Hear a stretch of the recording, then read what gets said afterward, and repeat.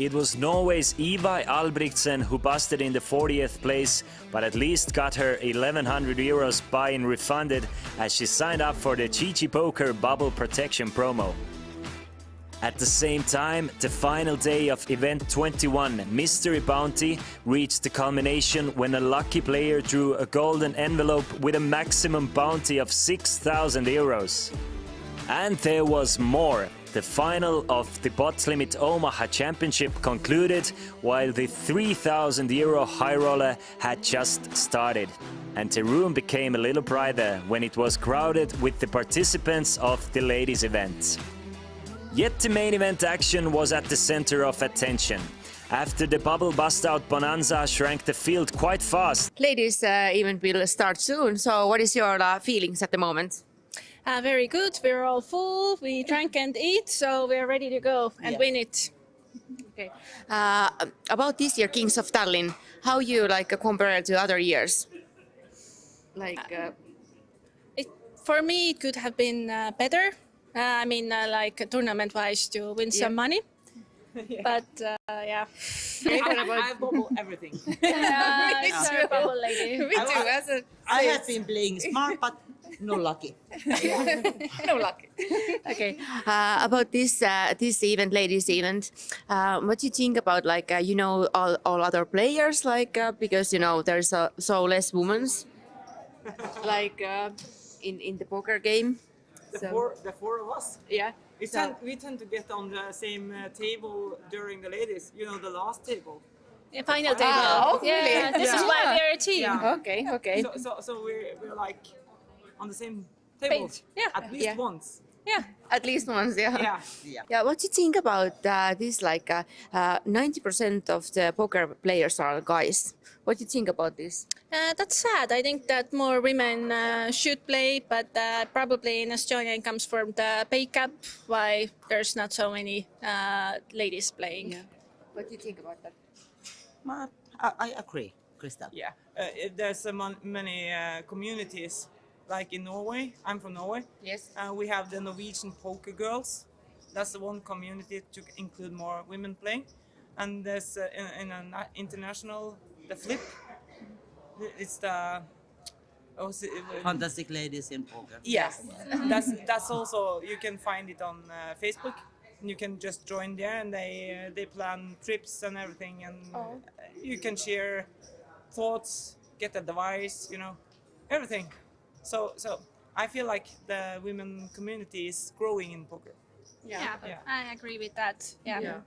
And there's many strong women really trying to get this bigger, like Deva Byrne and Maureen Blochinger. Mm-hmm. There are two people I know. Ivy Dorstud. Ivy Dorstud. Yeah. Also. So Yeah. So- Norwegian. Okay, that's nice. Do you have some tactics or like for tonight? What you are going to do? That's a secret. Yeah. That's a secret. But No need to please- tell, but you have some kind of tactic, yes. Yes, but I can't tell it. Yeah, right no now. need to tell, but play smart, get lucky. What she said. Okay, good luck, ladies. Thank you very much. Thank you. You should go with it, at least in my opinion. He's going all in. Can anybody call him though? I haven't seen Zitting anywhere, Roosteri. Personally, at least. The thing is, I haven't been able to roam too much on the tournament area as well. Algirdas finds pocket tens. We are poised to see an elimination because Algirdas is not folding to pocket tens against the 7 big blind shove here. Algirdas still has big blind to worry about though. So should he just call? Should he reshove all in? That's what he's thinking about. Big blind has about 400,000 in chips. 122 to call, but I think he's gonna just isolate all in. At least that's my expectation of this situation and on my read. So he's gonna go all in for 1.3, and Asmund actually has a strong hand. He's gonna fold pocket sevens.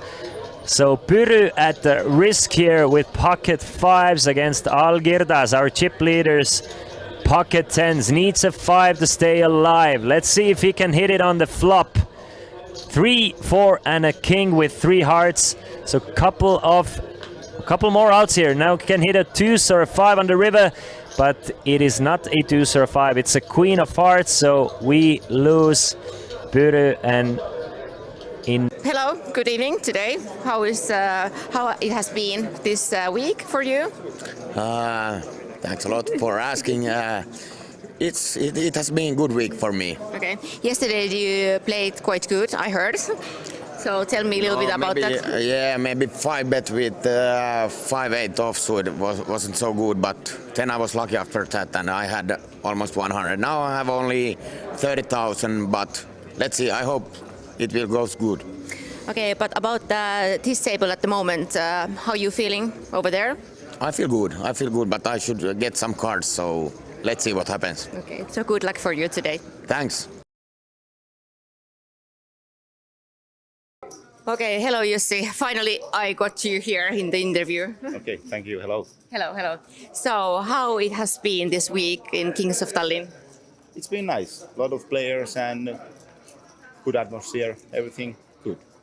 Okay, tell us a little bit about your games, what you have been playing early in this week. I played the Celebrity, and that I was lucky and I win that. And then I played the main event, and now I play High Roller. Today, high roller. Yes. Okay. What plans do you have for tomorrow? Tomorrow I'm going home, and maybe if I'm lucky, I'm in the High Roller final table. Okay. So, if you compare like other years with Kings of Tallinn, how is that different in this year, or? I don't think there is a lot of same guys every time when it's the tournaments in Tallinn, but I don't think everything is looking same. Looking the same, but good atmosphere, and you have been Yes, like. it's very nice to be here every time.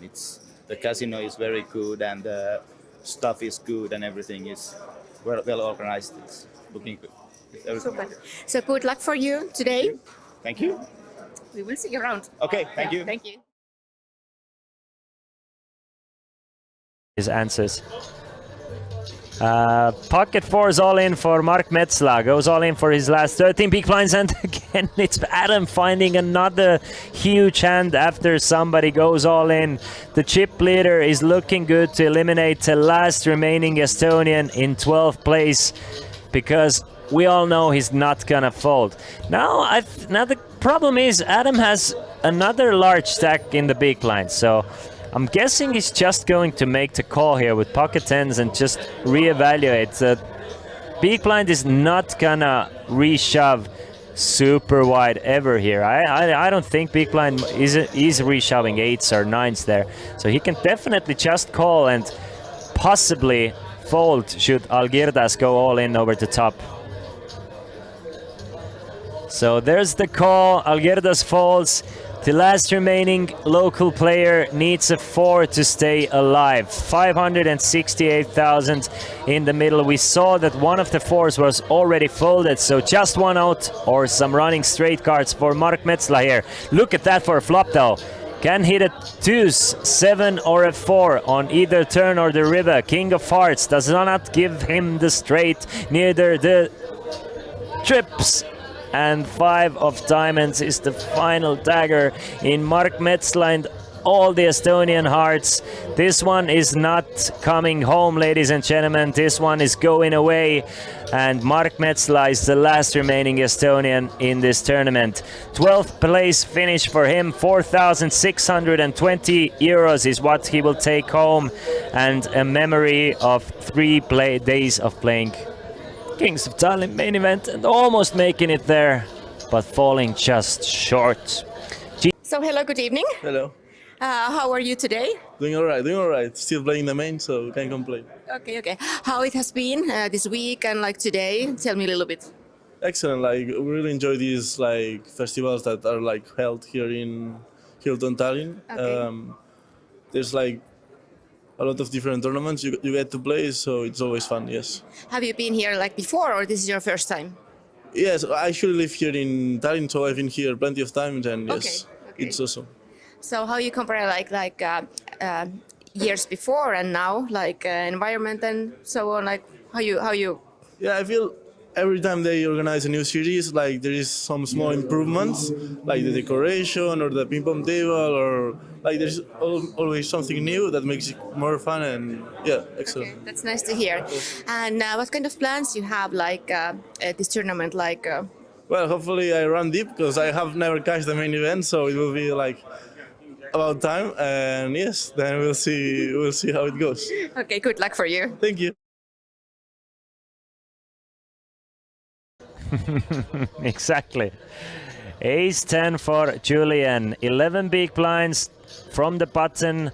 I think we just have one move here. We have to go all in and try and go after those 2.5 big blinds. He's gonna go all in. Ilari, ace 2 off against 11 big blinds. Probably should be a fold. But we still have bikes to get through. How much? 229. 229. 229, Julian says very annoyedly at Ilari Zahamies. And Ilari Zahamies is a man who keeps grudges. If he doesn't like a guy, he's gonna try and bust you. So if Ilari Zahamies doesn't like the fact Julian was annoyed at him asking, he's gonna try and bust him. I know my man Ilari Zahamies. He's gonna make the call with the ace 2s. But Julian can double up here and looking very good to double up here. Ace 10 against ace 2s. 478,000 in the middle. Ilari needs a deuce. Oh, there's many of them. Ace 2s, deuce and a flop. Just one out to chop this one up on the river. Even a 10 on the river. But Ilari Zahamies going after Julian here, flopping a full house and eliminating Julian Herold in 9th place. In 10th place, sorry. And we have reached the final table. So hello, good evening. Hello, good How evening. are you? I'm fine. Happy as usually to be here in the King of Tallinn. Okay. So tell me about this week. How it has been? It has been like hard times for you, or? Well, we are freelancers, so we used to be through in this kind of hard life, hard event. But King of Tallinn, in general, Tallinn for me means a lot. You know, I mean, it's the place where I started to do freelancing when I was a dealer. So for me, it's always a pleasure. Doesn't matter how hard it takes, you know, to work here. It's always a pleasure to be part of this stuff and to work in this event. So as soon as the atmosphere is funny like this, everything is good. Everything is fine. So if you compare like other years when you have been over here and this year, so there's something like Well, we had to see that, of course, pandemic changed a lot in general in this business. So we had to say from the last year, so the last September, I see that we got more players, and it's really good in general because this also means that the players are coming back. Yes. The poker live, as we saw in the last 3, 7, 8 months everywhere. Compared with the really King of Tallinn when it was running in February, well, there was something completely different. There was, I remember, all the tables still open 24 hours, so there was something really great. And we hope that next year we can come back at the original of King of Tallinn. So what you expect now in upcoming days? We have still left like Saturday and Sunday. Well, tomorrow is going to be for sure a tough day because we have a lot on the event that are going to close themselves. So we have a few final days. Also, we have a huge schedule from tomorrow. There's a lot of tournaments still running. So I expect a lot of players tomorrow for sure. Sunday maybe it's going to be a bit like, it's going to be more show because it's going to be the final table on the main event. So it's more focused about, I think, the quality of the game and about the show. That's what I expect at least. Sounds like a plan. Well, our best plan for Sunday actually is our traditional karaoke night. Okay. So let's say that I'm looking forward as every edition here in Tallinn to get with all the staff and also the players there. And also, I invite all the players to enjoy us, please, for the karaoke. That would be party. nice. Please, even you guys. I will come for sure. Oh, well, I can't wait to see you there. Okay. Thank you so much and have a nice evening. Thank you to you guys. Yeah. Thank you guys. It's looking good for Sarans. Looking like he's just call pre-flop. Might pay him something here. At least it's a safe flop.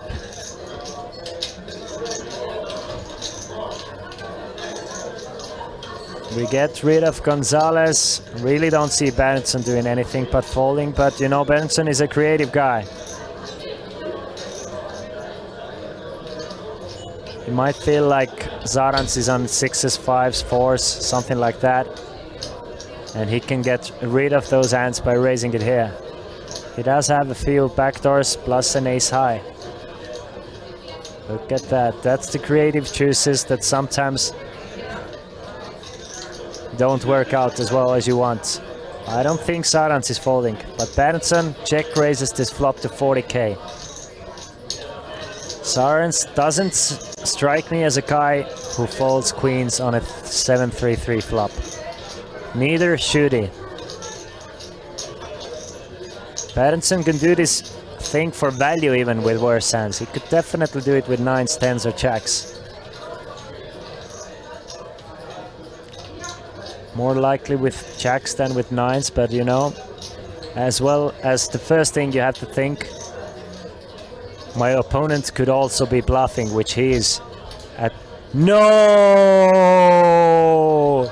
No way, bro! Laatikainen, Kings have found their way in Laatikainen hand one more time, and she goes all in. There's a raise and a 3-bet in front of her. Cannot blame her for going all in there. The question is Salonen feeling as generous, I might say? Is Salonen feeling as generous as Gonzalez was? Salonen is getting less than 2-1. Is he? No way. No way. Salonen makes the call against the 4-bet shot with pocket 5s, and Laatikainen was down to 40,000 5 minutes ago, and she is looking in good shape to double up to 236,000. Let's see, ace, ace and an 8 on a flop. Salonen needs a 5 to eliminate Laatikainen, and he needs it on the river. Instead, it's Laatikainen getting a full house on the river, and now she's up to 236,000 in chips. What is going on? Laatikainen was looking like the next person out, and less than 5 minutes later, she is way above tournament average stack and bossing it with 236,000. Salonen still healthy with 238,000. So about today, this evening, how is your feelings after the game? And well, I just busted the main event, so that sucks, obviously. But I'm just gonna head to another tournament. So yeah, I've almost forgotten what happened at the table a few minutes ago. So that's I'm in a good mood, and yeah, I try to do my best at the next tourney. Yeah, but it will continue at the evening, so yeah, of course. We are here to play for the whole week, so I would be crazy if I stopped. And about your table today, how is your feelings so far? Really good. I have 4 times the average stack, and everything works great. So yeah. And you will continue at the same tactic, or you will change something? Same tactic. Yep. Until the final table, until the end. Yeah. Okay, so good luck for you this evening. Thank you. We need it.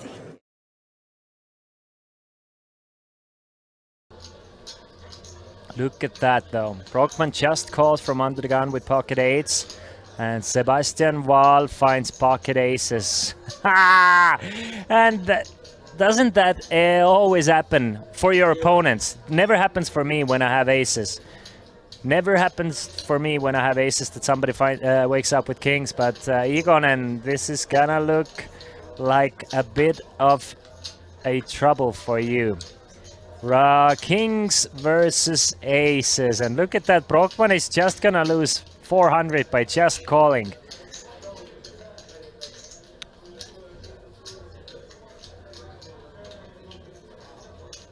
All right, left money, sure. If it's not public information, thank you. Of course you don't have to say it. I understand it completely. I think Brockman is gonna fold this hand, but look at that. Aces versus kings, the sickest cooler you can have pre-flop in poker. And unless there's a king somewhere on the board, this is gonna be it for Egon, and Wahl has Igonen actually covered as well. But how do you proceed if you're Val? You might sometimes just call, but nah. He's gonna go all in, gets a snap call from Igonen, and aces versus kings is the reality of the situation. 51,600 in the middle. And Igonen is gonna need a king, or he's gonna have to go to the cash desk to re-enter this tournament. Can we see a king? Deuce, 3, 10, couple of spades, so really no help for Igonen. Just a king on the river will help him, and that's a 5 of clubs, meaning that Sebastian Wall is at the right end of this cooler. Not much you can do, nothing you can do if you're Igonen. You're gonna put in everything pre-flop anyway for less than 60 big blinds pre-flop. But Sebastian Wall, he will take it now up to 66.7 thousand in chips.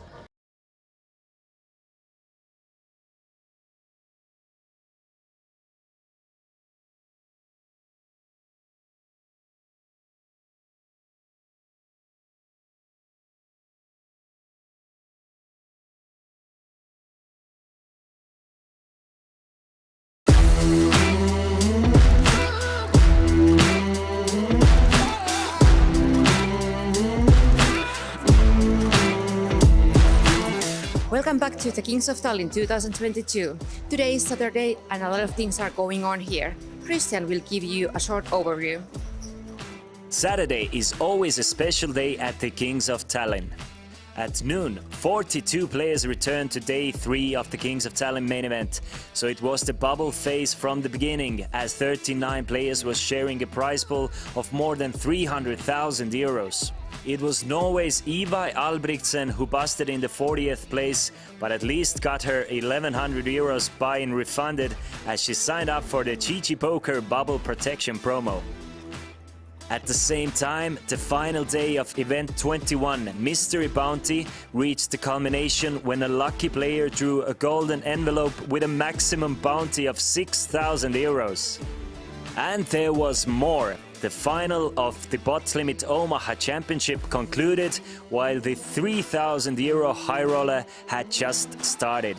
And the room became a little brighter when it was crowded with the participants of the ladies' event. Yet the main event action was at the center of attention. After the bubble bust-out bonanza shrank the field quite fast, the day ended at 7 p.m. with parallel eliminations on both tables. So 8 players will return tomorrow at noon to fight for the throne of the North.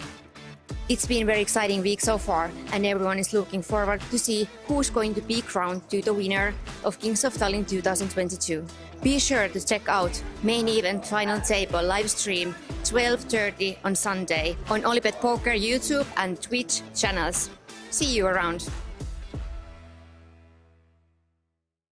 So ladies event will start soon. So what is your feelings at the moment? Very good. We're all full. We drank and eat, so we're ready to go and win it. Okay. About this year, Kings of Tallinn, how you compare it to other years? For me, it could have been better. Tournament-wise to win some money. But yeah. Okay. I bubble everything. Sorry, bubble lady. Me too. I have been playing smart, but no lucky. No luck. Okay. About this event, ladies' event, what do you think about all other players because there's so less women's in the poker game. The four of us. Yeah. We tend to get on the same table during the ladies. The last table. Final table. Really? Yeah, this is why we're a team. Yeah. Okay. So we're like on the same table. Yeah. At least once. Yeah. At least once, yeah. Yeah. What do you think about this? 90% of the poker players are guys. What do you think about this? That's sad. I think that more women should play, but probably in Estonia it comes from the pay cap, why there's not so many ladies playing. Yeah. What do you think about that? I agree, Krista. Yeah. There's many communities like in Norway. I'm from Norway. Yes. We have the Norwegian poker girls. That's the one community to include more women playing. And there's in an international, the flip. It's the Fantastic ladies in poker. yes. That's also, you can find it on Facebook. And you can just join there, and they plan trips and everything, and you can share thoughts, get advice, everything. So I feel like the women community is growing in poker. Yeah, Yeah. I agree with that. Yeah. And there's many strong women really trying to get this bigger, like Deva Byrne and Maureen Blotinger. There's two people I know. Ivy Torstud. Ivy Torstud. Yeah. Also. So yeah. Yeah. So- Norwegian. Yeah. Okay, that's nice. You have some tactics or like for tonight? What you are going to do? Like. That's a secret. Yeah. That's a secret. But No need to please- tell, but you have some kind of tactic, yes. Yes, but I can't tell it. Yeah, right no, now. no need to tell, but please more get lucky. What she said. Okay, good luck, ladies. Thank you very much. Thank you. You should go with it, at least in my opinion. He's going all in. Can anybody call him though? I haven't seen Zitting anywhere, Roosteri. Personally, at least. The thing is, I haven't been able to roam too much on the tournament area as well. Algirdas finds pocket tens. We are poised to see an elimination because Algirdas is not falling to pocket tens against the 7 big blind shove here. Algirdas still has big blind to worry about though. So should he just call? Should he reshove all in? That's what he's thinking about. Big blind has about 400,000 in chips. 122 to call, but I think he's gonna just isolate all in. At least that's my expectation of this situation and on my read. So he's gonna go all in for 1.3, and Asmund actually has a strong hand. He's gonna fold pocket sevens. So Pyry at the risk here with pocket fives against Algirdas, our chip leaders. Pocket tens, needs a 5 to stay alive. Let's see if he can hit it on the flop. 3, 4 and a king with 3 hearts. So couple more outs here. Now can hit a 2 or a 5 on the river, but it is not a 2 or a 5. It's a queen of hearts, so we lose Pyry and in. Hello, good evening today. How it has been this week for you? Thanks a lot for asking. It has been a good week for me. Okay. Yesterday you played quite good, I heard. So tell me a little bit about maybe, that. Yeah, maybe 5 bet with 5-8 offsuit wasn't so good, but then I was lucky after that and I had almost 100. Now I have only 30,000, but let's see, I hope it will go good. Okay, but about this table at the moment, how are you feeling over there? I feel good, but I should get some cards, so let's see what happens. Okay, so good luck for you today. Thanks. Okay, hello Jussi. Finally, I got you here in the interview. Okay, thank you. Hello. Hello. So, how it has been this week in Kings of Tallinn? It's been nice. A lot of players and good atmosphere. Everything good. Okay, tell us a little bit about your games, what you have been playing early in this week. I played the Celebrity, and that I was lucky and I win that. And then I played the main event, and now I play High Roller. Today, High Roller. Yes. Okay. What plans do you have for tomorrow? Tomorrow I'm going home, and maybe if I'm lucky, I'm in the High Roller final table. Okay. So if you compare like other years with Kings of Tallinn, how is that different in this year, or? I don't think there is a lot of same guys every time when it's the tournaments in Tallinn, but I don't think everything is looking same. Looking the same, but good atmosphere, and you have been Yes, like. it's very nice to be here every time. The casino is very good and the stuff is good and everything is well organized. It's looking good. Super. So good luck for you today. Thank you. We will see you around. Okay, thank you. Thank you. His answers. Pocket 4 is all in for Mark Metzla. Goes all in for his last 13 big blinds, and again it's Adam finding another huge hand after somebody goes all in. The chip leader is looking good to eliminate the last remaining Estonian in 12th place, because we all know he's not gonna fold. Now the problem is Adam has another large stack in the big blind, so I'm guessing he's just going to make the call here with pocket 10s and just reevaluate. The big blind is not gonna reshove super wide ever here. I don't think big blind is reshoving 8s or 9s there. So he can definitely just call and possibly fold should Algirdas go all in over the top. So there's the call. Algirdas folds. The last remaining local player needs a 4 to stay alive. 568,000 in the middle. We saw that one of the 4s was already folded, so just one out or some running straight cards for Mark Metzla here. Look at that for a flop though. Can hit a 2s, 7 or a 4 on either turn or the river. King of Hearts does not give him the straight, neither the trips. And 5 of diamonds is the final dagger in Mark Metzla and all the Estonian hearts. This one is not coming home, ladies and gentlemen. This one is going away. And Mark Metzla is the last remaining Estonian in this tournament. 12th place finish for him. 4,620 euros is what he will take home. And a memory of 3 days of playing Kings of Tallinn main event and almost making it there, but falling just short. So hello, good evening. Hello. How are you today? Doing all right. Still playing the main, so can't complain. Okay. How it has been this week and like today? Tell me a little bit. Excellent. Like, we really enjoy these like festivals that are like held here in Hilton, Tallinn. Okay. There's like a lot of different tournaments you get to play, so it's always fun. Yes. Have you been here like before, or this is your first time? Yes, I actually live here in Tallinn, so I've been here plenty of times, and yes, Okay. it's awesome. So how you compare like years before and now, like environment and so on, like how you? Yeah, I feel every time they organize a new series, like there is some small improvements, like the decoration or the ping pong table, or like there's always something new that makes it more fun, and yeah, excellent. Okay, that's nice to hear. And what kind of plans you have like at this tournament, like? Well, hopefully I run deep because I have never cashed the main event, so it will be like about time, and yes, then we'll see how it goes. Okay, good luck for you. Thank you. Exactly. Ace 10 for Julian. 11 big blinds from the button.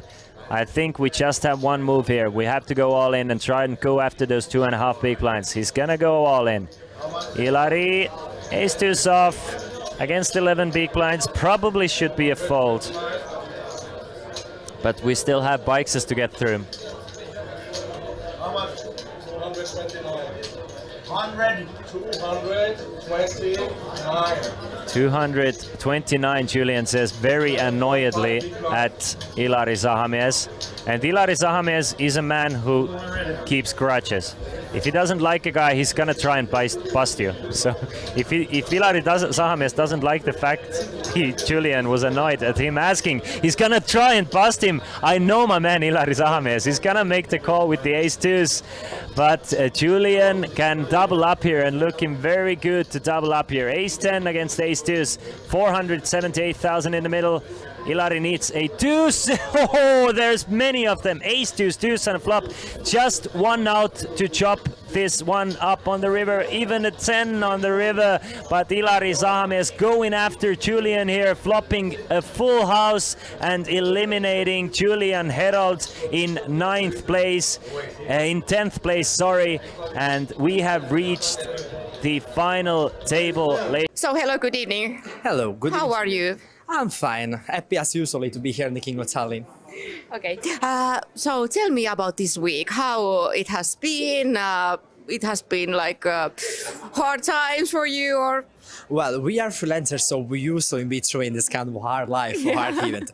But King of Tallinn, in general, Tallinn for me it means a lot. You know, I mean, it's the place where I started to do freelancing when I was a dealer. So for me, it's always a pleasure. Doesn't matter how hard it takes, you know, to work here. It's always a pleasure to be part of this stuff, to work in this event.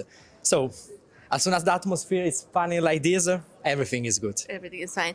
So if you compare other years when you have been over here and this year, so there's something like Well, we had to see that, of course, pandemic changed a lot in general in this business. So we had to say from the last year, so the last September, I see that we got more players, and it's really good in general because this also means that the players are coming back. Yes. The poker live, as we saw in the last 3, 7, 8 months everywhere. Compared with the really King of Tallinn when it was running in February, well, that was something completely different. There was, I remember, that was still open 24 hours, so that was something really great. And we hope that next year we can come back at the original of King of Tallinn. So what you expect now in upcoming days? We have still left like Saturday and Sunday. Well, tomorrow is going to be for sure a tough day because we have a lot on the event that are going to close themselves. So we have a few final days. Also, we have a huge schedule from tomorrow. There's a lot of tournaments still running. So I expect a lot of players tomorrow for sure. Sunday maybe it's going to be a bit like, it's going to be more show because it's going to be the final table on the main event. So it's more focused about, I think, the quality of the game and about the show. That's what I expect at least. Sounds like a plan. Well, now our best plan for Sunday actually is our traditional karaoke night. Okay. So let's say that I'm looking for our last every edition here in Tallinn to get with all the staff and also the players there. And also, I invite all the players to enjoy us, please, for the karaoke. That would be part. Nice. Please, even you guys. I will come for sure. Oh, well, I can't wait to see you there. Okay. Thank you so much and have a nice evening. Thank you, guys. Yeah. Thank you, guys. You. It's looking good for Sarans. Looking like he's just call pre-flop. Might pay him something here. At least it's a safe flop.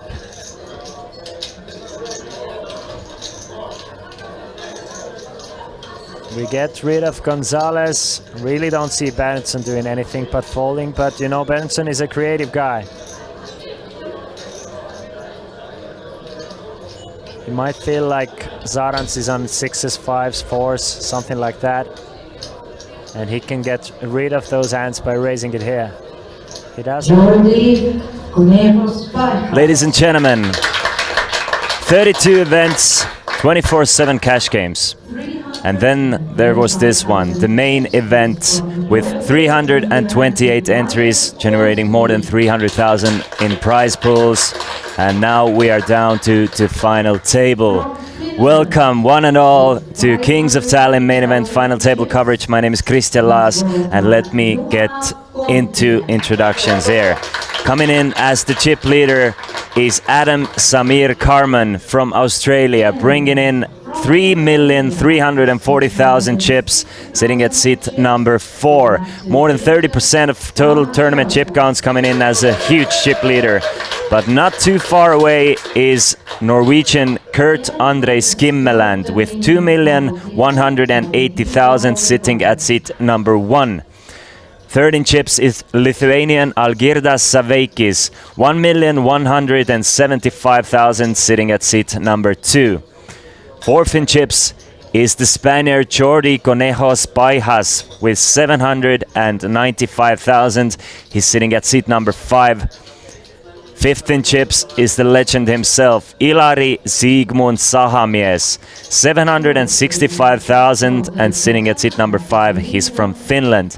Sixth in chips is Lithuanian Vincas Tamasauskas, bringing 660,000, sitting at seat number 8. Seventh in chips is Finnish Ville Heikki Juhana Kontinen with 580,000, sitting at seat number 7, and our shortest stack is Norwegian Marius Olsvik with 335,000. He's sitting at seat number 6. No super short stacks here. We are playing pretty damn deep stacked. Marius, of course, with 16 big blinds and the shortest stack, but still plenty of playing room. Everybody has guaranteed themselves 7,860 euros, and the winner will take home the prize of 64,280 euros, as well as the coveted Kings of Tallinn main event trophy, and he will be crowned the new king in the north. Let me remind you, last year's winner was Claudia Di Giacomo from Italy. And this time it's gonna go to either Australia, Norway, Lithuania, Spain or Finland. Juhana will start things off with King Queen off from Under the Gun +2. Blinds are 10,000, 20,000 for a couple more minutes, and then we will increase the blinds as well. Makes it 40,000, and Vinces finds pocket jack straight away. Hello Roosteri, hello Lehmari, hello Maria, hello Tony, hello Bayus, hello Super Mario. If you're looking to chat here, our official chat room is twitch.tv/alibetpoker. Let me know who you're rooting for. Let me know what you think about the hand. We had a lot of interesting conversations. Some of the players joining in the conversation later on the day yesterday as well. So, I mean, I'm looking to hear for your input. I want to know who you're rooting for. Maybe you even placed your bets at Alibet on one of those guys. I sure did. On who, I'm not going to let you know. You will know if it went once or when he busts or wins. Vince's 3 bets to 125,000. Mrs. Tony is rooting for Sahamies. Tom, Australian King of the North, sounds legit. I mean, he made a long journey. He can definitely be crowned the King of the North. By the way, Adam, our chip leader, he finished 6th in last year's event. I mean, it's back-to-back final tables, and he's looking in a very good position to actually close this one up. The blinds have gone up now, 10,000 and 25,000. Tournament average chip stack is 1,230,000, so approximately 50 big blinds deep is the tournament average. Tom is still rooting for Igor Vihela, even he might be mowing his lawn at the moment. Tom, no way. Igor Vihela and Igor Vihela Jr. are both at high roller final tables. Let me tell you really quick, there are 7 players remaining at the high roller tournament. 40,000 is the top place prize there. Igor Vihela with 151,000 chips. Igor Vihela Jr. with 151,000 chips. They've been twinning, and they're sitting right next to each other as well. Pocket 7s for Algirdas, coming into this final table 3rd in chips. Making it 50,000, or 2 times the big blinds.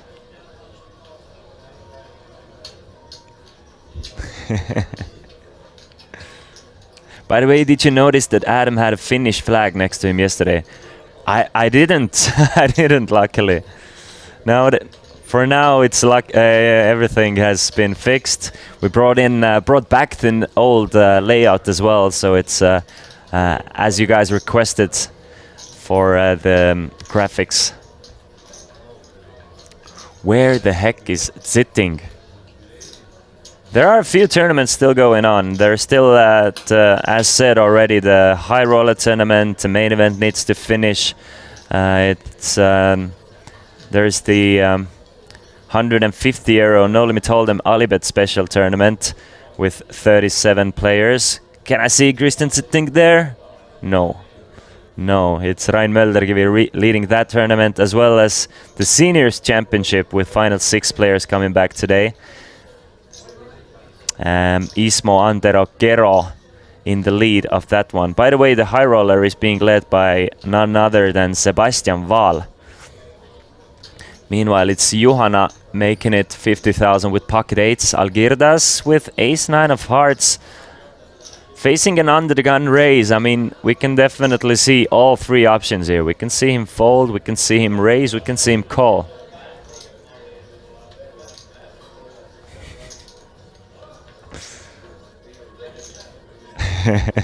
And he does elect to fold, stays away from the early position raise, knows it's gonna be dominated every now and then, and doesn't really like the 9 kicker, I'm guessing. Probably would have played something more playable like ace-5 of hearts, with the extra chances of maybe making a straight as well as the flush there. Adam now with ace-7, and he's not thinking about calling here. He's either thinking about 3-betting or folding. Again, he can apply so much pressure being the largest stack and with the ICM, but ace-7 offsuit is just not the best hand to do it with, so he will fold, as will Jordi.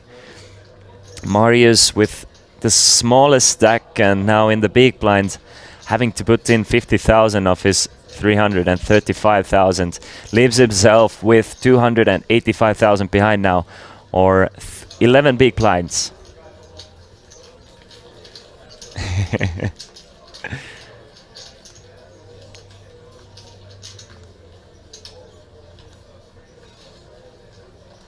I hope you guys are as excited as I am, because I mean, it's early days, it's noon here in Tallinn, Estonia. It's everybody's still getting their juices going and the juices flowing, but look at that, very similar stacked 4th to 7th place. So one of those players are waiting for the shortest stack to bust, so that is the prime time for our chip leader to apply so much pressure. I mean, you can make more than about 3,000 euros by just waiting for the smallest stack to bust. So nobody really wants to be the next one out and just kind of in a headlock in that sense, or their hands are cuffed just with the short stack being here. So I expect a lot from Adam here. Maybe not with ace 8-3 off. He's gonna fold 8-3. I mean, at some point he's gonna have like any 2 opening, but for that to happen, Marius needs to be at approximately 5 big blinds or less. But Marius going all in from the small blind with queen 3 against Johanna. Holding jack 9 probably has to fold. Yes, he's gonna let it go. So Marius takes back the blinds and antes now and leaves another orbit.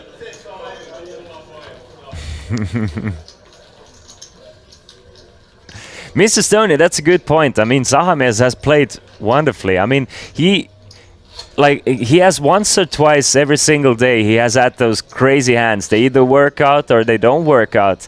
But more often than not, he's playing pretty damn solid and good. So, I mean, whatever is his comfort zone, I think that's what he should go with today as well. Kurt, second in chips. I mean, he managed to make it to the final table without being at the feature table once, so this is the first we've seen from Kurt. So it's gonna be really interesting to see how Kurt accumulated a chip stack worth 2.2 million. He's gonna fold to 7-3 obviously, but Ilari Zahamies from undergun +2 and 30 big blinds holding queen jack of hearts. He's gonna open it up, but his only problem is Adam right to his left. The biggest stack has position on Ilari, so not the most enviable of positions for Ilari. And straight up Ilari comes in with the raise, and Adam is eyeing up that raise to 50,000 with ace-7 offsuit again. Last time he folded, folds another time. Beautiful looking hand, that queen jack of hearts. Obviously really don't want to get 3-bet here. Folded all the way to the big blind. Vinces gonna let go of the queen 8-5 of offsuit, and Ilari starts things off with a small win at 60,000 to his stack, 850,000 now.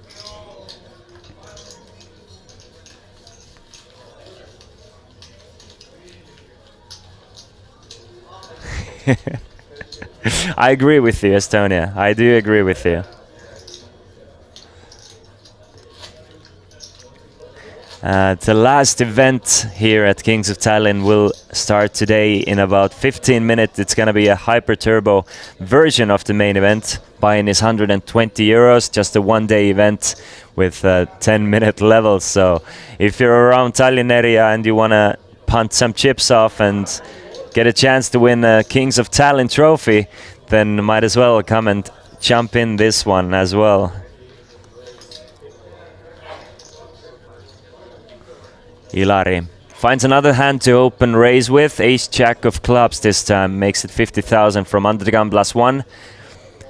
Again folded around to the blinds. Vinces, let's go off the King 10 of hearts. So that just shows how the middling stacks really want to stay away from trouble here.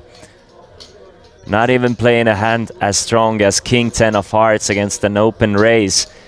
Meaning that kind of waiting for the small stack to make their move. You can, as I said, 4th place to 8th place, not too big of a difference here. So 4th place to 5th place, and the difference in payouts between those is 8th place takes home 7,860, 4th takes home 25,000. So you can literally make 17,000 euros by just waiting for others to bust and staying away from trouble. At some point, that's more you have to think about rather than going for the win, because there's a couple of huge stacks there. Like let's say you go all in with a stack of 500,000 and you get it in as a 60-40 favorite, right? When you double up, it's not going to change too much between you and the chip leader. You're still going to be way behind. But putting yourself at risk and possibly losing out on that 17,000 euros is just not worth the risk. This is why I assume Adam is gonna start raising a hand like ace-5 off here. So he does.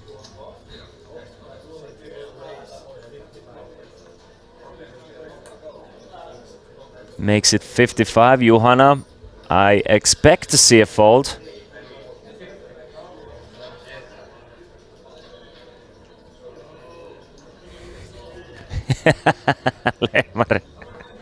We've heard it at least once every day that Ilari has been on stream today, so I have high expectations for some pike calls myself.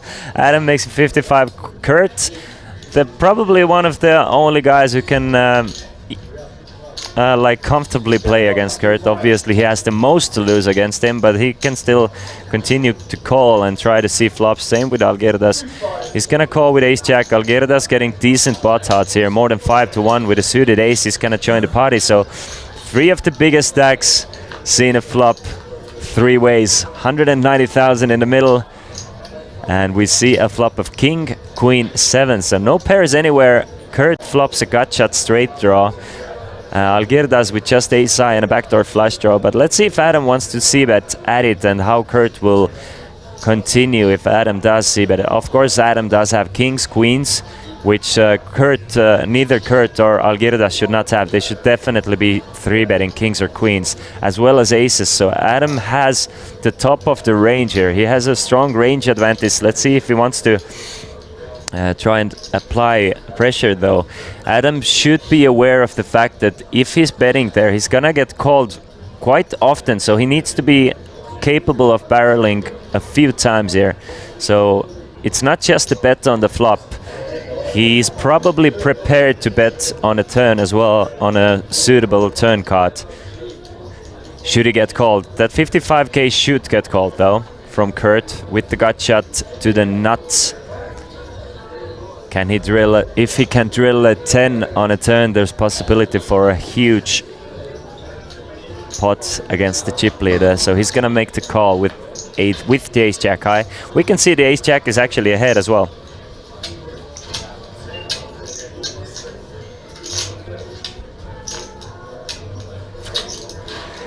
Four of spades on a turn.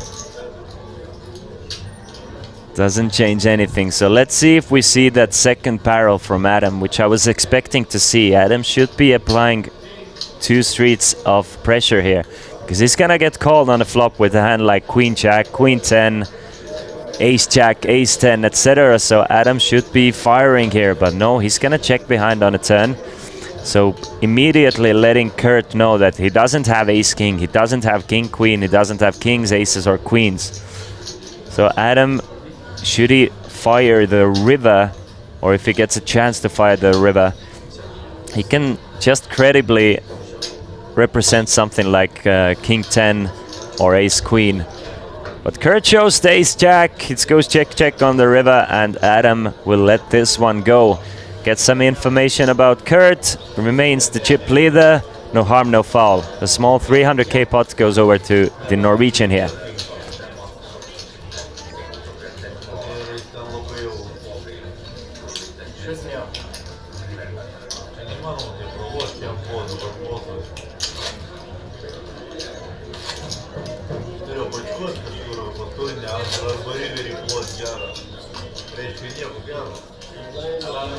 Just a few hands we've played already. No real big moves have been made just yet, but with there being a few short-ish stacks, we can definitely see. I mean, like 3 to 4 of those guys have a perfect 3-bet shoving hand.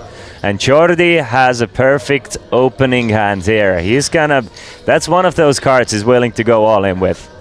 Pocket aces for the Spaniard here, holding about 30 big blinds pre-flop. So he's gonna open it to 50,000. Let's see if anybody is going to walk into some trouble here against Jordi. Few easy folds until the button. He's gonna fold as well. So just the blinds to try and get some action. Algirdas 9-8, maybe calls from the big blind, but is not gonna call from the small blind. At least that's what I assume. And Ilari, let's go up to Queen 5. So Jordi really was hoping for a bit more action with the aces, but not to be.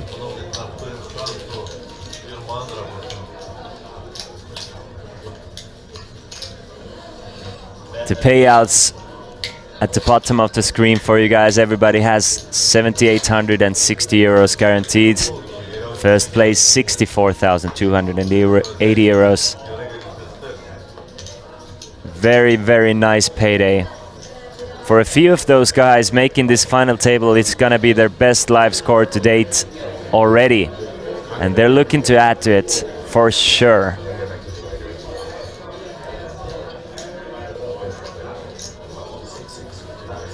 Let's see who has already smashed their personal record.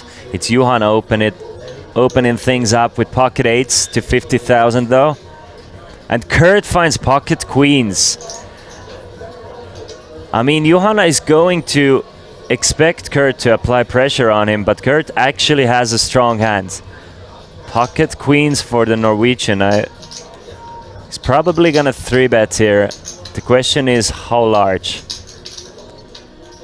We've seen anything from 110k to 200k in situations like this.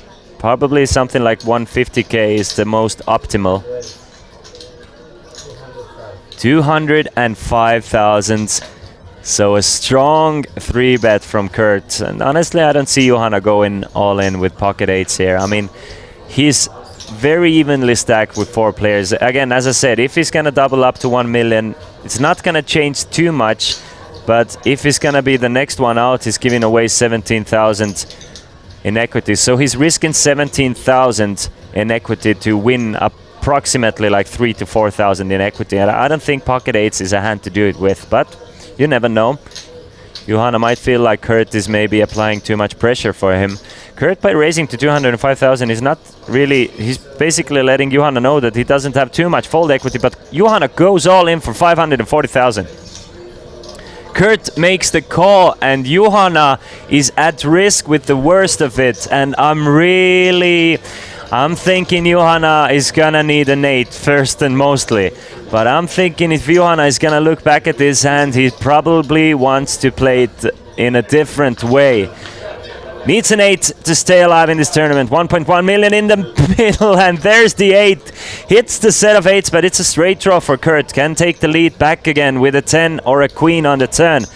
Let's see the turn card. It's the 3 of spades. Johanna looking very good to double up here. 88% for the pocket 8s, and the 10 of clubs on the river means that what a roller coaster of a hand, but in the end justice will prevail and Kurt gets even richer, eliminating Johanna Kontinen in 8th place of this Kings of Tallinn main event. And it didn't take too long for our first bust out here. Just 20 minutes of play and we have lost Ville Heikki Johanna Kontinen from Finland in 8th place. He will take home 7,860 euros for his troubles. Coming into this final table as 7th in chips. Could not get things going. Gets a very lucky flop for him. Great turn card, but unfortunately it's the straight for the Norwegian by the river, and straight beats 3 of a kind every time. GG and then there was 7.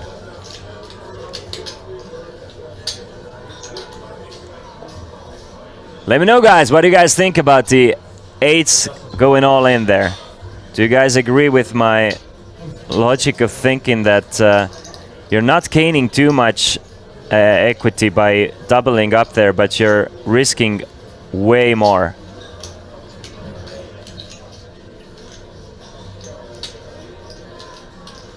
Would be all in on the flop anyways. That's true, Bluff Party.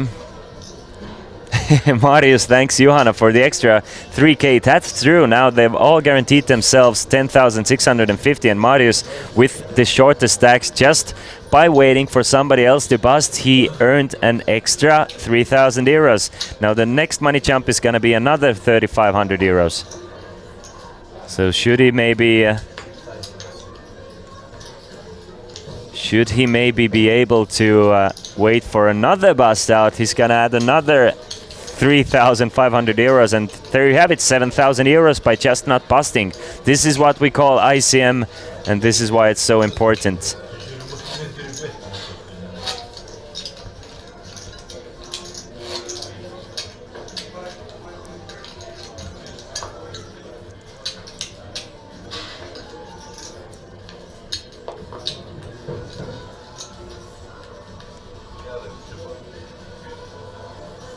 Give me 1 second to reorganize everything.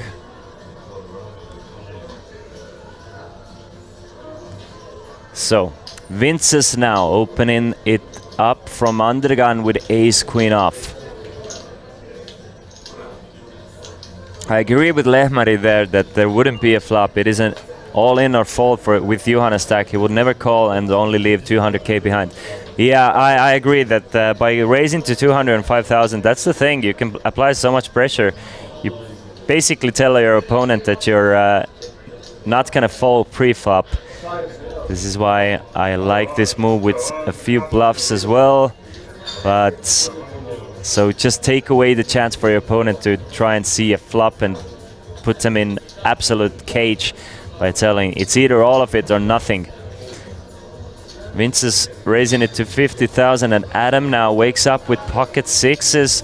Mostly, I would assume we're gonna see a call here, but Adam again, I mean, pocket sixes might be good enough to try and go after Vince's here. The same story applies with Vince's having so much to lose by busting next, with there being short stacks, and at the same time not too much to gain.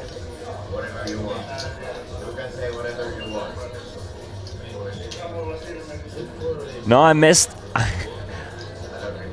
Pervaturian, I just messed up my my little cute little table of players and information here, and now I'm trying to fix it. Hey Michael, nice to see you in the chat. Hello Oxibi. Hello, hello. We had a great evening with our team yesterday, and now I can see that Ilari is in the final table. Exactly.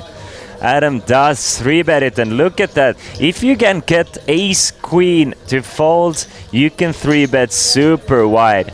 If you're getting ace queen off to fold, you can just, that's, I mean, it is just beautiful for me to watch. I mean, it's the best part of tournament poker. It's the best thing to experience yourself. To be in a situation where you just can push around players and just feel like a total king of the table, and possibly the next king in the north. But just great to watch, and there's nothing you can do. I mean, you have a great hand, but at the same time, you're getting 3-bet. You kind of don't want to risk it all with there being a short stack in it. So you just had to fold ace queen. I probably couldn't help myself. For me personally, I think ace queen against the top stack 3-bet is gonna be a shove. There's gonna be plenty of fold equity, but I'm definitely folding ace jack. But I think I'm going with the ace queen though. He does have, doesn't he? Hello Shuba.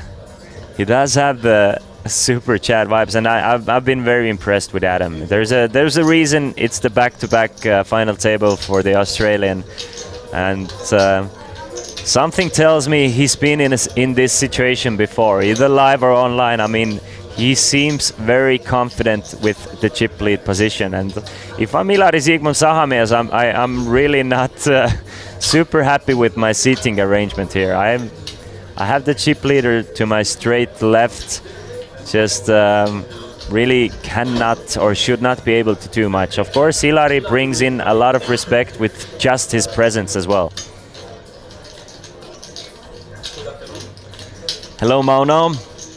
And I love to see the chat is actually like talking about this, and there are different ideas, different thoughts about the ace queen. Somebody thinks it's a call, somebody thinks it's a fold. I thought it's even a shove, so you never know. Well, actually, I'm sure somebody knows. Thankfully, Sahamies knows how to 4-bet behind. If there's something Sahamies knows, that's how to 4 or 5 or 6-bet. He's from the wild, well, let's not call it wild west times of poker. The old Doyle Brunson, etc. Those were the wild west times of poker. But he's from the wild west times of online poker, where everybody was 5-betting, 6-betting, and the craziest learning curve of poker period ever. Something like 2000, between 2005 and 2013, let's say. Everybody was 4, 5, 6-betting, and Sahamies still has those gears. Jordi with ace king of hearts though. Making it 50k. And getting everybody to fold besides the chip, and second in chips, Kurt.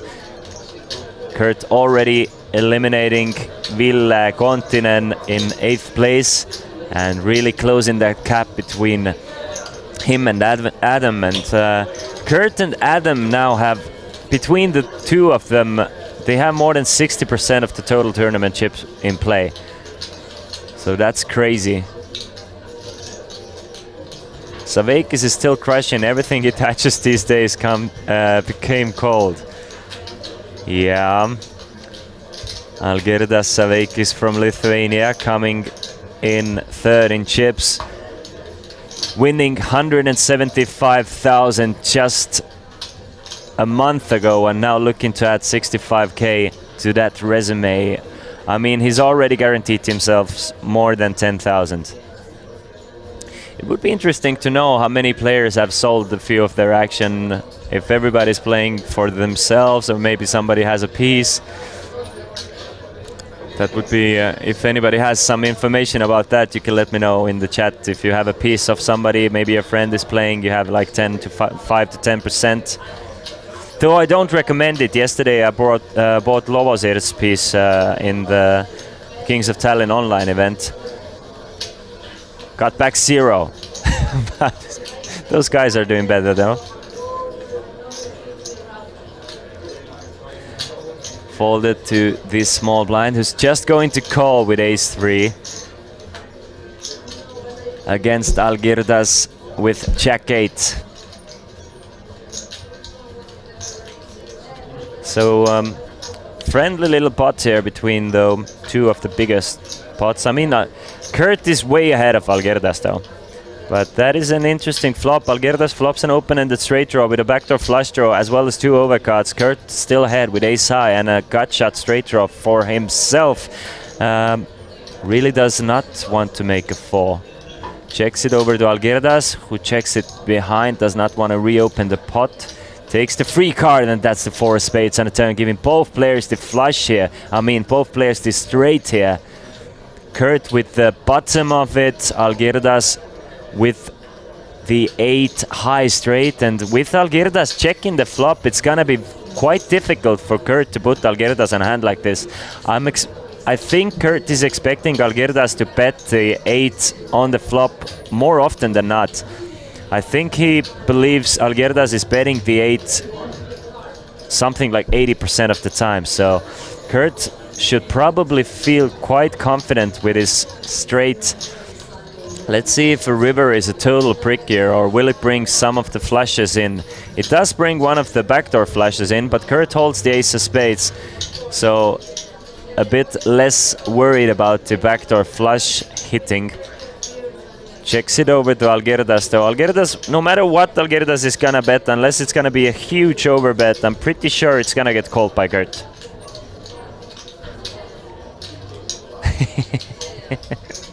Tom, you're always here to love on Igor Bihala. That's just heart-warming to see. I'm more than confident that this 85k is going to get called. There's plenty of bluffs in Algirdas' range.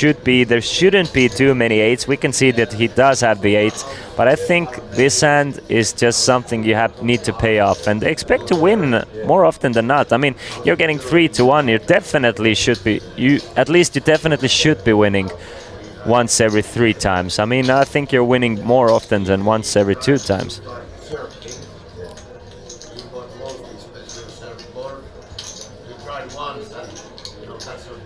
85,000. Of course, this is live poker. This is not just maths behind it. It's just not that. You have all the live reads, all the feel you get on a player. If a player feels super strong, you can readjust your strategy as well. And Kurt is in. I mean, you have to give him credit. He's thinking way longer than I would have. I would have just fist bump snapped called. If I lose, I lose. It's just not very likely for my opponent to have me beat here. Me holding the ace of spades for the backdoor spade blockers, as well as this being check on a flop. It just doesn't make sense to me personally, my opponent's story. But by playing the flop tricky, Algirdas earns himself an extra 85,000. I would have done the same as Kurt. I mean, I just would have paid him off. It's a small one. It's 305,000, but a very important momentum builder for the Lithuanian. Hey, good to see. Well-organized event. Need to say that Christian Voices is so suiting. The festival OG, thank you so much.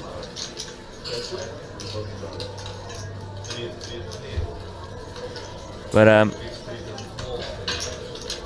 yeah, it's gonna be interesting to see if maybe players are gonna try and go after Kurt a bit more, knowing that Kurt was really in the tank here with what was, at least in my opinion, quite a straightforward call. So maybe Kurt is a bit tighter than the stack would let you guys know. Well, we'll see. Tony, there were 328 entries to the main event. Prize pool was 308,000 euros. The lion's share of it will be shared here between those 7 players. Let me calculate real quick. 150, 175, 195, 210, 220. So 220 euros still to be distributed between 7 players. That's kind of crazy, isn't it? Out of 308,000 prize pool. Kurt opens things up with Queen 10 of hearts. Ilari Sahamies in the big blind with Ace 9 of diamonds. I mostly would expect to see a call. Sometimes Ilari can definitely raise, but no, he's gonna make the call. So 145 in the middle here. Couple of decent hands. We can see Ilari has 61% should this hand go to showdown.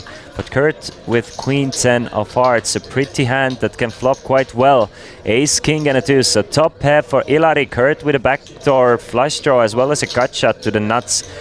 Should Kurt hit a jack here, he might get paid, because Ilari is quite up his range. Ilari is 3-betting a lot of his stronger aces as well. So, I mean, Kurt is not expecting to be Ilari as strong as he is. Bet of 60,000 and a quick call from Ilari. 265 in the middle. 4 of spades doesn't change anything. Another check from Ilari. Let's see. I mean, Kurt has a range advantage as well. The thing is, Kurt can definitely still have ace-king, aces-kings. But Ilari will check and Kurt will check behind, bring in the 6 of clubs on the river. So Ilari is looking good to add 265,000 to his stack. Getting closer to $1 million. Tries to get some extra value of 75,000 on the river, but Kurt does not oblige. He's gonna fold, so Ilari now up to 940,000. Started this final table with 765, has increased his stack about 25%, so a great start, even though he has the worst seating arrangement at this final table. It's a great start for him. And another coffee for Ilari to get the juices flowing.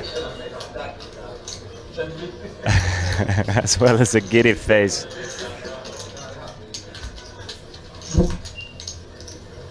Just went all in and the guy called with pocket fives and we chopped the pot. How, my man? 7, 8, 9, 10. No, that cannot be. 6, 7, 8, 9, 10 on the board. Oxibi. Or was it like quad fours with the king? Ace jack of clubs for Vinces now. We saw Vinces fold to a 3-bet with ace queen off. Let's see if things have changed for him now. He's gonna open it up with ace jack though with 250,000. And Ilari with a pretty looking hand himself. Of course he has to worry about the chip leader in the big blinds, so he just folds the 9-8 of hearts. I'm sure if Ilari can find an extra million or two at some point of the tournament, he's gonna start playing those hands. Mrs. Stone, is it really a thing? I thought you were kidding yesterday, or you guys were kidding that the champagne with coffee is actually a thing.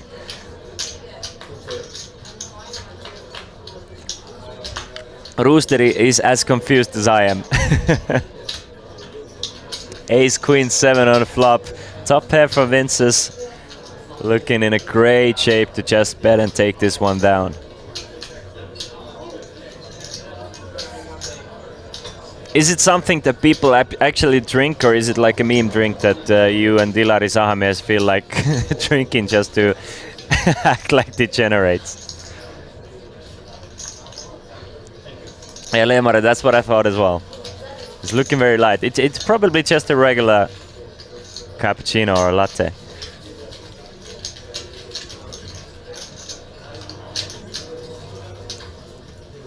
Blinds at 10,000, 25,000. Average stack at this point of the tournament is approximately 50, 55, 50-ish big blinds. But it's been held by Adam Samir Carmen and Kurt Andres Gimmeland. Mostly. They mostly come at night. Mostly.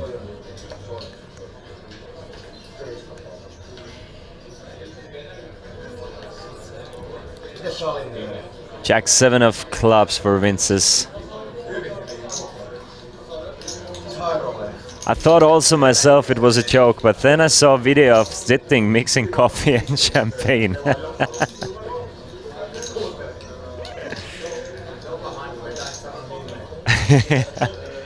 I see dead flops. What do you mean? Are the dead flops here right now?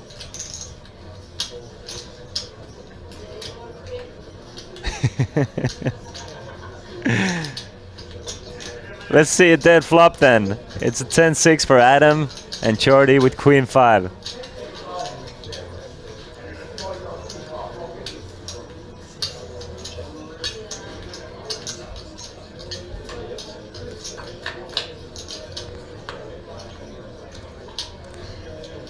King, a 9 and a 4. As dead as it gets. Perfect. Goes with the narrative, but it's a perfect flop for Adam to try and steal this one away from Jordy.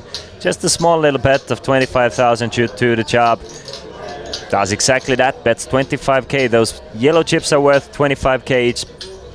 Purple chips 5k each, and green chips are worth 100k each, and you really want to start accumulating those green ones.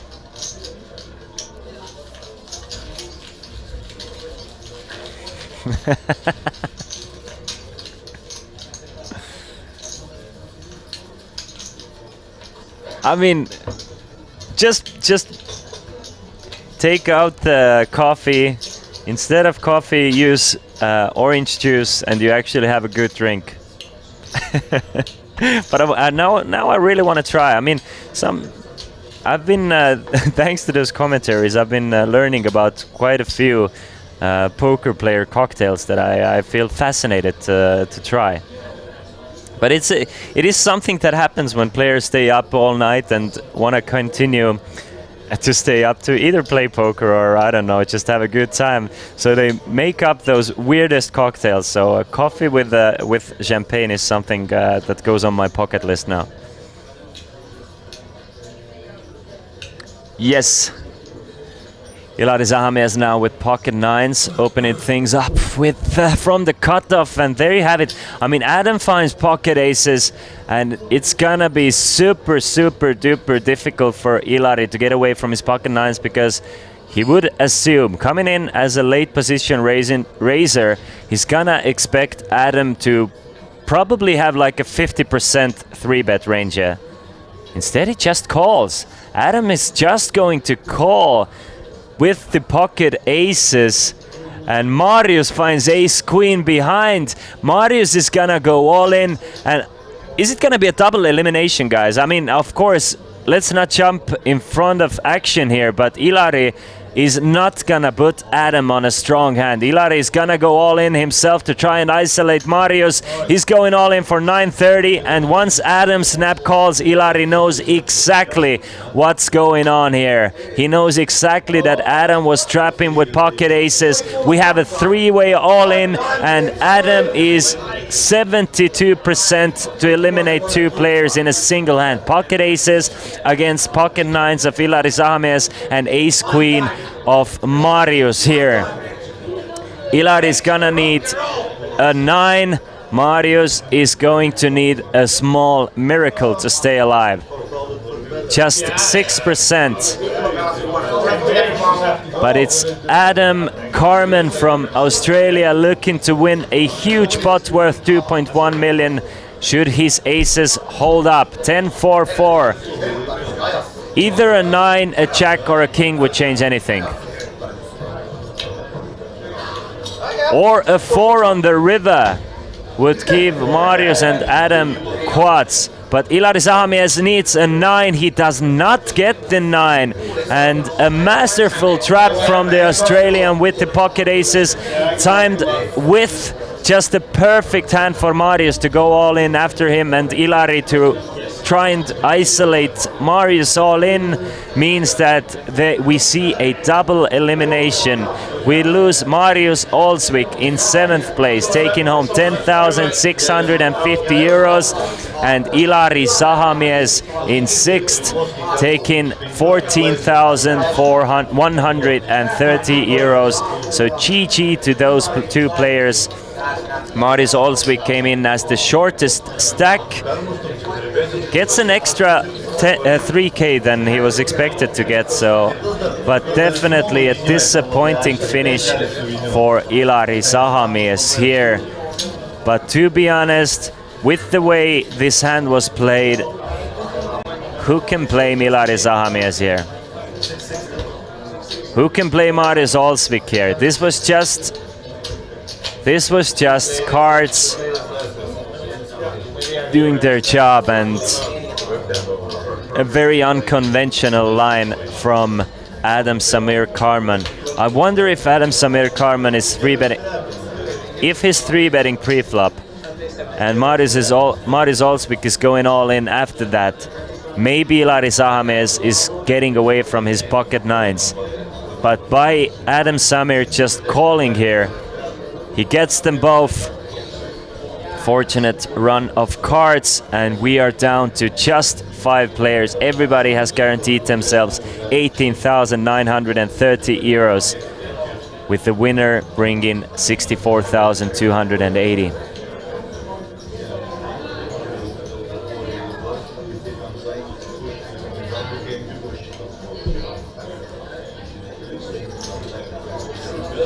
Ace deuce now for Adam Adam has approximately 48% of total tournament chips in play, 47 maybe. So close to 50% of total chips in play. And with Kurt Andre having 3 million, I mean, Kurt and Adam have combined something like 7.5 million in chips out of total of 9.5 million. Craziness.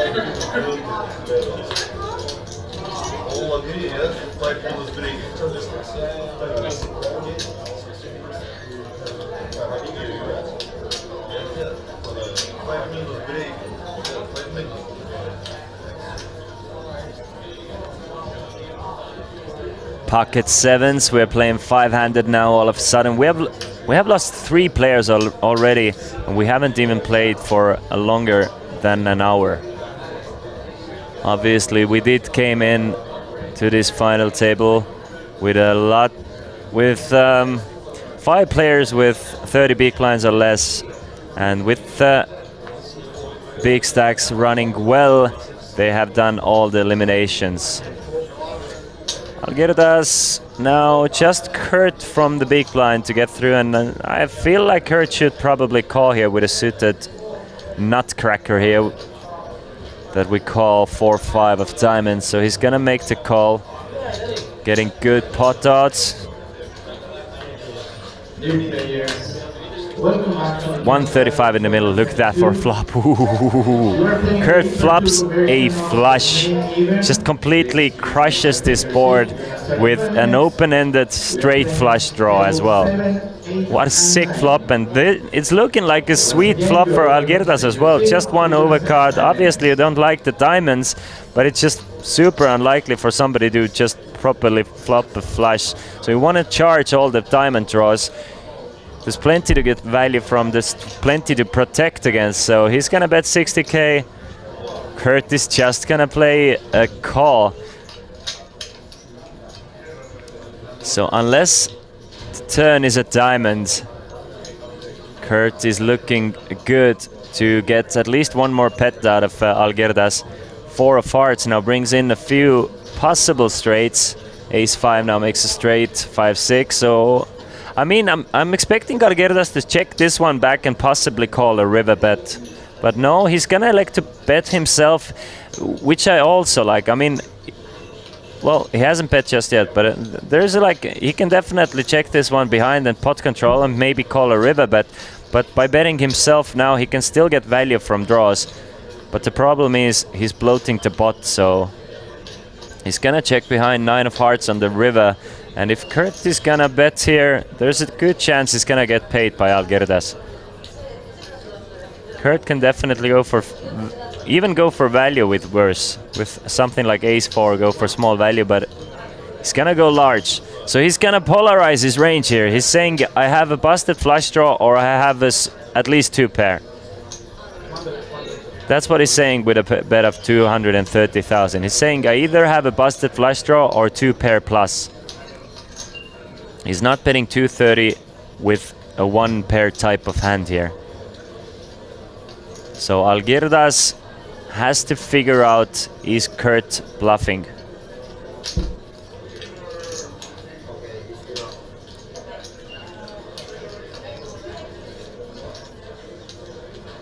Something tells me Algirdas will pay him off.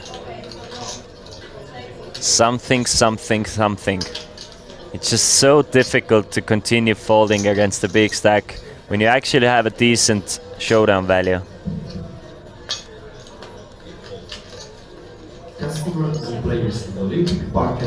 But he does get away from it. How does he manage to do it every single time? And Kurt shows him the 5-high flush, and Algirdas has been so impressive with his folds. It's so rare to say this. I mean, the fact that he still has more than 1 million, with yesterday and today combined, Algirdas has managed to fold a huge, or like a decent hand, 5 or 6 times. He's just very, very impressive with what he keeps on getting away with. King Jack of Suited for Igor and Ace Queen C2 clubs for Mrs. Benedicts.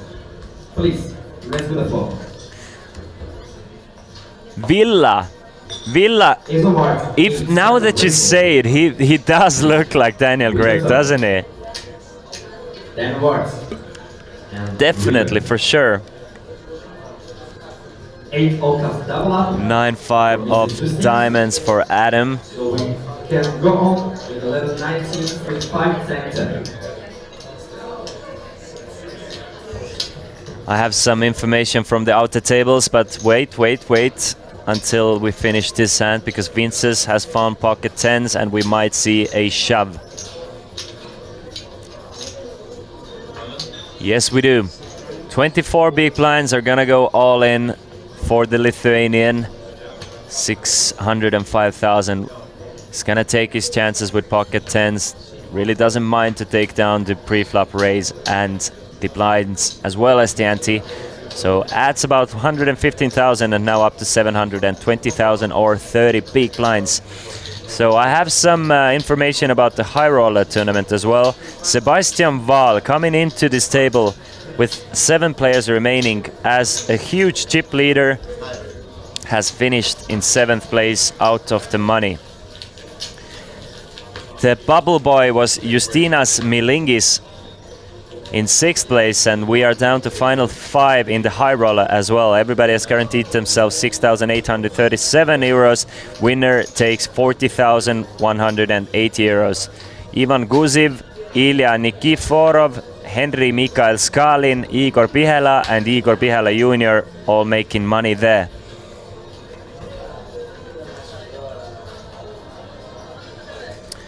Let's see how the seniors tournament is going. 550 euro seniors tournament also running at the moment. We have lost 1 player, Gisle Arnason Olsen, they're playing the bubble at the moment, so 4 players will get paid in the seniors event, with Ismo Antero Kero, Jari-Pekka Hurri, Jarmo Juhani Salonen, Roberto Rafael Caprio and Vyacheslav Kovalev still remaining in the hunt.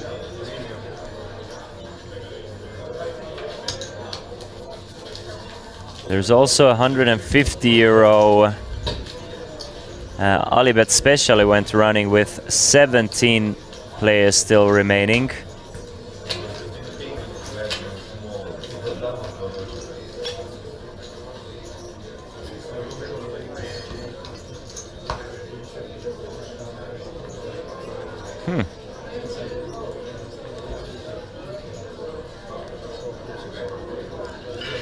Jack 10 off for Vinces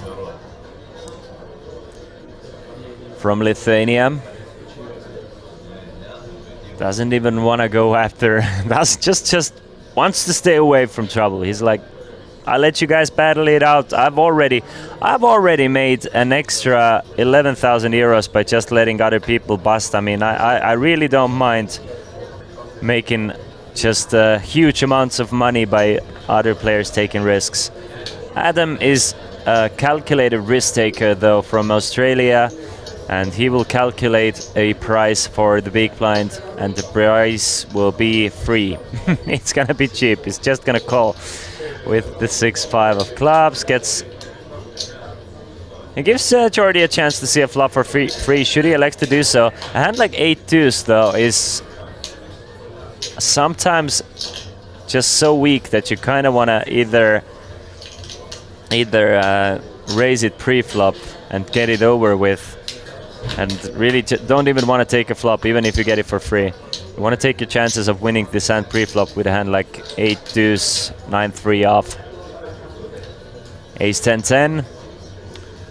Adam should expect Jordy to raise a few of his aces, at least definitely the strongest part of his aces, so makes it less likely. He has one, he's gonna bet at it, 25,000. Jordy left with just 8 high. We can see it's the best hand. Really nothing you can do here but fold. So slowly but surely just building his stack now with 4.5 million. 5-handed here in Kings of Tallinn main event. In 7 minutes, we're gonna go on a small little break, guys, after which the blinds will go up to 15,000, 30,000. We have already lost 3 players.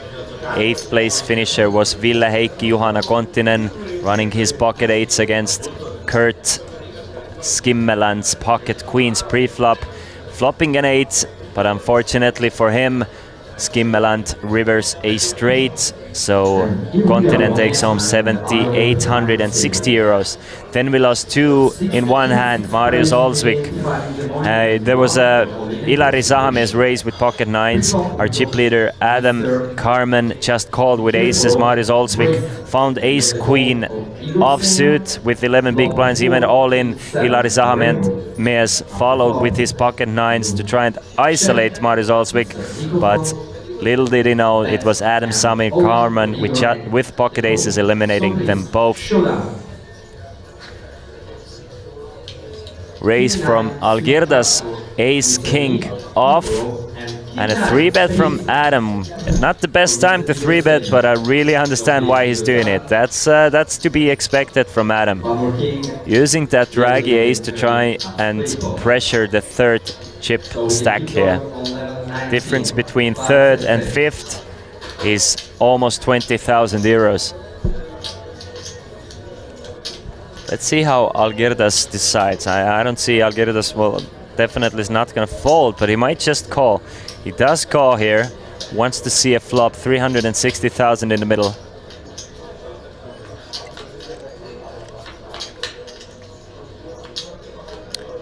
Three, 9, and a 10. A pair of 3s for Adam with a nut flush draw. Algirdas with a second nut flush draw. Guys, this is something big. If anybody can get away from it, it's Algirdas, but there's no way Algirdas is folding on the flop here. And should the turn be a heart, it's gonna be even more difficult for him to get away from it. 75,000, a small bet from Adam. Algirdas with 2 overcards and a second nut flush draw. Gonna make the call for 75,000, so Adam way ahead here, 90%. Algirdas really does not want that heart on a turn. But what he gets is a 4 of hearts, and that's the worst possible heart for Algirdas as well, because I mean, very difficult to put Adam on an ace here. A lot of the 3-betting aces are, it's gonna be either ace queen, with him holding the king of hearts, I mean. It's gonna be ace queen of hearts, ace jack of hearts, ace 3 of hearts not possible anymore, ace 4 of hearts not possible anymore. It has to be just like a four combinations. It's either like ace deuce of hearts, ace 5 of hearts, ace queen of hearts, ace jack of hearts that 3-bets Algirdas here. So I mean, you don't really lose against much. Of course, we can see there's some off-suited aces as well. Maybe he expects there to be plenty more, as we can see there are. There are off-suited raggy aces as well in Adam's 3-betting range. But like the most likely ranges, Algirdas thinks there's just not too many of them. Bet is 175,000, so another small bet from Adam here. Gonna get called from Algirdas. And there's 860,000 in the pot. Algirdas has 765,000 behind. Ace of diamonds, another safe card for Adam and Algirdas. I mean, there's no full house possibilities here. It's the first nuts against the second nuts. 860 in the middle. Will Adam go for it all? If he's gonna go for it all, I actually like a bet of something like 465 more. I mean, if he's bluffing, he kind of doesn't need to go all in. Algirdas either has it or he doesn't. If he's bluffing, he's never gonna try and get King of Hearts to fold. So if he's bluffing, he can get the same information with something like 450. So I would love to see a bet of 465,000. By going for it, it would be the most suspicious line though. We are starting the Because I mean, Algirdas, the main event. we'll see, we'll see. It's the first nuts against the second nuts. It's the sickest cooler we've ever seen. Algirdas has been kind of a Houdini of getting away in these situations, but it's gonna be a very difficult task for Algirdas to get away from it. The bet is coming. Adam is just trying to figure out how much. Adam has the absolute nuts on the river. We're inside the casino cashier. I love it. I love it. My man Adam does exactly what I was hoping for. If he goes all in there, it's gonna look just so much more suspicious because he gets the same information with a bet of like 475. He goes for 525, and I do love the fact that he doesn't go all in. Wow. And Algirdas gets away from the king high flush, shows the king high flush to just completely wreck Adam Carmen's world here. Didn't even think too long about it. Really does not think too long about it. Just 10 seconds and gets away from another one. And I mean, Algirdas has earned a spot in a... He should be out of this tournament a long time ago. But somehow he's still third in chips with 765,030 big blinds and a definite chance of winning this tournament. But look at Adam Carmen's stack, ladies and gentlemen. 5,199 big blinds on a huge final table.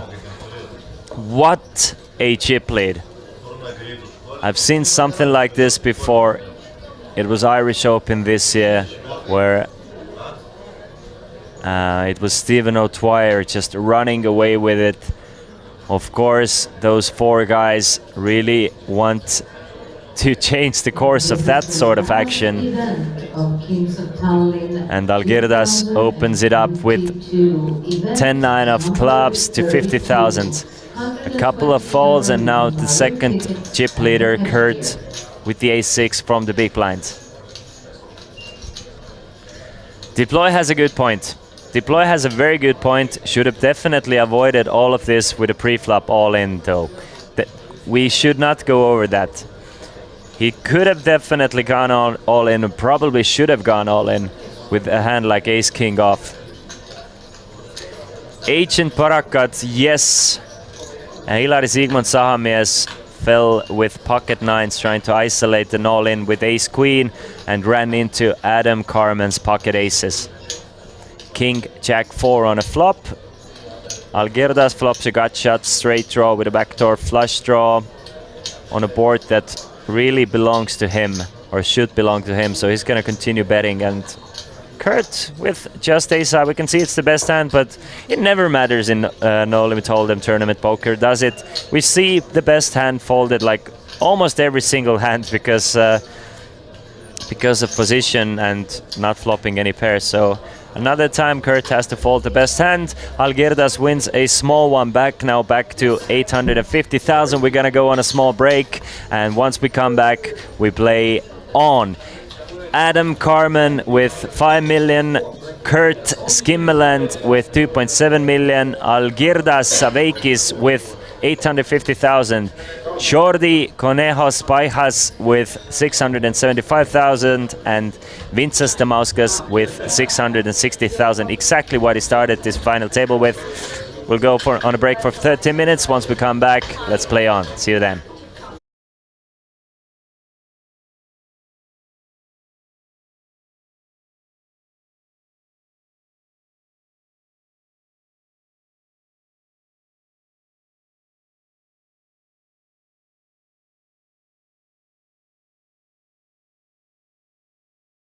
Hello, good evening today. How it has been this week for you? Thanks a lot for asking. It has been a good week for me. Okay. Yesterday you played quite good, I heard. So tell me a little bit about that. Yeah, maybe 5-bet with 5-8 offsuit wasn't so good, but then I was lucky after that, and I had almost 100. Now I have only 30,000, but let's see. I hope it will go good. Okay, but about this table at the moment, how are you feeling over there? I feel good, but I should get some cards, so let's see what happens. Okay, so good luck for you today. Thanks.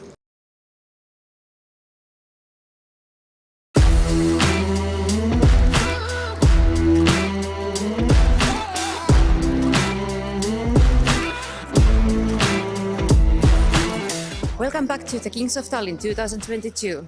Today is Saturday and a lot of things are going on here. Christian will give you a short overview. Saturday is always a special day at the Kings of Tallinn. At noon, 42 players returned to day 3 of the Kings of Tallinn main event. So it was the bubble phase from the beginning, as 39 players was sharing a prize pool of more than 300,000 euros.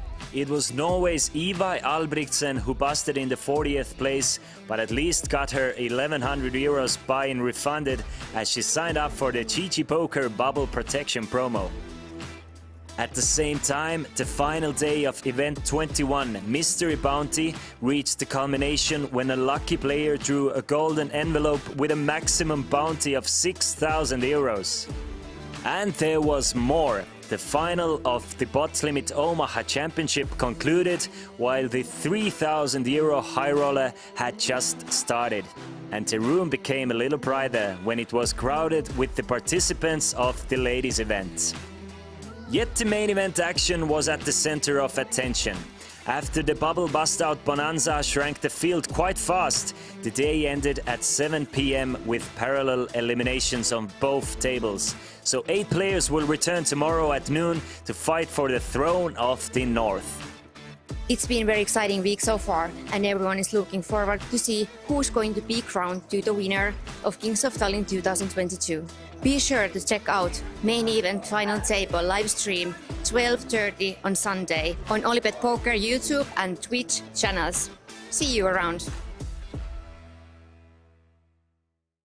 Adam finds pocket aces, and it's gonna be super duper difficult for Ilari to get away from his pocket nines, because he would assume, coming in as a late position raiser, he's gonna expect Adam to probably have like a 50% 3-bet range here.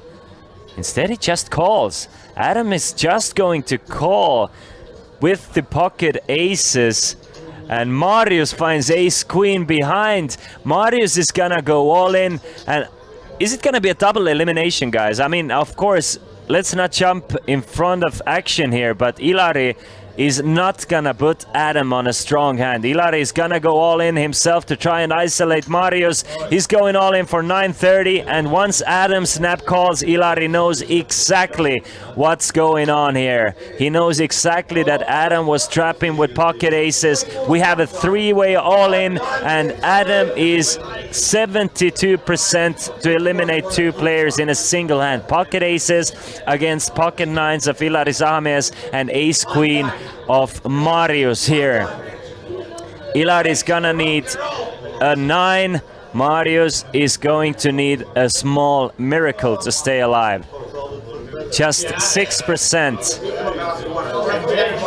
But it's Adam Carmen from Australia looking to win a huge pot worth 2.1 million should his aces hold up. 10-4-4. Either a 9, a jack, or a king would change anything. Or a 4 on the river would give Marius and Adam quads. But Ilari Sahamies needs a 9. He does not get the 9. And a masterful trap from the Australian with the pocket aces, timed with just a perfect hand for Marius to go all in after him, and Ilari to try and isolate Marius all in means that we see a double elimination. We lose Marius Olsvik in 7th place, taking home 10,650 euros, and Ilari Sahamies in 6th, taking 14,130 euros. So GG to those 2 players. Marius Olsvik came in as the shortest stack. Getson already smashed their personal record. It's Juhana opening things up with pocket 8s to 50,000 though. And Kurt finds pocket queens. I mean, Johanna is going to expect Kurt to apply pressure on him, but Kurt actually has a strong hand. Pocket queens for the Norwegian. He's probably gonna 3-bet here. The question is how large. We've seen anything from 110k to 200k in situations like this. Probably something like 150k is the most optimal. 205,000. So a strong 3-bet from Kurt. And honestly, I don't see Johanna going all in with pocket 8s here. I mean, he's very evenly stacked with 4 players. Again, as I said, if he's gonna double up to 1 million, it's not gonna change too much. But if he's gonna be the next one out, he's giving away 17,000 in equity. So he's risking 17,000 in equity to win approximately like 3,000 to 4,000 in equity. And I don't think pocket 8s is a hand to do it with, but you never know. Johanna might feel like Kurt is maybe applying too much pressure for him. Kurt, by raising to 205,000, is not really... He's basically letting Johanna know that he doesn't have too much fold equity, but Johanna goes all in for 540,000. Kurt makes the call, and Johanna is at risk with the worst of it. And I'm thinking Johanna is gonna need an 8 first and mostly. But I'm thinking if Johanna is gonna look back at his hand, he probably wants to play it in a different way. Needs an 8 to stay alive in this tournament. 1.1 million in the middle, and there's the 8.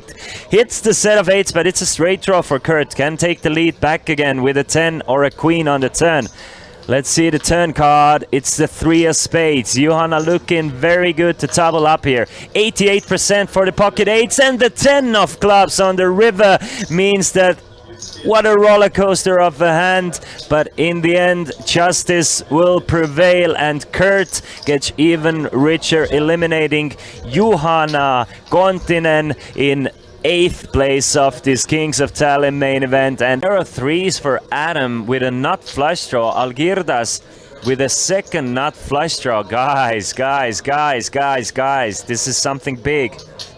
If anybody can get away from it, it's Algirdas, but there's no way Algirdas is folding on the flop here.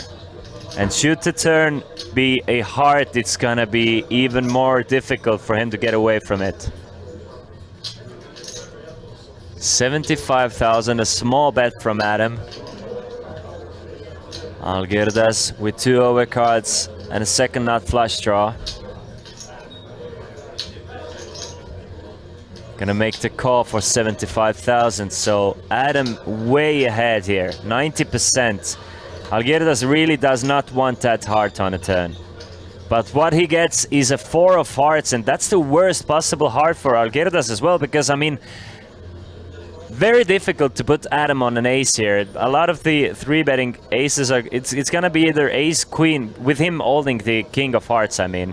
It's gonna be ace queen of hearts, ace jack of hearts, ace 3 of hearts not possible anymore, ace 4 of hearts not possible anymore. It has to be just like a four combinations. It's either like ace deuce of hearts, ace 5 of hearts, ace queen of hearts, ace jack of hearts, the 3-bets Algirdas here. So I mean, you don't really lose against much. Of course we can see there's some off-suited aces as well. Maybe he expects there to be plenty more, as we can see there are. There are off-suited raggy aces as well in Adam's 3-betting range. But like the most likely ranges, Algirdas thinks there's just not too many of them. Bet is 175,000, so another small bet from Adam here. Gonna get called from Algirdas. And there's 860,000 in the pot. Algirdas has 765,000 behind. Ace of diamonds, another safe card for Adam and Algirdas. I mean, there's no full house possibilities here. It's the first nuts against the second nuts.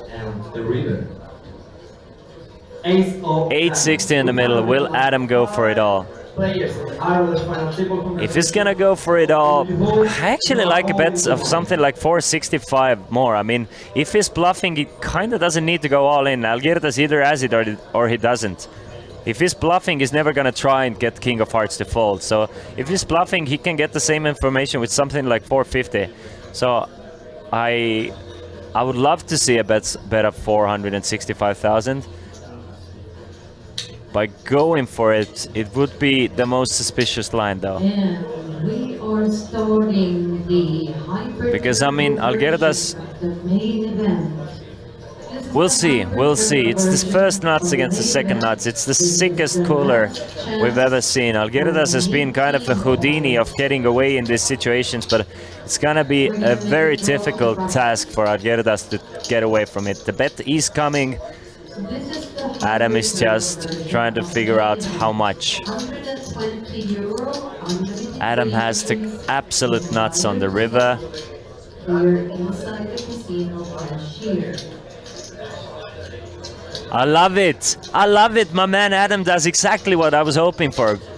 If he goes all in there, it's gonna look just so much more suspicious because he gets the same information with a bet of like 475. He goes for 525, and I do love the fact that he doesn't go all in. Wow. And Algirdas gets away from the king high flush, shows the king high flush to just completely wreck Adam Carmen's world here. Didn't even think too long about it. Really does not think too long about it. Just 10 seconds and gets away from another one. And I mean, Algirdas has earned a spot in a. He should be out of this tournament a long time ago. So about today, this evening, how is your feelings after the game? And Well, I just busted the main event, so that sucks, obviously. But I'm just gonna head to another tournament. So yeah, I've almost forgotten what happened at the table a few minutes ago. So that's I'm in a good mood, and yeah, I try to do my best at the next tourney. yeah, but it will continue at the evening. So Yeah, of course. We are here to play for the whole week, so I would be crazy if I stopped. And about your table today, how is your feelings so far? Really good. I have 4 times the average stack. And Welcome back, ladies and gentlemen, boys and girls. We are down to final 5 players here in Kings of Tallinn. Main event, our chip leader, our runaway chip leader is Adam Samir Carmen from Australia with 5 million in chips or 166 big blinds once the blinds go up. Kurt Skimmerland from Norway is in second place with 2.7 million in chips, and then we have 3 very even stacks. Algirdas Saveikis from Lithuania, third in chips with 850,000. Jordi Conejos Baijas from Spain with 675,000, and Vincas Tamasauskas from Lithuania with 660,000. Everybody with more than 20 big blinds, but it's the story of Adam Samir Carmen. Can he really finish this one out without any troubles, or will somebody find a way to play back at the strong Australian, finishing 6th in the same event last year, but now doing one better and looking good to take down the trophy and being crowned King in the North. Starts things off with Jack 9 off from under the gun. That's what we expect to see. We're gonna see a lot of open raises from Adam, and basically it comes down to Kurt. How much will Kurt play back at him? I mean, should he double up against Adam, he's gonna take a huge chip lead himself. He's way in second place, obviously has the most to lose by battling with Adam as well, so he needs to be very careful which hands he chooses to do so. My name is Christian Lass, and let's jump right back into action here. Tournament average stack at this point is 2 million chips. Just 2 players with more than that. And you saw some highlights from our first few hours of coverage today. We already have seen 3 bust outs. It was Ville, Heikki, Johanna Kontinen busting in 8th place.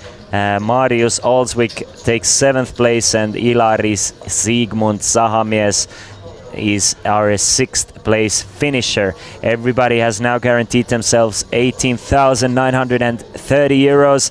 Up top is 64,280 euros, and Vinces finds a nice hand to raise with from the cutoff ace king off. Hello Christian, how is your feelings today? Yes, Tina.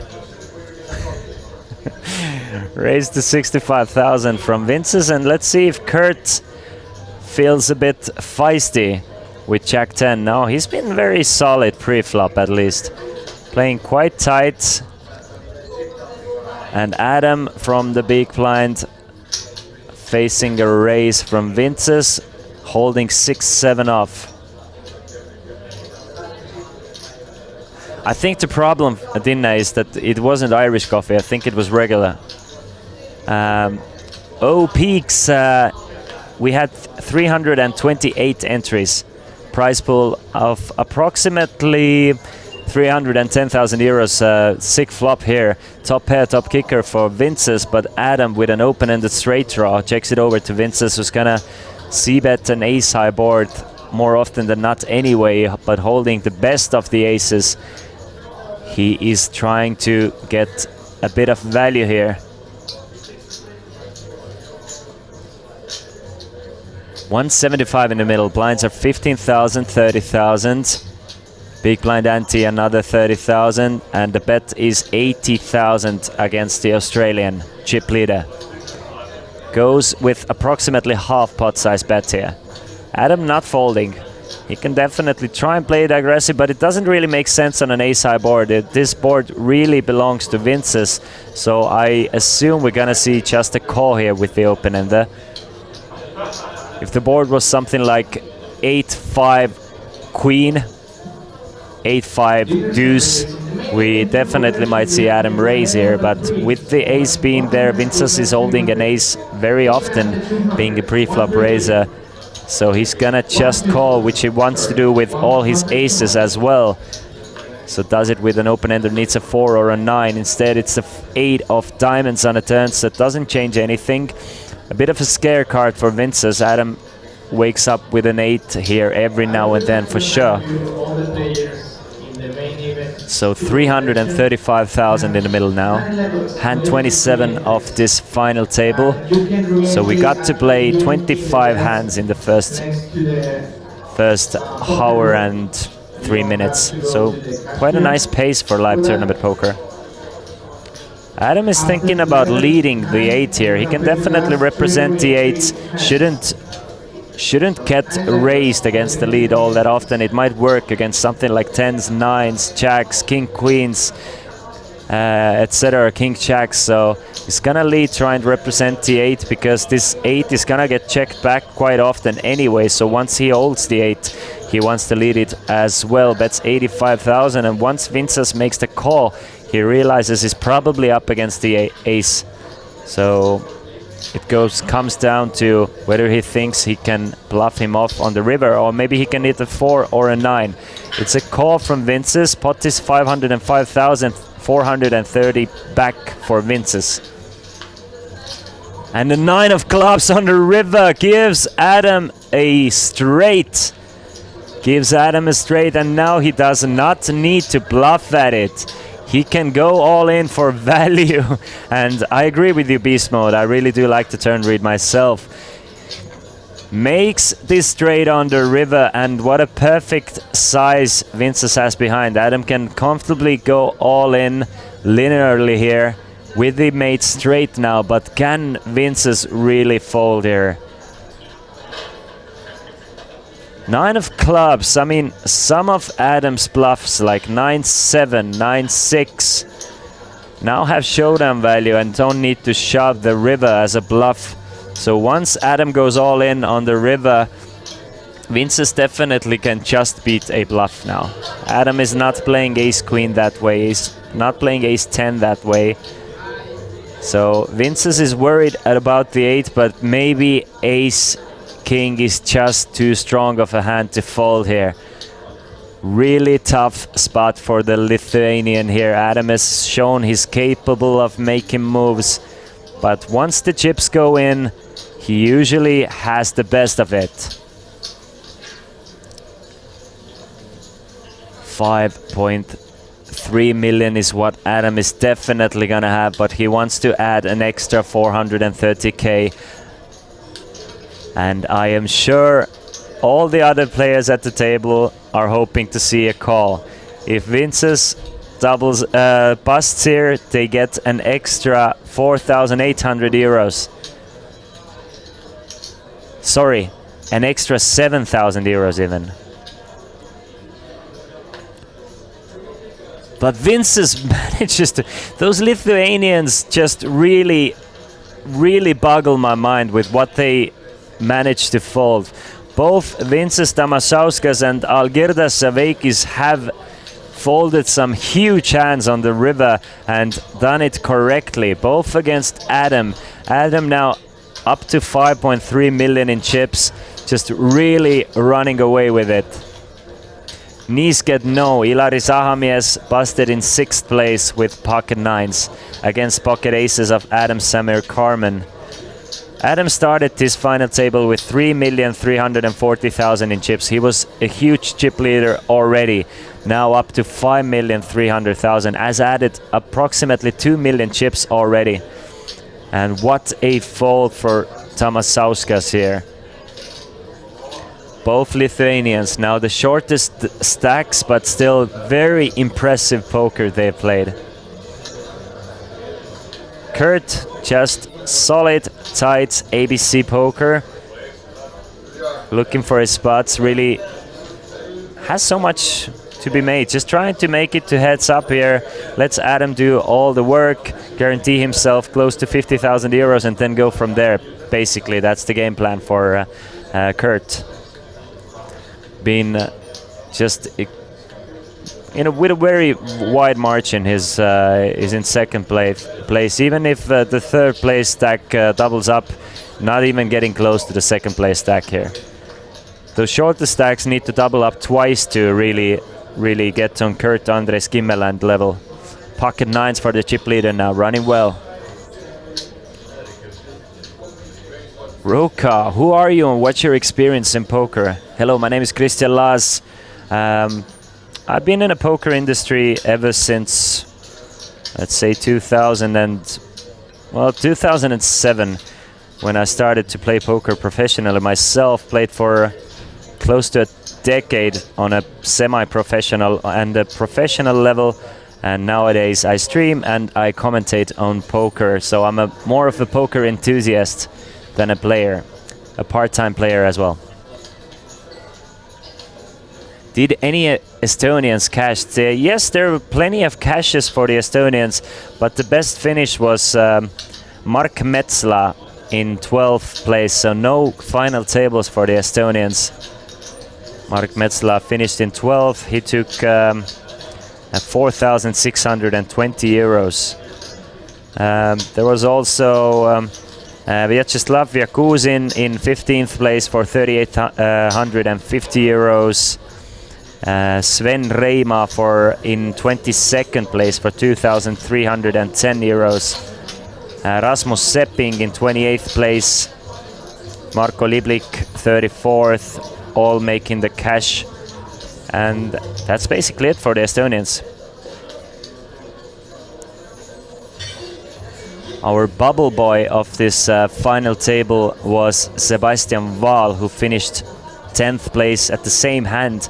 We lost Julian Herold as well, getting the asterisk with the final table. Didn't really get to sit at the final table, but gets a 9th place finish for 5,700 euros. Kurt now with pocket 10s. Makes it 80,000 with the blinds being 15 and 30. Goes for a bit of a larger size than what we've used to. We're used to seeing 60k, 65k raises. Loves that bigger sizing, loves to add a bit more fold equity pre-flop, which I don't mind him having, being second in chips. So he's gonna add 75,000, hovers around the 2.7 million mark. He started this final table with 2.2 million, so he has added approximately 500,000 chips, lion's share of it coming from eliminating Ville Heikki Johanna Konttinen in 8th place when he got pocket queens against pocket eights all in pre-flop. So basically playing the waiting game.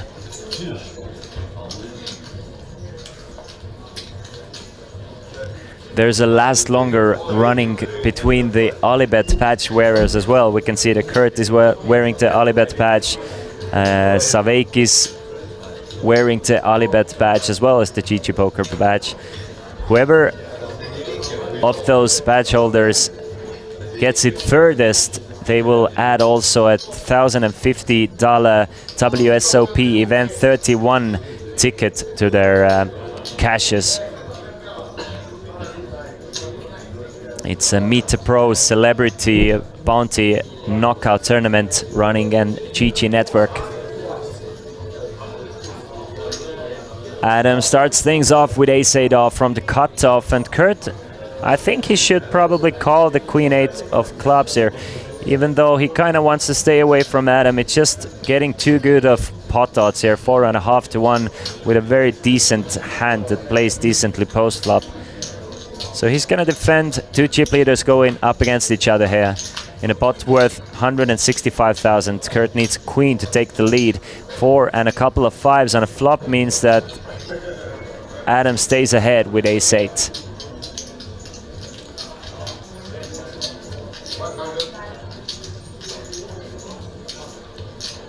Check from Kurt and a check back from Adam. On a pair board, you usually see small bets, or quite often you see check backs with ace-high. You don't, I mean, pair boards are just perfect for big blind range to play back at you, because Adam is not opening too many 4s or 5s, but Kurt is definitely defending more of those 5x, 5-7 type hands, so he has the stronger part of the range advantage here. But 6 of hearts on a turn gives both players a gut shot straight draw. Adam might put a little bet in here to protect his ace-high. Also has 2 overcards and a gut shot straight to maybe take the lead in case he would be behind. So he's gonna bet 100,000 here against Kurt. And Kurt with queen high and a gut shot straight draw himself. I think it's either gonna be a fold or a raise, so he's gonna take the fold option. And nothing too big happening here. An extra 100,000 for our chip leader, and slowly but steadily just climbing up that lead. Not even up that leaderboard, but just accumulating chips. Just accumulation nation here for the Australian. But Vincas now left with just 11 big blinds after that huge fold with the ace-king. He could have been out of it, still has a chance. But with 11 big blinds, with there being a big blind ante as well, he has basically 2 orbits before he needs to force his action. 2 orbits to wait for. If 2 more orbits past him, he's gonna lose 5 of those 11, and he's gonna be left with basically no fold equity at all. Not this time though, not with 10-7. Not against this countermate in the big blind. Kurt finds a strong hand, heads up from the small blind. Ace-jack off.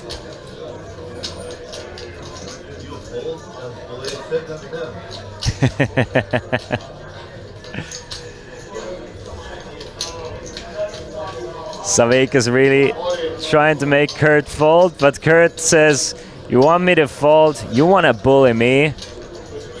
I'll show you a fold, boy."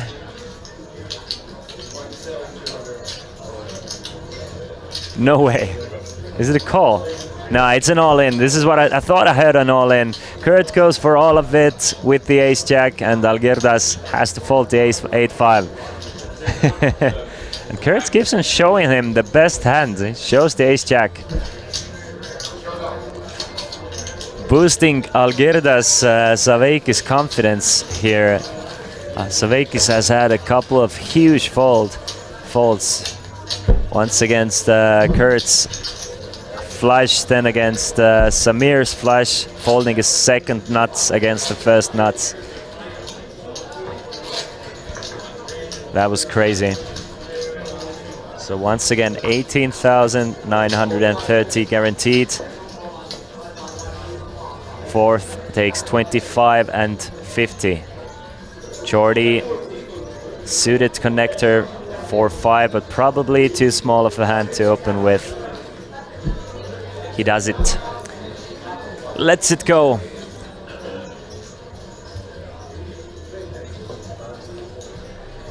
As will Kurt, so it's just Alguirdas trying to play against the chip leader, and he's gonna stay away from it with the 8-2 so far.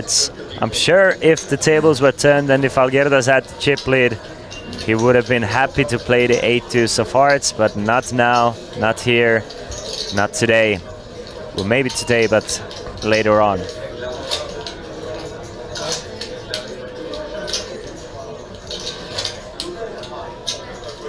This is a very deep stacked final table potentially. I mean, the average stack at the moment is 65 big blinds. What changes the fact is that Adam Samir Carmen has the lion's share of the chips, but should he start to double up players, we might have a lot of playroom still. We still have playroom. I mean, even though Adam has 170 big blinds, it's just Vincas Tamasauskas who's the short stack. Everybody else has plenty of playing room. One of those guys being Kurt with 90 bigs himself. Opens it up to 75k from the cutoff. I love to see that open from Kurt. Really mixing it up a little bit. Is Ilari playing in Tallinn? Yes, sir. He was playing at this final table. He was our previous bust out. Finished this final table in 6th place. Ilari got 14,130 euros for his troubles. And Jordy in the big blind, facing a raise from Kurt with pocket sevens. We might even see an all-in. I mean, he has less than 20 big blinds against an open raise. Should probably be an all-in. Yes, he's gonna go all-in, and Kurt cannot make the call. Kurt is thinking, for once I'm trying to something, once I'm not raising with a strong hand, and all of a sudden I get shoved back at. I'm gonna go back on my ABC poker ways. Are there any cash game streams coming? No, sir. We are streaming the main event until the winner, and then this is it. It has been a fantastic 4 days of poker coverage and poker streaming we've had, and the most important title is yet to be won. Let's find some information about the high roller tournament that's going on at the same time. Players have reached the money. Our 5th place finisher is Igor Pihela, taking 6,837 euros for his 5th place finish. Ivan Guziv finished 4th for 10,444 euros. Everybody now, top 3 have guaranteed themselves 18,810. Winner gets 40,180, and it's Igor Pihela Jr., Henry Mikael Skalin, and Ilya Nikiforov battling it out at the high roller tournament. We also have a 150 euro No Limit Hold'em Alibet special tournament that generated 228 entries. 12 players remaining, with Jonas Juhani Lyttinen leading the field. Also, Bernard Heider, Marko Olop, Vitautas Katserauskas, Marita Mägi, Andro Reimal, Arturas Tauchevich, Audrius Laimilis, Kaur Ajamaa, Vitalius Priazanka, Franz Stücken, and Taneli Lang. In this tournament, the seniors event, the 550 euro seniors event, is down to final 5 players, with Ismo Antero Kero, Jari-Pekka Hurri, Jarmo Juhani Salonen, Roberto Raffaele Caprio, and Vyacheslav Kovalev still in the mix, as well as the main event, of course. And we are way on the way with the 32nd event, the last event the mini hyper turbo version of the main event that just began an hour ago as well.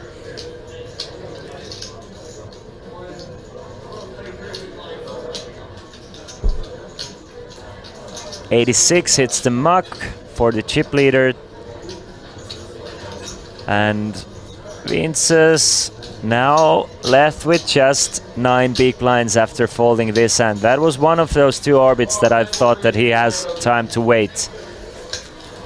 Now, about 8 more hands for Vinces before he's really forced to go all in. Because once you're down to that 6 big blind mark, you really cannot give away another set of blinds and antes. You lose all of your fold equity, so Vinces is gonna need to find a hand to go all in with in those next 8 hands. So we can wait for all that to happen here.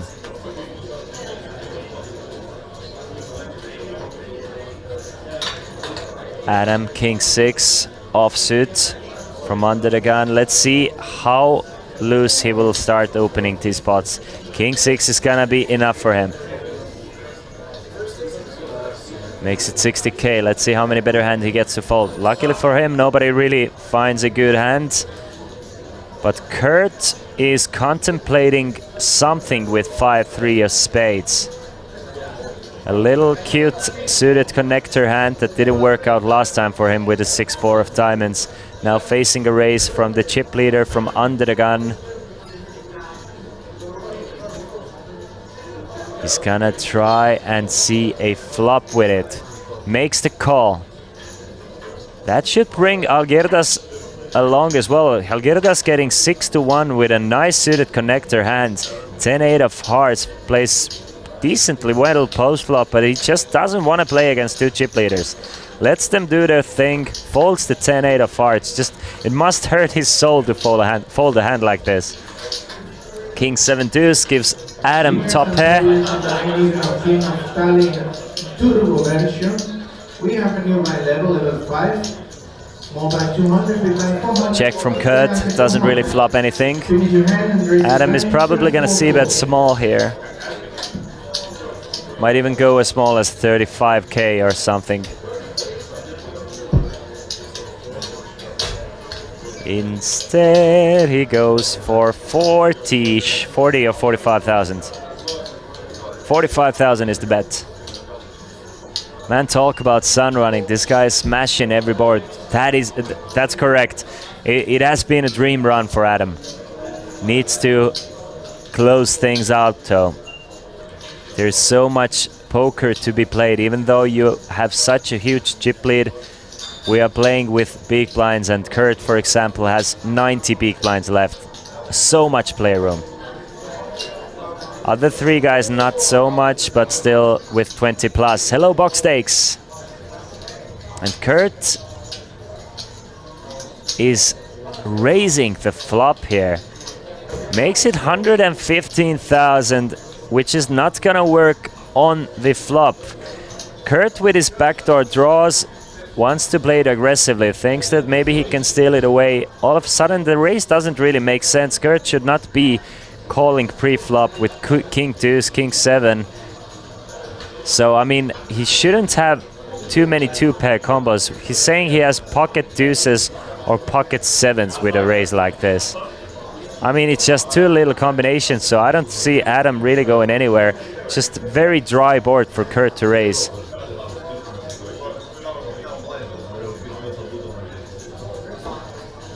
But maybe it's just Kurt playing his image and hoping that he gets a strong hand to fold. Adam makes the call with a pair of kings. 410,000 in the middle. A spade would make things interesting, or a 4.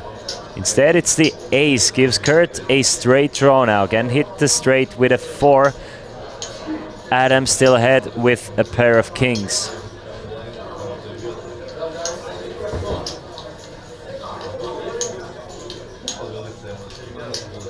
Kurt gives up. Kurt does not want to continue betting into Adam. And Adam really doesn't have a reason to bet here either. I mean, if Kurt was bluffing, why not try and keep him bluffing? There's really no draws he's worried about, unless Kurt did something like 5-3 of spades or Queen Jack of clubs or something like that. It's still just gonna be 4 outs. So if Kurt was bluffing, he's definitely gonna be way behind. But if Kurt was ahead, then you're gonna be way ahead. So maybe Adam is putting a small bet in there to maybe get something like, I don't know, not sure. Something like King 8 that played the hand weirdly. King 9 of diamonds, for example, to fold even on a turn. Bets 130k.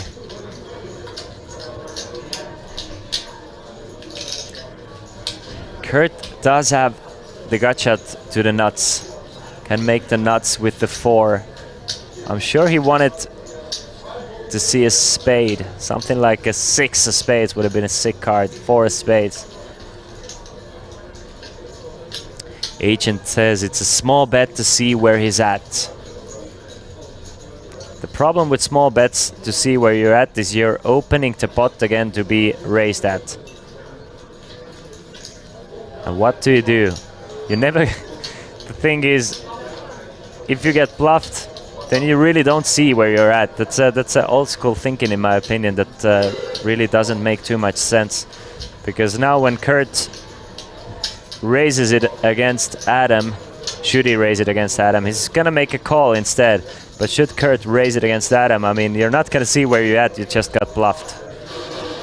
But Kurt makes the call with the gut shot, hits a pair of 5s on the river, so does not make the straight. And if Kurt is checking this river, I don't see Adam losing this hand. Adam might feel like he needs to bluff at it though. Adam might feel like he needs to bluff at against something like King Jack, King 10. But no, he's gonna take his showdown value and takes an extra 130k on the turn by betting 130k. Just a perfect run of hands for Adam to win basically the maximum. 5.8 million for Adam now. Just the rich are getting richer every single hand. It looks like that, at least for Adam. Adam holds 60% of the total chip stacks in play, with there being 9.8 million total chips and him holding 5.8.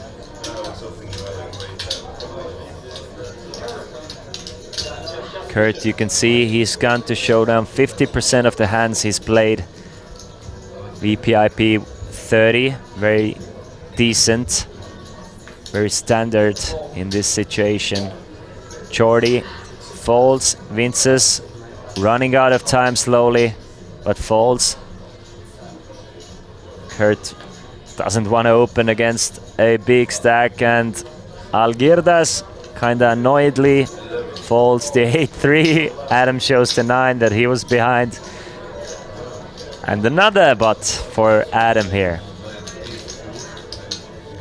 It's gonna be very, very tough for anybody to have a chance against Adam. He's playing well, he's running well, and he has accumulated such a chip lead that he even has so much room to run bad and still be in the lead. If he can somehow win a huge pot from Kurt Andres Kimmeland, then it's game over. Then it's gonna be 4 players with similar stacks and one just runaway chip leader. Nobody's gonna play for win anymore. Everybody's gonna play for second place and wait for others to bust. So it's gonna be basically game over should Adam win a huge pot against Kurt Andre. Until Kurt Andre still has a big stack, it's gonna keep Adam in check a little bit. Vinces, as I said, running out of time, but finding a perfect hand to go all in with. Ace-King, all in for 9 big blinds from the Lithuanian. Now, he's definitely hoping to get called. He's hoping to get called, and he wouldn't probably even mind to flip. But he's not going to get called. He's gonna take the 75k in the middle. Much needed 75k for Vinces, but I'm sure he had bigger plans for this hand. 355 in the middle.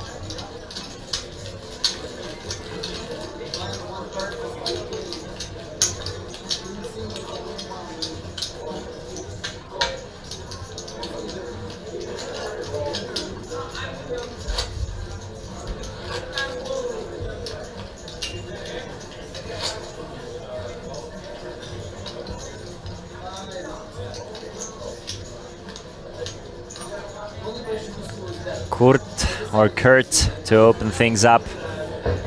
2.3 million now.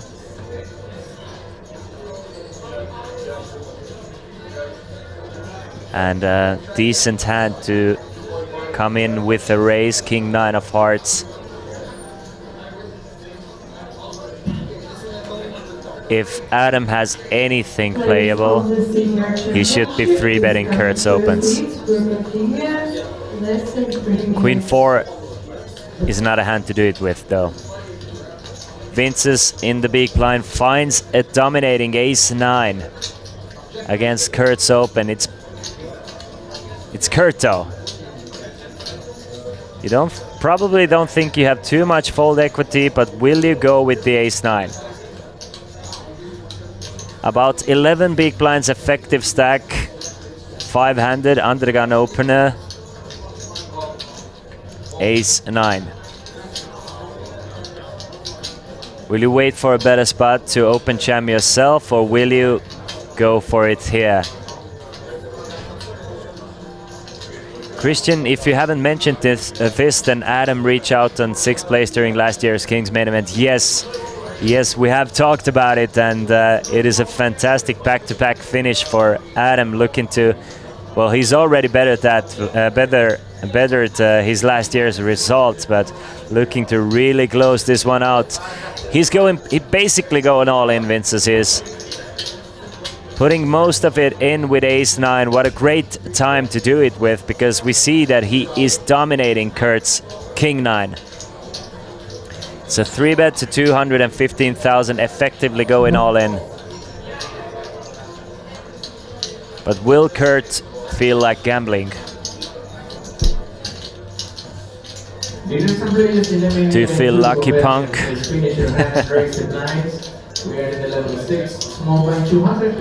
I think King 9 suited is probably a fold against an 11 big blind shove. I don't know, what do you guys think? It's a super close. It has to be super close.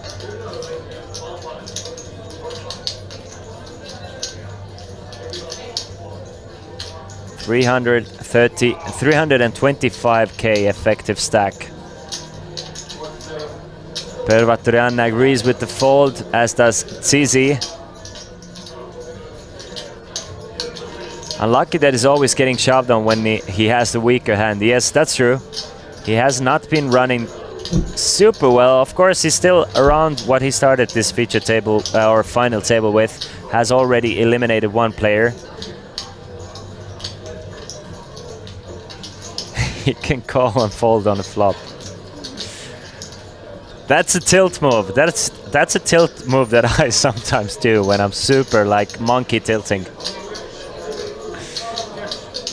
Let's go off the King 9. Great fold from Kurt. And Vince's now getting 2 all-ins through, back up to 430,000. Vince's 430, Algirdas 625, Jordi with 675. Difference between 3rd place and 5th place is 16,500 euros. As you can see, so all those short stacks waiting for others to bust to basically just make money by waiting. So it does pay to be patient in this situation.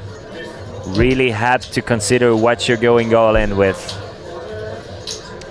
Was Juho Heiska in this tournament? Not sure, not in the final table, and we haven't seen him in any of the featured tables as well. Juho Heiska, if he played, he didn't cash this tournament either. You can go over to kingsoftalent.com for all the results, as Alibet Poker just wrote. All the information at kingsoftalent.com. Jordi opens things up with King 10, but runs into Ace Queen of Kurt. Jordi with 22 big blinds effective stack. We can definitely see Kurt just going all in against the Jordi Open here, making things even more tight between the bottom 3 players. Heiska managed to get 89th place. All right. So he made day 2, deep day 2.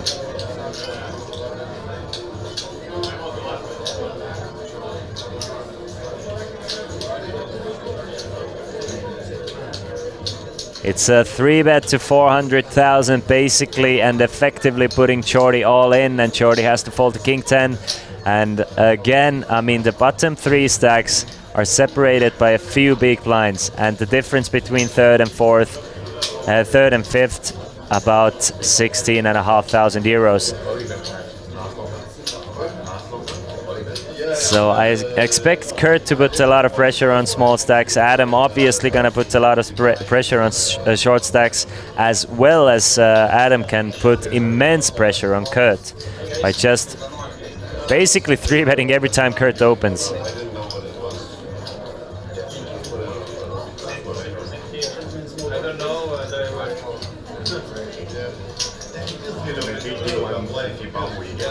Still 22 minutes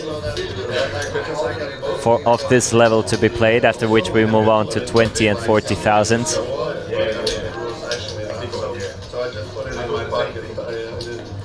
5.8 million to Adam now. Closing in on that 6 million chip stack.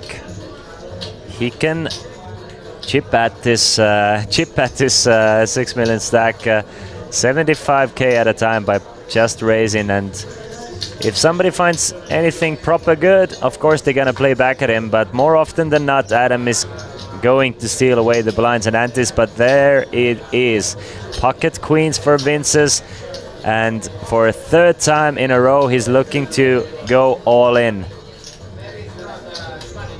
Has had ace king, ace 9 and pocket queens in the past 5 hands. Went all in with ace king, no callers. Went all in against an oper with ace 9, didn't get called, and now looking to go all in again for what seems to be 14 big blinds with pocket queens. That's an all in. Let's see if anybody behind finds anything to call with, because we know that Adam is not calling with king 7.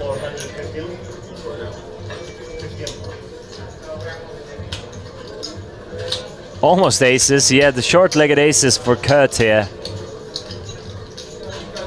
Looks like aces, feels like aces, is not aces. What could it be? Not ace 4. And Adam lets go of this one. Knows that players are probably not gonna shove too light, so still doesn't lose any confidence by folding there. Can definitely continue raising and continue raising, and at some point players are not gonna find great hands, and he's gonna add 75k at a time, risking 60. 18, 18, 20 for Jordi, Algirdas and Vinces. The accomplished Lithuanian players against the mountain of a chip stack of Adam Carmen.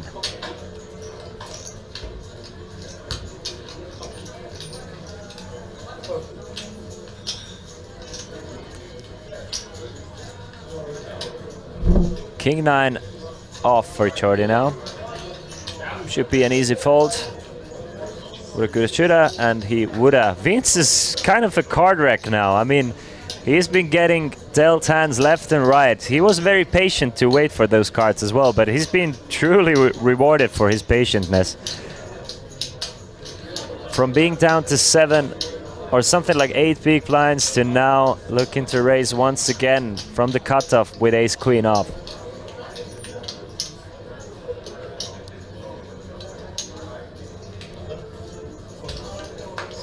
Just goes all in for 18 bigs with the ace queen. Doesn't want to get shoved on and call. Just tries to stay away from the ICM suicide of flipping for his tournament life. Happy with the blinds and antes now up to 625,000. And if somebody wants to call, then call. Let them make the decision. He doesn't want to get shoved on. Even if he's gonna get his chips in front more often by raising there, he just wants to stay away from the ICM suicide that is flipping for your tournament life. Probably doesn't even want a hand like ace-10 to go all in against him. You can see 625k now for him. Hasn't gone to showdown once. If he plays a hand, he wants to finish it before the river is dealt, or before the hands are shown. Fold for him now, Kurt, 73. He's gonna fold. It's the chip leader on small blinds, so I think it's gonna be a tight button race for Algirdas as well. Let's see how tight, very tight. Ace-4 hits the muck instantly. Adam has been calling in these situations before from the small blind against the Spaniard, and just betting small on the flop and stealing these pots away this way. Let's see if he's gonna continue just calling with Jack-6 again.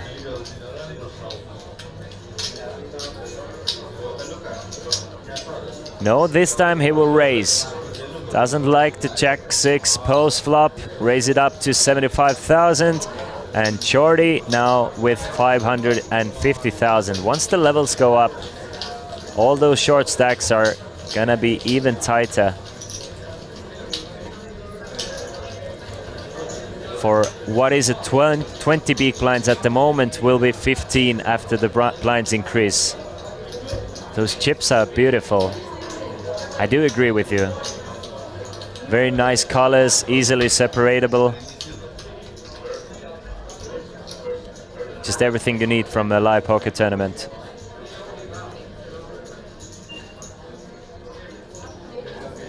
And a big up for all the team making this coverage possible as well. Just basically flawless information we're getting. We're not losing any cards.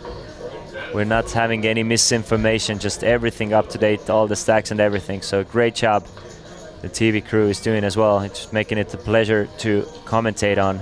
King 9 of Hearts, strong enough for Adam to raise. What do you think, who will win? Honestly, I'm just gonna go with the easy answer here. It's gonna be Adam Carmen. It's gonna be Adam Carmen. To be fair, I put my money on Ilari Zahamies with very good odds, but he's already out, so I think it's gonna be Adam Carmen because he's playing well and he has just such a strong stack. It's just going all in from the button against two short stacks, and Jordy with ace-10. Jordy with ace-10. A close one. A close one, but considering the ICM, honestly, I think ace-10 is a fold. Deploy says it's a call. Again, I'm not sure. This is what I'm just speculating here. I'm thinking that I thought that probably is a fold, but obviously he doesn't shove better there. I mean, that's the problem. But the thing is, quite often you are 60-40, and do you want to take that risk? He's shorter stacked by one big blind margin. Difference between third place and fifth place is one big blinds at the moment. 3 very even stacks. I'm actually, I mean, if somebody can run the ICM situation for me, I would be super happy, but I would take a small amount of poison to think that it's a fold with the ace-10. So if anybody has the tools to run it through the ICM, I would be pretty sure it's an ICM fold with 3 players being separated by just one big blind. Even though you know you're ahead more often than not. Plenty of 2s, 3s, 4s, 5s, 6s, 7s even that Adam plays the same way, as well as king jacks, king queens, queen 9 suited, queen 8 suited. Do you really want to take a 60-40? Of course, every now and then you're way ahead against ace-2, ace-3, ace-4, ace-5.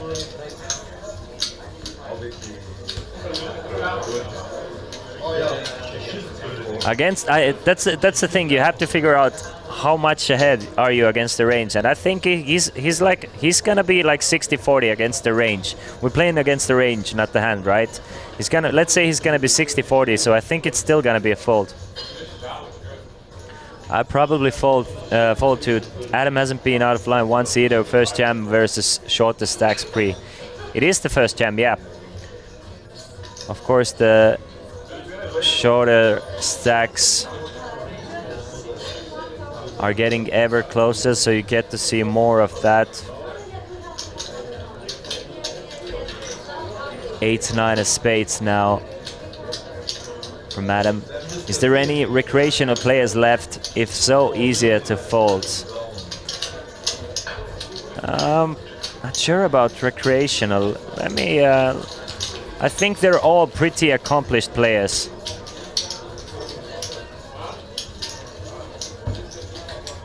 I have to check Kurt Andre Skimmeland though.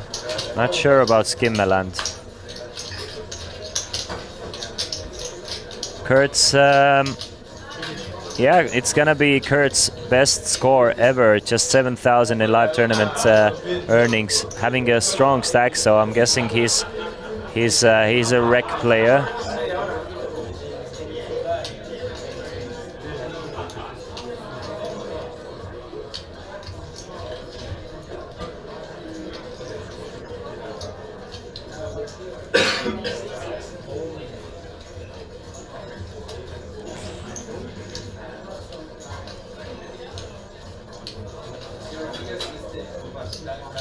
Jordy now going all in with King Queen of spades.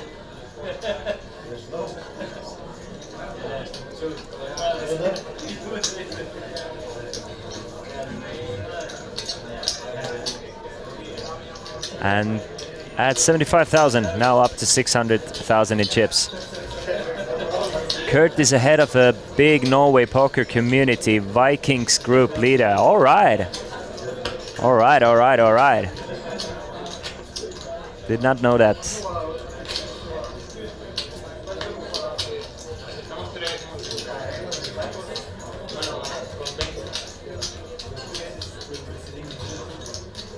Tamasauskas, of course, the WSOP bracelet winner.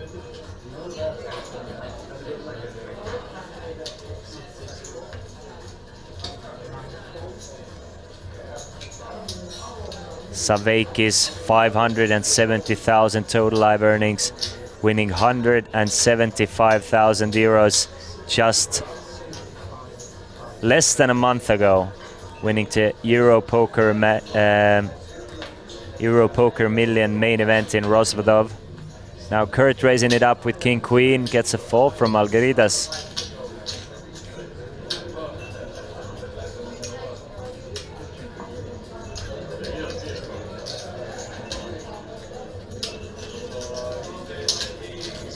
Adam Carmen, last year's 6th place finisher, this year's huge chip leader. More than 300,000 in live tournament earnings for Adam Carmen as well, for what has not been a very long career.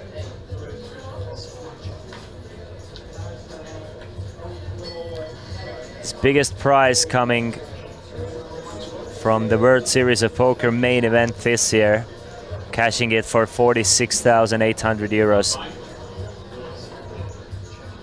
It's kind of a main event king, Carmen with a pair of fours against Kurt's top pair.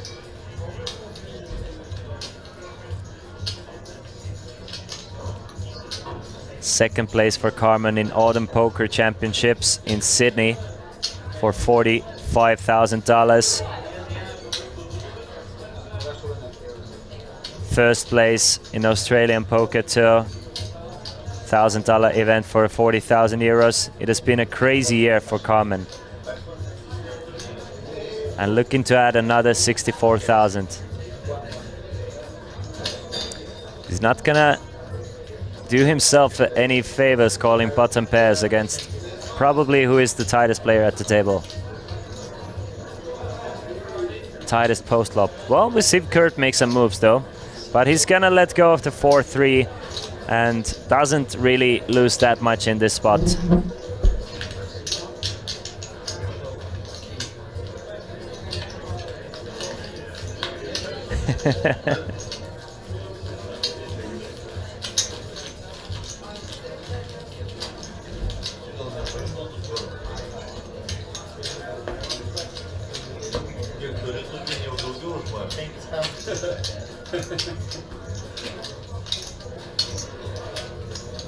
$100K smaller one amount when playing 1K tournaments. I mean, no, not really. It's not small. You get to play not too many of those 1K tournaments a year. If you play like 20 1K tournaments a year, I mean 100K is a very decent return.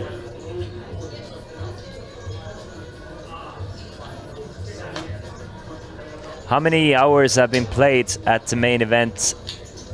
At the moment, we are getting into we're way into hour 3 at the moment, getting into the 4th hour.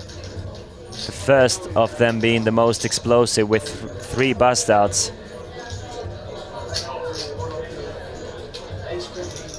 It has quieted down quite a bit though. Kurt now raising it up to 75,000 with the second prettiest hand in poker, Jack 10 of spades. Of course, it's not quite Jack 9 of spades, but it'll do the trick. Ace 6 of hearts for Adam though. I expect to see a 3-bet. I mean, Adam should be 3-betting Kurt's opens way more. Just Kurt has so much to lose playing a big pot against Adam. Suited ace, perfect hand. Ran it with the stacks and it's plus EV call there, yeah. Ace 8 off is the bottom, ace 6 call, ace 7 suited plus in this ace 10 hand. Really? Really? You sure you put all the stacks and payout information and everything correctly? I'm not talking about plus chip EV, we're talking about plus money EV, right? What the hell? That is surprising to me. That is way wider than I thought. I thought that ace 10 would be on the exact line there somewhere.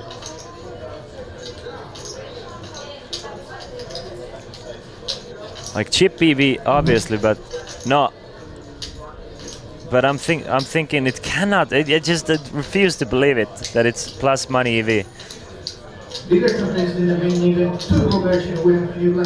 Adam 3-betting it to 300,000 with ace 6 of hearts.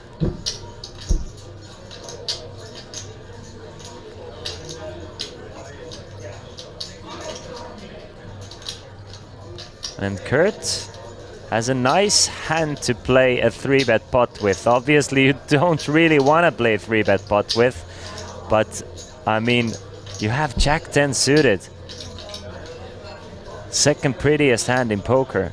How can you not see a flop? Just so many possibilities. And it's spades as well. It makes it even better.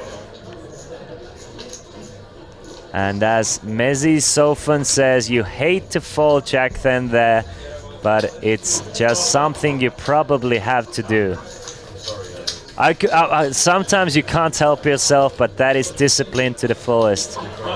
Just knowing that if you flop a 1-pair hand, you might either have to fold or put yourself at risk of busting in 5th. Difference between 5th and 2nd, 30,000 euros.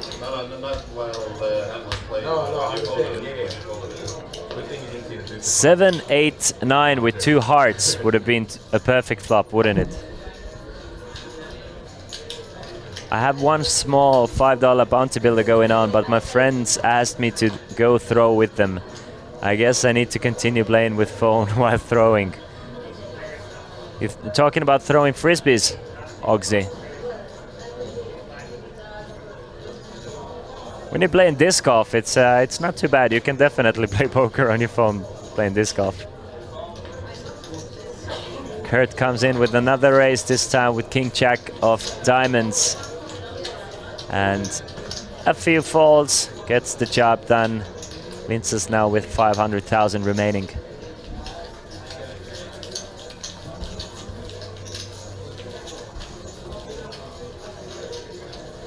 If Jack 10 is the second best hand in poker, what is the first hand? It's close between 10-9 and Jack 9, but I have to, because they're all pretty, right? Jack 10 of spades, 10-9 of spades. So to get a part of both of these cards, I'm taking Jack 9 of spades. Just the best card. And people don't put you on Jack 9 of spades as much as they put you on Jack 10 of spades. So if you flop a straight, it's much easier to get paid. Boom, Messi yourself on aces. Bah. I've busted way more tournaments with aces than I have with Jack 9 of spades. So in my opinion, Jack 9 of spades better. Good luck in the tournament, Oxibi. You're kind of making me want to play one as well. Let's see what's going on. There's WSOP online going on at GG Network right now, so maybe hop into some 40 stack or something. That is true, Stereo. I know. Jack 10 of spades is actually better, but it's just a personal preference. Ace 7 of hearts all in for Vinces and a few folds, so stays alive.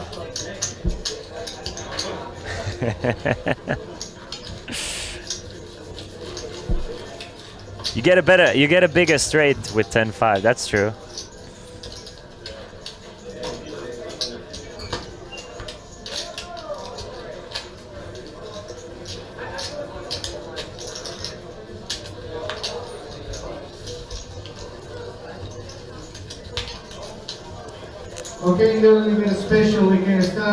Let's see if there's any updates from our side events. Any possible updates? Yes, the High Roller tournament is now being played heads up. Henri Mikael Skalin finished third in chips. He took 18,810 euros for his third place finish, and it's being played out by Ilya Nikiforov and Igor Pihela Jr.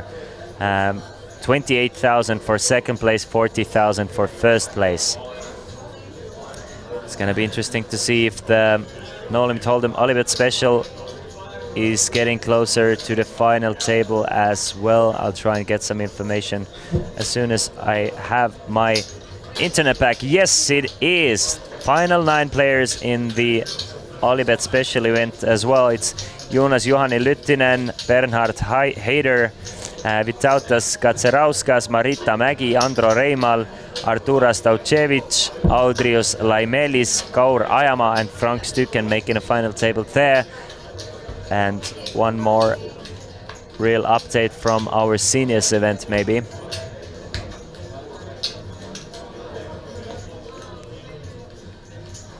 Last time we checked, there was 5 players remaining in the seniors event.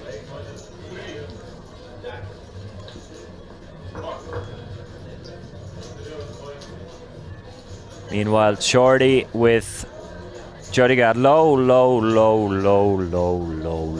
with the King Jack. Come on, bring out those apple bottom jeans. And the boots with the fur. And raise it up. I think Shorty has been staying away from trouble a lot. But this time he's gonna come in raising with the King Jack. Vince says let's go of the King 10.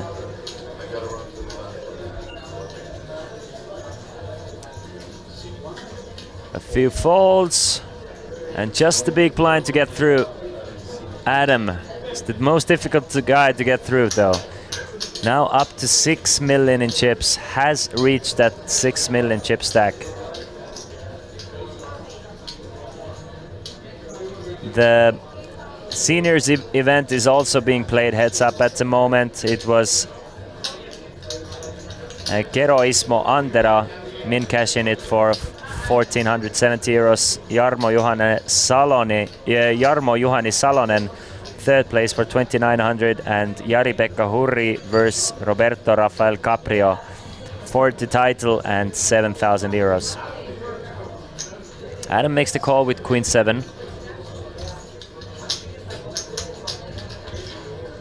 If you want any information about the side events or anything at all, you can go over to kingsoftallinn.com for all the information. Queen and a 9. Who would have seen that coming? Adam flops a top trips here. And checks it over to Jordi, who flops a gut shot straight draw. Can he help himself, or should he even help himself? I think he should continue, and he does. Goes for the tiniest amount. The least you can bet, it's 30,000. Hello and good afternoon, sir. How's it going? It's going great, and welcome, Jungle Best. It is going just wonderfully. We have a fantastic final table. We've lost 3 players already, and it's Adam Carmen just running away with it and flopping another trips. No way, Adam flopped good for once. It is surprising, but he's running well, and he is making the most of these situations as well. Let's see, does he want to raise? Does he want to call? He's never ever folding. Never ever ever, never ever ever. Such a small bet that Adam might feel like he needs to raise it with many bluffs as well.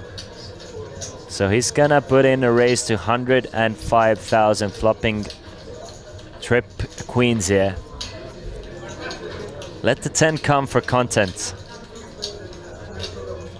That would be great for Jordi. Would be great for content, for a possibility of a long ass stream. I want to see how many entries we got into the 120 euro turbo version of the main event. At the moment it seems like 80 entries, with 50 players remaining.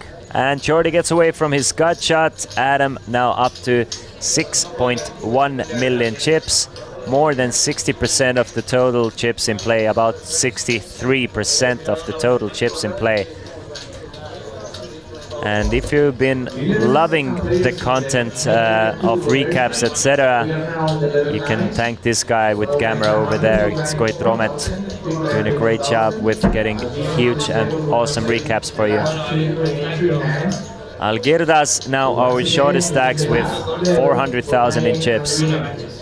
Came to this final table 3rd in chips with 1,175,000, and it has not gone his way. Blinds now have come up. It feels like the blinds. Not sure if the blinds went up to 1530 to 2040 or not.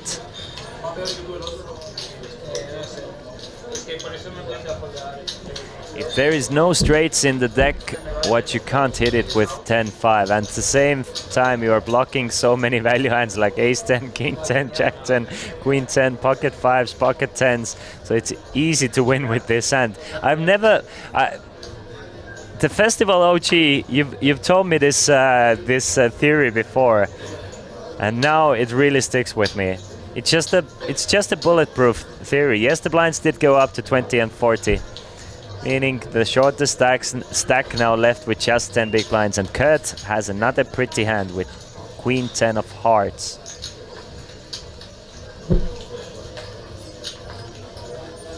Folds to, raises it up to 105,000, and Adam ace 5 off, still so much pressure. You kind of start to feel bad in a live setting to do it, but you have to do it. You have to 3-bet Adam. Well, nobody makes you do anything, but kind of feels like you really need to apply that pressure.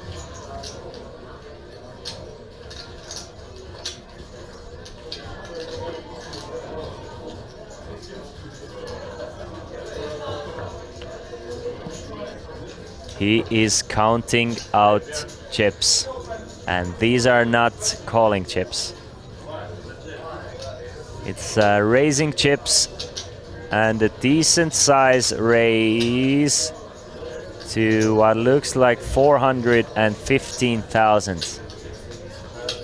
415,000, again putting Kurt in a total cage here. Possibility of a bust out if you want to see a flop. You really don't have room to 4-bet, so you have to fold. You have to do it if you're Adam. And Adam is playing the big stack masterfully. For once, we see a big stack who plays it perfectly. I've been enjoying watching Adam play his large stack.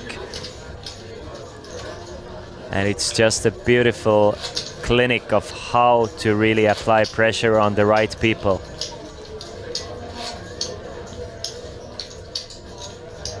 Tixape ran the calculation for ace-10 off, and the call is minus $643 there. Yes! So it's kind of close. But it should be an ICM fault then. Yes! I knew it. I was ready to drink poison. So thank you for saving me of drinking poison. Is there a possibility to make a deal and finish the tourney? Shuba, I think there is. I think deal making is allowed. The question is, well, Adam. I mean, in a situation like this, if I'm Adam, I'm saying, you guys want to make a deal? Give me first place money. Yes, sure. You can still like even out the rest of the money if you want to avoid variance there, but give me first place money. That's the only deal I'm happy with. And in some situations, players should really take it. I'm not giving anything away if I'm Adam. In a situation like this, at least. Maybe, okay, give me 63,000. And I'm happy to take a deal. Nothing less. Because it's really not in my favor to make any deals. So if you want to make a deal, I'm not giving anything away. Sometimes you can even ask for extra money. What's your biggest career win? Not too big. Not too big. I've never had a life-changing win in my life. All my wins are around 15,000, the biggest ones.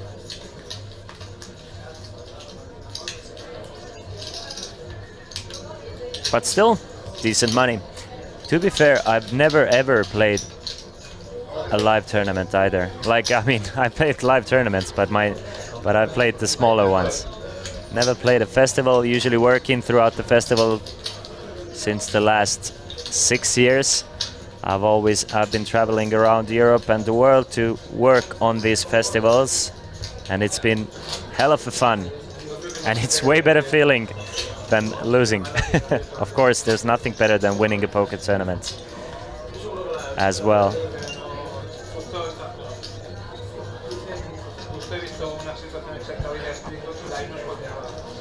For me, a life-changing win would be, at the moment, I mean, a proper life-changing win would be something like 200k.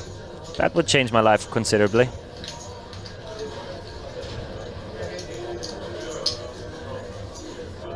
Prefer it to be more though, and I'm still chasing that once a week.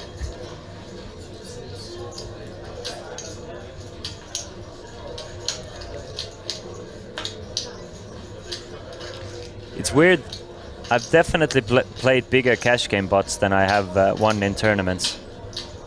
Like, my biggest tournament win does not even come close to the biggest cash game bot I played. Coming from a cash game background, just turning into a tournament player. I definitely have played some big cash games in my life.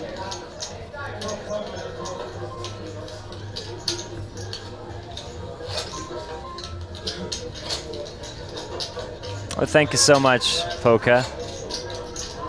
I think my biggest cash game pot has been, well, for sure has been something like 30k, but that was years ago in euros. That was just one pot.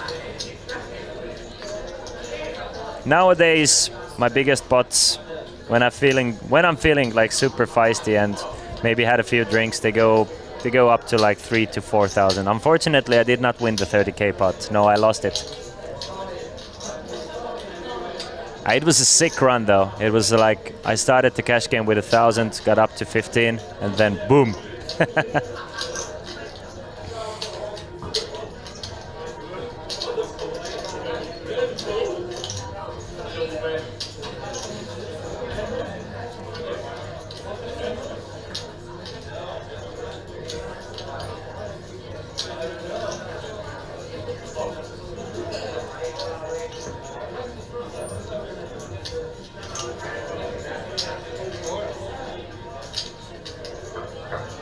Pocket sevens all in for Vince's, and Kurt has the ace queen. Nowadays I'm a 4-card player. I play tournament poker mostly. I play No Limit Hold'em, but whenever I get a chance I play 4 cards.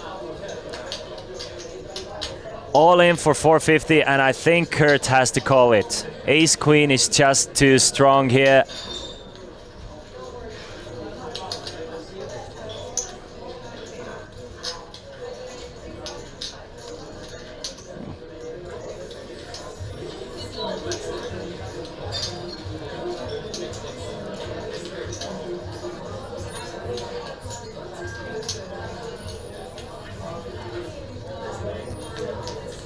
Will he call? Yes, he will. He will make the call. So all in and a call. Vince's Tamasauskas at risk with pocket sevens, but ahead. Everybody else gets out of the way. 1 million chip pots. We haven't seen an all in and a call in a while, in a couple of hours, and there we have it. It's a classic coin flip. Pocket sevens against the ace queen of Kurt. Kurt has a chance to eliminate another small stack here. Blinds are 20-40, 5 players remaining.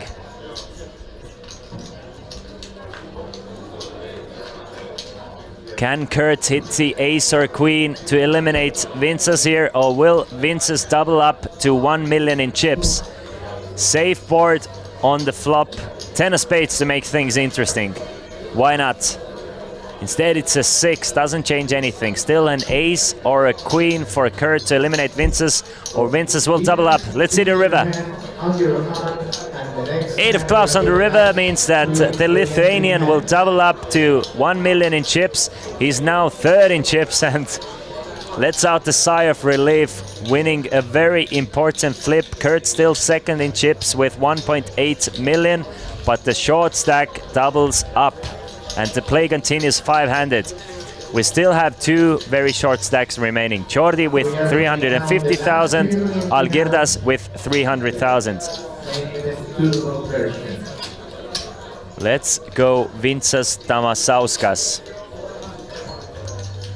Things are looking way better for him after this hand, obviously. One more double up for him and he's definitely a contender, but it's the story of Adam Carmen. Algirdas has been drawing super dead. He's been getting away from some 6 spots. The fact that he's still alive in this tournament is mind-boggling to me. And he might go all in here. 7.5 big blinds with Queen Jack on the button. You need to make your move sometime, and it's the perfect big blind to go all in against as well. But Adam finds pocket 3s. He might make the call here, trying to eliminate a very dangerous opponent with a small pocket pair here. Knowing that if Algirdas doubles up, he's not gonna lose too big. He's not gonna lose his advantage whatsoever. It's just, if I'm Adam, I'm making a call here. Yes, he does make the call with pocket 3s. Jordi gets out of the way with 5-3, so we can see that 1-3 was folded, but it's Algirdas needing some help with Queen Jack. Needs to hit a queen or a jack or some sort of a straight or flush to double up here. Not too big of a risk for Adam. I mean, he can eliminate a dangerous opponent. If he doubles him up, he's still gonna be short, so 680,000 in the middle. 2nd all-in a row, and it's safe for Adam for now. Algirdas needs running spades, queen or a jack. That's one of them. 8 of spades to make it really interesting. 39% on the river. Needs a queen, jack or a spade. Can get it. Yes, he can. 10 of spades on the river gives Algirdas a flush to double up to 680,000. And this past 5 minutes has belonged to the Lithuanians. Both of the Lithuanians doubling up against the bigger stacks, and we are still 500. Now it's up to Jordi to really try and make a move. He's down to 6 big blinds after this hand. He was really hoping to get a ladder here, but now he needs to earn it himself.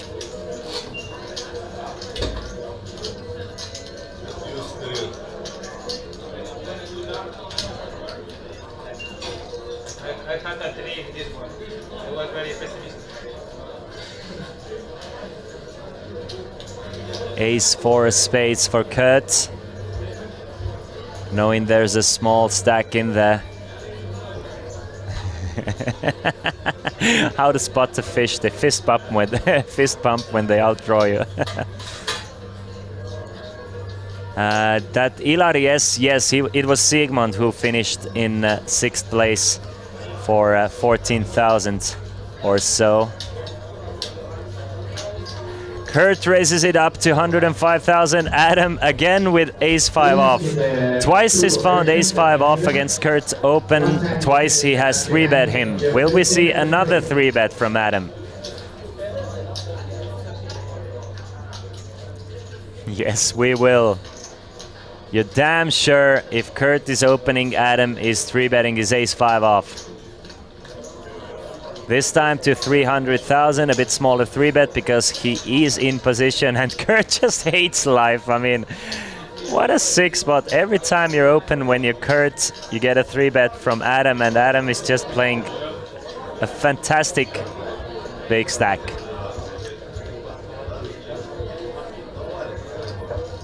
And what do you do if you're Kurt? I mean, you really don't want to be 4-betting. You just have to fold. You hate call.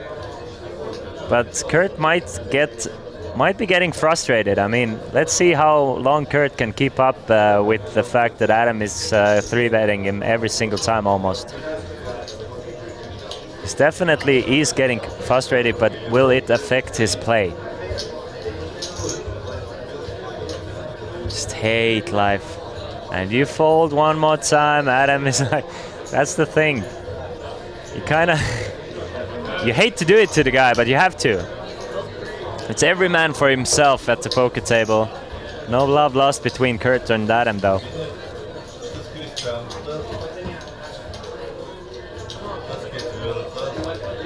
Fem-handed here in the Kings of Tallinn main event still. And it's Baijas needing to make a move with just 6 big blinds. Herku, thank you so much for the great words. I really do appreciate it.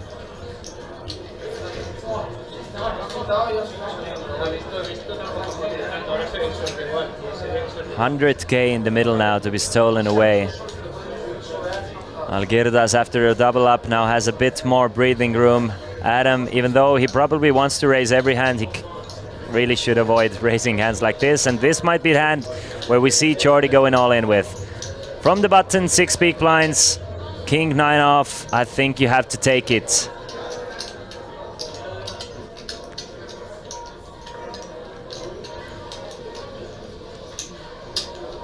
Did you put Odin's Cold Dry in upper belt?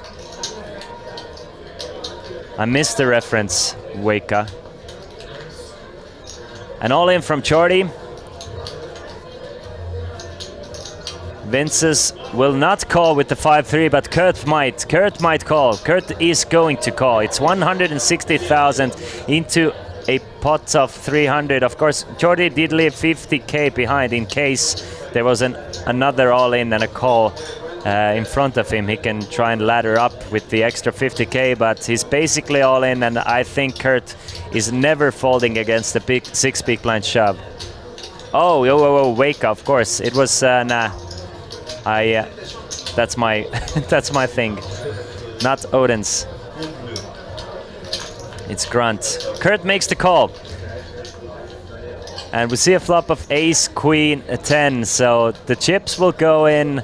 Kurt with a straight draw and a pair of queens basically draws Jordi dead here. Jordi needs a check to split this pot.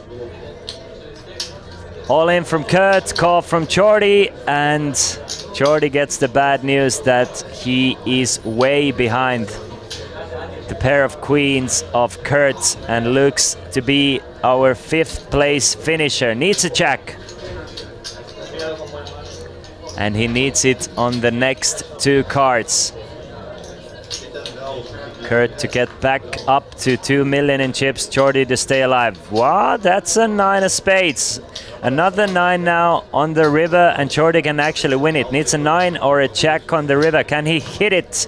No, he cannot. 5 of the clubs on the river. Jordi Canellos Paijas is finished in 5th place. He will take home 18,930 euros for his troubles, and all the players have now guaranteed themselves 25,050 euros. Jordi came into this final table 4th in chips, has to finish 5th place. Good game to the Spaniard, and the title of Kings of Tallinn main event winner will go to either Australia, Norway or Lithuania.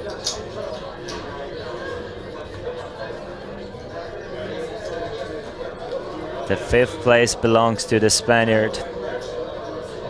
And then there was 4. Player who came in 1st in chips, Adam Samir Carmen, started this final table with 3,340,000, has built his stack up to 6,300,000. Kurt Andrei Skimmeland came into this final table 2nd in chips with 1,180,000. He has pretty much the same stack. Algirdas Saveikis came to this final table 3rd in chips with 1,175,000, and he has 600,000 remaining. And Lithuanian Vincas Tamasauskas coming to this final table 6th in chips with 660,000, now up to 1 million and sitting 3rd in position. Call from Kurt and an all-in from Algirdas. Algirdas wasn't really expecting Kurt to call as strong as he did.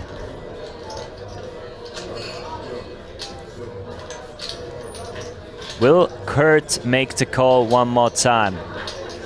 Algirdas shoving all in, blind versus blind for 16 big blinds. This can go either way.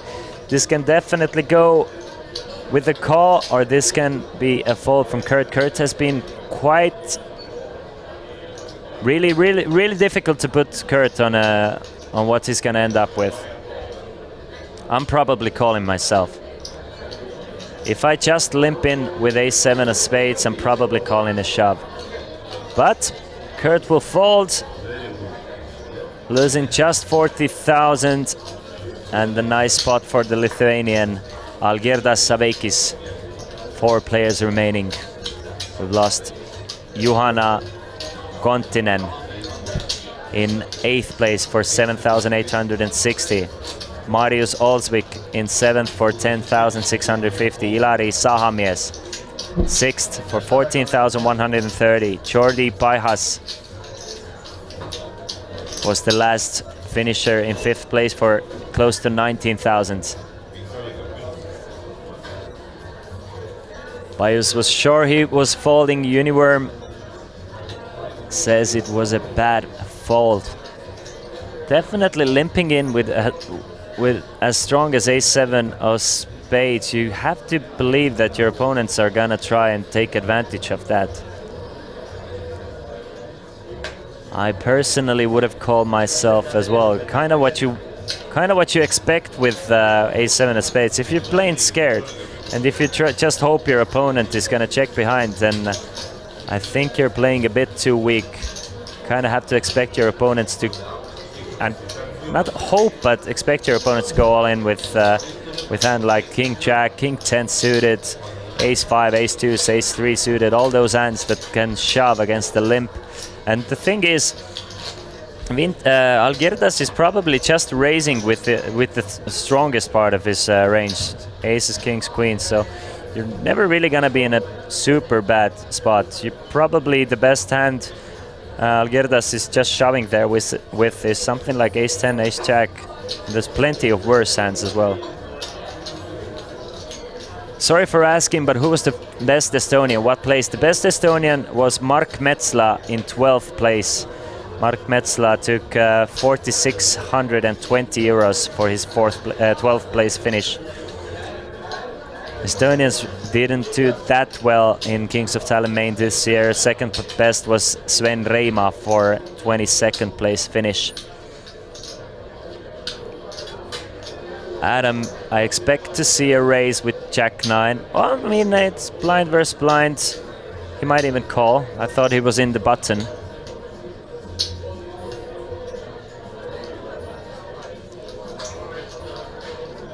So he does just call here, blind v blind. 25 big blinds effective. And Vince's, 20 big blinds effective. Vince's just with 820 behind. So he's gonna check his option, 120 in the middle. Couple of 9s. See a flop of ace, ace and a 5. On a similar flops, Adam has usually just bet the minimum. So let's see if we see another 40k pot bet here.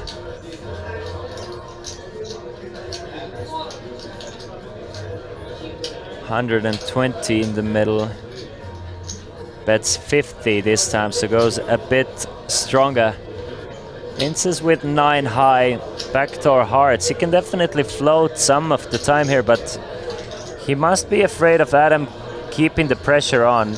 Against maybe some other players, he's gonna float here, maybe trying to hit a heart and try to steal this one away on later streets, but not against Adam.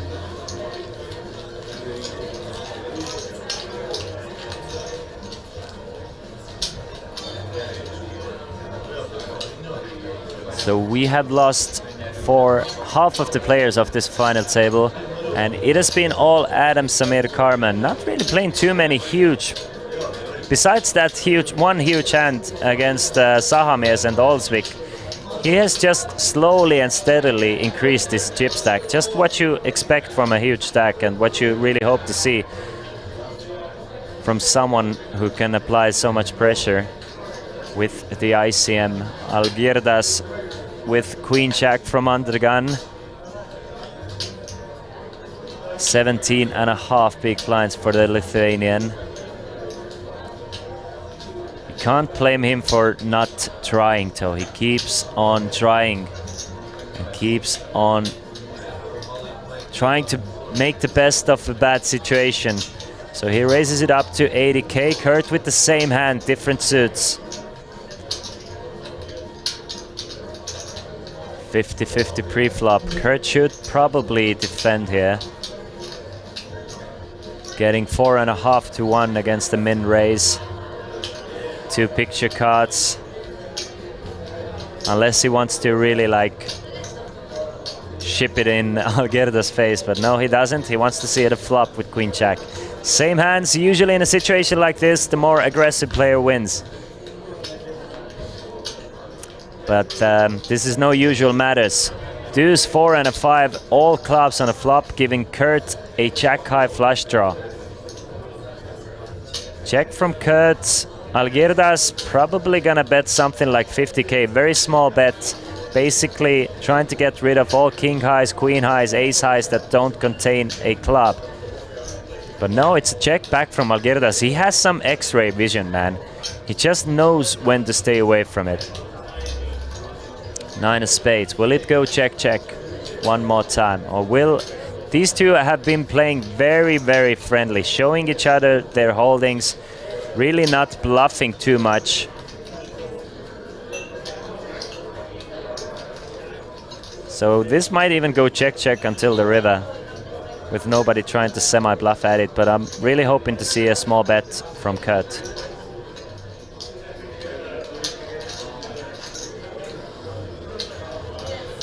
Deuce, 4, 5 of clubs, and Kurt.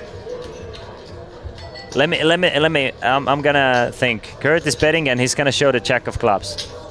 Let's see. He's betting. Algirdas folds. Will Kurt show the jack of clubs?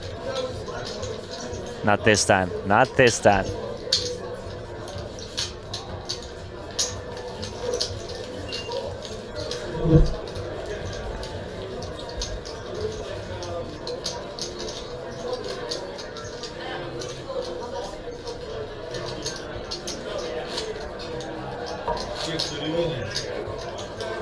15 big blinds for Algirdas after that hand. Still some playing room, but you really can't feel super confident or comfortable. Difference between 4th and 3rd place is 10,000 euros that they have to worry about. The two Lithuanians, being the shortest stacks, really want the other to bust before them to make an extra 10k. Will you play in Huispaya's free roll tomorrow? To be fair, I have no idea what you're talking about. So I wasn't planning on it, at least.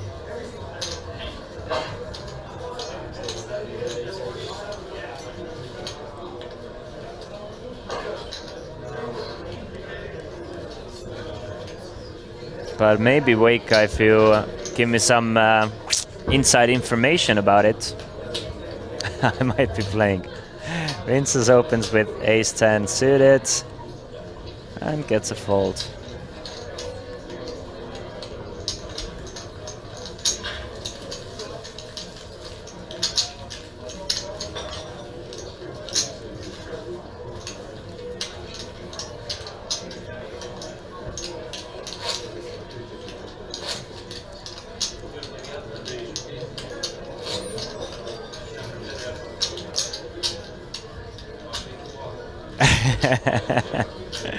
Poker's always been profitable. It's just a matter of finding the right opponents, right? That's one thing that I've always liked about poker. You know that saying that you could be the second worst poker player in the world, but if you're playing against the worst poker player in the world, you are a profitable poker player. So it's game selection, game selection, game selection. And those festivals, they're always nice for that.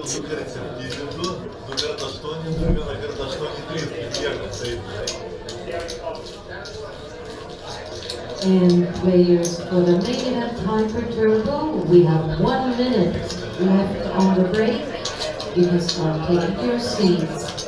1 minute to restart for the main event hyper turbo.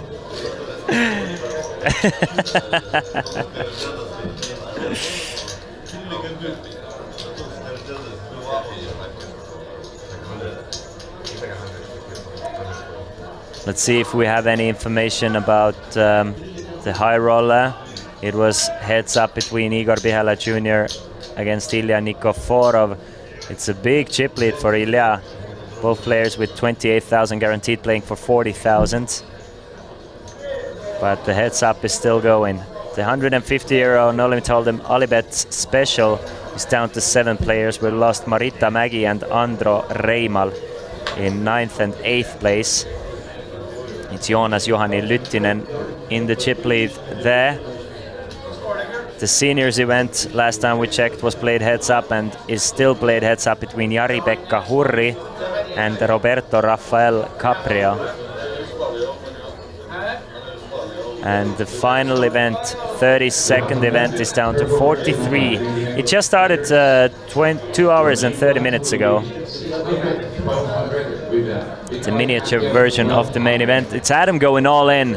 Adam going all in from the small blind. Blind versus blind, and gets pocket threes to fold. Nice, huge, aggressive play. Adam just really doesn't do anything, but every time we check in, after every, let's say, 20 minutes, he has increased his chip stack by a couple 100,000. Christian, I think the chip counts are not correct in the side events. They've changed it like 30 minutes ago. Okay, all right. So they're not up to date. Thank you.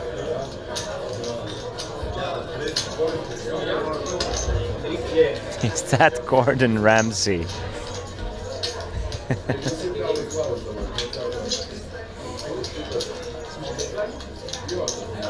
Are you talking about my man Kurt Andres Kimmeland? Gordon Ramsay against Daniel Gregg with tattoos. We have to give the other two guys a lookalike as well. Otherwise, it's not fair. To be fair, in my opinion, Kurt Andres Gimmeland looks like a retired soccer player or football player. Every single retired football player I've seen look like Kurt Andres Gimmeland. He may be a manager, maybe a coach, but they're always gonna look like that. Adam. Adam is Rothstein. Yeah, a little. I have some experience play against Norwegians live events. They play really aggressive. Kurt is not like this player. Yeah, Kurt is quite reserved in that sense, or has been at least. Kurt in for 120 euros as well. Came from the same satellite I bubbled from. Oh, really? Forsaken Sorcerer. Yo, Christian, I beast everything. Hello, Suredisit. Hello, hello, hello. I hope it's you. Estonian Luke Swartz himself. King 8 against King Queen. A decent board for Adam to try and steal another one away from Kurtz.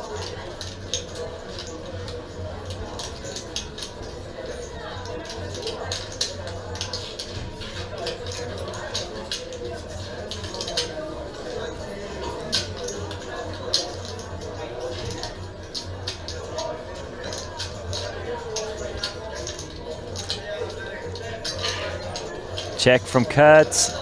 Board is ace 5-6. I think, yeah, it's just a perfect board for Adam to continue representing. And if you're Kurt, you just kind of have to sigh and fold, keep on folding, and taking money from other players.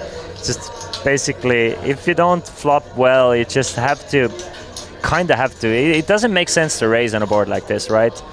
You really don't want to call and continue on just guessing. So you have to give it up. And that's what we see more often than not, the best hand being fold, just because the worst hand has position and is playing aggressively.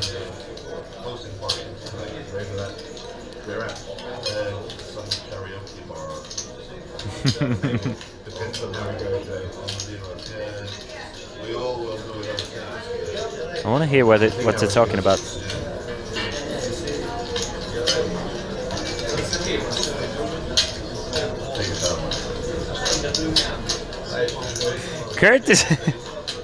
Kurt is like a mafia boss, just very calmly with a smile on his face. Without saying it, he's saying it. He doesn't have to say stop raising, but he's like, try me, keep it up, man. I'm getting very annoyed with your play. All smiles, very calmly, but we can read behind the lines. Adam is really getting under Kurt's skin. It looks like it though. Adam playing 44% of hands. Algerdas just being super card dead. Hasn't been able to play too much. Every time he has a chance, he keeps on trying still. Just one real mistake, and it's a questionable if it's even a mistake, of course, was the call with ace-king pre-flop. He probably should have shoved that hand.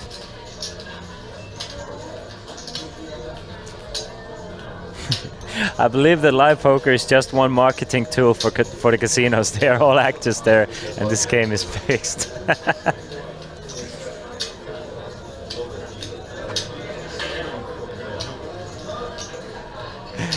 Another raise from Adam, another iffy, decent-ish hand for Kurt that he has to fold. And Algerdas just doesn't get any playable hands, and now down to 440,000 in chips. And another 100,000 for Adam. Difference between fourth and third, 25,000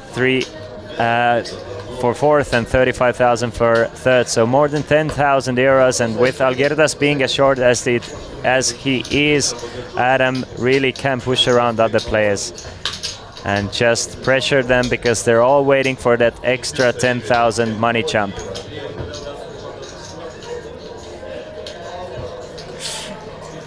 Get out your tin foils, ladies and gentlemen. To be fair, I fit into that scenario very well. They do pay me to be here.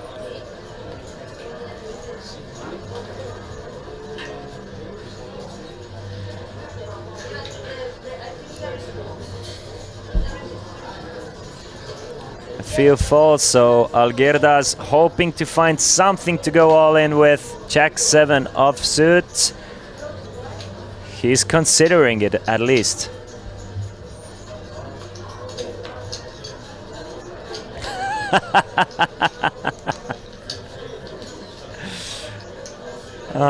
Wait. Home and away. I remember Alf, but I don't remember Alf grandson. So I can Google home and away, Alf grandson. Ryder Jackson, you mean? Do you mean Ryder Jackson?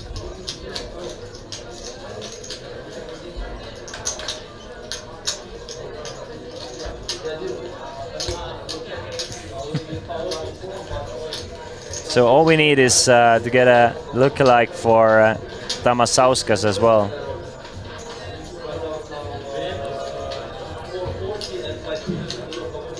Here we are at the final table of the High Roller King of Tallinn rank 22. After 22 level and 37 players eliminated, we are now the last two survivors of the tournament. Mr. Igor and Miss Nick. We're now gonna see for our first coin of more than 40k. If this is gonna be the last hand of Fair point. final table Fair of point. 2022. Please, gentlemen, show your hands. What a year Adam Carmen has had. Seems like he runs deep in every tournament he plays this year. Looking to get his 5th 40k plus score this year. Just really making a name for him. In the live poker tournament scene at least. And 10-5 of diamonds against his opponent with something like, I think it was like 17 big blinds, right? So he's gonna come in with a raise with suited 10. 110,000 and an instant fold from Vinces, leaving himself with 18 bigs.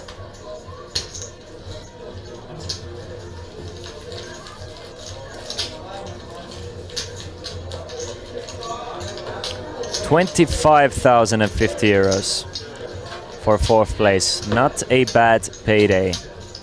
It's gonna be the biggest score of Kurt Andres Kimmeland's poker career already. He's in it for €120, so best rate of income for him anyway. Return on investment. What was I thinking saying rate of income? Where did that come from? That remains to be found out by someone smarter than me. Adam finds a nice hand. Ace-8 from the button. Just continues to raise with worse of it, so I mean, and it's Kurt in the big blind again. 80,000 is the price. Vinces finds ace-8 of time, and problem for Vinces is there is a very small stack just waiting to bust out and give you extra 10,000. He doesn't care about 10,000. He's a boss, he's a baller. He's gonna go all in for 720, knowing that Adam is opening super wide. Adam is probably calling something like ace-10 here, so I assume he's folding ace-8, but the fact is he should be aware. But Vinces went all in so fast. It just looks so much stronger. I'm surprised Vinces actually shipped it in there.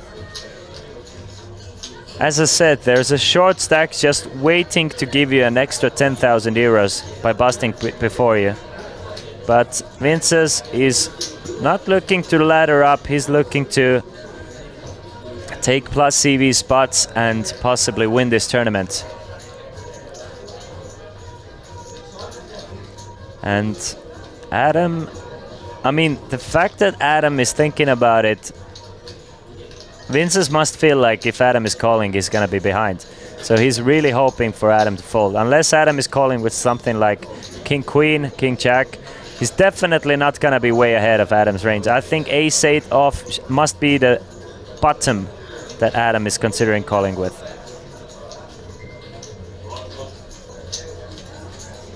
So at best, Vince's is gonna be like 55%. At worst, it's gonna be 25%.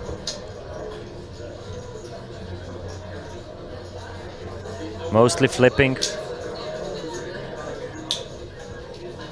but gets the same hand to fold.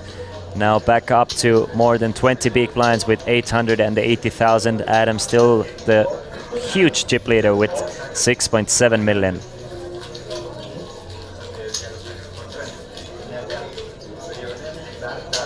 "12 more minutes of this level with 20,000, 40,000. And from what I remember from tournaments being run by Teresa, I'm pretty sure next blinds are gonna be 2050, not 2550. So not a huge increase to the stacks, but still. Adam is just, I think he's gonna raise the 10-9 again. No, wow. Because the big blind has less than 10 big blind stacks, so he's gonna stay away from the 10-9. We see a raise from Vince's though with the ace-8. Kurt with ace-9 of hearts. Can definitely just ship it all in. It's 22 big blinds effective. Vince's should fold a lot that he's opening. Plus, I mean, you don't mind going all in against the blind range of 11 big blind stack that big blind has. So he's gonna raise it to 305,000. Algirdas finds pocket fives, facing a raise and a 3-bet. He's gonna fold the fives and hopes that Vinces and Kurt will battle it out and he can make an extra 10k. But Vinces shows the ace of spades, shows him the respect that Kurt deserves. And lets it go.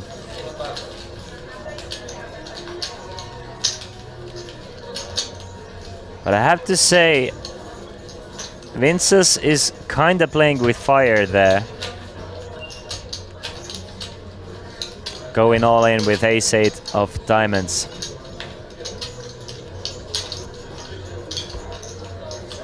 We are streaming with a 30-minute delay. So just in case you're getting live updates, do not ruin the fun for everybody watching the stream. Otherwise, you will be instantly banned from the channel. Pocket aces for Kurt. What a nice hand to find against the chip leader in the big blind who has been playing back at you every single time. Makes it 105,000. Algirdas lets go of another one. And Adam, maybe one of the few hands he doesn't want to 3-bet with. And now is the time. Kurt is really hoping that Adam will do it. But you never know. Adam might feel like, I mean, it's been working every single time. Nah, doesn't really have 100% 3-bet range against Kurt.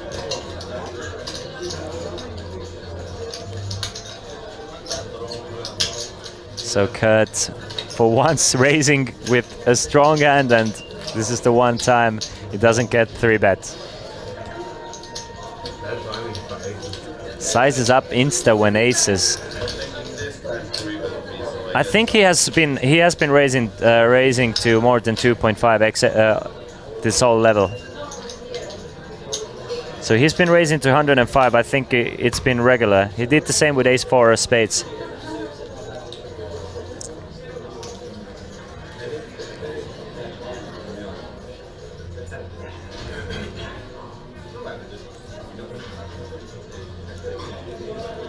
Seven, 3 of hearts should be an easy fold. Will Algirdas needs to find something soon though.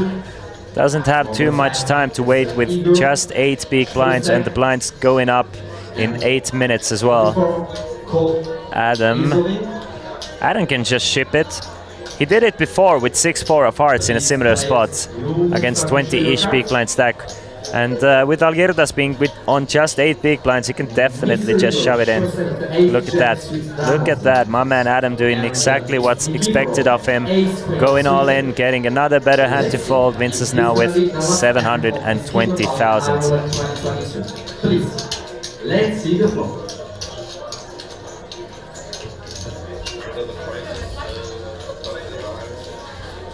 Seven by 7, 2 plus.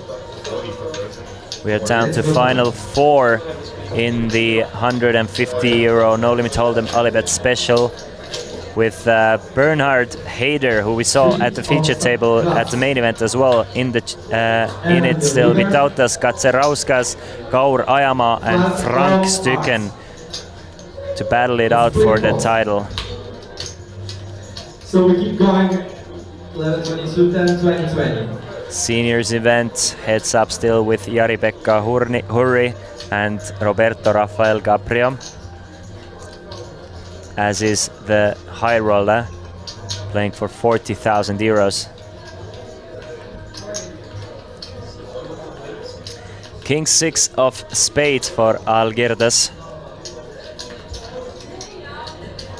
Makes it, yeah, he's gonna go, basically gonna go all in with the King 6, and Vince's with the Ace 8 against a 8 big blind shove. Vince's has been, nah, not against Algirdas. He's gonna fold the Ace 8, as will Kurt, so Algirdas gets a couple of better hands to fold, and now back up to 420,000, staying alive. Not sure he's not a fan of having to put 2 of those blinds in here. We are playing with a big blind ante, so big blind posts the ante for all the players.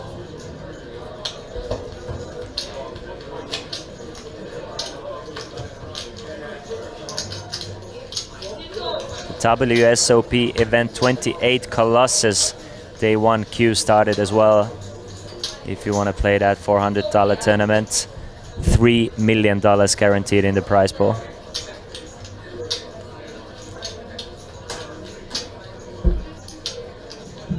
And one more time. Final table and roll into the tally. Please, gentlemen, show your hands. Good luck to everybody playing it. To the horse, and this time we go the pocket queen on Miss Nikiforou. So please, let's see the floor. If he folds, Algirdas gets a much needed walk from Kurt, and he's super happy about it. Thanking the heavens. 10 of diamond. So 11 big blinds for Algirdas, 17 for Vinces, 49 for Kurt, and 167. 68% of total tournament chips in Adam's hands.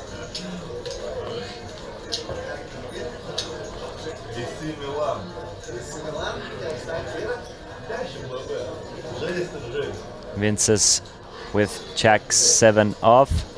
He's gonna let go of that hand. Kurt raising against the chip leader. Well, potentially raising against the chip leader with the Ace 8. He knows that he's gonna get 3-bet all more too often, so he's gonna just limp in with the Ace 8. Just trying to readjust his strategy against the chip leader and keep the chips, or keep the pots down a little bit. Algirdas has a legitimate decision here against the limp with Queen 10, because Kurt, last time he limped, he folded a hand as strong as Ace 7, but not even gonna put an extra 20k in with Queen 10. Just really disciplined in his ways. And King 7 of diamonds for Adam. Will he try one more time against Kurt? Or will he be happy to see a flop with a suited king?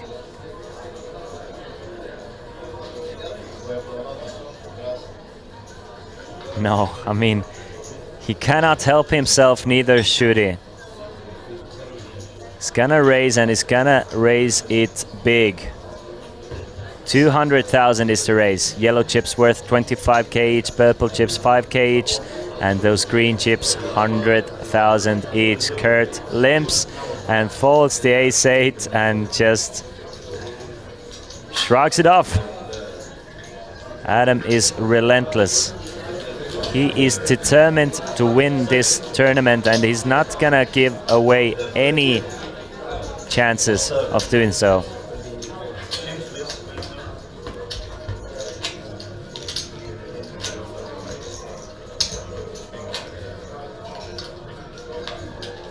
Three more minutes until we go on a small break. 3 more minutes of poker to be played with levels 20 and 40,000. That should be a couple of hands. Kurt with King Queen of Hearts. Well, you have to try again, Kurt, don't you? Just too good of a hand. And this is a hand I'm sure Kurt is at least considering, and probably is calling should he get 3-bet from Adam. 105,000 is the price to pay. Algirdas, pocket 5s. No, he's gonna fold to pocket 5s. Just knows that there's so much money to be made by just having one more player to bust out. And with Kurt raising, he instantly has less fold equity. If Kurt folded, he's definitely going all in with pocket 5s. But with Kurt raising, he knows he doesn't have too much fold equity. And Vinces is going all in with ace-queen off. Is Kurt sick of it? It's 555,000. Kurt has been folding a lot. There are still 4 players, Diane. 4 players still remaining, and Vinces is 69% to win this pot should he get called by Kurt.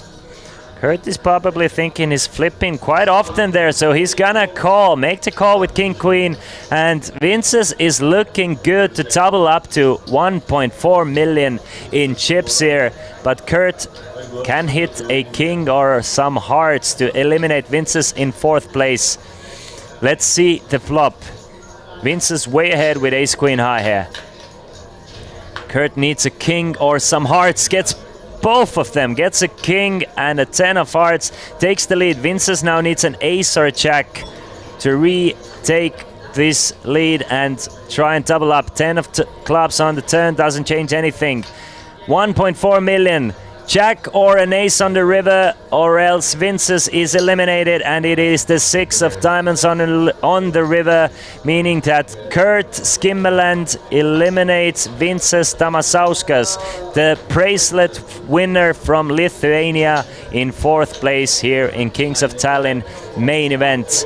Vinces Tamasauskas takes home 25,050 euros, and we are down to final 3 players. Everybody has guaranteed themselves 35,510 euros. The winner will take home almost double that though, 64,280. It's Adam Carmen, our chip leader, with 6.8 million. Kurt Skimmeland with 2.7 million, and Algirdas Saveikis has his word cut out for himself, making it top 3, but really needs to make things happen with 420,000. We're gonna go on a small 15-minute break, and once we come back, we'll play some more poker. Wait, one more hand, sorry. Let's not jump in front of action here. One more hand with Algirdas now making his move with ace-7. Will we go on break heads up or not? No. Kurt is not gonna call with 5-4. So Algirdas will have 500,000 heading into the break. So we're gonna go on a small break, 15 minutes. Once we come back, we maybe even crown the King of the North. We'll never know. You have to return to see. See you then.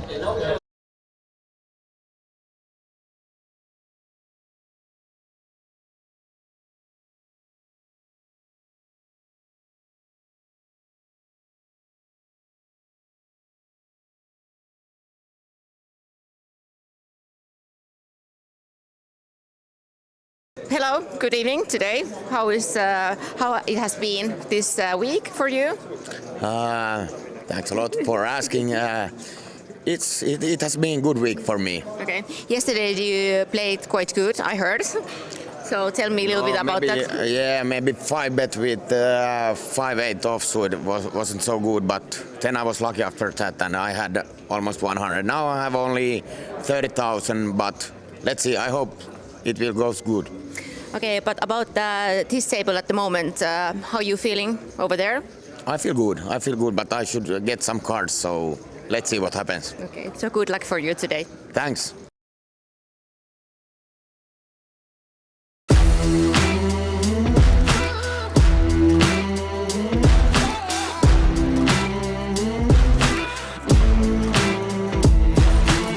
Welcome back to the Kings of Tallinn 2022. Today is Saturday and a lot of things are going on here. Christian will give you a short overview. Saturday is always a special day at the Kings of Tallinn. At noon, 42 players returned to day 3 of the Kings of Tallinn main event. So it was the bubble phase from the beginning, as 39 players was sharing a prize pool of more than 300,000 euros. It was Norway's Eva Albrigtsen who busted in the 40th place, but at least got her 1,100 euros buy-in refunded as she signed up for the Chichi Poker Bubble Protection promo. At the same time, the final day of Event 21, Mystery Bounty, reached the culmination when a lucky player drew a golden envelope with a maximum bounty of 6,000 euros. And there was more. The final of the Bot Limit Omaha Championship concluded, while the 3,000 euro high roller had just started. And the room became a little brighter when it was crowded with the participants of the ladies' event. Yet the main event action was at the center of attention.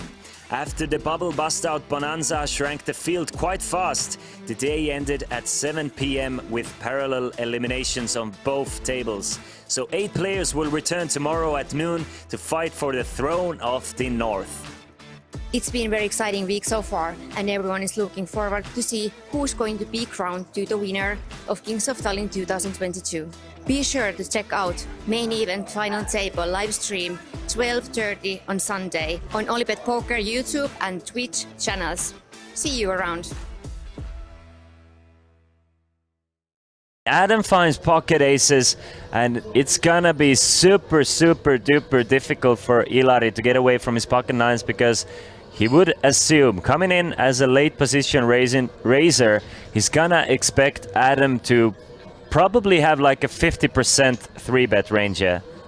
Instead he just calls. Adam is just going to call with the pocket aces, and Marius finds ace queen behind. Marius is gonna go all in, and is it gonna be a double elimination, guys? I mean, of course, let's not jump in front of action here, but Ilari is not gonna put Adam on a strong hand. Ilari is gonna go all in himself to try and isolate Marius. He's going all in for 930, and once Adam snap calls, Ilari knows exactly what's going on here. He knows exactly that Adam was trapping with pocket aces. We have a 3-way all in, and Adam is 72% to eliminate 2 players in a single hand. Pocket aces against pocket nines of Ilari Sahamies and ace queen of Marius here. Ilari is gonna need a 9. Marius is going to need a small miracle to stay alive. Just 6%. But it's Adam Carmen from Australia looking to win a huge pot worth 2.1 million should his aces hold up. 10-4-4. Either a 9, a jack, or a king would change anything. Or a 4 on the river would give Marius and Adam quads. But Ilari Sahamies needs a 9. He does not get the 9. And a masterful trap from the Australian with the pocket aces, timed with just a perfect hand for Marius to go all in after him, and Ilari to try and isolate Marius all in means that we see a double elimination we lose Marius Olsvik in 7th place, taking home 10,650 euros, and Ilari Sahamies in 6th, taking 14,130 euros. So GG to those two players. Marius Olsvik came in as the shortest stack. Getson already smashed their personal record. It's Juhana opening things up with pocket 8s to 50,000 though. And Kurt finds pocket queens. I mean, Juhana is going to expect Kurt to apply pressure on him, but Kurt actually has a strong hand. Pocket queens for the Norwegian. He's probably gonna 3-bet here. The question is how large. We've seen anything from 110k to 200k in situations like this. Probably something like 150k is the most optimal. 205,000. So a strong 3-bet from Kurt. And honestly, I don't see Juhana going all in with pocket 8s here. I mean, he's very evenly stacked with 4 players. Again, as I said, if he's gonna double up to 1 million, it's not gonna change too much. But if he's gonna be the next one out, he's giving away 17,000 in equity. So he's risking 17,000 in equity to win approximately like 3,000 to 4,000 in equity. And I don't think pocket 8s is a hand to do it with, but you never know. Juhana might feel like Kurt is maybe applying too much pressure for him. Kurt, by raising to 205,000, is not really... He's basically letting Juhana know that he doesn't have too much fold equity, but Juhana goes all in for 540,000. Kurt makes the call, and Juhana is at risk with the worst of it. And I'm thinking Juhana is gonna need an 8 first and mostly. But I'm thinking if Juhana is gonna look back at his hand, he probably wants to play it in a different way. Needs an 8 to stay alive in this tournament. 1.1 million in the middle, and there's the 8. Hits the set of 8s, but it's a straight draw for Kurt. Can take the lead back again with a 10 or a queen on the turn.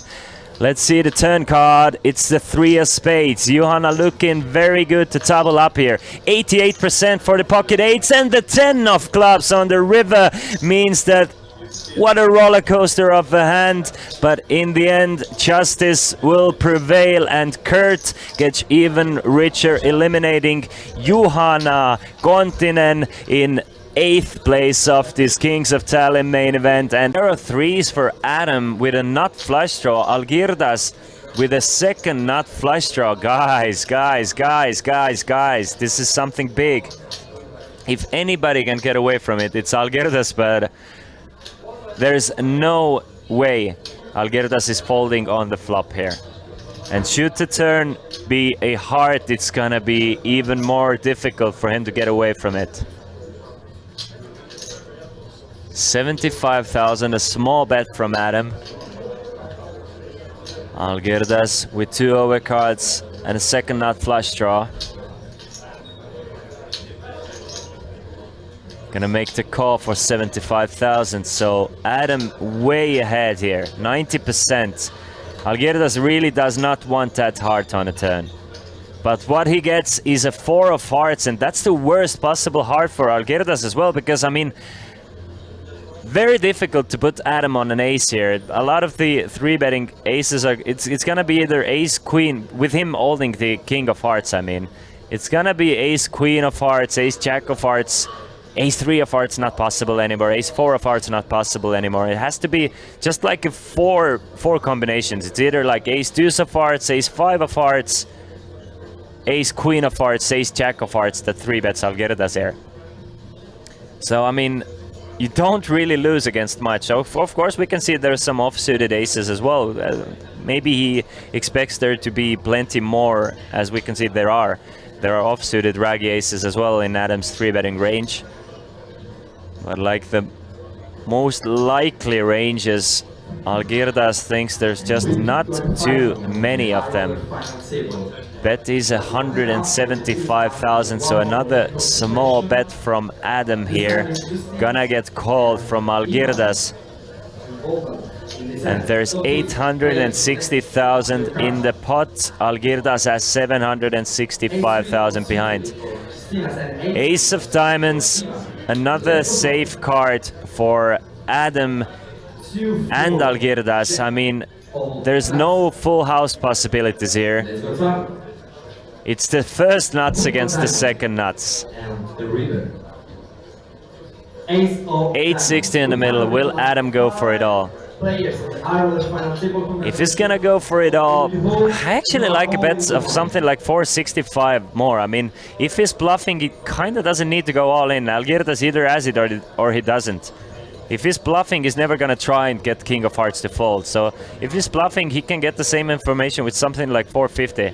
So I would love to see a bet of 465,000.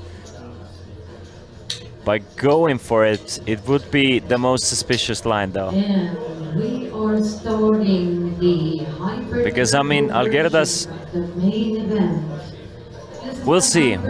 It's the first nuts against the second nuts. It's the sickest cooler we've ever seen. Algirdas has been kind of a Houdini of getting away in these situations, but it's gonna be a very difficult task for Algirdas to get away from it. The bet is coming. Adam is just trying to figure out how much. Adam has the absolute nuts on the river. We're inside the casino cashier. I love it. I love it. My man Adam does exactly what I was hoping for. If he goes all in there, it's gonna look just so much more suspicious because he gets the same information with a bet of like 475. He goes for 525, and I do love the fact that he doesn't go all in. Wow. And Algirdas gets away from the king high flush, shows the king high flush to just completely wreck Adam Carmen's world here. Didn't even think too long about it. Really does not think too long about it. Just 10 seconds and gets away from another one. And I mean, Algirdas has earned the spot. He should be out of this tournament a long time ago.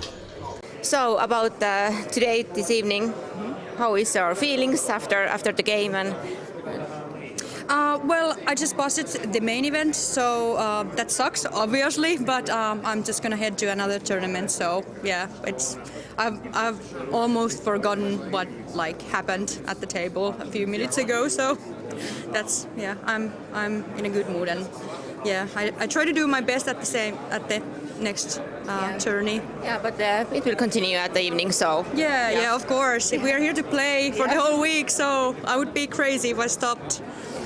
And about your table today, how is your feelings so far? Really good. I have 4 times the average stack, and everything works great. So yeah. And you will continue at the same tactic, or you will change something? Same tactic. Yep. Till the final table, until the end. Yeah.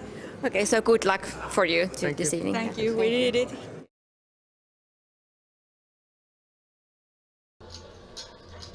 Look at that, though. Brockman just calls from under the gun with pocket eights, and Sebastian Wahl finds pocket aces. And doesn't that always happen for your opponents? Never happens for me when I have aces.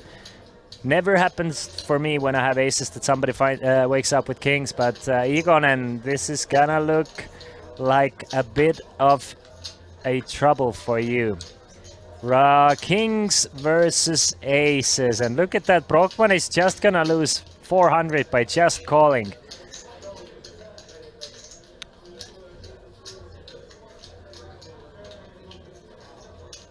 All right, left money. Sure.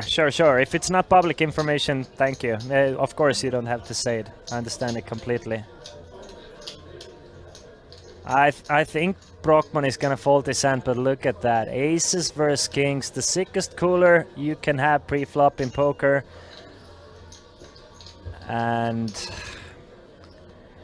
unless there's a king somewhere on the board, this is gonna be it for Egonen. Vahl has Egonen actually covered as well. But how do you proceed if you're Vahl? You might sometimes just call, but nah, He's gonna go all in, gets a snap call from Igonen, and aces versus kings is the reality of the situation. 51,600 in the middle. And Igonen is gonna need a king, or he's gonna have to go to the cash desk to re-enter this tournament. Can we see a king? Deuce, 3, 10, couple of spades.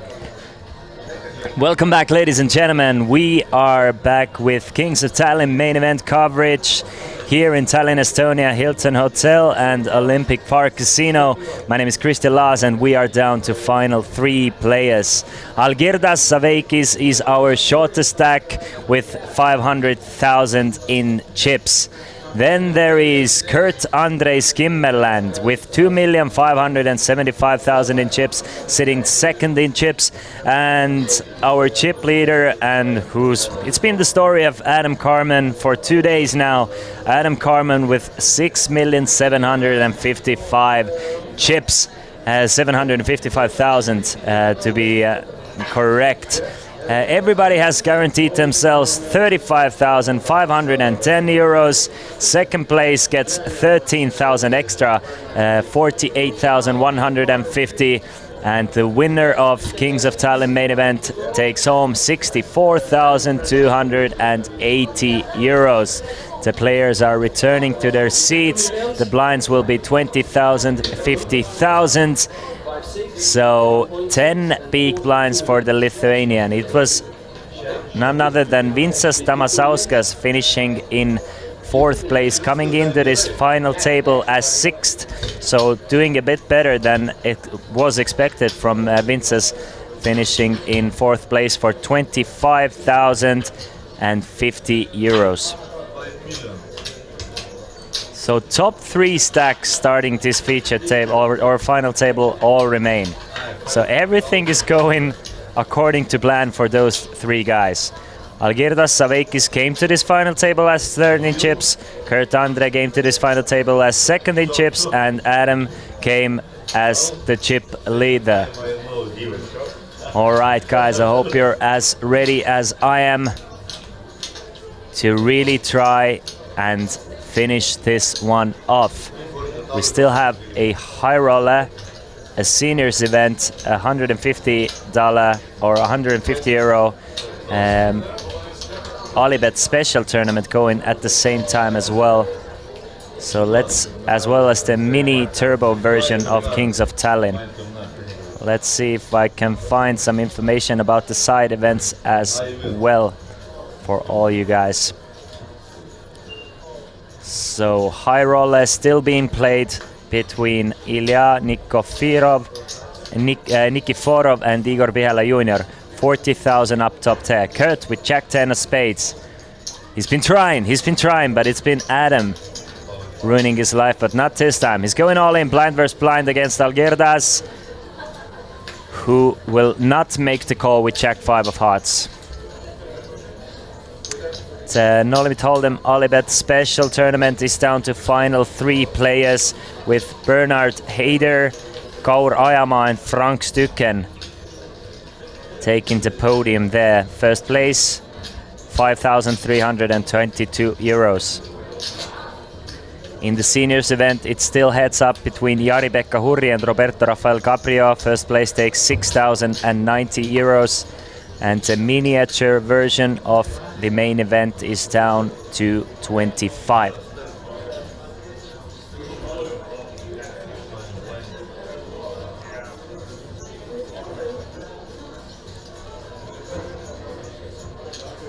A 7 offsuit for Kurt.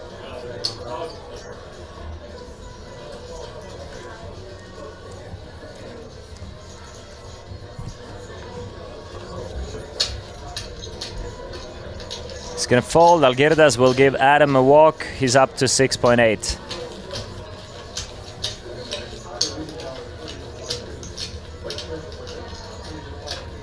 Once we reach heads up, whenever that happens, we're gonna go on another break. But Algirdas, he's a dangerous guy. He knows there's not much for him to lose anymore. I mean, there's a huge gap between him and second place. So he needs to make a move. 9-8. He's gonna go all in quite wide here. He might even go all in with the 9-8. 7.5 big blinds for the Lithuanian, but not this time. Adam with ace-10 against his his nemesis from Norway.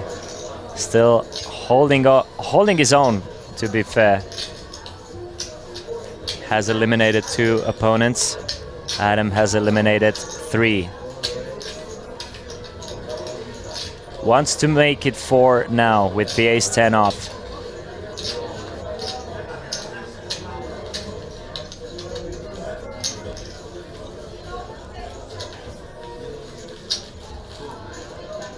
But gets a couple of folds.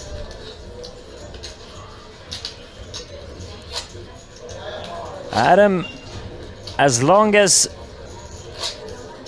Algirdas Saveikis is staying in this tournament, even if Saveikis doubles up once, even if he doubles up twice, but if he doubles up once or twice, he can apply so much pressure to the Norwegian Kurt.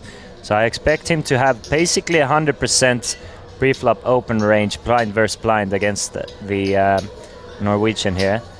Actually finds a nice hand in King Queen, raises to 150,000. Kurt will fold. Algirdas with just 280 behind has to fold another hand. Just really been a card dead situation for the Lithuanian. Really hasn't found anything playable. Whenever he gets at least a chance to play the bots, he has taken it, so he has been quite impressive with the short stack. But now it's just 5.5 big blinds. Needs to get a few double ups going. 7 million now for Adam. Just slowly and steadily increasing his chip lead. He has played the large stack to perfection. The chip lead, he's been giving us a clinic on how to play a big stack. Blind v blinds, 5 big blinds, I think queen 6, you have to go all in, Algirdas. He's gonna go all in, and Adam might just look him up with the 9-8. He doesn't mind eliminating him, he doesn't really mind doubling him up. He can put way more pressure on Kurt by doubling Algirdas up, so it's kind of a win-win situation for Adam. Now I'm surprised. Surprised he folded, because even if Algirdas doubles to 500,000, that just means there's more pressure to be put on the Norwegian. But loves to keep him, well, by folding he's gonna keep him short anyway and still continues to pressure Kurt, so I mean, could have done anything in this situation. Nothing would have been wrong basically for Adam in this specific situation.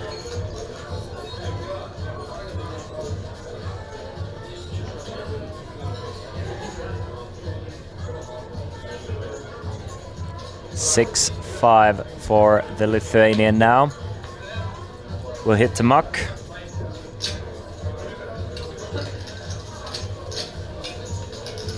$64,280. Just 2 players separating Adam, who's been chip leading this final table throughout all to play. And he's raising again. 200,000 is the price to play poker. Kurt actually has a hand. Ace-10. I don't think he's 3-betting. I think Kurt is just calling here. Again, does not want to play for it all against the chip leader unless he has the best of it and unless he's sure of it. 450,000 in the middle. Queen 10 deuce. 2 spades for Adam, but a pair of 10s for Kurt. This might get interesting. How does Adam continue here with his small flush draw? Will he come in bombing or will he go with a small bet? 175 is my guess. Maybe even 150. 150, yes. Adam bets 150,000, goes for a third. Kurt not folding his pair of 10s just yet. Can Adam sunrun another spade? Or will he be able to bluff off Kurt here on the turn? 4 of diamonds gives Adam extra outs here, can make a straight with a 5, so we can definitely see Adam bombing this turn here with a very close to pot size bet. Probably expect Adam to bet something like 600 to 750,000. Honestly, he can really bomb and apply so much pressure here. He's reaching for those 100k chips. Algerdas is still there, still alive, but with a very short stack. Part of the reason why Adam should bet large here. To really basically tell Kurt that I'm willing to go all in on the river. I expect to see something between 6 to 800k range. Taking his time to pot is 750,000.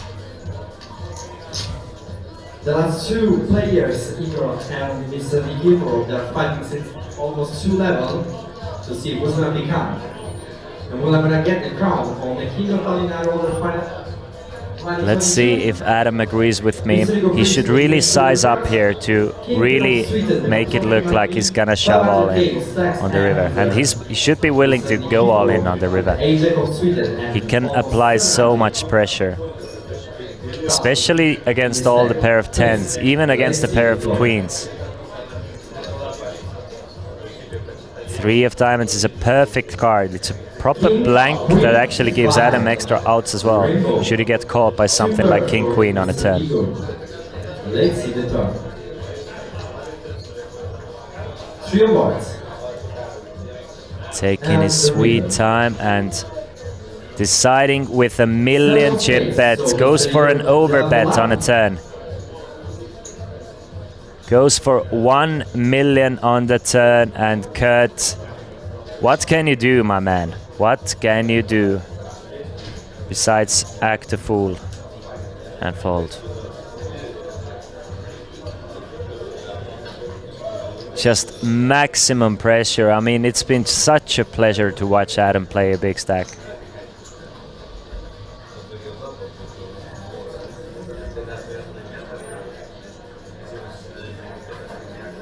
Even if Kurt feels like Adam is semi-bluffing here, do you want to risk potentially busting out in 3rd place? With there being a player with less than 400,000, you still have 2.2 million behind. But at the same time, it's a chance for you to take the chip lead, should you be correct.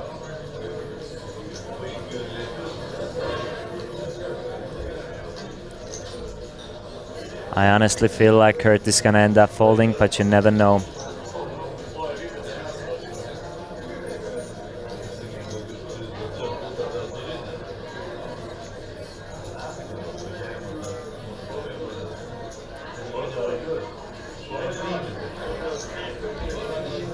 He knows instantly that it will fold. I mean, I'm sure Algerdas Saveikis is really hoping for Kurt to go all in here and for those 2 stacks to clash. There's nothing for him to lose. Nothing gonna change for him. Only good things can happen by Kurt going all in. And there being a small opportunity and a chance for him to ladder up. But Kurt is gonna find the fold with the ace-10, and a power play of poker from Adam, now up to 7.3 million in chips. Ace to diamond. Let's go. King of Diamond, place to go for Mr. Igor and the winner.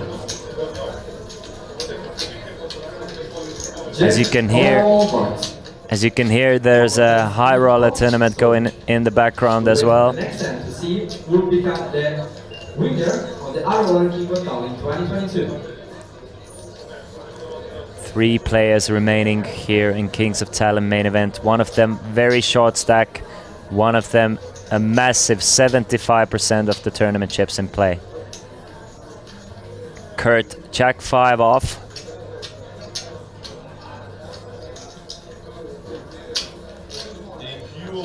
And he's gonna fold to Algirdas. Algirdas shows the king 10 and thanks Kurt. Thank you, my friend, says Algirdas. Of course Igor is dominating. When isn't he dominating?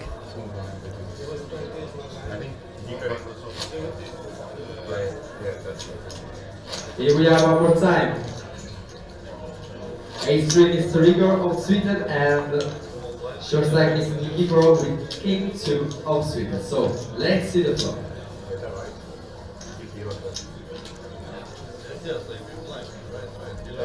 King 5 to attend for Mr. Nikiforov. So please go down. 5 full hours for Mr. Nikiforov and the river. No, Queen 8 offsuit for Kurt. Double up for Miss Nikiforov. Algirdas has to fold another one. Dominator on and off the court. Tom, you're the man.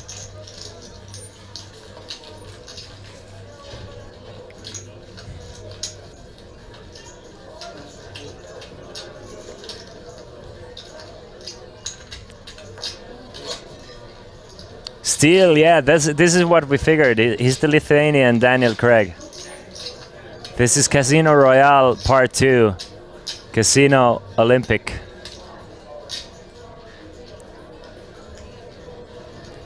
Queen 10 suited of diamonds. Has to be an all-in from Algirdas. Not much for him to be afraid of. He has to make his move. Other stacks are just way too large. You need to ship it in. Makes 200,000 basically an all-in a sense that in case there's an all-in and a call behind him, he can still fold and possibly take an extra 15k. But takes the blinds and antes and now up to 500k. I mean, couple of double ups and he's still back in it. Tom, aren't we all? Aren't we all?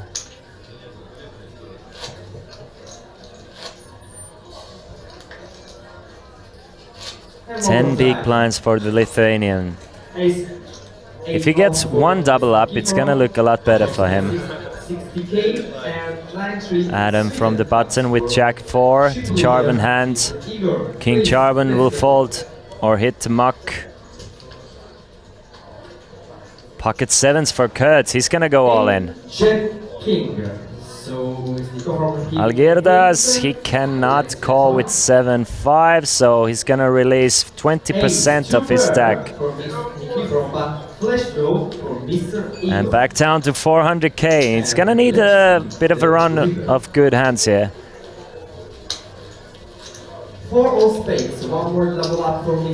Difference between second place and third place, 13,000 euros. Well, 12,500 euros.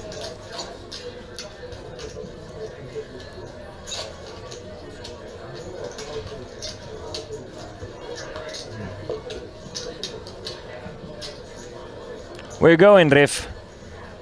I was just wondering. Let us know as well where you're going, Riff. What's your plans for Sunday afternoon? Sharing is caring, my man. Don't you know that?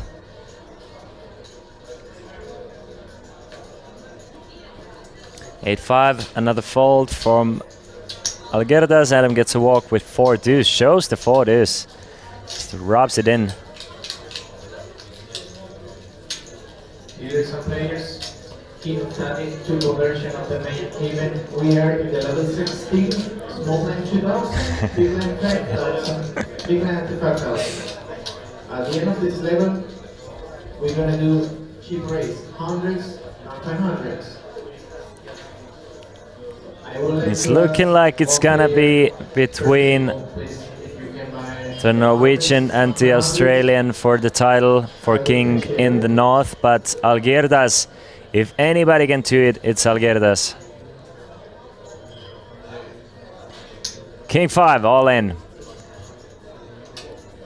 To get back up to, well, Adam finds ace king. Adam finds ace king. Algirdas is in big trouble. He's gonna reshove all in. I wonder if Kurt finds something like jacks here. Will he fold? Jacks or queens.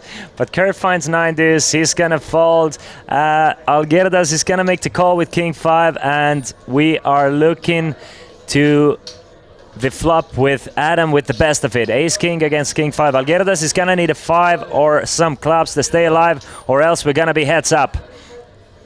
860,000 in the middle. Can we see a 5 to save the Lithuanian? Couple of 8s and a 10. Doesn't change anything. No backdoor flush draw for Algirdas, so he's gonna need a 5 soon. 3 of diamonds on a turn. Just a 5 on the river. 7% to stay alive, and instead it's the 7 of clubs. Algirdas Aveikis from Lithuania is our 3rd place finisher. He will take home 35,510 euros. And ladies and gentlemen, we are heads up. It's the Australian Adam Samir Carmen with almost 8 million in chips, and the long hill to be climbed by Kurt Andres Gimmeland, 2nd in chips from Norway. Both players have guaranteed themselves 48,150 euros, but the winner will get an extra 16,000 euros. We're gonna go on a break for 15 minutes, and once we come back, we will crown the Kings of Tallinn main event winner and a new king for a year. Don't go far. All right, left money. Sure. If it's not public information, thank you. Of course, you don't have to say it. I understand it completely. I think Brockman is gonna fold his hand, but look at that. Aces versus kings, the sickest cooler you can have pre-flop in poker. And unless there's a king somewhere on the board, this is gonna be it for Igonen. Vahl has Igonen actually covered as well. But how do you proceed if you're Vahl? You might sometimes just call, but nah. He's gonna go all in, gets a snap call from Igonen, and aces versus kings is the reality of the situation. 51,600 in the middle. And Igonen is gonna need a king, or he's gonna have to go to the cash desk to re-enter this tournament. Can we see a king? Deuce, 3, 10, couple of spades, so really no help for Igonen. Just a king on the river will help him, and that's a 5 of clubs, meaning that Sebastian Wahl is at the right end of this cooler. Not much you can do, nothing you can do if you're Igonen. You're gonna put in everything pre-flop anyway for less than 60 big blinds pre-flop. But Sebastian Wahl, he will take it now up to 66.7 thousand in chips.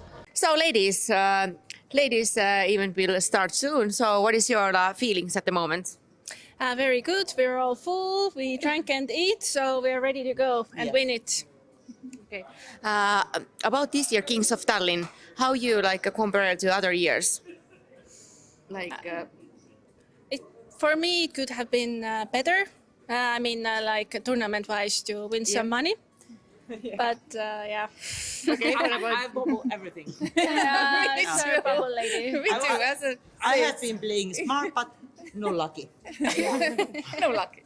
Okay. About this event, ladies' event, what do you think about all other players because there's so less women's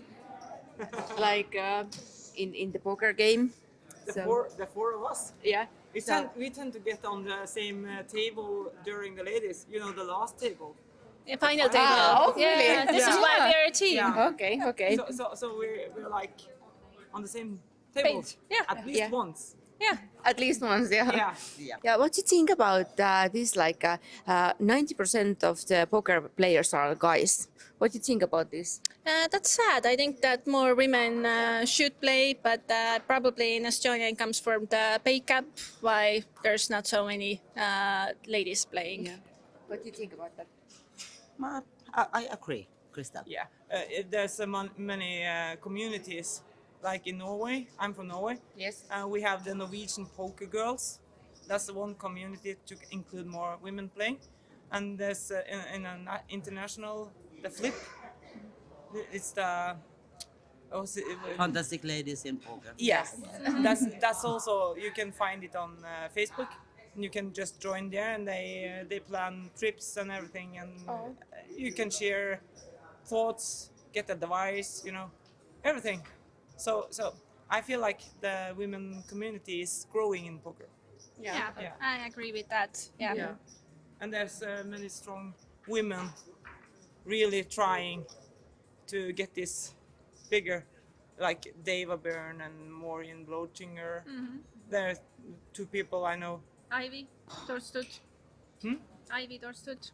Yeah. Also. So yeah. Yeah. So- Norwegian. Yeah. Okay, that's nice. You have some tactics or like for tonight? What you are going to do? That's a secret. Yeah. That's a secret. But No need to please- tell, but you have some kind of tactic, yes. Yes, but I can't tell it. Yeah, right no now. need to tell, but play smart, get lucky. What she said. Okay, good luck, ladies. Thank you very much. Thank you. You should go with it, at least in my opinion. He's going all in. Can anybody call him though? I haven't seen Zitting anywhere, Roosteri. Personally, at least. The thing is, I haven't been able to roam too much on the tournament area as well. Algirdas finds pocket tens. We are poised to see an elimination because Algirdas is not folding to pocket tens against the 7 big blind shove here. Algirdas still has big blind to worry about though. So should he just call? Should he reshove all in? That's what he's thinking about. Big blind has about 400,000 in chips. 122 to call, but I think he's gonna just isolate all in. At least that's my expectation of this situation and on my read. So he's gonna go all in for 1.3, and Asmund actually has a strong hand. He's gonna fold pocket sevens. So Pyry at the risk here with pocket fives against Algirdas, our chip leaders. Pocket tens, needs a 5 to stay alive. Let's see if he can hit it on the flop. 3, 4 and a king with 3 hearts. So couple more outs here. Now can hit a 2 or a 5 on the river, but it is not a 2 or a 5. It's a queen of hearts, so we lose Pyry and in. Okay, hello Jussi. Finally, I got you here in the interview. Okay, thank you. Hello. Hello. So, how it has been this week in Kings of Tallinn? It's been nice. A lot of players and good atmosphere. Everything good. Okay, tell us a little bit about your games, what you have been playing early in this week. I played the Celebrity, and that I was lucky and I win that. And then I played the main event, and now I play High Roller. Today, High Roller. Yes. Okay. What plans do you have for tomorrow? Tomorrow I'm going home, and maybe if I'm lucky, I'm in the High Roller final table. Okay. So if you compare like other years with Kings of Tallinn, how is that different in this year, or? I don't think there is a lot of same guys every time when it's the tournaments in Tallinn, but I don't think everything is looking same. Looking the same, but good atmosphere, and you have been Yes, like. it's very nice to be here every time. The casino is very good, and the stuff is good, and everything is well organized. It's looking good. Super. So good luck for you today. Thank you. We will see you around. Okay, thank you. Thank you. His answers. Pocket 4 is all in for Mark Metzla. Goes all in for his last 13 big blinds, and again it's Adam finding another huge hand after somebody goes all in. The chip leader is looking good to eliminate the last remaining Estonian in 12th place, because we all know he's not gonna fold. Now the problem is Adam has another large stack in the big blind, so I'm guessing he's just going to make the call here with pocket tens and just reevaluate. Big blind is not gonna reshove super wide ever here. I don't think big blind is reshoving 8s or 9s there. So he can definitely just call and possibly fold should Algirdas go all in over the top. So there's the call. Algerdas falls. The last remaining local player needs a 4 to stay alive. 568,000 in the middle. We saw that one of the 4s was already folded, so just one out or some running straight cards for Mark Metzla here. Look at that for a flop though. Can hit a 2s, 7 or a 4 on either turn or the river. King of Hearts does not give him the straight, neither the trips. And 5 of diamonds is the final dagger in Mark Metzla and all the Estonian hearts. This one is not coming home, ladies and gentlemen. This one is going away. And Mark Metzla is the last remaining Estonian in this tournament. 12th place finish for him. 4,620 euros is what he will take home. And a memory of 3 days of playing Kings of Tallinn main event and almost making it there, but falling just short. So hello, good evening. Hello. How are you today? Doing all right. Still playing the main, so can't complain. Okay. How it has been this week and like today? Tell me a little bit. Excellent. Like, we really enjoy these like festivals that are like held here in Tallinn. Okay. There's like a lot of different tournaments you get to play, so it's always fun. Yes. Have you been here like before, or this is your first time? Yes, I actually live here in Tallinn, so I've been here plenty of times, and yes, it's awesome. So how you compare like years before and now, like environment and so on, like how you? Yeah, I feel every time they organize a new series, like there is some small improvements, like the decoration or the ping pong table, or like there's always something new that makes it more fun, and yeah, excellent. Okay, that's nice to hear. And what kind of plans you have like at this tournament, like? Well, hopefully I run deep because I have never cashed the main event, so it will be like about time, and yes, then we'll see how it goes. Okay, good luck for you. Thank you. Exactly. Ace 10 for Julian. 11 big blinds from the button.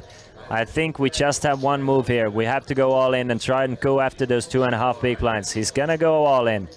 Ilari, ace 2's off against 11 big blinds. Probably should be a fold. But we still have bikes to get through. How much? 229.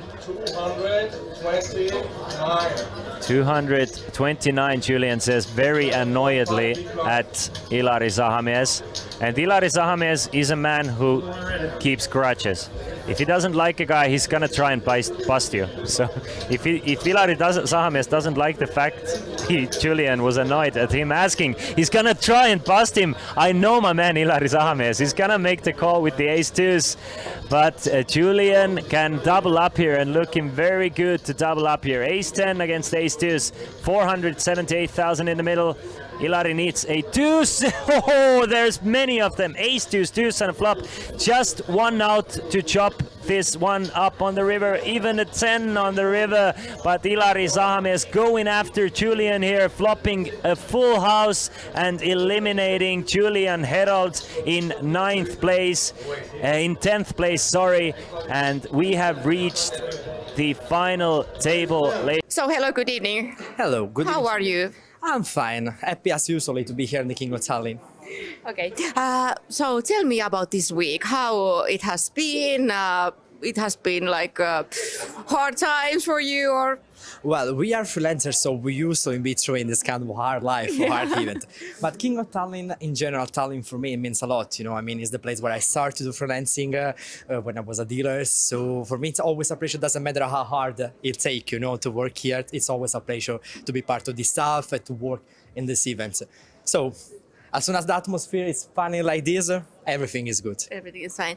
So if you compare like other years when you have been over here and this year, so there's something like Well, we had to see that, of course, pandemic changed a lot in general in this business. So we had to say from the last year, so the last September, I see that we got more players, and it's really good in general because it also means that the players are coming back. Yes. The poker live, as we saw in the last 3, 7, 8 months everywhere.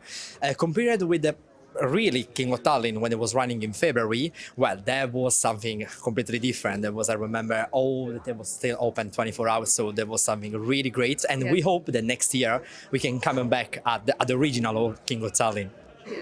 So what you expect now in upcoming days? We have still left like Saturday and Sunday.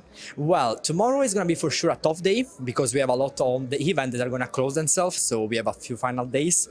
Also, we have a huge schedule from tomorrow. There's a lot of tournaments still running. So I expect a lot of players tomorrow for sure. Sunday maybe is going to be a bit like, it's going to be more show because it's going to be the final table on the main event. So it's more focused about, I think, the quality of the game and about the show. That's what I expect at least. Sounds like a plan. Well, our best plan for Sunday actually is our traditional karaoke night. Okay. So let's say that I'm looking forward as every edition here in Tallinn to get with all the staff and also the players there. And also, I invite all the players to enjoy us, please, for the karaoke. That would be party. nice. Please, even you guys. I will come for sure. Oh, well, I can't wait to see you there. Okay. Thank you so much and have a nice evening. Thank you, guys. Yeah. Thank you, guys. You. It's looking good for Sarans. Looking like he's just call pre-flop. Might pay him something here. At least it's a safe flop.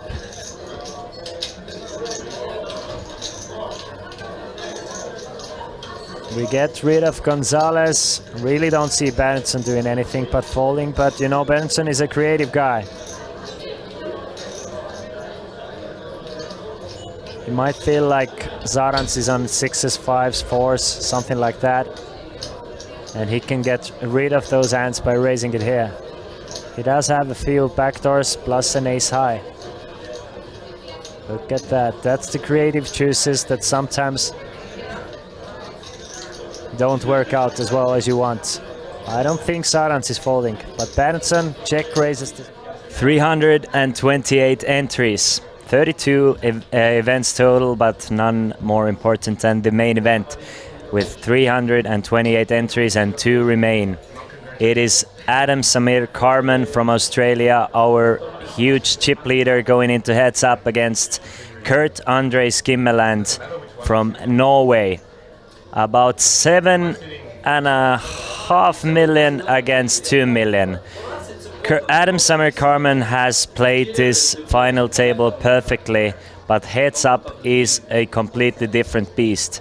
Kurt Andres Kimberland didn't have an easy task at this final table because he was always having to worry about shorter stacks busting before him and Adam having to apply so much pressure on him. But now you have guaranteed to yourself 48,150 and you really have to fight for that extra 16,000. Nothing more to lose. Heads-up poker is a very fascinating form of poker. It's the purest form of poker, man versus man. There was no deals made, and as far as I know, none of the players are even considering it. It is gonna be a continuation of a great year for Adam Samir Carmen, who already has a few 40k plus scores this year, looking to add at least 48,150 euros to that, but really looking good to win 64,280.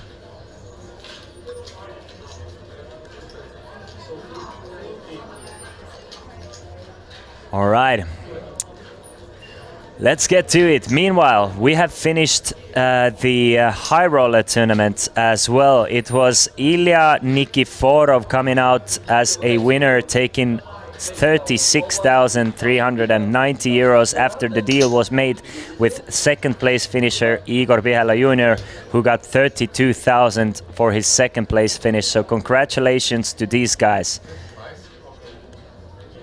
Also, we are playing heads up in the No Limit Hold'em Olibet Special Tournament running at the same time. It's Bernhard Haider against Kaur Ajamaa. Third place finisher was Frank Stycken in there. We have a seniors champion as well. Jari-Pekka Hurri ended up defeating Roberto Rafael Caprio, taking home 6,000 euros for his first place finish for Jari Hurri. And our turbo version of the main event is down to final 14 players with Norwegian Ronny Albrigtsen leading the field, it looks like. All right, King 10 to start things off. Blinds are 20,000, 50,000. And Kurt raises it to 125,000. Adam defends his big blind.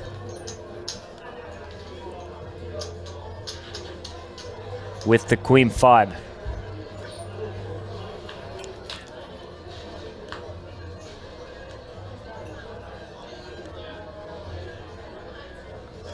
Ten, 7 and a 9. Good flop for Kurt here.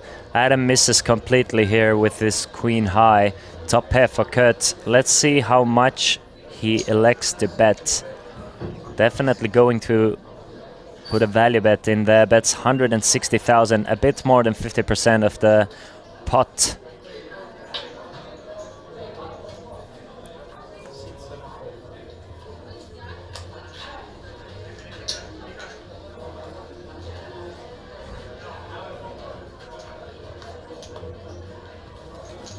So first hand goes to Kurt. Approximately 3.5 to 1 chip lead for the Australian here.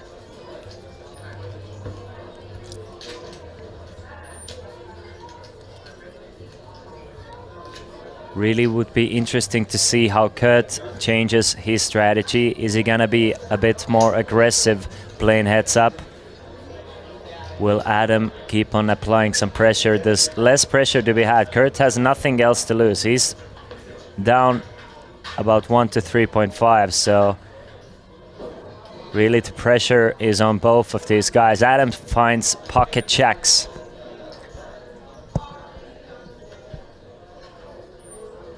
It seems like we still have a big blind ante as well, so that changes the dynamic considerably. Big blind has to put in 100k every hand, while small blind in the button only has to risk 20.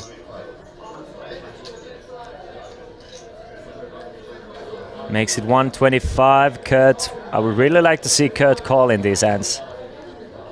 King 6 is a decent hand heads up. You could definitely defend getting 3 to 1 against the raise with there being an ante. If Kurt is folding hands like King 6, then I would be in big worries about Kurt's chances of winning, but Kurt does call, so I'm happy to see that. 300k in the middle again. Will round 2 go to Adam, or will Kurt be able to pair his kings? Ace 6 and a 10. So pair of sixes for Kurt with a backdoor flush draw. Adam still best with his pair of jacks. Can definitely, I expect to see a bet something like 100 to 125,000 here without holding the jack of hearts. Maybe with the jack of hearts he can probably not check him back ever. Even with the ace being there, never mind. He's checking back the flop here to see a deuce of diamonds on a turn. So Adam's still ahead with his pair of jacks, but Kurt might feel like he might have the lead and try and get some value and protect his pair of sixes against something like Queen Jack, King Queen, King Jack, which probably do bet the flop though. It is a bet of 105,000 from Kurt, which will get called from Adam. No real reason to raise. Definitely don't want to fold after checking back the flop. Just one overcard there. It wasn't a 3-bet pot pre-flop either, so it's even less likely that Kurt has a 10, has an ace, I mean. So 5, 10 in the middle, 10 big blinds to the river, which brings a 5 of hearts. So the front door flush draw gets there.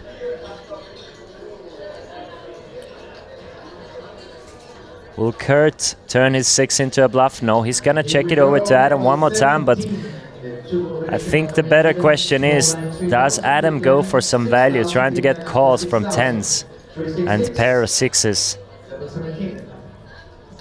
Maybe a river pair of 5s with something like 3, 5, 4, 5. does look like his jacks are doing good. You would assume Kurt would bet a pair of aces on the river, so he's gonna go for a small value bet. Not that small even, of about 50%. Goes for 250,000, and Kurt is in a pickle. We know from his body language he's not thinking about raising and turning his 6 into a bluff. He's thinking whether he should call or fold.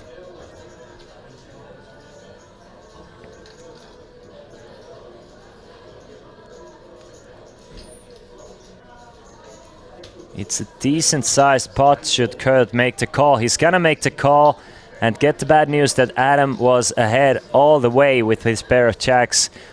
Another million to the Australian. Now 8.2 million against 1.7 millions. There are 2 players remaining, Shekken. This is heads up for the title. Heads up for 64,280 euros. And the mountain of chips in front of Adam now with 163 big blinds against Kurt's 33 big blinds. Should Kurt double up, it's gonna be a deep heads up match though.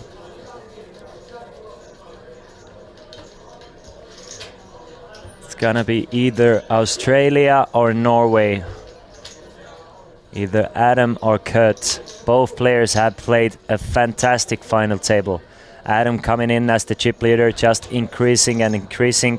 Kurt really had a tough job with Adam constantly pressuring him, but still managed to maintain his stack and take out a couple of short stacks on the way to this heads up. 10-7. Let's see if any of... Wow, that is surprising to me. Open folding 10-7 is very surprising to me. I was just wondering if we're gonna see a limping strategy implied at some point. But if 10-7 is not limping, then I'm sure Kurt is playing just the raise strategy. The No Limit Hold'em Alibet Special Tournament also finished with Kaur Ajama finishing in second place, taking home 3,960 euros, but it's Bernhard Heider from Austria with 5,322 and a trophy from Kings of Tallinn No Limit Hold'em Alibet Special. So just 2 more tournaments still running off this 7-day poker festival. One of them being the main event and the other being the turbo version of the main event. A call from Adam with the ace 8-3 of hearts. But Kurt has a legitimate hand, just checks, wow. Just checks the king-queen. Really trying to play some small ball poker here and really waits for a good hand to put the chips in. Queen deuce 4 on a flop, a flush draw for Adam, but the top pair and a sneakily strong top pair for Kurt. Checks it over to the ever aggressive Australian. Can he really turn a flush? No, it's check on a flop. Never expected that to this could be over. 2 pair for Kurt and Adam turns a flush draw. Turns a flush, sorry. Look at that. There's just 150,000 in the middle, but they have to start piling things in there. They have to start piling chips. It's 2 super strong hands. A bet of 105,000. And if Adam decides to play this one slow and the river is another heart, Kurt might be able to get away from this one for hyper cheap. This is something that usually ends heads up poker. Adam just calls for 105,000. If the river, I mean, Kurt can still hit a king or a queen. King, queen, or a heart to save Kurt here.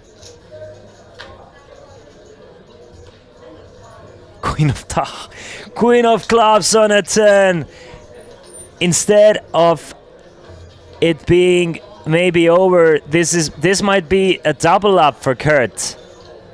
What a sick poker hand here, heads up. I mean, you have a 2-card flush against a full house in a limped pot that was checked through on the flop. You're never gonna butcher your opponent on a strong hand here.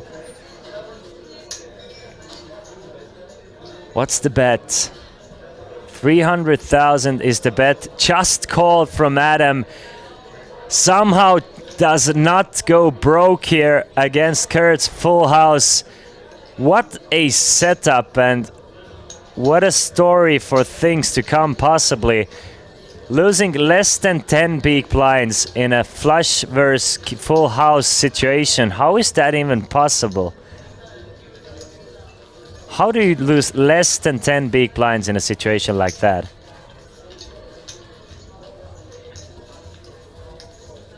Wow.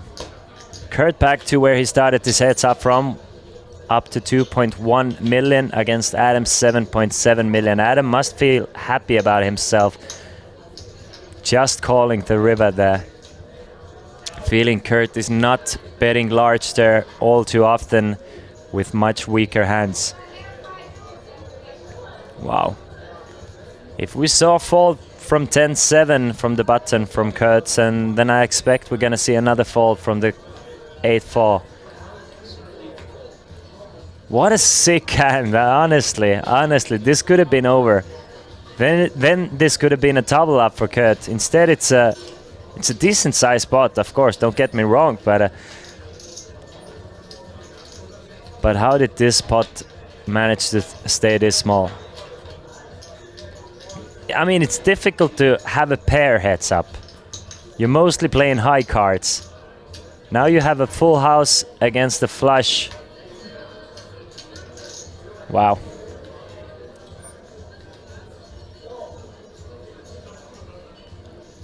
$5-3 for Adam now. Last time he limped the 8-3 of hearts. Will he continue limping from the button? Or does he want to start raising again now that Kurt has more chips? It's a bit more deeper heads up. Those yellow chips worth 25,000 each.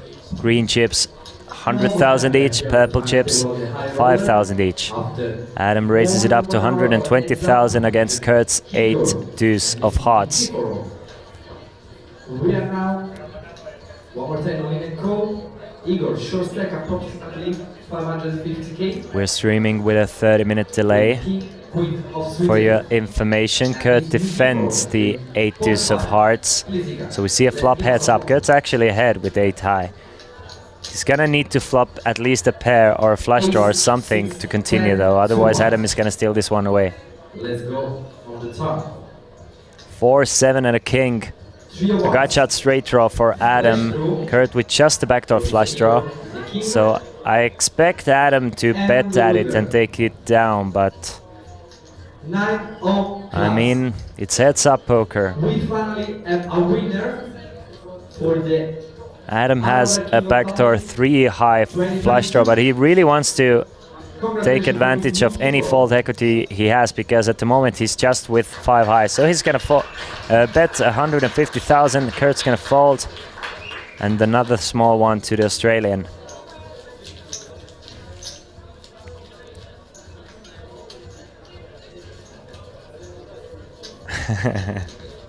You guys liked the king queen hand as well, didn't you?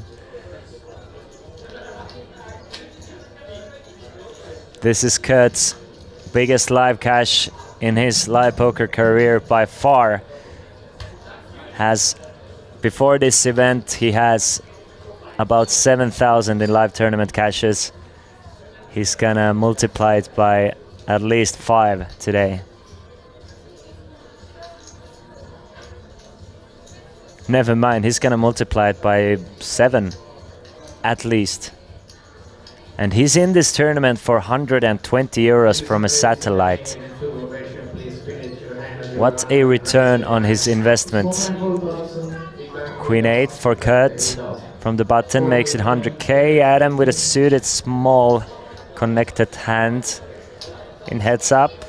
Worst hand you can get, but it's suited, so he's gonna defend, getting 4-1 with there being a big blind ante as well. You're really getting good odds to defend every freaking big blind. King 10 and a jack, so an open-ended straight draw for Kurt. Adam misses, so I expect another bet from Kurt here, hopefully, and take this pot down.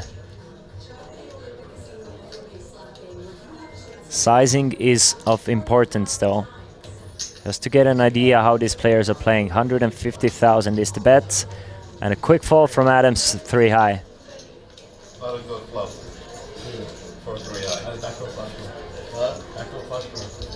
Backdoor flush draw.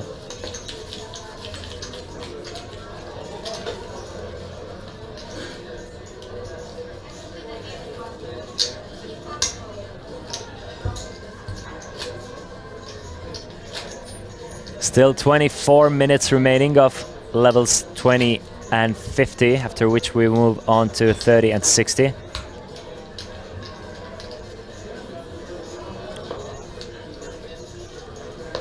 Adam has really been making a name for himself this year in live tournament scene, in those mid-stakes tournaments. Biggest cash coming from this year's WSOP main event, and he has already crushed it.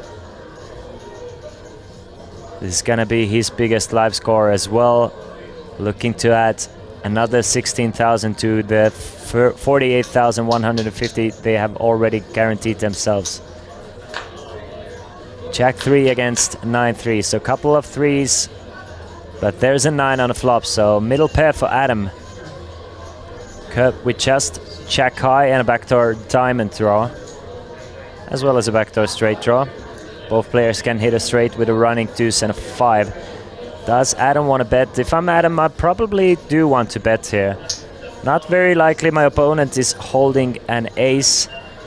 Kind of want to defend from overcards coming up. You don't really want to see diamonds coming, so he's gonna bet 50 and take it away.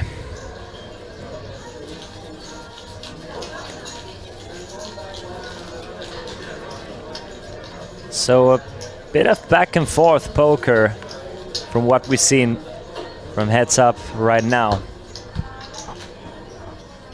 Nobody really running away from it, but the story is Kurt losing less than 10, Adam losing less than 10 big blinds running flush into full house. Just everything is going his way. Every situation is kind of like, it's been his tournament. Can Kurt take it away from him? Queen Jack offsuit, a strong hand heads up. You want to be raising, and I think those guys really, if they're raising, they want to start raising bigger. The big blind ante changes quite a lot. It makes it so it's very, very profitable to defend your big blinds against small openings. Instead, Kurt just calls with the Queen Jack. And Adam gets to see the flop free with a 5 and a 3. Ace, 8 and a deuce, so gotcha straight draw for Adam here. Probably still gonna check an ace high board over to the pre-flop limper. Check on a flop. Adam needs a 3, 4 or a 5 to take a lead, otherwise Kurt is still ahead with his queen high. 8 of spades and a turn.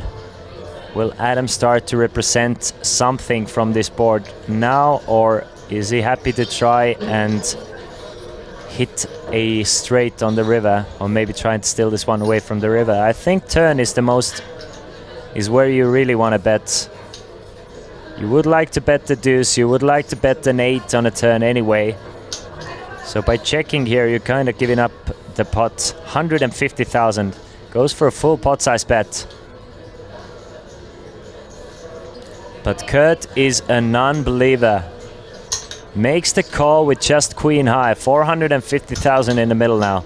Adam needs a 3, 4 or 5, or to somehow bluff Kurt off his queen high. 6 of clubs doesn't change anything on a turn. Will Adam try for one more barrel, or will he give up and think it's just too likely that Kurt has something to play? Was fun to watch. Commentator doing a great job. Thank you. Thank you, Wazapovic. Thank you so much for staying with us. Hope you enjoyed the coverage. Adam gives up on the hand though. And Kurt checks behind and gets to know that he was ahead and made a good call on a turn. And Adam also getting some information here that maybe Kurt is not so easy to push around with.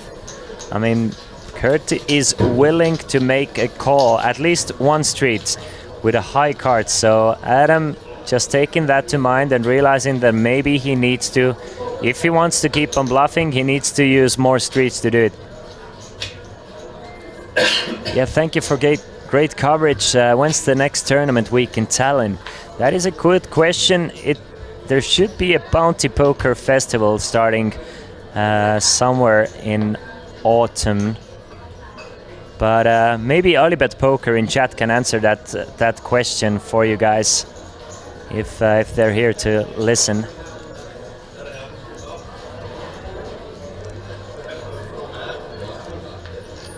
Adam makes it 100,000 from the button. Kurt with Queen 6. I think Bounty is called off for now, Christian. All right. Then I think it's gonna be a while. We're gonna go on a nice little... I mean, the good thing with poker in Tallinn is there's tournaments every single day in this casino. Every single day you have those smaller weekly and daily tournaments. And you have a few monthly tournaments that are a bit bigger. But a festival like this, I'm guessing spring, when the weathers are gonna be prettier again. Smiles on everybody's faces. I mean, autumn in Estonia is not the best time, to be fair. It's just very cold, rainy and dark. So this is the best time to go somewhere else for poker tournaments. But summer and spring and early autumn, it is just beautiful here in Tallinn, Estonia. Kurt with 9-8 off, makes it 100,000, and now it's gonna be interesting to see if Adam is gonna 3-bet to ace-10 suited.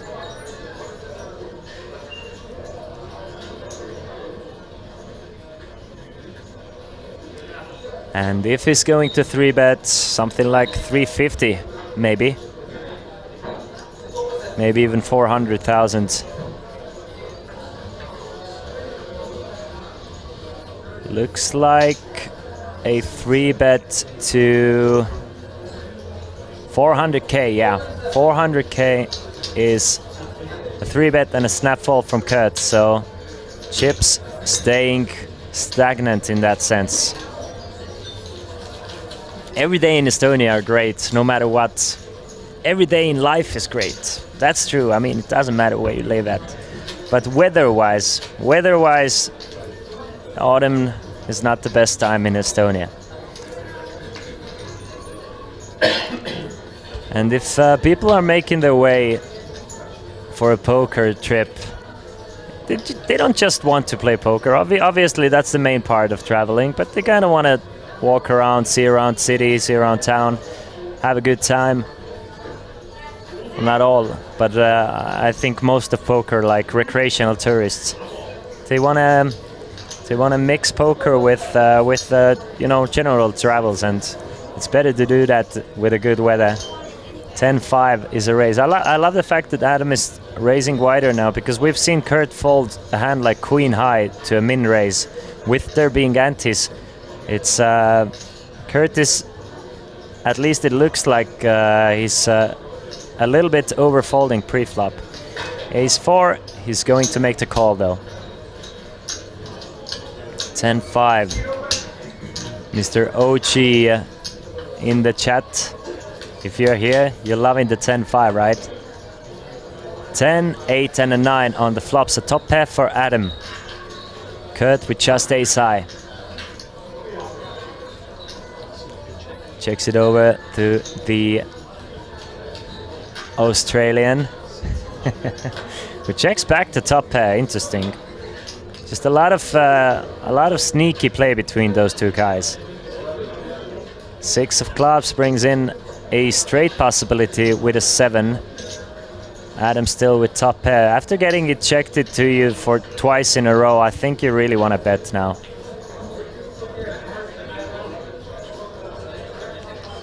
Melzin, you can follow Win TV Live. That's my Twitch where I'm almost every single day. A lot of casino content, etc. Kurt is too passive for heads up, has to defend and raise more hands than he has done so far. It's starting to look like that.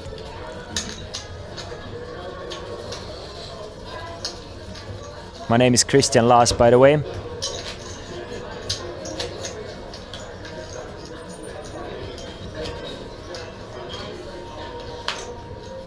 But more importantly, it's been those guys at the final table. So let us remind you who made it here and who finished where. It was Ville Heikki Juhana Kontinen finishing in 8th place today, taking home 7,860 euros. He got it all in with pocket 8s against Kurt's pocket queens and busted in 8th. Then it was a double elimination. We lost Marius Olsvik in 7th place and Ilari Sigmund Sahamies in 6th place in the same hand against Adam, where Marius Olsvik went all in with ace queen, Ilari went over the top with pocket 9s, and Adam woke up with aces and eliminated both of these guys.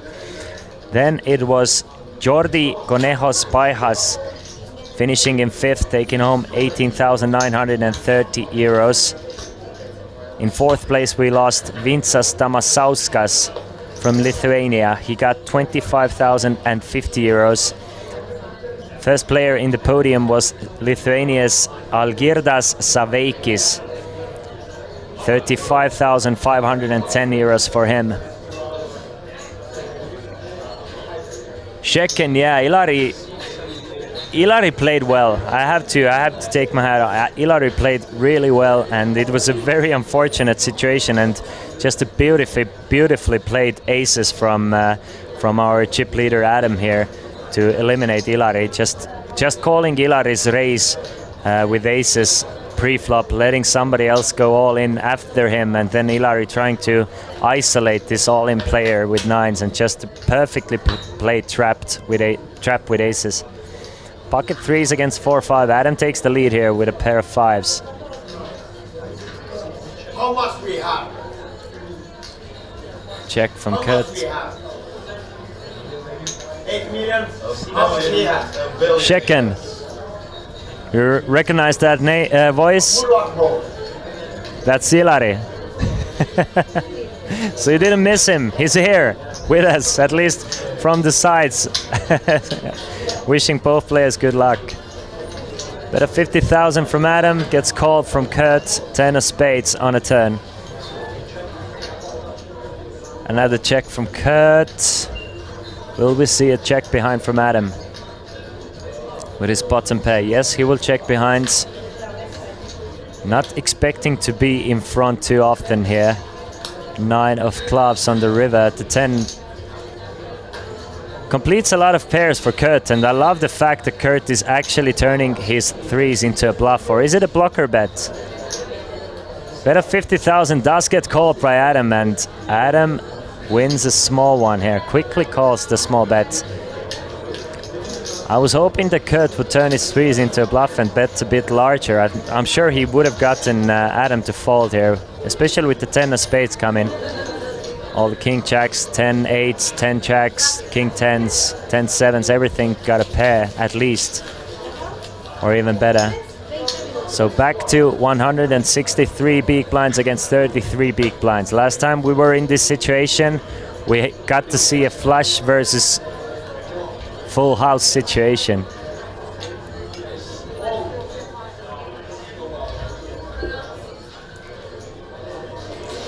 Ask Ilari to come and commentate with you.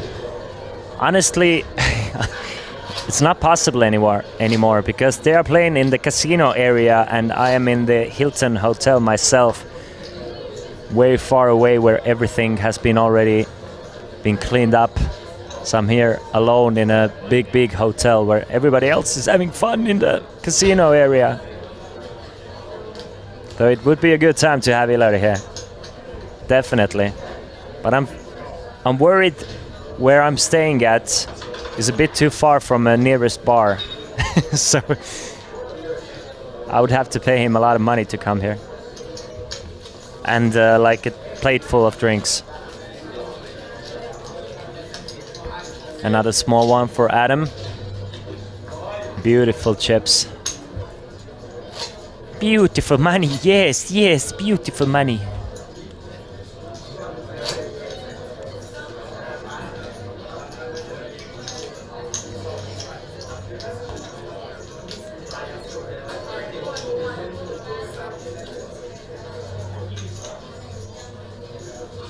Ace-8 of spades for the Australian.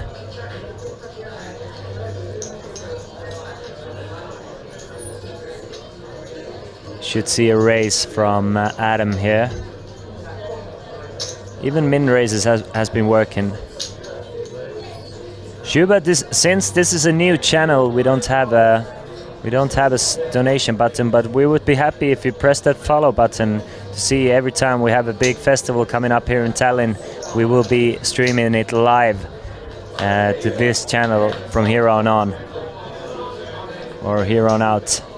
King 10-6, so still ace high, still in the lead. Check from Kurt.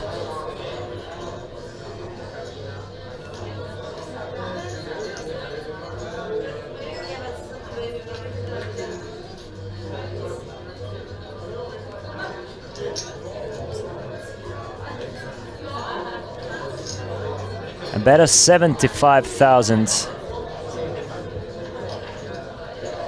And Kurt with just jack high, with a few backdoors. I mean, there's plenty of cards that would give him extra outs here. Any 8, any 9, any queen, any jack or 7, of course. But he's gonna fold jack high, not feeling adventurous.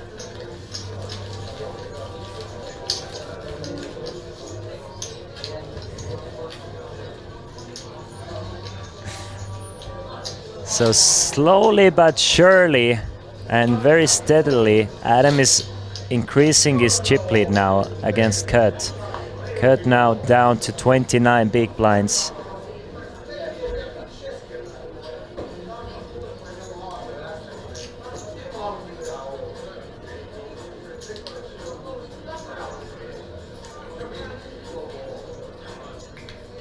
Thank you for that, Shuba. That's all you can do, and we do appreciate you pressing that follow button to make sure whenever we go live. It looks like a raise from Kurt with jack 8. Interesting. Kurt, to me at least, it doesn't look like he has a set strategy heading into heads up. He just goes, or I don't know if he's reapplying a new strategy every few hands or so, because if he's raising jack 8, it's really interesting that he open folded 10-7. Gets a call from Adam. Adam is ahead with queen 9 of clubs. 260k in the middle. And we see a flop of queen 10-10. So 2 pair for Adam, Kurt with a gut shot straight draw and a backdoor flush draw. Both players check the flop. 5 of hearts on the turn. Adam, will he try and get some value? No, he's gonna check it over to Kurt one more time, and Kurt now turning his gut shot straight draw into a bluff. I like this move, unfortunately a bad time. Probably should have done it on the flop even. Bets 150,000. 410k in the middle now. I really don't think Adam is thinking about doing anything but call. Maybe to save face a little bit, to make it look like it's a more difficult decision than it is. Kurt with 1.2 million behind. Jack of diamonds on the river gives Kurt 2 pair now. Both players with 2 pair. Check from Adam, check from Kurt, and Adam now up to 8.6 million.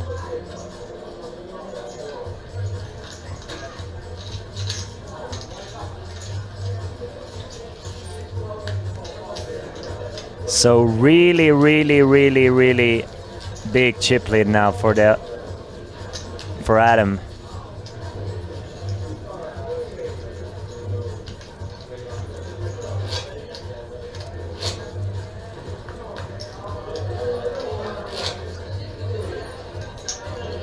$24 big blinds against 172. Kurt is getting destroyed a little bit. But one double up for Kurt, and we are playing deep stack heads up again.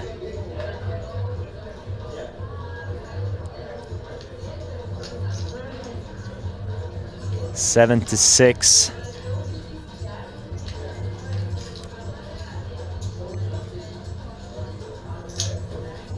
Good enough for a raise to 100,000 from Adam. What it feels like is that Kurt is going to need some help from the cards, because otherwise it's gonna be all Adam.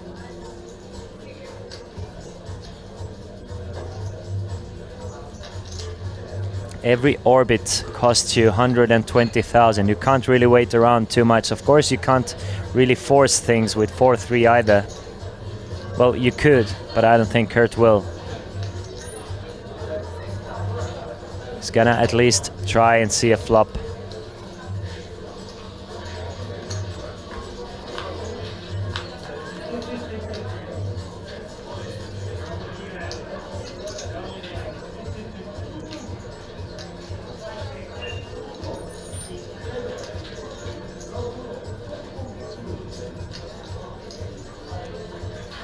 Five and a queen on a flop.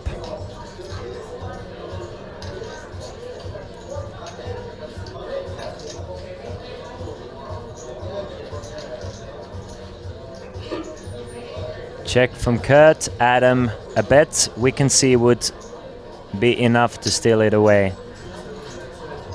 Looks like another bet of 75,000, but Kurt has not folded. He might feel like he has made moves on pots like this before, but not this time.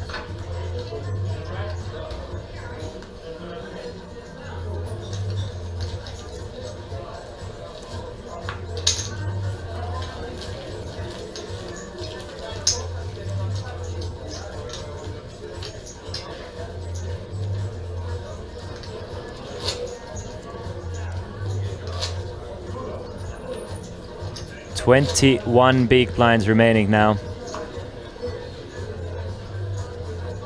for the Norwegian. Really needs to make a move. The blinds will go up in 2 minutes. Well, as I said, Kurt is gonna need some help from the cards. That is some help from the cards. Ace, king of spades.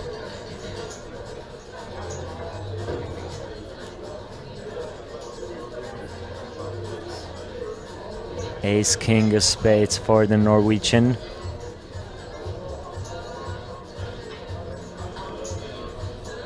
Hoping to somehow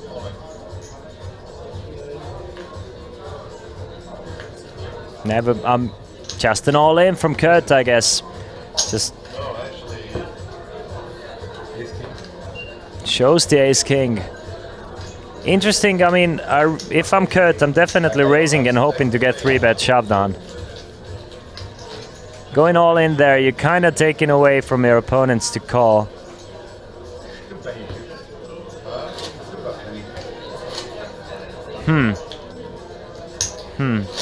I'm gonna reserve judgment on that. It looks like, from what I've seen, obviously Kurt has played a very fantastic tournament. At least definitely guaranteeing himself 48,150 euros. But let's be honest here. In this heads-up match, from what we've seen, it kind of looks like he's outclassed. which is no shame to admit. Sometimes you need to get luckier against better players. And it looks like Adam, our chip leader, is playing a little bit better today.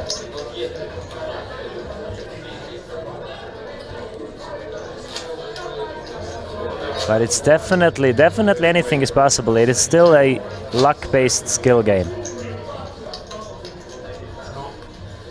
Look at that crown on the table though. What a beautiful trophy. Kurt gets another strong hand, this time ace-8 off.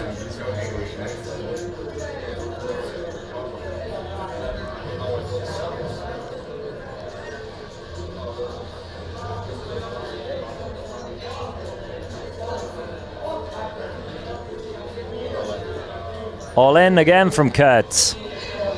And another fall from Adam.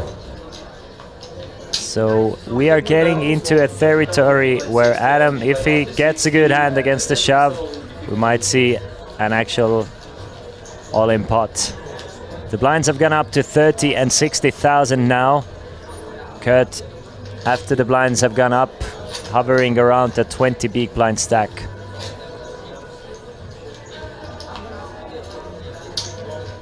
You can see 21 bigs for Kurt. Adam, a mountain of chips. 142,000 for Adam. 6-5 off for the Australian.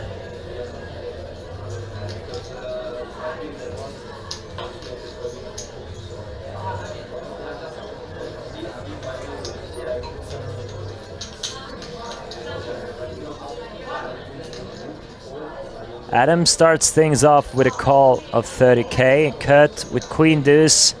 From what we've seen, probably gonna check his options. Some players at some times elect to use these hands as an isolation raise to something like 3.5x the big blind. Usually want to have a queen deuce suited toe. So queen deuce is gonna check it behind and hit a pair of deuces. But Adam with a pair of fives and a backdoor flush draw. Kurt is gonna check. Adam 60k maybe? Nah, another check from Adam. Not a big fan. Queen of hearts and a turn gives Kurt 2 pair. Now is the time to get paid, Mr. Norway. Never mind, it's check. And if Adam checked the flop, it's very possible he's gonna check the turn as well. Or maybe if he sees 2 checks in front of him, he just feels like he needs to start protecting against potential straight draws, overcards, etc. I would have liked that bet on a flop more, to be fair. But it's a bet of 100,000. Kurt with 2 pair. How much can he extract from Adam? I'm sure he's gonna try to raise it right here on the turn. With there being a flush draw, a lot of straight draws in there, a possibility of Adam actually hitting a pair of queens and being super strong. I guess you want to raise here. Just makes the call though. 280,000. Put a 6 on the river for it to be super sick for Adam. Nah, never mind. Not a call, it was an all-in from Kurt. Kurt turns 2 pair and goes all in on a turn.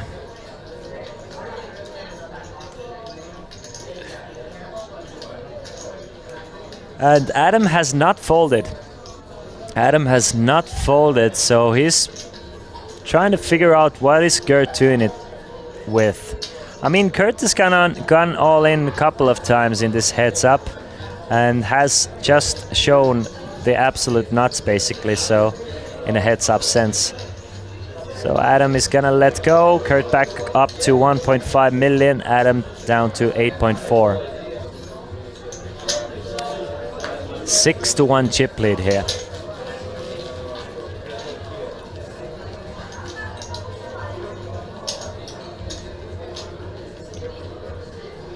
(6-1) chip lead, playing for 64,280 euros.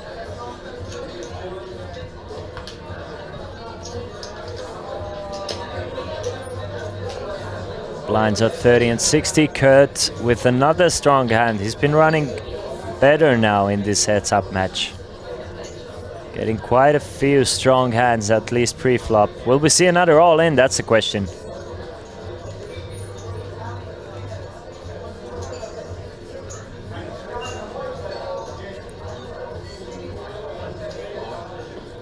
All in from Kurt.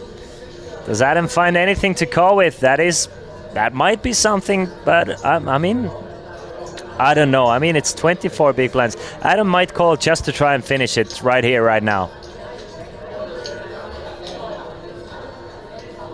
We can see that Kurt is way ahead here with ace-9 of clubs. But at the same time, Adam, do you want to double up? You don't lose that much by doubling up your opponent. Of course, they're going to be on 3 million, and you're going to be down to 7 million. But at the same time, you give yourself a chance to win this tournament.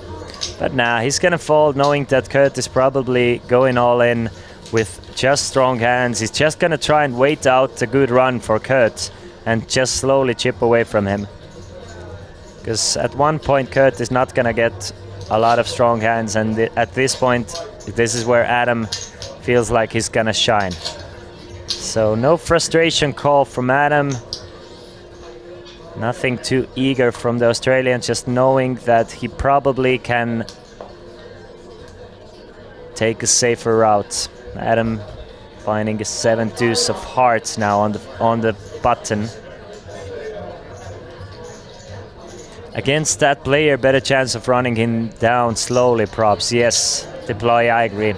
I agree in the end.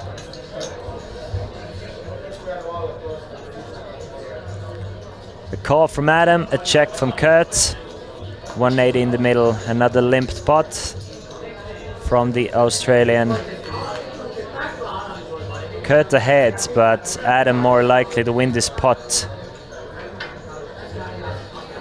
10, 9 and a 5 with 3 clubs on the board. So if I'm Adam, I'm taking a stab on a flop and kind of giving up. I'm betting 60k on a flop. If it doesn't work, I'm giving up. If it works, great for me, because I don't have too many great runouts for me. So I'll take my fold equity here and just give up if I get called. But you see, he does bet 60k and Kurt does fold.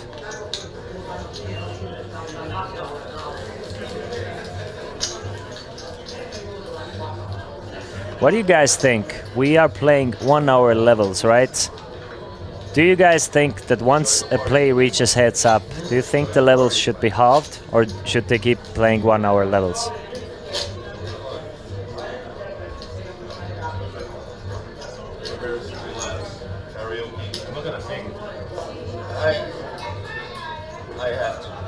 Kurt finding another strong hand, this time pocket jacks.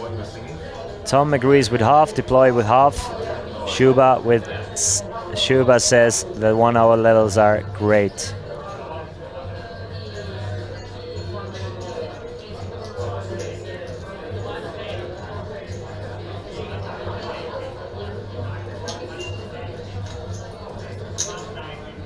Kurt opens the pot to 150,000, and I mean, Adam against the 25 big blind stack, he can definitely go all in with pocket deuces.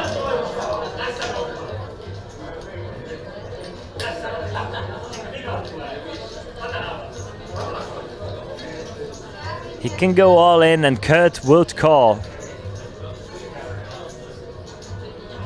And Kurt, as I said, he's gonna need some help from the cards. He's gonna need a lucky run. And Adam just calls. Just makes the call. Doesn't want to risk too much here. Would not have blamed him going all in against the 25 big blind stack opening against you. But he just calls with his pocket deuces. So 2 pocket pairs and not too much money going in a heads-up setting means that these players have not come here to gamble. 5, 7 and an 8. Perfect flop for pocket jacks. An overpair. Plenty to get value from. Just try and pile in as many chips as you can.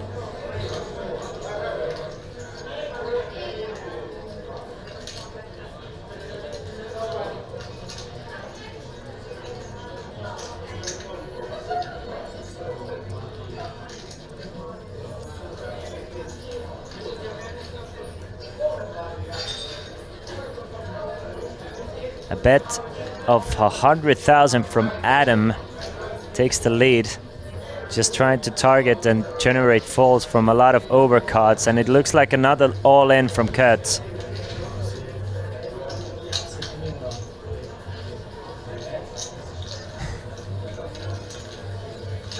And an easy fold after that all-in from Kurt, so we are back to where we started basically. Kurt with 1.8 million and Adam with 8.1 million. Just trying to save up on the graphics department. We just had money for 1s and 8s and M letters, so let's keep it like that if possible.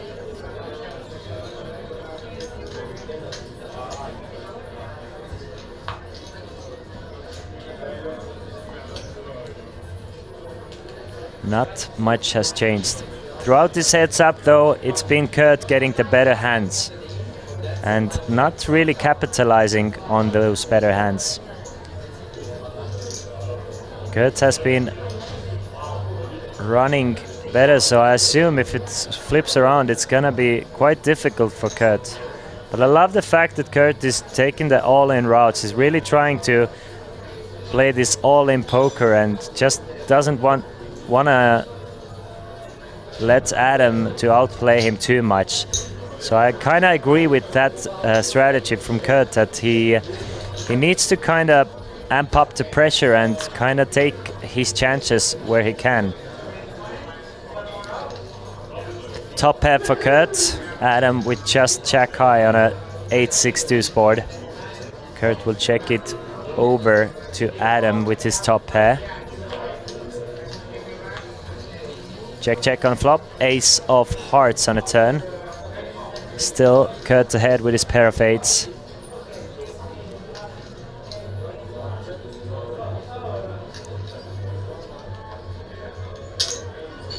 And he's going to bet.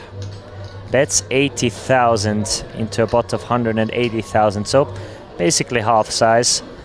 And another fold from Adam. So slowly climbing back into this tournament, Curtis.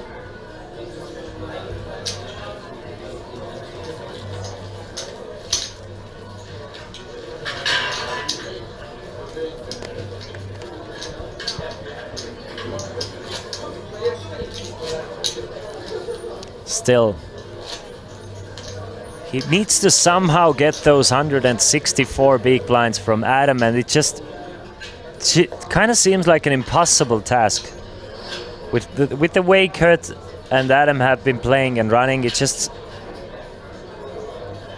sometimes things feel inevitable. I understand the double upper too at some point, all right?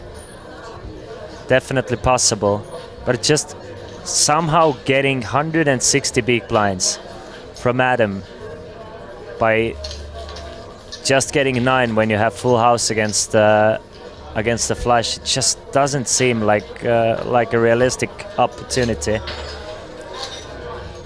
Of course, once we play for 5-6 more hours and the blinds go up super high, I mean, there's gonna be a way more variance. But so Adam cannot wait forever either. 3 deuce off for Adam. I think I just heard we're gonna need a 1 minute small break for Kurt. Probably needs to go and freshen himself.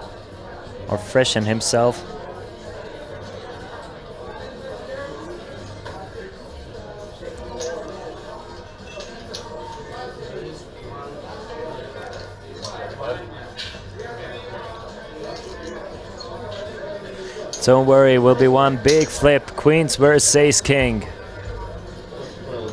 All right, Adam, knowing that Kurt needs to run, just takes full advantage of it. Raises with 3 deuce off, and Kurt will head to restroom. Anyway, let's look at how things started and how they are right now. This heads up started with Adam with 7.8 million against Kurt 2 million. Basically the same. We've been up and down a little bit, but we are basically where we started things from. The blinds have gone up to 30,000, 60,000.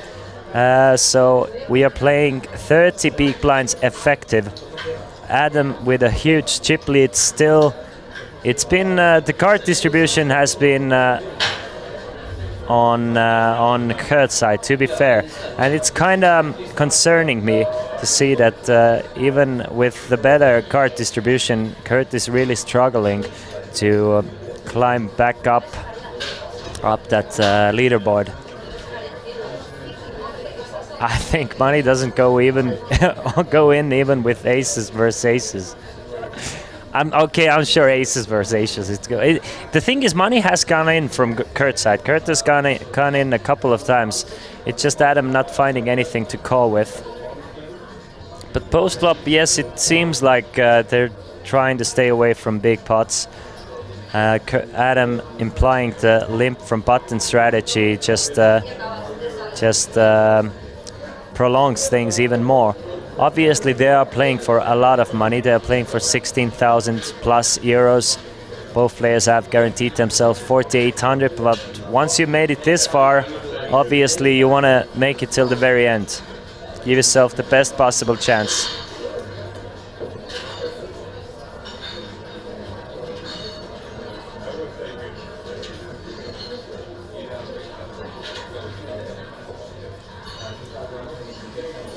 You can see the previous bust outs. It was Ville Heikki Johanna Kontinen in 8th place for 7,800. Marius Olsvik from Norway for 10,600. Ilari Sigmund Sahamies with 14,000. Jordi finished in 5th place for close to 19,000 euros. Then it was two Lithuanians, Vincas Tamasauskas in 4th for 25,000 and Algirdas Saveikis in 3rd for 35,500.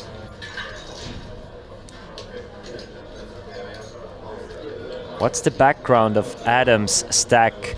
Adam has came into this final table as the chip leader and just completely bulldozed the chip lead. Just until heads up play, Adam I think played absolutely perfectly. He just applied a lot of pressure to players he can apply pressure on. When he had good hands, he maximized it. If he didn't, he just pressured, and slowly but surely built up a chip lead to over 8 million in chips. So Adam played the final table to perfection, in my opinion. Honestly, zero mistakes that I could point out. Of course, heads up, there's less pressure to be applied. Of course, there's more pressure because you have to play every hand. But in that sense, in ICM-wise, I think Adam played ICM situation perfectly. But now there's no ICM left. There's just either you win or you lose. So he's trying to whittle down Kurt here.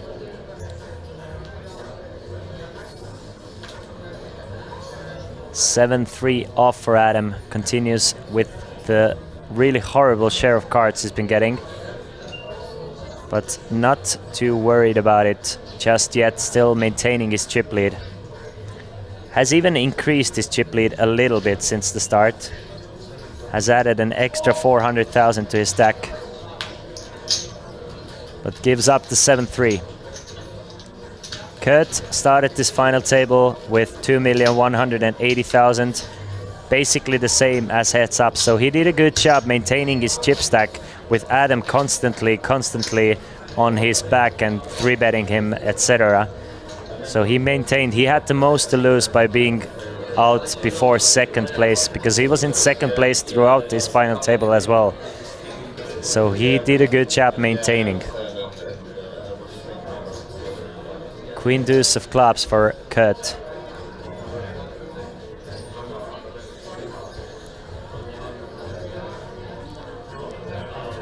Will we see a call? Will we see a raise? I doubt we're gonna see a fold from a suited hand.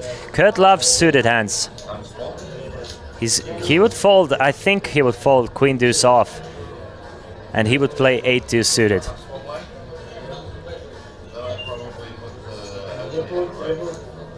We have a little confusion about who is supposed to be the small or big blinds. Players, please, to the main event to version. Come back to the table. We're gonna start. A little bit of confusion, trying to figure out who is the button. So we are playing on We have another mini version of the main event going on at the same time as well. We have reached the final table there. It's Ronni Albrigtsen, Laurinas Tserniauskas, Aleksei Kontsar, Gert Laanemets, Arttu Juhani Myllyrinne, Marek Selgeveer and Mati Liuksiala. Final 7 players. The winner of the mini version of the main event, with buy-in was 120 euros, winner will get 2,400. I wonder which one is gonna finish first. Is it gonna be the main event that started 4 days ago, or the mini main event that started today, earlier today? Just a bit less than 5 hours ago. Couple of 9s on the flop here, 999. 99999. Adam will check it over to Kurt. Kurt, who limped in pre-flop, is gonna try and take a stab at it with 60k. Adam with just 5 high. Against an opponent who hasn't really bluffed all that much in this heads-up match.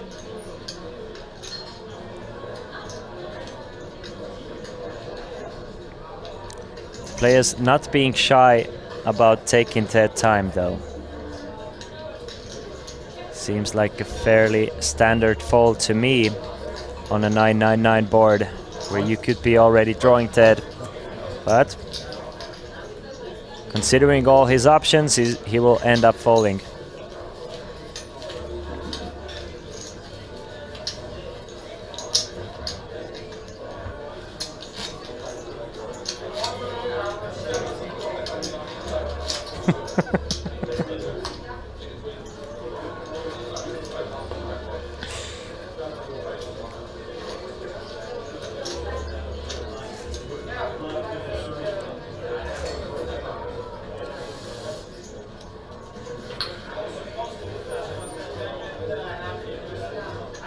Ace 8 for Adam, first ace for the Australian as far as I can remember. And he's gonna start, he's gonna continue just calling. Does it with his stronger hands as well, so definitely we know that Adam is gonna continue by just calling, which is weird to me because he had so much success min-raising from the button, because Kurt was definitely overfolding. So I'm wondering why Adam decided to go away from min-raising the button, because it just, honestly, it doesn't make sense to me. If your opponent is folding king highs and queen highs to a single min-raise, why not continue min-raising the buttons? It just, I think Adam is just overthinking this heads up a little bit and just kinda trying to avoid any risks by avoiding any risks really keeping Kurt in this game. Check through until the river. Adam takes it down with ace high. What do you guys think? I mean, we saw Kurt definitely overfold pre-flop, so why did Adam switch to a limp strategy from the button? Is it something to do with Kurt's stack, or just confuses me a little bit? Why give away so much equity in that sense?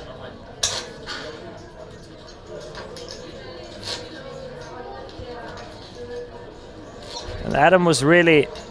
the thing with tournament poker players, though, is they don't get to play heads up all that often. I mean, it's very difficult to navigate through to the heads up poker, so a lot of tournament poker players really do not have much heads up experience. Neither do they study it, though they should, because in heads up play and in final table play in general, but in heads up, that's where the most money is being given away. So even though you're not in a situation that often, you really have to try and learn heads up and all the strategies. Kurt makes it 125 with ace-2 soft, Adam with ace-3 of hearts. Let's see if he wants to 3-bet Kurt one more time. We saw it once with ace-10. But ace-3 is a good hand to actually 3-bet with, but no, Adam just gonna call. But at least it's a raised pot we get to see a flop with. Deuce, 5 and a king, so a pair of deuces for Kurt. Adam with a gut shot straight draw, backdoor not flush draw. Kurt takes the lead. Adam needs a 4 or running hearts to retake the lead. Check from Adam and a bet from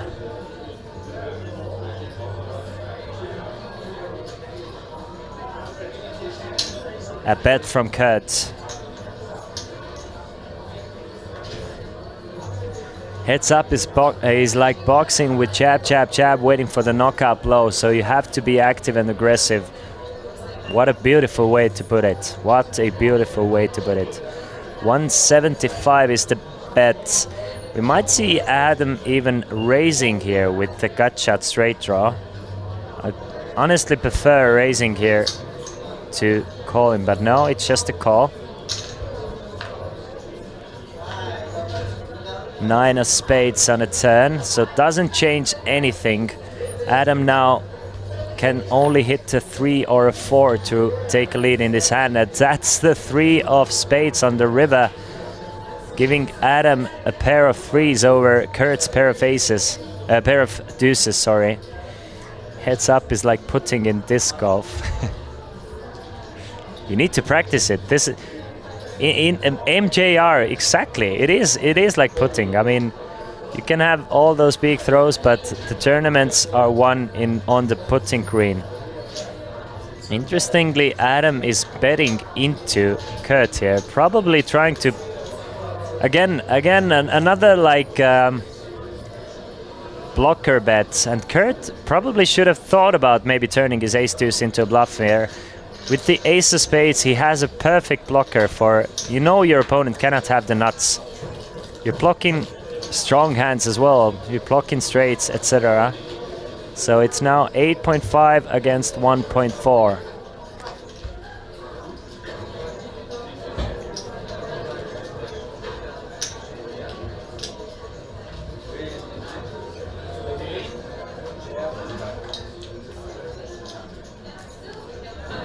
Very deliberate heads-up poker we've been witnessing today. Just no players really willing to splash around.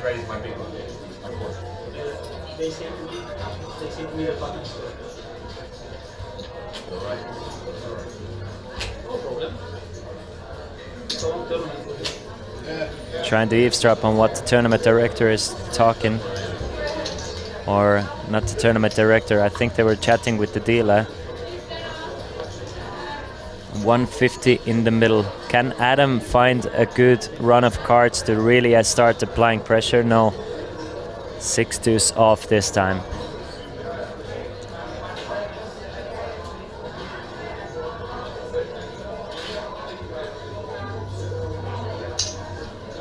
Looks like a raise. I like it. I like the fact that he's raising again. I was just talking about it. I think that Kurt might be over folding pre-flop. And I said, Kurt is folding jack-2 soft, but he's probably calling jack-2 suited.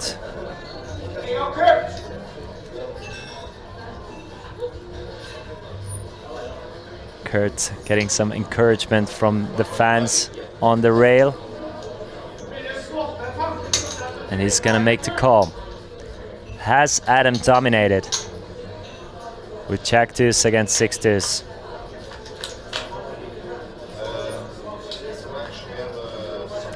But there's a 6 on a flop, so a great flop. Adam has been checking back those middle pairs, so let's see if he's gonna check back this time again. I mean, there's plenty to protect against as well. So if I'm Adam, I'm betting. But Adam has been checking back in similar situations. Yes, he does. Check, check on a flop. 8 of spades on a turn.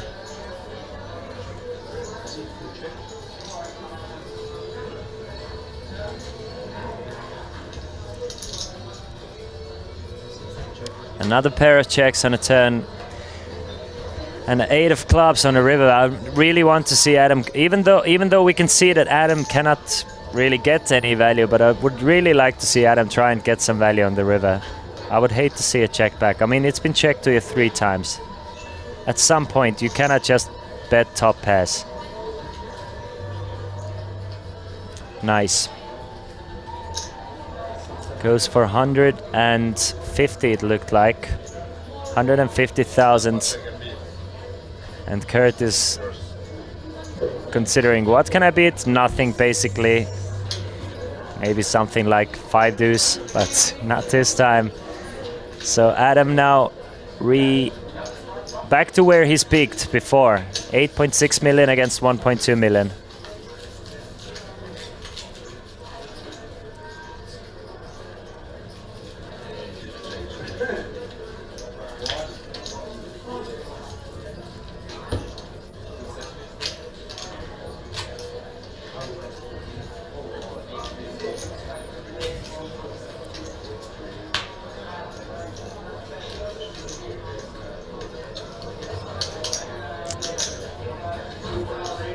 Kurt for the first time with under 20 big blinds. He has been down to 1.2 million, but at this point the blinds were 20 and 50. Now it's 30 and 60.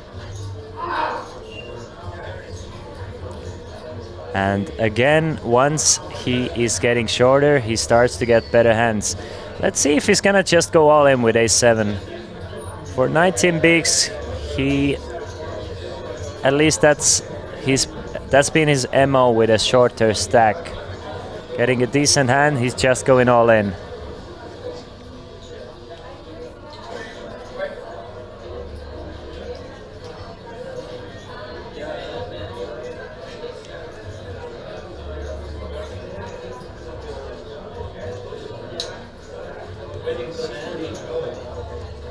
Just a call from Kurt this time. And Adam with 10-6 can elect to check if he chooses to do so. Yes, he does.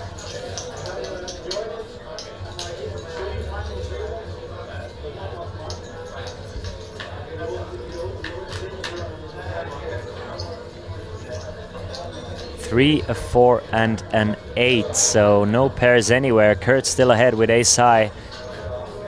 Has the backdoor nut flush draw as well. Adam, with a couple of backdoors himself, might start to feel frisky on this flop. Checks it over to Kurt. Will Kurt fire? Or will he take a free card? Should have assumed. It's a check on the flop, a deuce of hearts on the turn, now giving Adam a flush draw and a gut shot straight draw, and Kurt with the nut flush draw himself. I'm sure Adam really is not putting Kurt on too many nut flush draws, so he might try and put a big bet in here on the turn. Holding the 6 of hearts.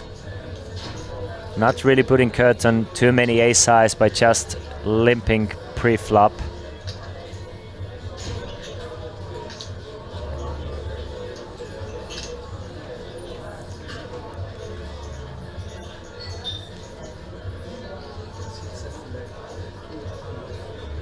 Expect something like a bot size bet from Adam.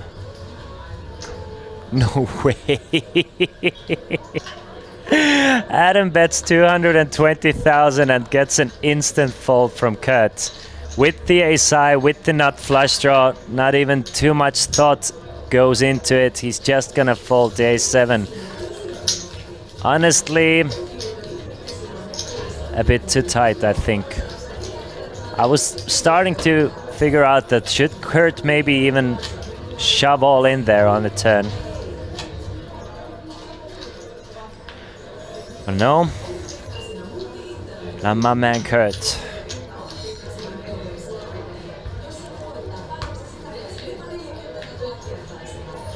But Adam now peaking in this tournament with 8.7 million. There is a total of 9.8 million chips in play, so really holding about 90% of the chips in play. Approximately, right? Calls with Jack deuce, this time from the button.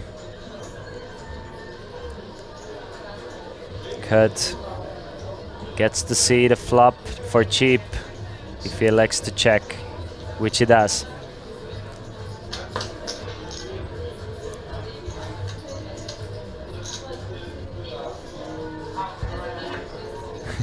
This is getting weird. Ace, 5 and a 3, so a pair of 5s for Kurt, a gut shot straight draw for Adam. On an ace-high board in a limped pot, you can feel fairly confident with your pair of 5s. Of course, you're not like jumping around being super happy about it, but you're not too worried either.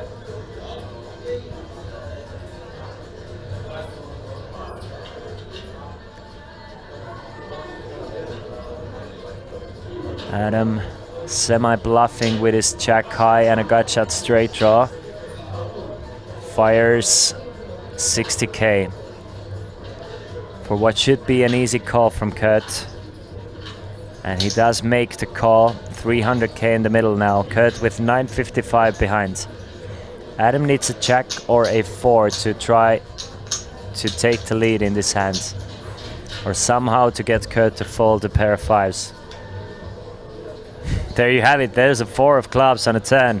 A straight for Adam and a pair of 5s plus an open-ended straight draw for Kurt.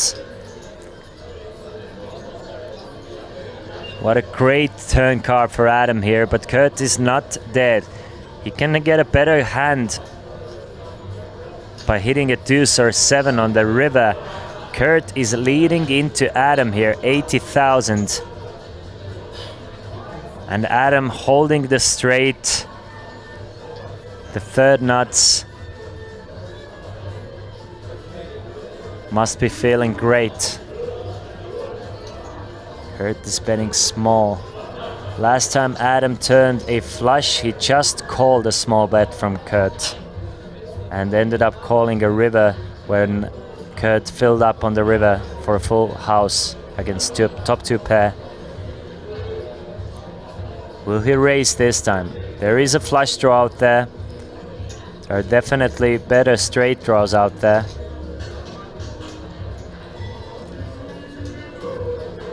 Or will he call? Keep in all the bluffs. Keep your opponent petting. And kind of disguise the fact that you have a straight. A pair of 5s and an open-ender. Kurt can still take the lead with a deuce or a 7 on the river. But Adam has 84% next to his name. And a straight at the moment already. Adam bets 80,000, leaving himself with 875k behind. Adam is thinking, how much can he raise? 280? Never mind. Adam just gonna make the call. 460k in the middle. Adam with the straight. Kurt needs a 7 or a deuce. Instead, it's the ace of clubs on the river. So 2 pair for Kurt now. Well, we know one thing. If Kurt is betting big, Adam is not raising anymore. But Kurt, I don't think he's betting big. Super small bet from Kurt. Another 80,000. Come on, Adam. Now you need to raise. I mean, super small bets. Cannot be afraid of monsters in the closet. Kurt with 795,000 behind. Bluff Party says it's gonna be a bet, raise and a fold. Let's see if you're correct. That would make a lot of sense.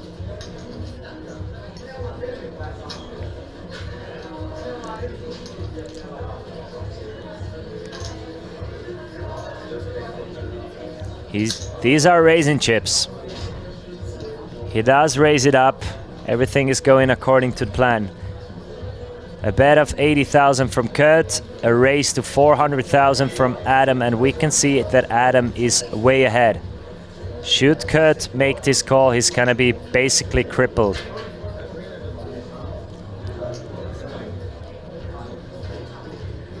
Something tells me Kurt is getting away from his pair of fives.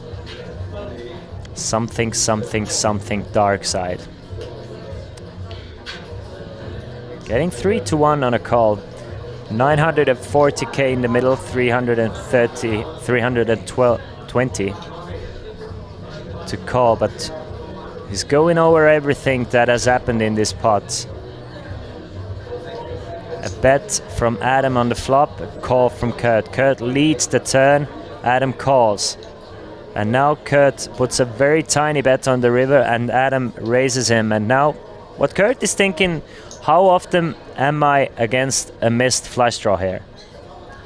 How often am I against the hand of maybe Queen 7, Queen 6?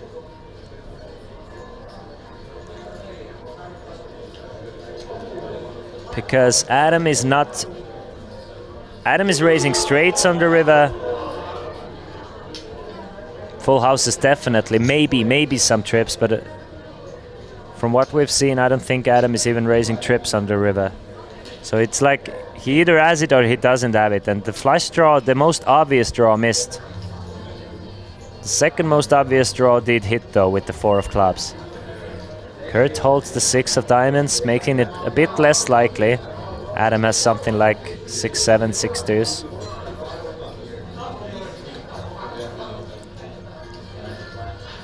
Taking a while with this decision here.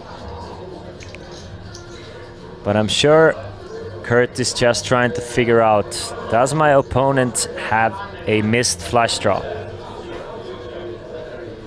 He can definitely be bluffing with that. I bet so small on the river. Does he count it? Does it read it as weakness and try and push me off my hand? Kurt kinda did play his hand heads up.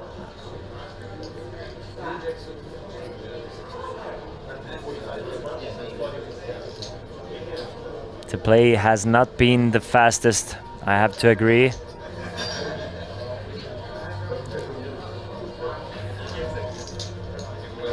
Really feeling, I mean, if Curtis calls and he's wrong, he's gonna be a super short stack. It's a very important 330,000. Obviously, if he folds, it's still gonna be a short stack. He's still gonna have 13 big blinds only. But it's gonna be a lot better than 8. But if he calls and he's correct, it's gonna be back up to 1.7 million. Let's go box stakes. I'm ready for it. He's gonna end up calling. Makes the call with 2 pair. Gets the news that Adam has the straight, and there you have it. I mean, 9.4 million against 475k. I've never seen anybody lose in a situation like that. So I'm kidding. Everything is still possible. Excuse me, I was just slowly dying here. But I mean, it's looking like there's no coming back from there. Obviously, it's never too late for a first double up. It's never too late for a first double up. And Kurt is gonna need that first double up in the next few hands.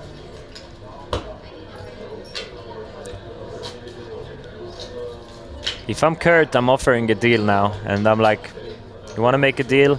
Give me 50k, and I'll give you a title and a win. Just try and get something extra.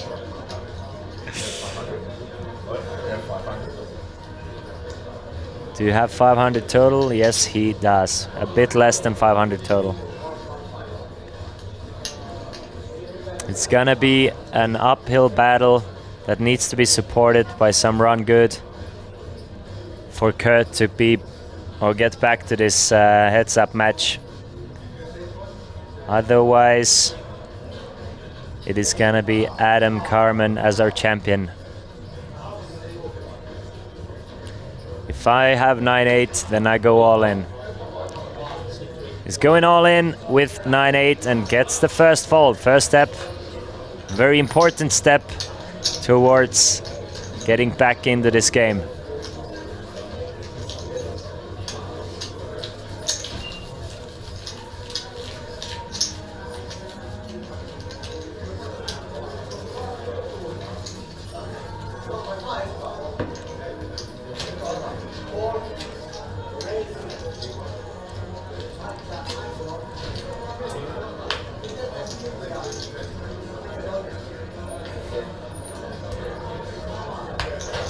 Every suited or straight combo hand should be an all-in by Kurt.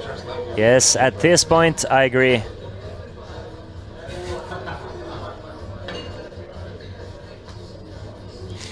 Six twos for Adam.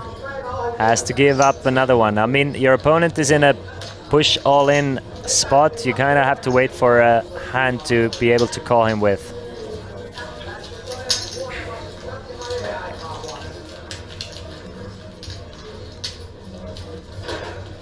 16 more minutes of this level of heads-up play.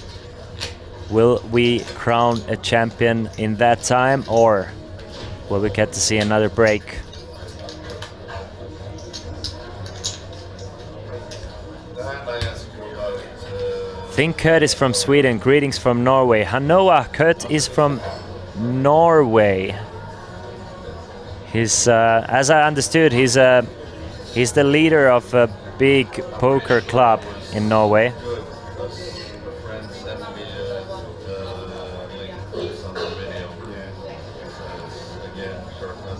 King 5, 10 big blinds.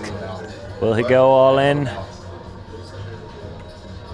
I would assume so.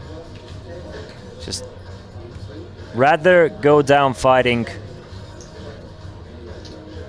than just slowly dwindle away. Kurt just calls.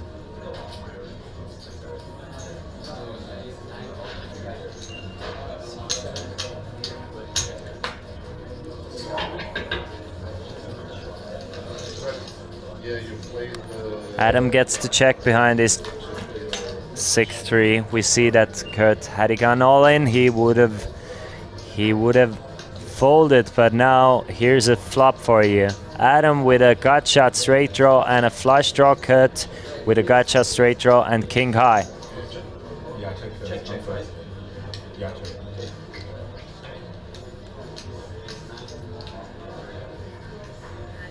Ten of diamonds on the turn.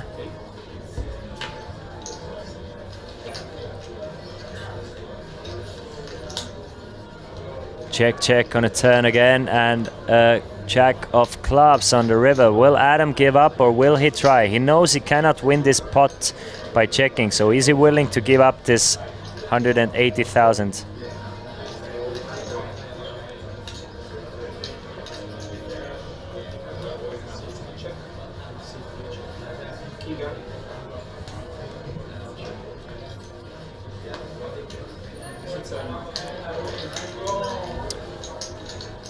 Okay. Okay.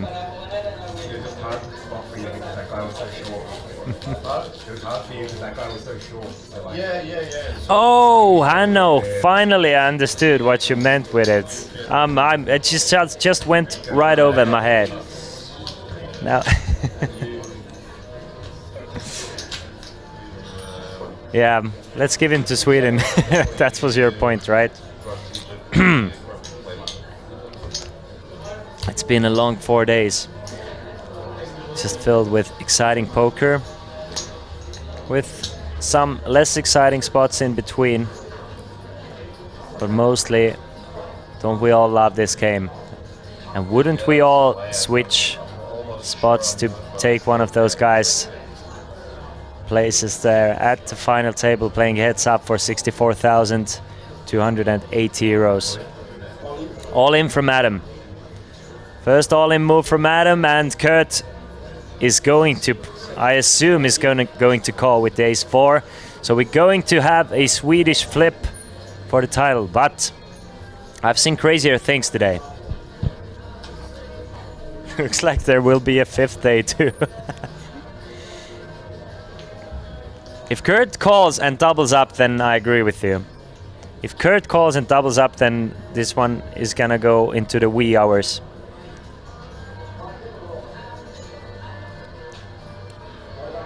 But I mean, it's come on, Kurt. It's 12 big blinds. You have an ace. You have a 15-1 chip lead to come back from. You really can't wait for too much longer.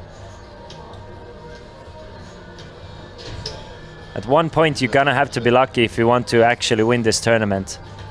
So you might as well try and take this spot here with ace high. Yes, nice call from Kurt. Really, as I said, rather you go down swinging than just dwindling away. It's queen 7 against ace 4. Kurt is in a good spot to double up here, but still it's 40% for the Australian. Queen or a 7, and this might be over. And we have a limited call on the final table of main event. 1.4 million in the middle. Very important pot. Probably the most important pot of the tournament, at least thus far. This might be the end, or this might be the one to finish it. Queen 7 against ace 4.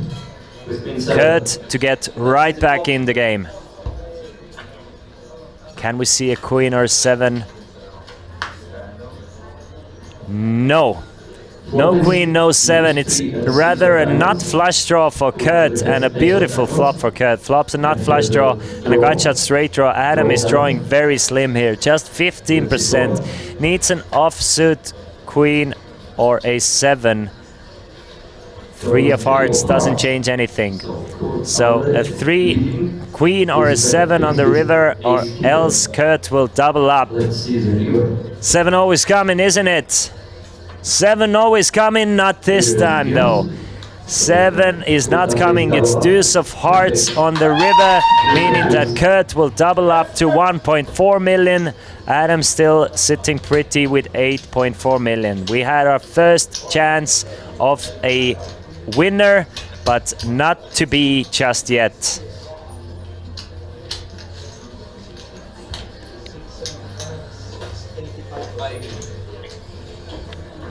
We play some more poker. Lazy Talent, I think you're being very, very conservative at saying 1 hour. I think we just earned ourselves 3 more hours of poker action.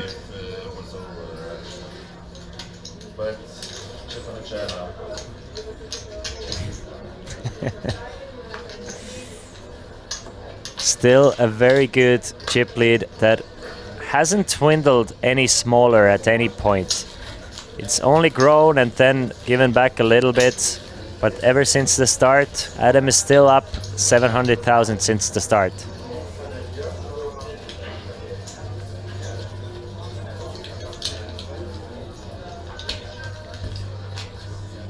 The fact that we are playing 1 hour heads up levels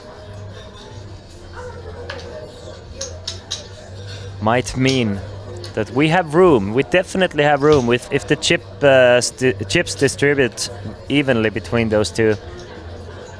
Theoretically, we could be here till 5 a.m. Definitely possible.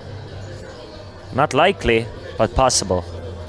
And with Kurt waking up with hands like ace jack of spades, we might see a battle. There's still fight in Kurt. Will he just call? Yes, he will. He will call and try and trap. Never mind. He goes all in. Adam has an easy fold with King 7, so up to 1.6 million now.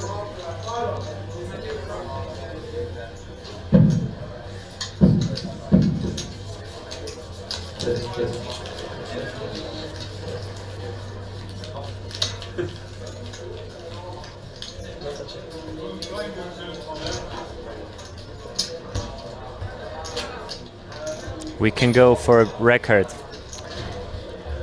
Our producer just sent us, just for reference, the longest heads-up battle belongs to 2017 championship in Macau, where Elliott Smith and Tianyan Tang played for 10 hours and 50 minutes. We can break it, guys. Let's make a record today.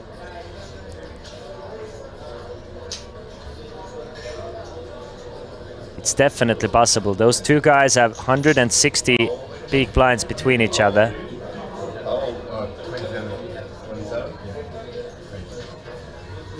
It's a raise from Adam.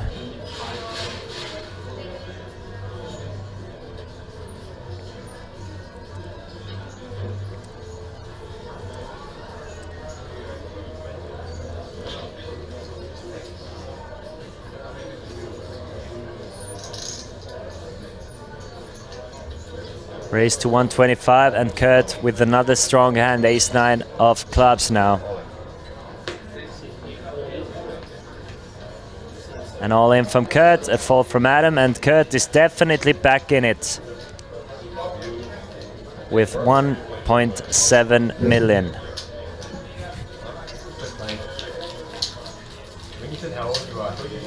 Close to 30 big blinds. He was down to 8 just a couple of hands ago, but now back to 30. And the momentum is on his way and on his side.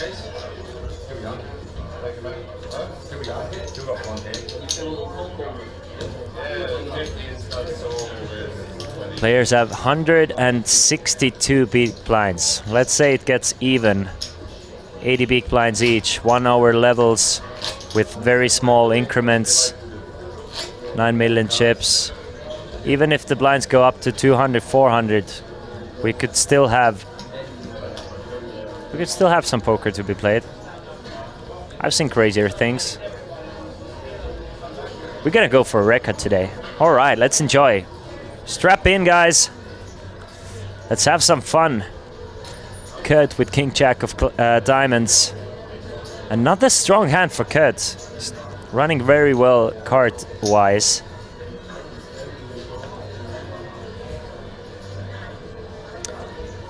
Decides to just call from the button.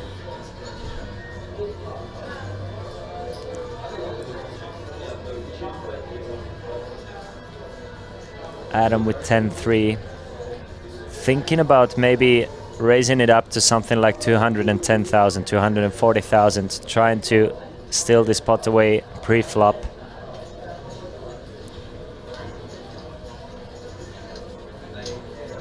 But no, he's gonna check his option.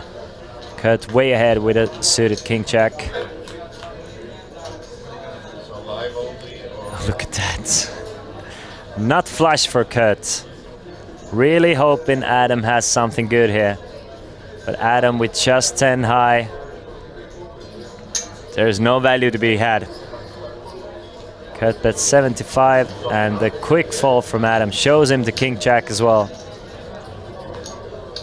You play live only? Mostly live. Players are getting to know each other a little bit more. Yeah, me too.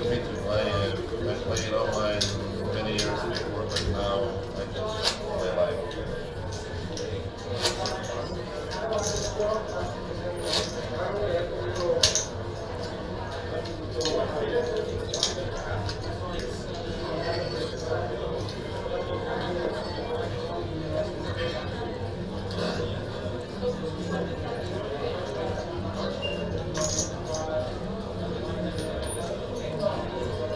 Four, 3 for Adam.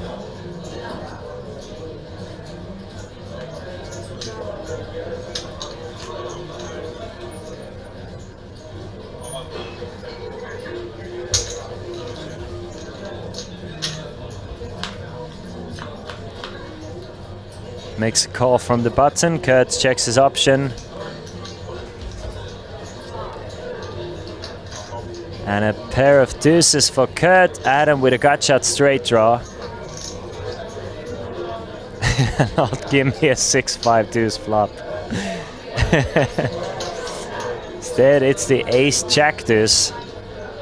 Check from Kurt, bet of 60,000 from Adam, and Kurt calls. Let's see if Adam continues. I mean, throughout the final table, he was really good at paralleling those semi bluffs, but now he has a pair of 3s, so he might be feeling that he has some showdown value, still plenty of equity he wants to realize by the river. in case he's up against an ace or a jack. So it's a check on a turn, 10 of clubs. Should mean it will get checked through on the river as well. So pair of deuces against pair of threes. Adam takes a small one.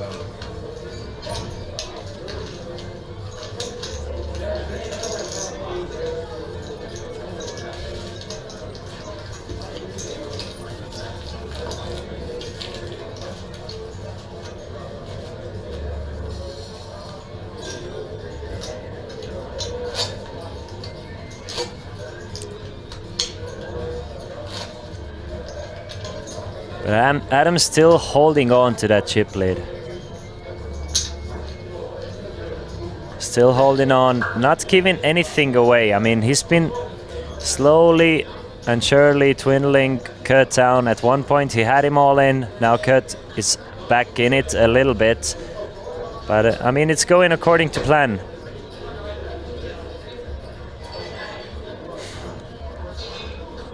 Jack 6 of diamonds. For Kurt, will make the call. Adam, like Jack 10. It's not the aces, so I'm not gonna raise. So he checks. Couple of jacks to see the flop. 10, 5 deuce. Top pair for Adam. So it only makes sense it goes check on the flop. Give it a diamond. Well, this might get interesting now. Kurt with a flush draw. Adam with top pair.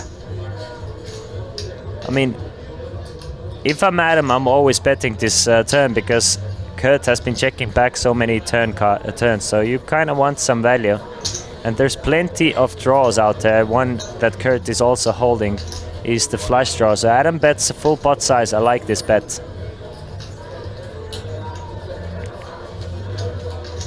180,000 to get max value from these draws.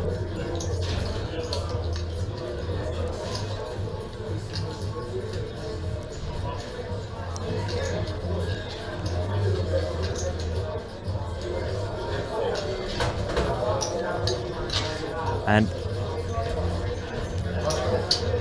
Kurt just folds the flush draw heads up to a single bet. Very surprising to see. And on that bombshell, ladies and gentlemen, we have a lot more exciting heads-up poker in front of us. We're gonna go on a 15-minute break.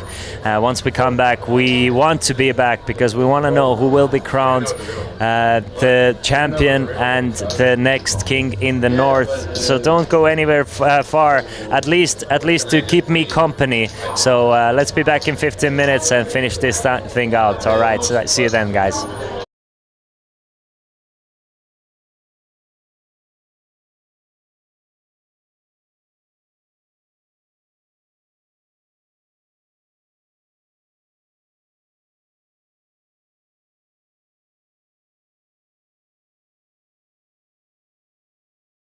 Hello, good evening today. How it has been this week for you?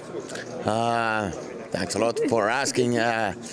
It has been a good week for me. Okay. Yesterday you played quite good, I heard. So tell me a little bit about that. Yeah, maybe 5-bet with 5-8 offsuit wasn't so good, but then I was lucky after that and I had almost 100. Now I have only 30,000, but let's see, I hope it will go good.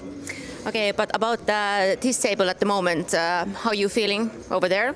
I feel good, but I should get some cards, so let's see what happens. Okay, so good luck for you today. Thanks.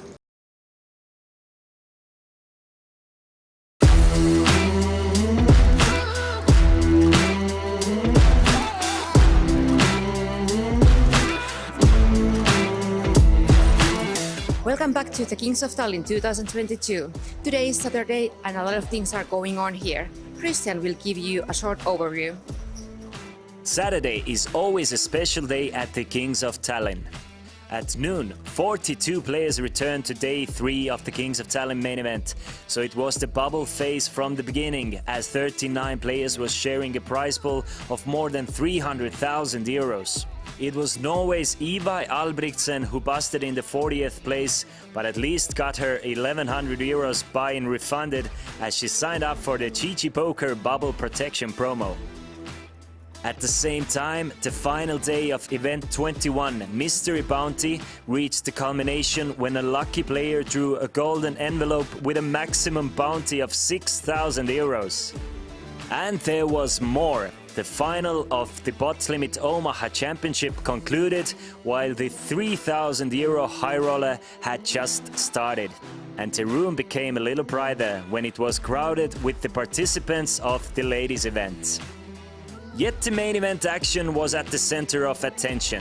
After the bubble bust-out bonanza shrank the field quite fast, the day ended at 7 p.m. with parallel eliminations on both tables. So 8 players will return tomorrow at noon to fight for the throne of the North.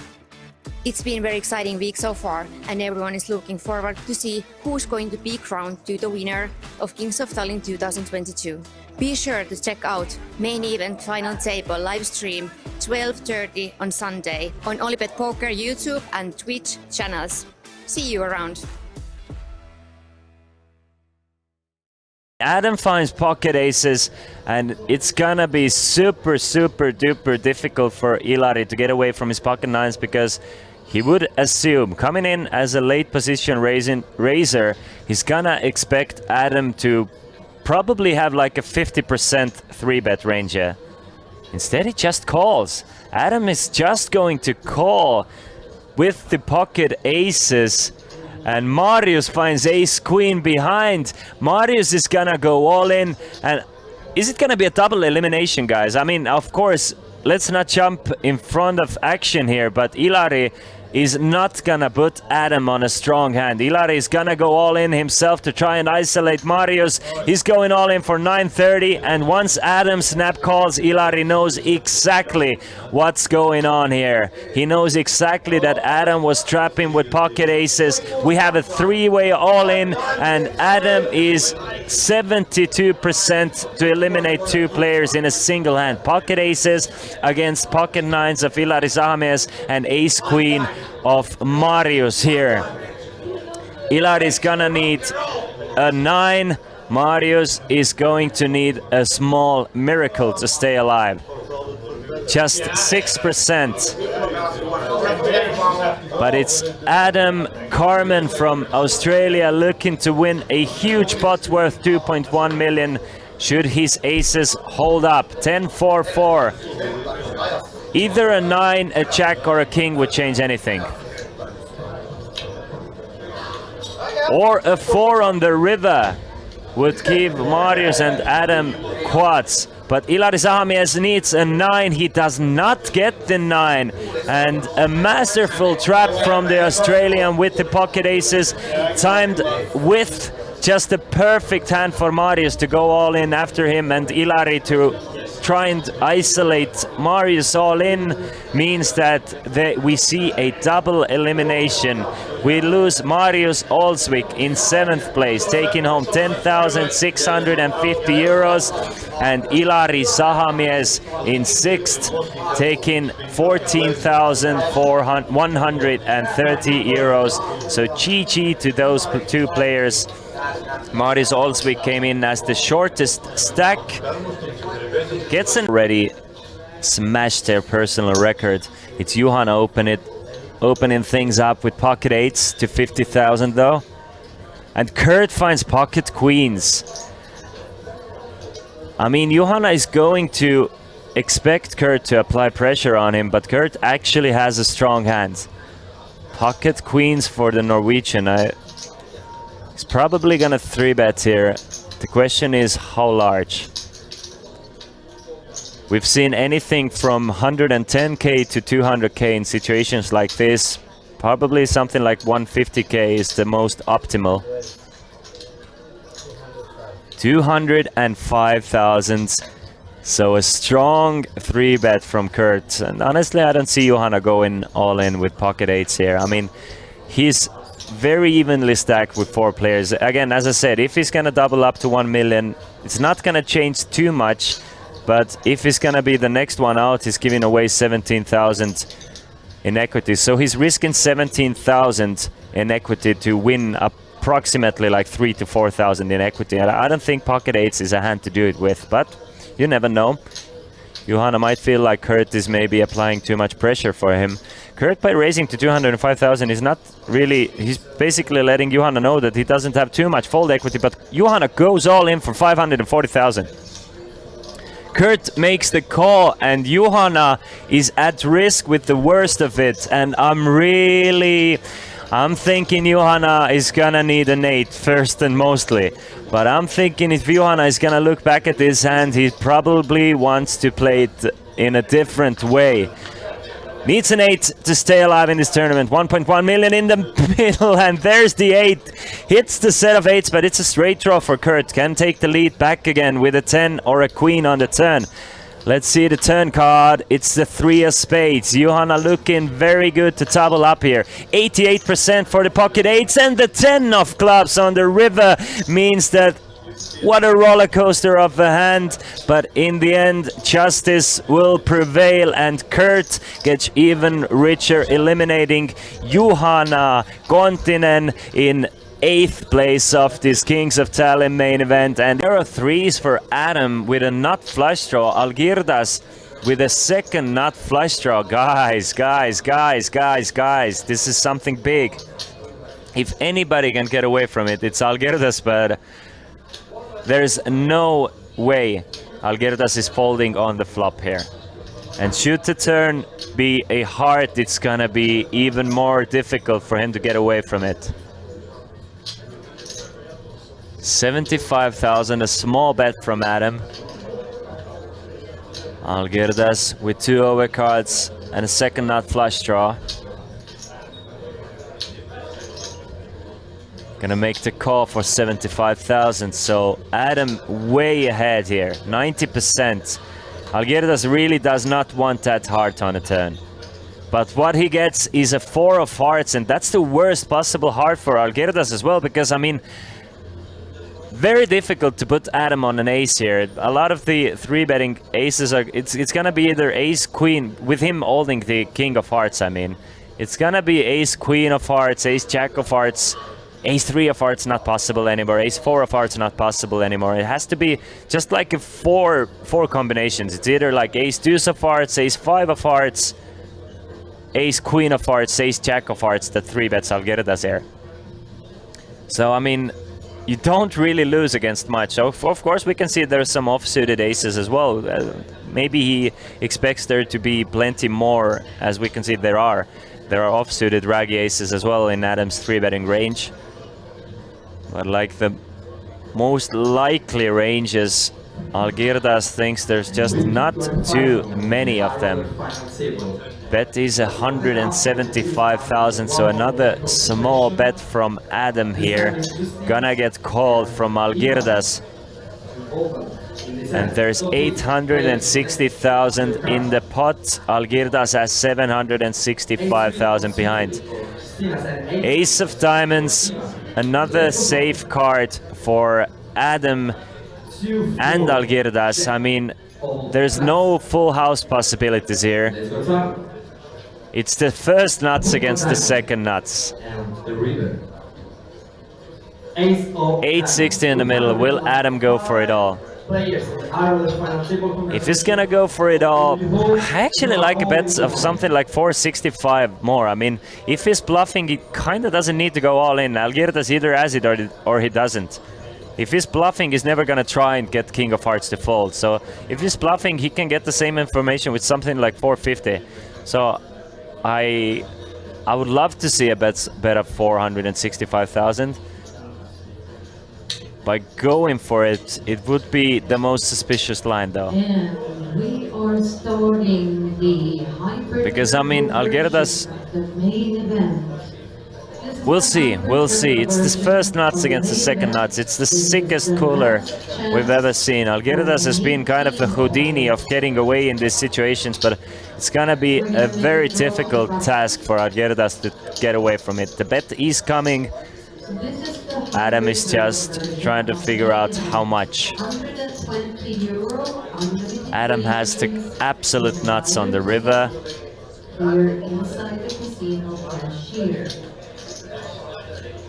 I love it. My man Adam does exactly what I was hoping for. if he goes all in there, it's gonna look just so much more suspicious because he gets the same information with a bet of like 475. He goes for 525, and I do love the fact that he doesn't go all in. Wow. And Algirdas gets away from the king eye flush, shows the king eye flush to just completely wreck Adam Carmen's world here. Didn't even think too long about it. Really does not think too long about it. Just 10 seconds and gets away from another one. And I mean, Algirdas has earned the spot. He should be out of this tournament a long time ago. So about today, this evening, how is your feelings after the game? And well, I just busted the main event, so that sucks, obviously. But I'm just gonna head to another tournament. So yeah, I've almost forgotten what happened at the table a few minutes ago. So that's I'm in a good mood, and yeah, I try to do my best at the next tourney. Yeah, but it will continue at the evening, so yeah, of course. We are here to play for the whole week, so I would be crazy if I stopped. And about your table today, how is your feelings so far? Really good. I have 4 times the average stack, and everything works great. So yeah. And you will continue at the same tactic, or you will change something? Same tactic. Yep. Until the final table, until the end. Yeah. Okay, so good luck for you this evening. Thank you. We need it.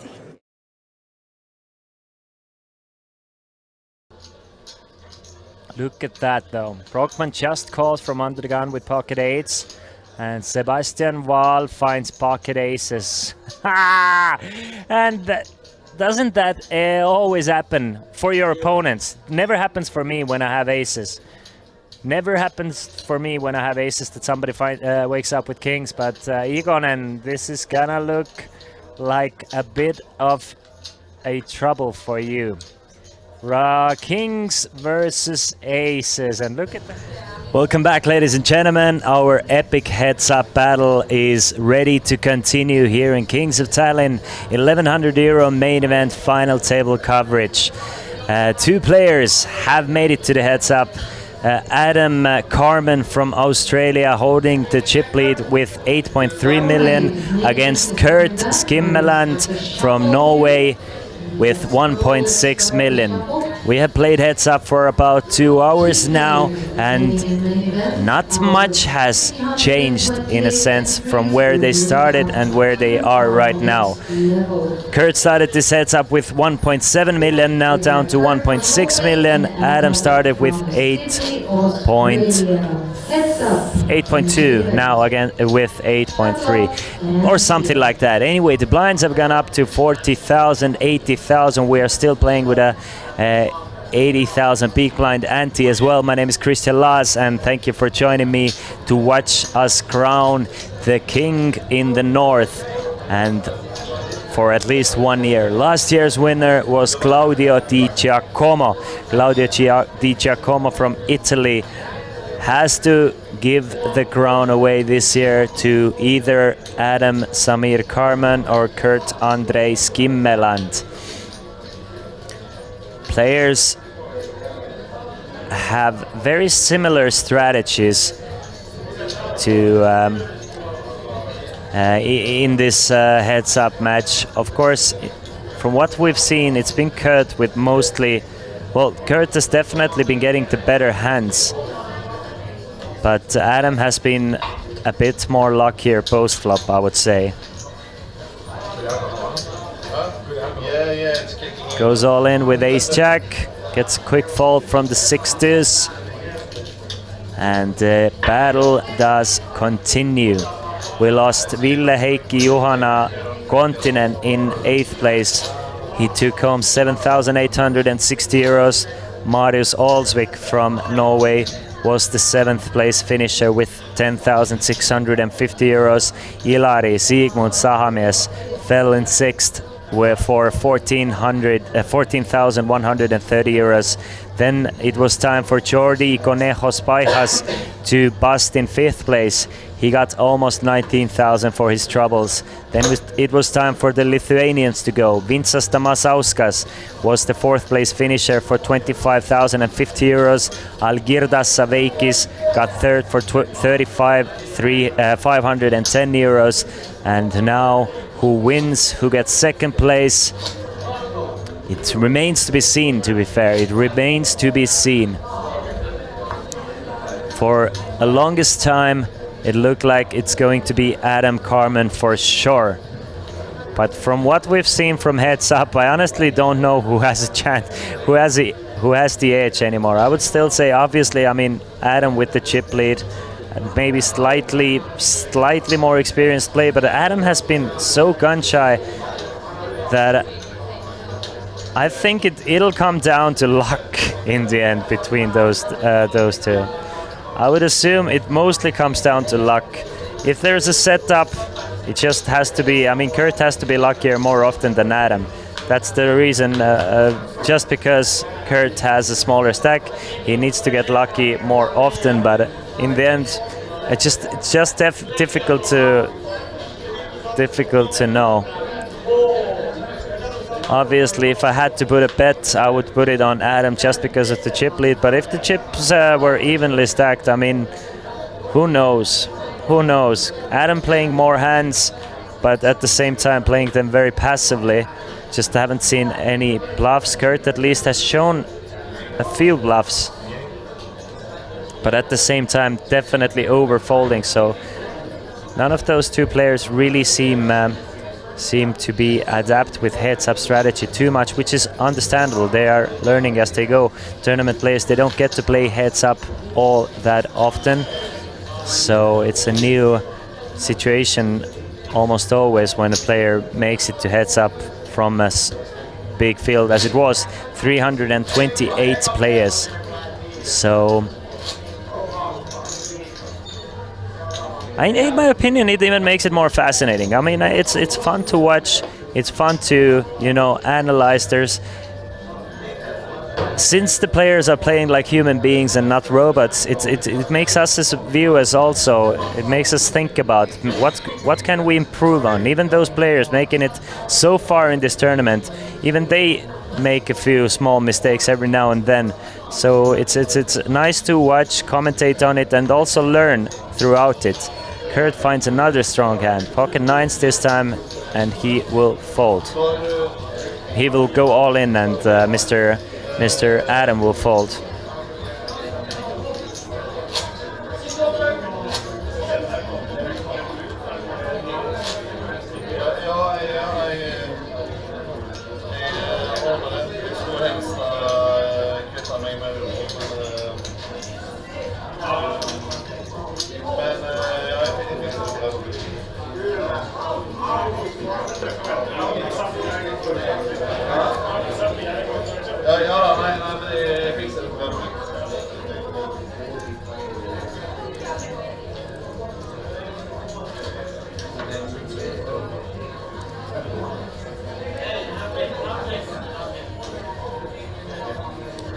Ace deuce offsuit for Adam. Oh, Kalks, thank you, thank you, thank you. I will take my crown. I am wearing my crown with pride. My commentary crown. Here.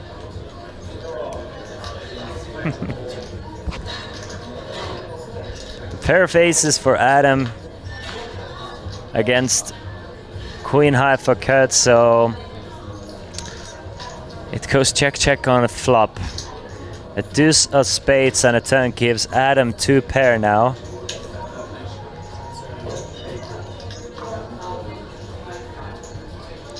Bets 80,000, a snap fold from Kurt. So this trap on the flop did not work. From what I've seen is, like, as I said, I'm kind of surprised that Adam went to the limp button strategy, which is a very valid strategy.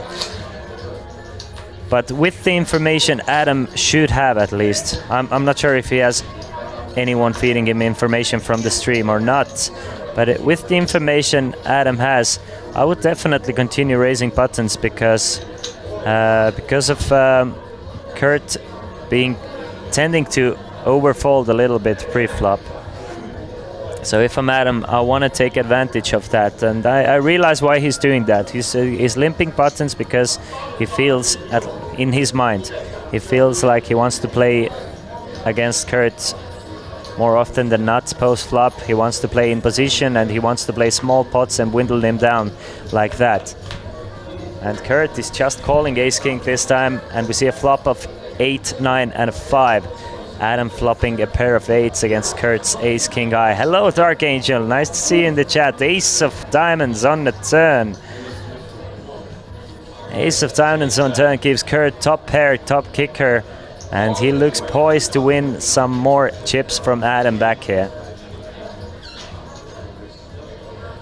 Thank you, Dark Angel. Whatever you're doing, hope you're doing great and you're having a good time doing it.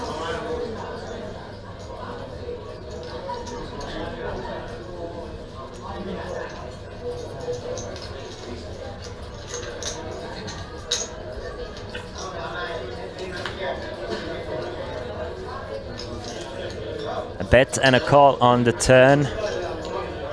3 of clubs on the river doesn't change anything, so Adam is gonna check it over to Kurt one more time, and if he doesn't believe Kurt, if he's thinking Kurt might have a bluff here, it should be a fairly standard call, a third pair with Jack 8 anyway, but with the table dynamics as they are, Adam is starting to think about folding here because Kurt hasn't really bluffed all that often, but no, he's gonna make the call. Kurt now back to almost 2 million in chips. Adam with 8 million in chips. Still 4-1 chip lead, but at one point it was 15-1 chip lead. So Kurt is really climbing back. Something that Adam is doing is not working. He needs to figure out what.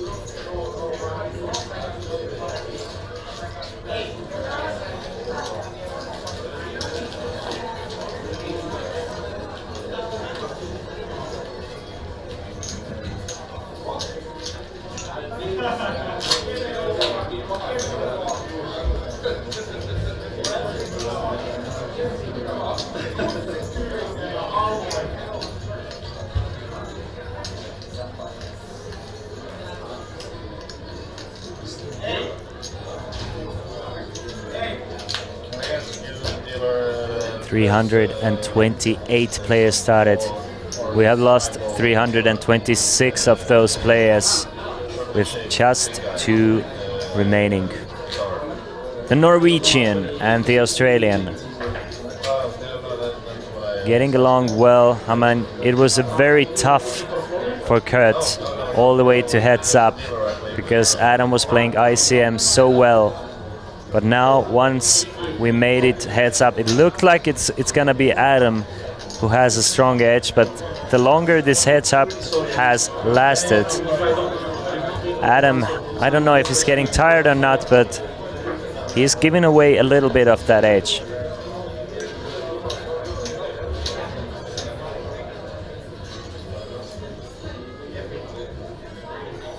Queen Jack. So since Adam is calling every button, I assume he's gonna be calling everything.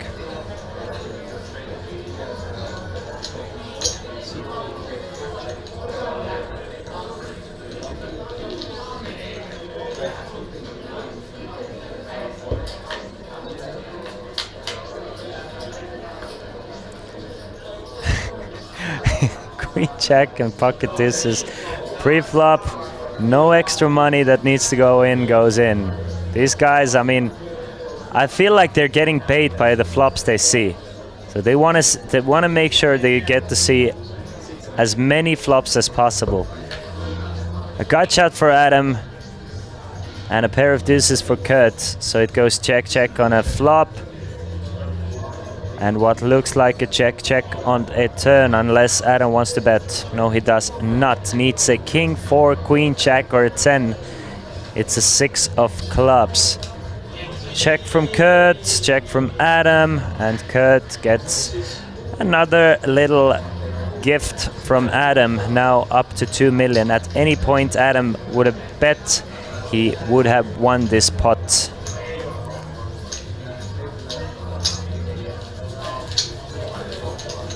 So Kurt definitely climbing his way back in this tournament. He's already back. One double up for Kurt, which I don't know what needs to happen, but of course sometimes it can happen. One double up from this situation, specifically from 2 million. It's basically an even game.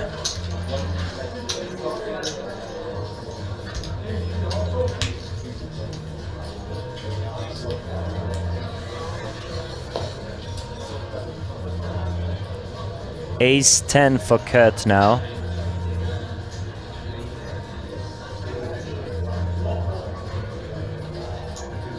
At some point, we must see a raise, and we do.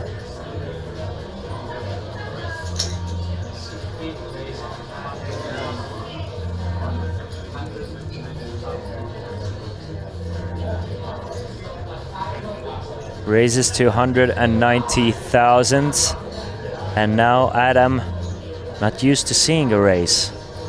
I'm not sure what to think of it with Queen 5. Getting more than 3-1 heads up with a Queen 5.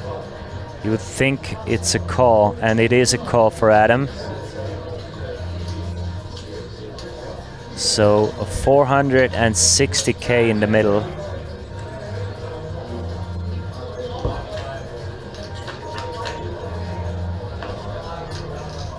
And the flop of King Queen 5. 2 pair for Adam, gut shot straight draw for Kurt. You think a lot of chips would go in here, but it's gonna go check, check. Yes, it will. No bet from Kurt with his gut shot straight draw. Happy with the ace high. Adam, will we see a bet on a turn? You need to build this pot to be able to win at least something from your opponent. It's a check, check on a turn. 10 of diamonds on a river, giving Kurt a pair of 10s. Will we see a bet now?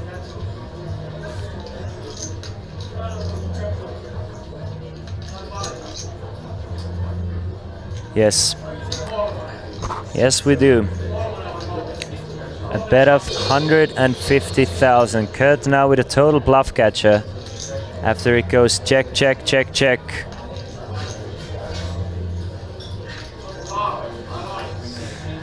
And quick fall from Kurt, so Adam now back up to 8.1 million. Kurt down to 1.8 million.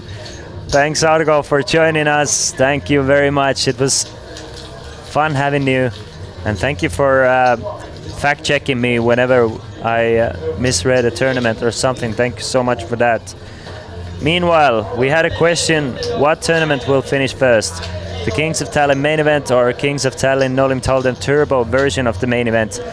The turbo version has finished, and it was the last event of this poker series. It's Laurinas Terniauskas who ended up finishing first in the Kings of Tallinn turbo version of the main event.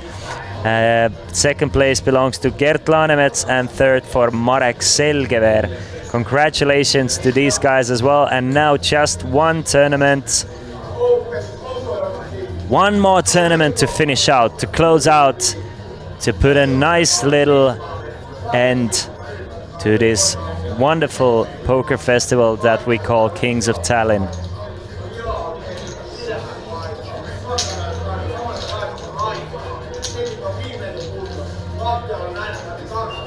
Turbo, not turtle. Couple of very strong hands here, flop, and I mean Kurt flops a straight. Adam flops a 2 overcards with an open ender. Money has to get in here though, doesn't it?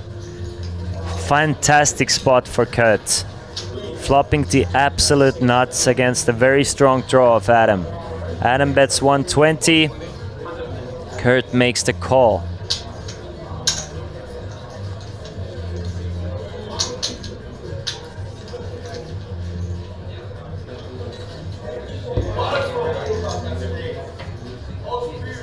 Ace of clubs on a turn doesn't change a thing. A 6 would be disastrous for Adam. Kurt still with the nuts. Bluff party is thinking check call. That happened. Check, check. Check, bet, call. Queen of clubs on the river. So Kurt still with a straight, trying to get some value. Almost bluff party, but instead it's Kurt betting the river.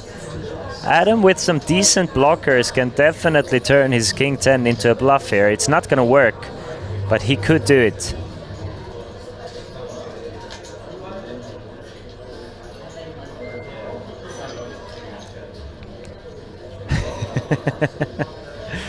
$160, but Adam has the king of clubs, 10 of diamonds, super nice blockers. He knows for a fact his opponent cannot have the nuts on this river, so he could definitely go all in here. Just apply a lot of pressure or raise to somewhere like 800k.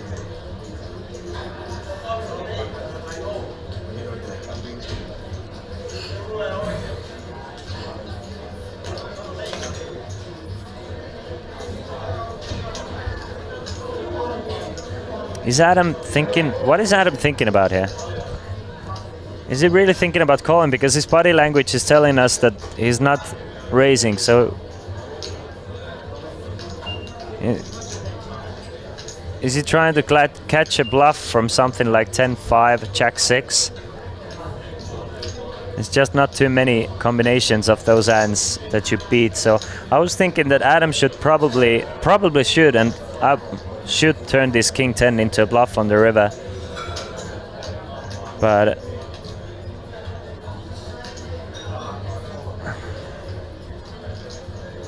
thinking, why is he still playing and not won already?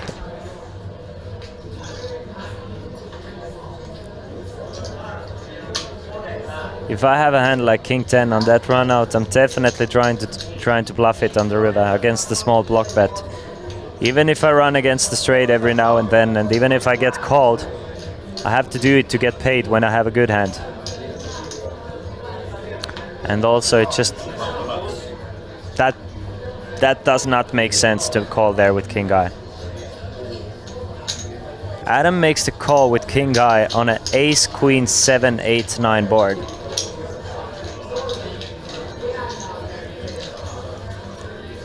Not really much to beat there with king eye. I mean, I get calling with king highs, but there are definitely spots to call with king high. I honestly not really sure how to react to what we are witnessing at the moment. Well, he wants to take a look. He got it. I think raising there from Adam's perspective is just infinitely better. You lose against a couple of Kurt's bluffs, supposedly, I think. Lose against a few of Kurt's bluffs, as well as all of his value and block bets. You can get rid of so much of Adam's holdings by raising there on the river. You have the perfect blockers for it. So I'm not really sure about that call, personally.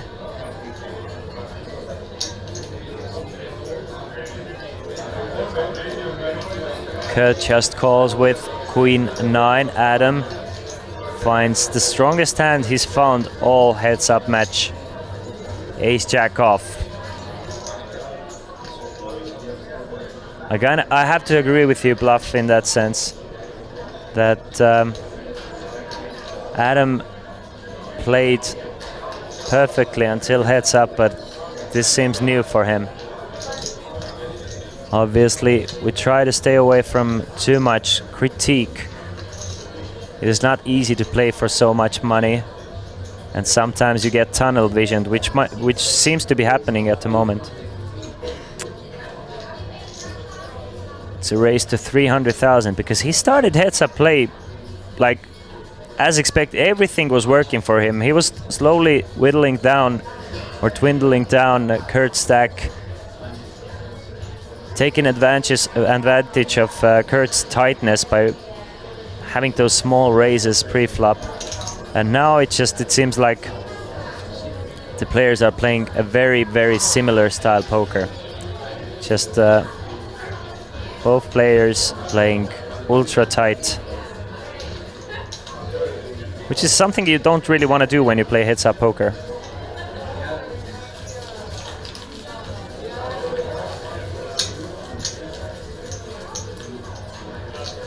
Heads up, you really should be applying as much pressure as possible because you have to play every hand. It's very difficult to flop strong hands in heads up.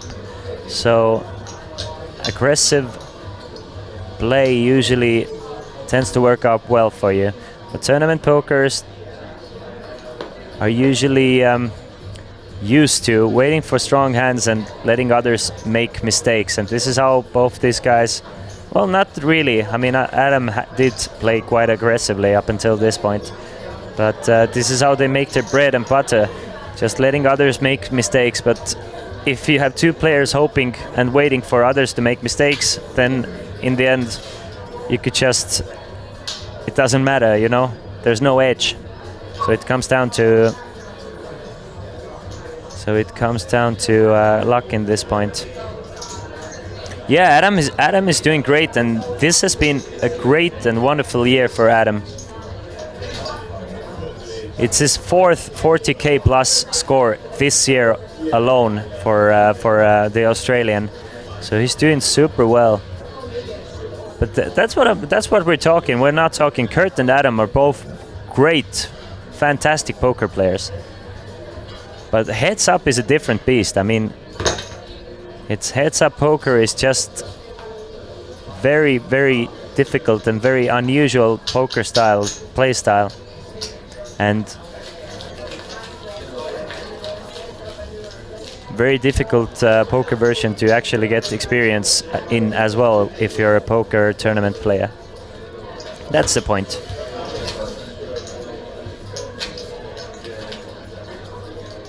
I've been impressed with those two players all day today.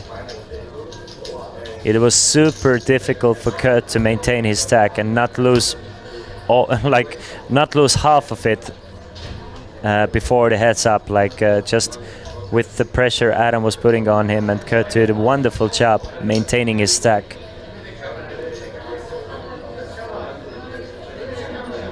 Picking his spots, staying away from Kurt and applying pressure to whoever he could.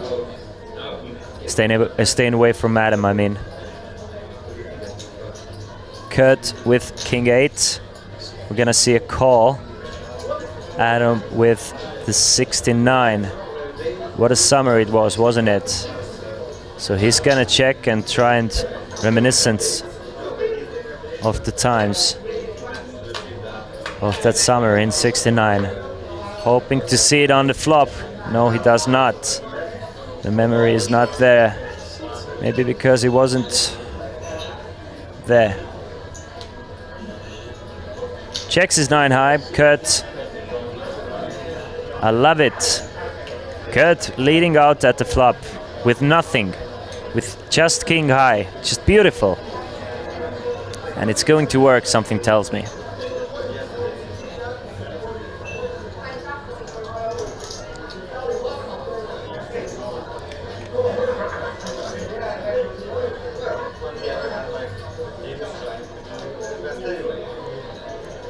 Bet of 80,000. And again, wow. Do we see a switch of gears from these players? All of a sudden, Kurt is betting with king high, and Adam is raising with 9 high. And a great timing from Adam here. Knowing we can see that Kurt does not have anything or any part of this board and gets Kurt to fold the best hand.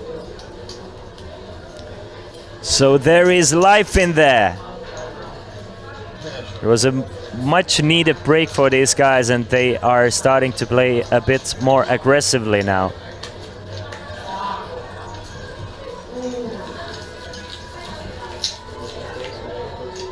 still pretty much where we started from. 8.1 million against 1.7 million. Here in Kings of Tallinn main event final table. Playing for 16,000 euros. Playing for more than what the 6th place finisher got for beating 323 players. This is where all the money is in the later stages of the tournaments. King 8 of spades for Adam. I have a weakness for this hand. I kind of like the King 8 of spades.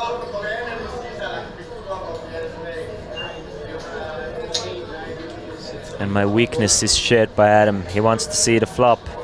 Another 2 strong hands pre-flop. What usually happens is Adam raises and Kurt goes all in. But the table dynamic is not like this.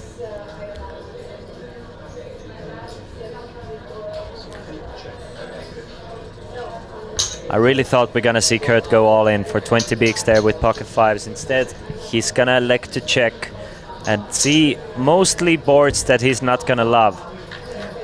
There's not too many good flops for fives, so this is why you kind of wanna end it pre-flop. Take your chances, take the 3 big blinds in the middle, risk 20 to win 3. If you get called, you're gonna be, often enough, you're gonna be in a decent shape or at least flipping. Sometimes you're gonna be way behind. Check from Kurt. Adam doesn't want to start betting with king high, backdoor flush draw. 10 of diamonds on a turn. Again, I mean, Kurt has had so many of those small gifts from Adam. But now Kurt is taking things into his own hands. Leaning out himself for 105,000 with the pocket fives. Taking away the chance for Adam to bluff him out of this spot.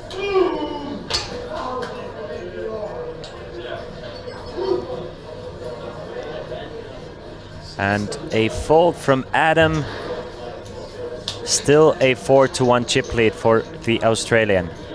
What a heads-up battle we have witnessed.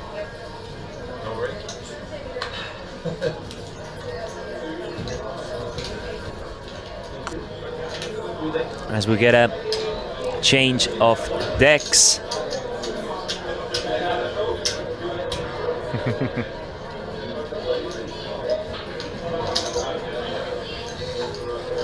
I love this guessing game Bluff Party is having.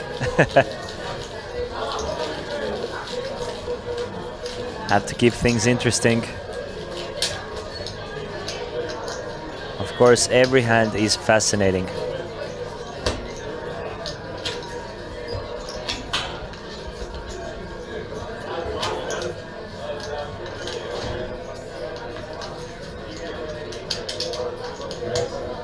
The average stack at this point is still more than 60 big blinds. So that means there's plenty of poker to be played. It's distributed way towards Adam's side, but Kurt has played his short stack valiantly. Kurt has been fighting and not giving too much away. Hasn't gained anything either, but hasn't lost anything.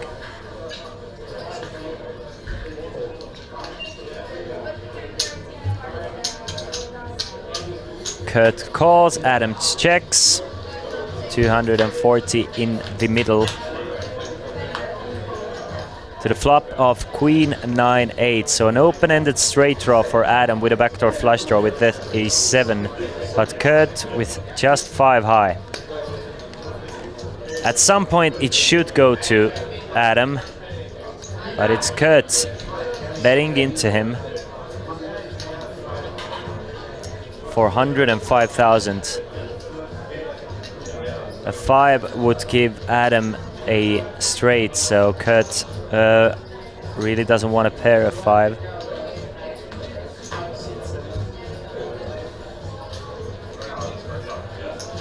But it's called from Adam. Wants to hit a 10 or preferably a 5. King of clubs brings a lot of chop opportunities now to the table. Any card over and 8. 8 or over would chop this one up, unless somebody bluffs the other player out. There's the ace. So if this one goes check, check, it's gonna be a chop pot. Adam must realize he cannot win this hand with 7 high. So he should, in theory, in poker theory, if you cannot win a hand, you should bet at it. Because if you don't have bluffs, how do you expect to get paid with your strong hands? So you have to take the worst part of your range to turn it into a bluff. Adam gives up. Now Kurt has to bet, because he should realize that he cannot win this hand without betting. Luckily for them, none of them want to steal this pot away. Does anybody want to win this poker tournament? Guys, does anybody want to win this poker tournament? Does anybody want that 64,280 euros? Perfect opportunity for Kurt to bet at the river with the ace coming. Perfect scare card. You cannot win with 5 high. Yes, we saw that they chopped it, but there's no chance to win by not betting, so you kind of have to. We are seeing quite a few of, you know, I'll just give this pot to my opponent sort of mentality. In this situation, who wants it more should get it. I mean, it's not that difficult. If your opponent is not fighting for every pot, then you do it and you just take away your chips from your opponent. Jack 10 offsuit for Adam.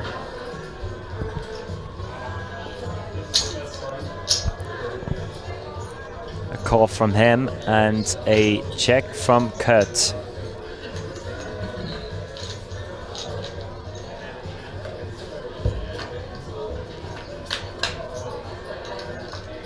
Hand 152.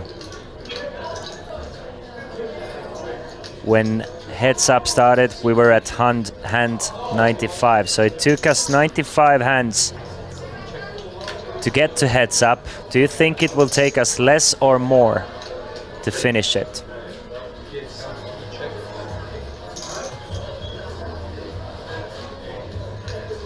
If we reach hand 190, the heads up has lasted for more hands than the rest of the final table. There's still plenty of time there, but it's interesting to see. What do you guys think? Will we finish before or after hand 190? Boxtake says more. Quick bet on a turn with the straight from Adam, and his opponent folds the pair of 8s.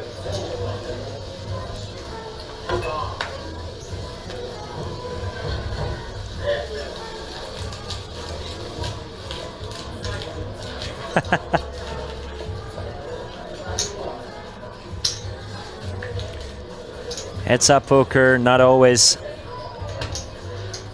the splashiest part of poker. Not always super glamorous.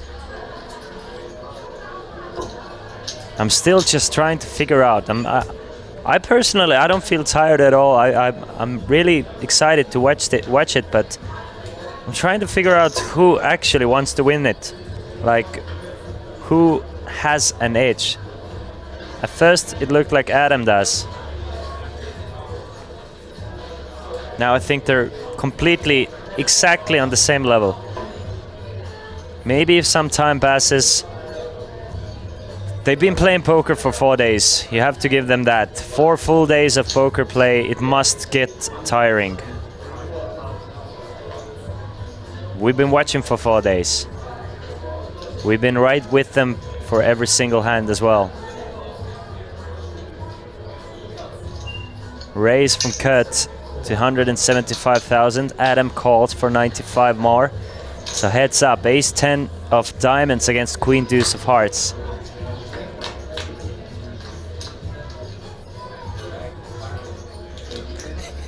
King 4-5 on the flop, so Kurt still ahead. just c-bet, bro. just continuation bet and take it away. You don't need to make your hand to win a hand in poker. 9 of diamonds now, giving Kurt a nut flush draw. Check from Adam. Check from Kurt. Jack of clubs on the river. So Kurt's still ahead. Will Adam try and bluff at it? Will Adam try and steal away this pot? Ace high good. Ace high good for Kurt. And the stacks are the same, 7.9 against 1.9.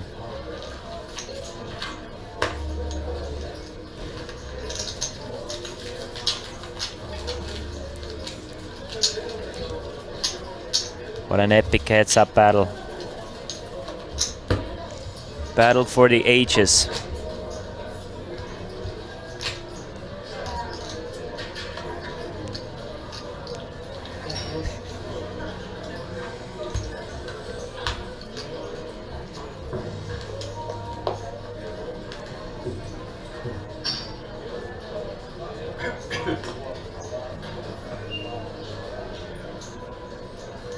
Nine, 4 of spades for Adam now.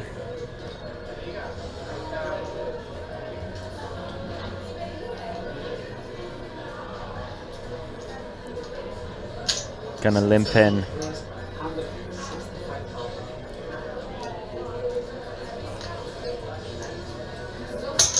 Kurt defends nothing. He folds. I love the fact that Adam raised pre-flop. I mean, it's a change in gears. I think he needs to start doing it more.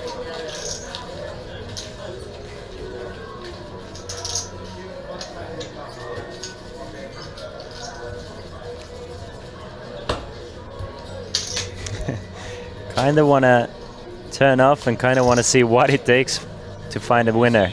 I know we're all on top of our toes here.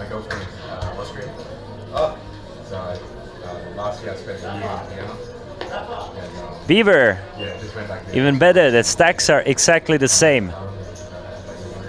Only thing that has changed are the blinds. Jack 8 for Kurt now. I expect to see a call. And expectations will be met. 7 2s of clubs for Adam. Definitely a good candidate to raise it up and trying to steal this one away pre-flop. Just doesn't flop too well post-flop, but from what we've seen, we're gonna see a flop.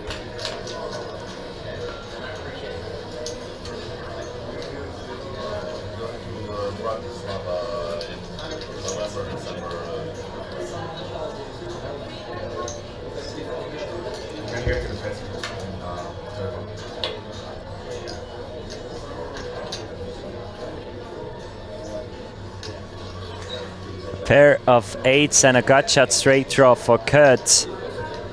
Adam with just 7 high. So this one should go to Kurt. Adam at least tries to bet at it. 175,000. If Kurt folds, I would be shocked. After this goes check, check on a flop. Kurt will make the call. Nice. Nice call from the Norwegian player. And now I really want to see Adam betting one more time on the river. Really go back to your applying pressure ways. King of Clubs is a great card for you to bluff at, Adam. Just go for one more bet.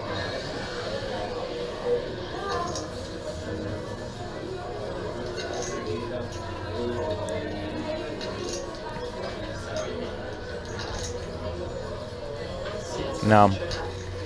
Unfortunately, Adam gives up and Kurt gets another gift. And 2.1 million to Kurt now. 7.7 million for Adam. When Heads Up started, it was 7.7 million for Adam, 2.1 million for Kurt. So we're exactly back to where we started from. After About 60 hands of heads-up poker. I won it online. Did you go? I sold 10,000 for me? 10,000? Yeah. And I couldn't get anyone to join and didn't want to go alone and ended up selling it. Regretted that. Yeah, you should go to Australia with it. Adam with the 8-7 off. Kurt told me he's doing this to annoy the chat. Then I have a question, why is Adam doing this? Do they have a pact? I wouldn't put it past Kurt to actually change his playstyle to just annoy Twitch chat. Just the ultimate troll. But at some point, one player has to start just running better, and this is what once we came back from the break, this is what I thought. I think it comes down to luck. Of course, Kurt is gonna need more luck, but since none of the players really are making too many moves themselves, it has changed a little bit in the past 15 minutes. We've seen players take a stab every now and then, and there you have it. Adam at least betting once again, knowing that it's gonna be difficult for him to win this pot unless he bets. But Kurt does flop 2 pair, so he's not going anywhere. Adam can take the lead with running straight cards or an ace, 8 or 7. Instead, Kurt is raising it to 300,000 and wanting to shut things off right here on the flop. 225, not 300. Raises it to 225, and that should do the trick. And after this hand, Kurt is peaking in this heads-up match. Should, of course, Adam fold. Adam might get creative as well. That's some creative juices flowing. That's a call from Adam. Just pure float from Adam. Trying to steal this one away on a later street. Ace of clubs on a turn. Beautiful play. Just exciting. Just some exciting hands every now and then, and it's so much more enjoyable for us all. Kurt checks after getting called on the flop, and now Adam, now is the time to set the trap. Now is the time to pull the trigger. You call on the flop to steal this one away. You have been given an opportunity to do so. Hope Adam doesn't just check this down. Yes, same. There has to be a reason why you call the flop. Perfect. What a nice play from Adam here. Bets 250,000. Kurt insta folds the best hand, and after a couple of hours of snoozing, we finally see an exciting poker hand, and Adam outplays Kurt in this one.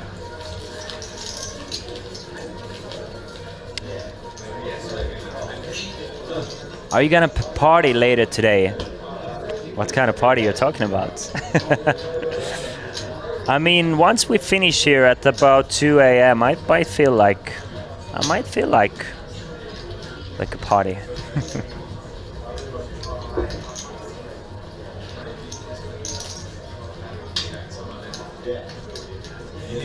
There's always a party in my pants, Mini Cooler. You know, it's whenever you're in chat, there's a party there and you're invited. Me and Kurt are probably going to the dealer's party. All right. It depends how long the heads up goes. Mostly depends on that.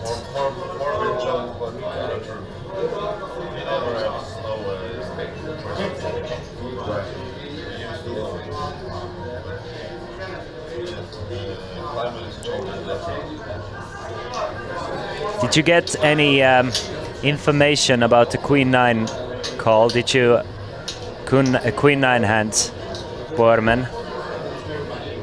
Did you ask around? Did you get any definite answers?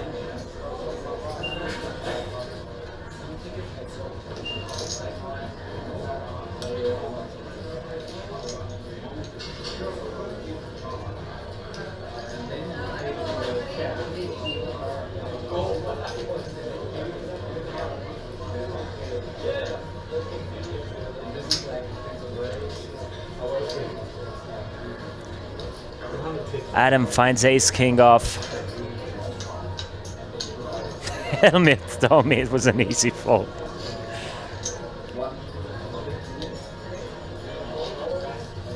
Makes it 250,000. Kurt with 5 deuce of clubs, trying to limp in pre. I mean, alarm bells for Kurt must be going on here. We haven't seen Adam really come over any limps in 3 hours, so it's the first raise against the limp in 3 hours, so it must be a good hand. It is a good hand. If it smells like a fish, looks like a fish, and has scales, it's probably a fish. So something smells fishy for 5 deuce. Of course, 5 deuce isn't the best hand anyway. But in case Kurt was thinking about making some moves, it just kind of looks very strong if it happens once every 3 hours.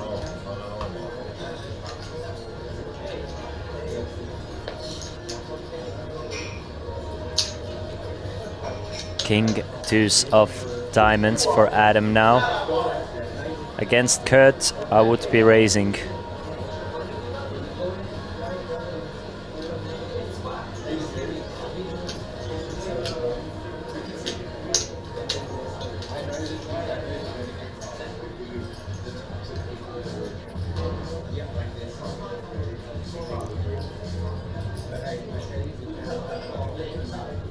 I get the same, it feels the same way for me still. Call from Adam, check from Kurt.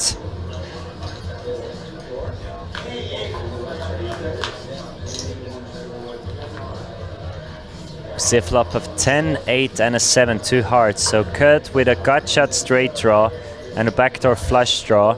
Adam really hates this board.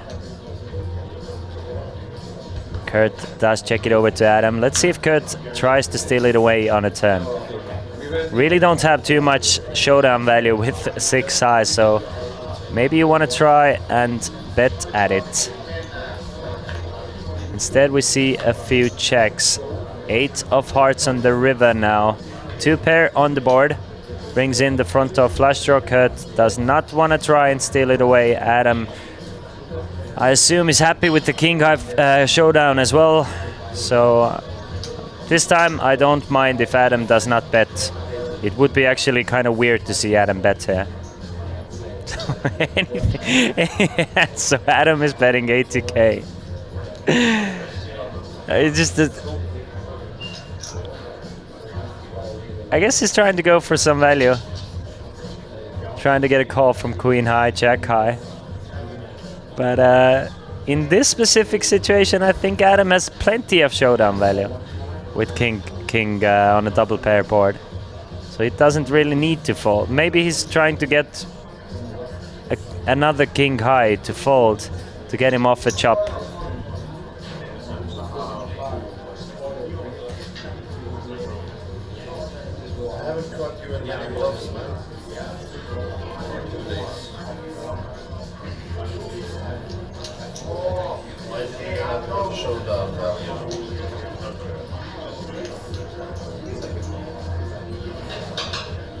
What is Kurt thinking about, guys? He's playing the board. Lena, I agree with you. What is going on in this heads-up match? He is playing the board.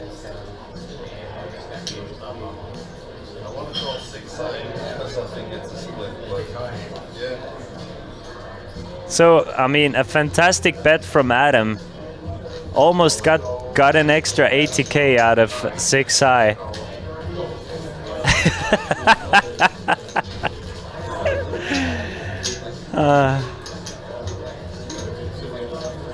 Kurt is from Haugesund in western Norway. The city is famous for herring and jazz. It is also called the Seagull City.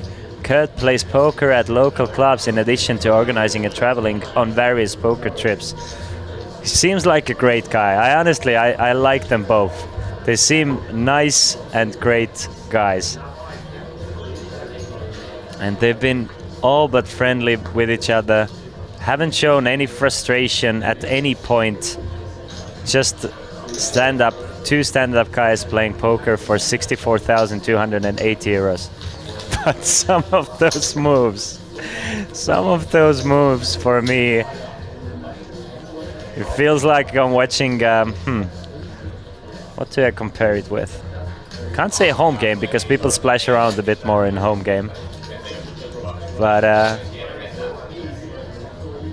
I sometimes do those poker training sessions with people who never played poker before.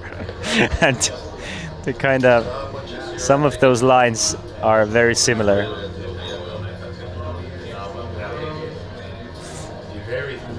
And again, these are two players who have played perfectly up until this point, just perfectly. Nothing to take away from their poker play. They have huge, tremendous poker ability. Adam has 300,000 in live tournament earnings. This is his fourth 40k plus cash this year. Great poker players. Kurt, in for just 120 euros, guaranteed himself at least 48,150.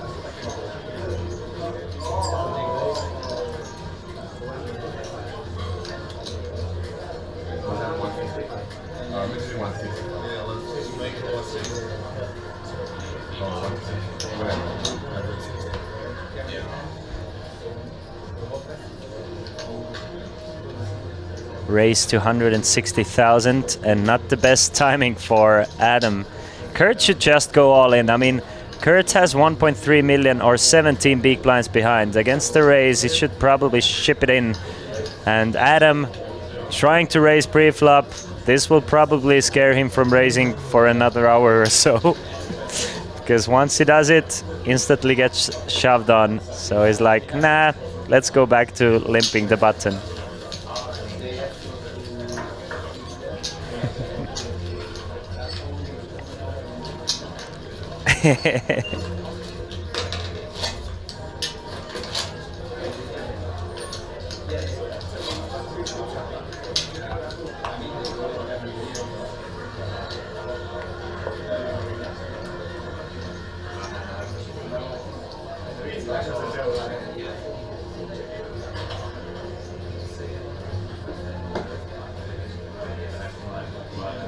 Queen deuce.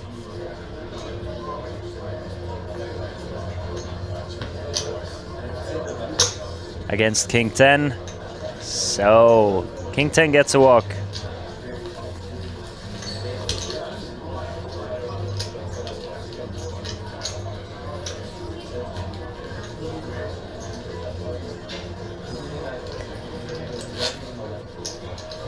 $103 big blinds against 19 big blinds.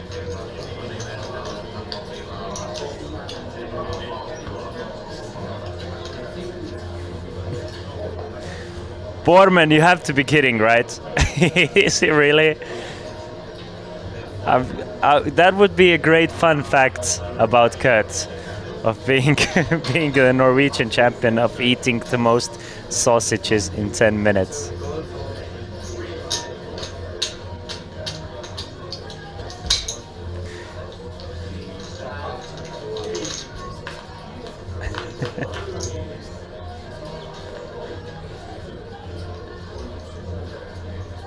King 5 and a 7.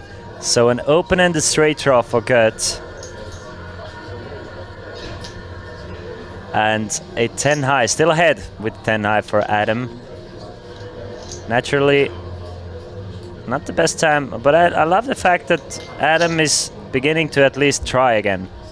And it's slowly working. I mean, Kurt is down to 1.4 million.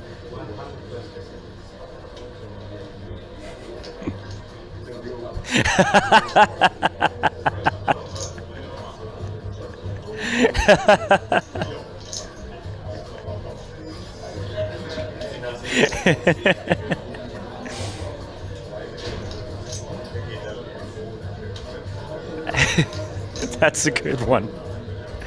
A bet of 120,000, Kurt. Whenever he does it, he goes all in. Makes the power move with the open-ended straight draw. Adam has not a hand to call with.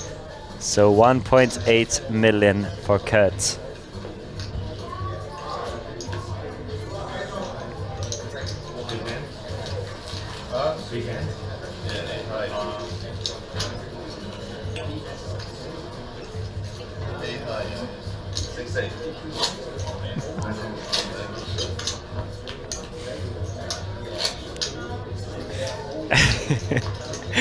A bit of more than 4-1 chip lead for Adam, but I mean every hand there's 200,000 in the middle. So I mean, one guy goes all in 10 or like wins 10 hands in a row. That's instant 2 million for that person. Steele says he has a feeling Kurt will win this. I honestly, it should be like I should be thinking like it's gonna go to 90% to Adam, but I think it's more closer to like 65-35. Call from Kurt, check from Adam.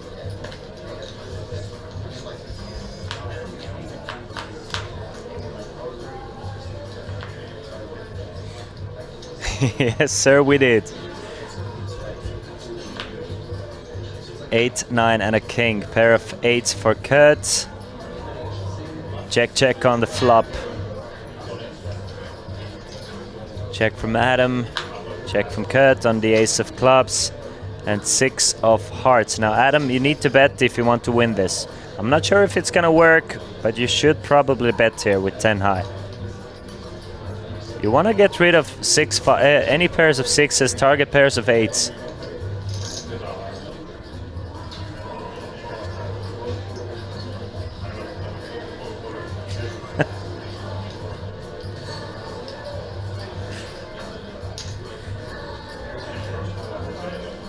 I love it. I love the fact betting 240,000, even if it works or it doesn't work, I feel like it's a good bet from Adam here.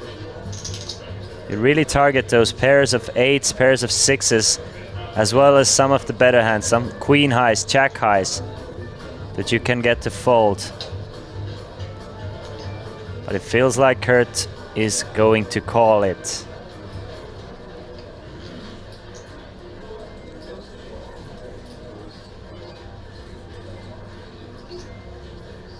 Kurt has folded a lot stronger hands in similar situation, at least very strong draws.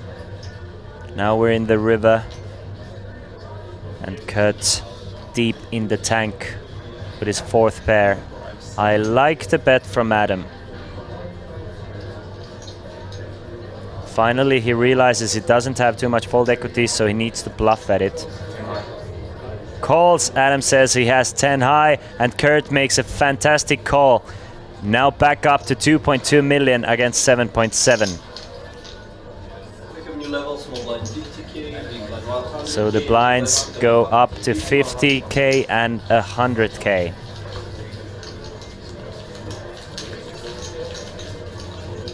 Level, when we started heads up, was it 20 and 40?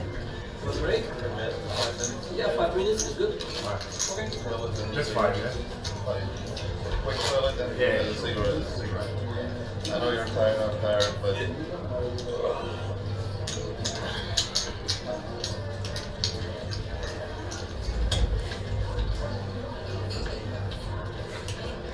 It looks like the players are gonna go on a small little 5-minute break just to freshen up a little bit, come back strong and steady. So we're gonna go for a break for just 5 minutes. It's not gonna be for too long, so don't go anywhere far. The blinds have gone up to 500,000, 50,000, 100,000. Stacks are 7.7 million against 2.2 million. So see you guys in 5 minutes. Let's take a quick breather, and then we're gonna continue this heads-up poker battle for the champion. Brockman is just gonna lose 400 by just calling.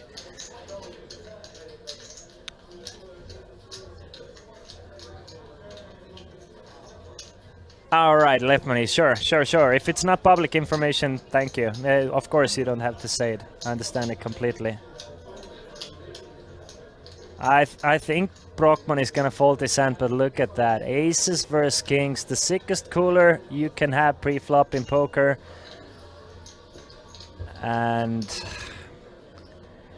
unless there's a king somewhere on the board, this is gonna be it for Igonen. Vahl has Igonen actually covered as well.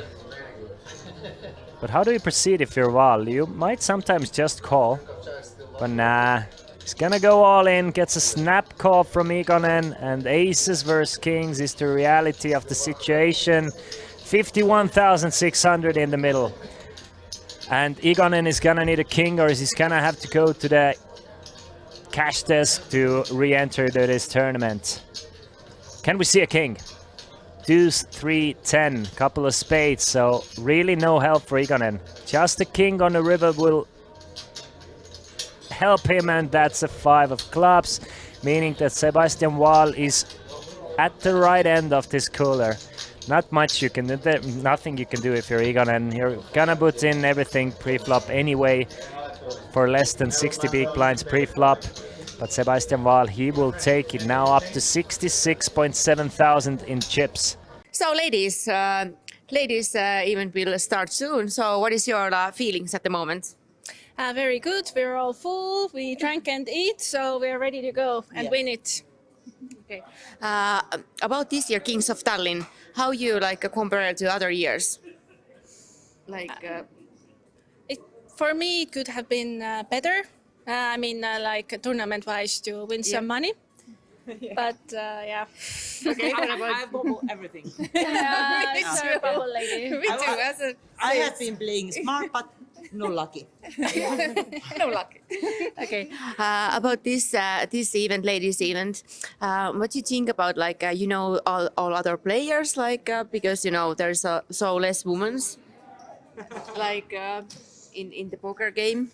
The four of us. Yeah. We tend to get on the same table during the ladies. You know, the last table.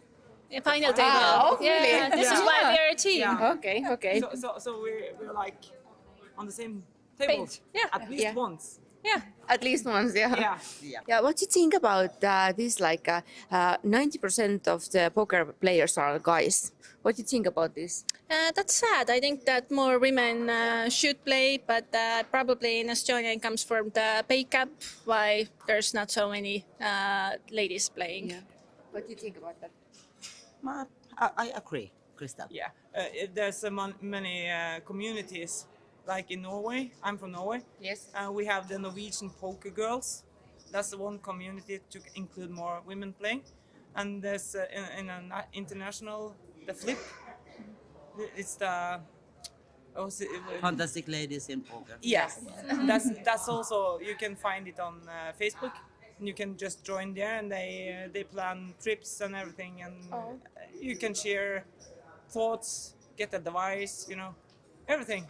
So I feel like the women community is growing in poker. Yeah. I agree with that. Yeah. And there's many strong women really trying to get this bigger, like Deva Byrne and Maureen Blochinger. There are 2 people I know. Ivy Dorstud. Ivy Dorstud. Yeah. Also. So Yeah. So- Norwegian.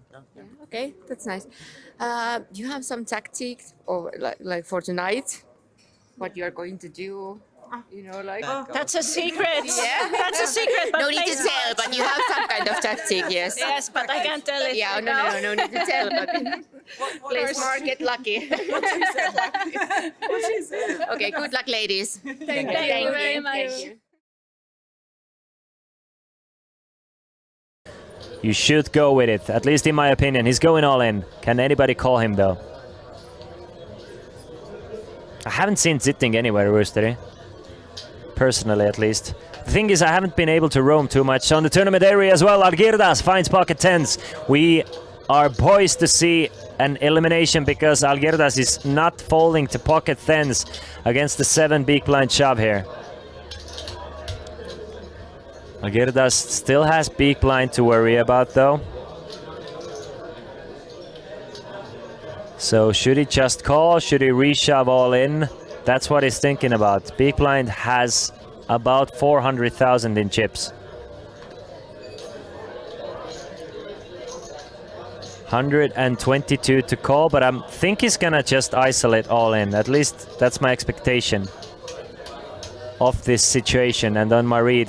So he's gonna go all in for 1.3, and Asmund actually has a strong hand. Wake up.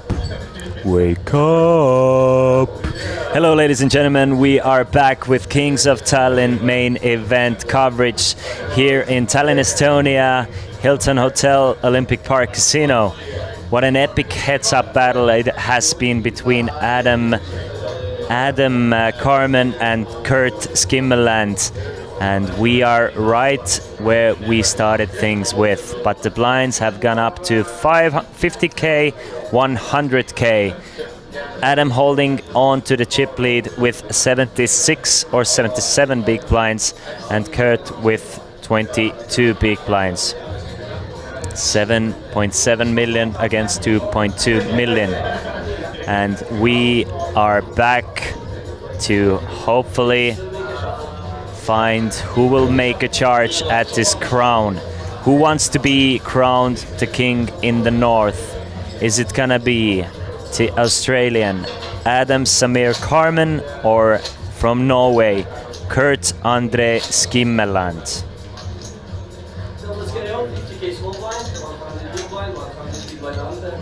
The web.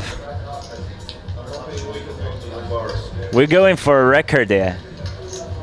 Kings of Tallinn, forever in history books as the most epic heads-up battle of all time. First place takes 64,280 euros, second place 48,150 euros. And we start things off with a call from Adam, check from Kurt, and 300,000 in the middle.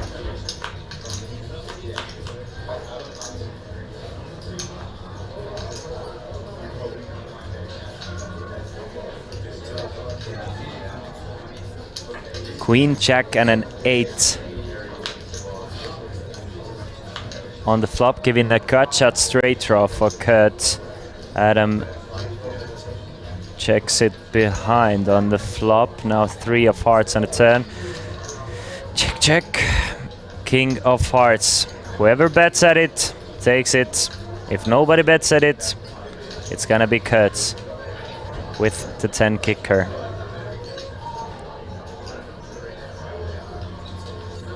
Adam does not even try once. Kurt up to 2.3 million in 2.3 million in chips. Adam now down to 7.6 or 7.5. Yeah, 7.6 for Adam. So Kurt, should he win the next hand, he's gonna be at peak performance of this heads-up battle. Has not been up to 2.5 in my opinion in a heads-up state yet.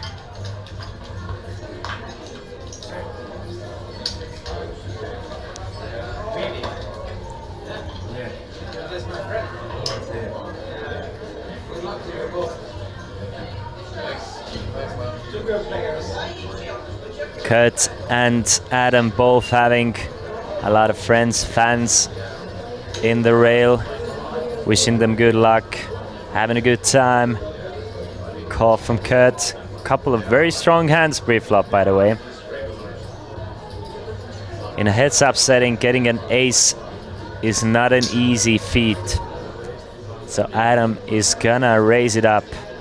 Makes it 300,000. Kurt also limping in with King 9. I assume he's going to want to at least see a flop. King 9, a strong hand heads up.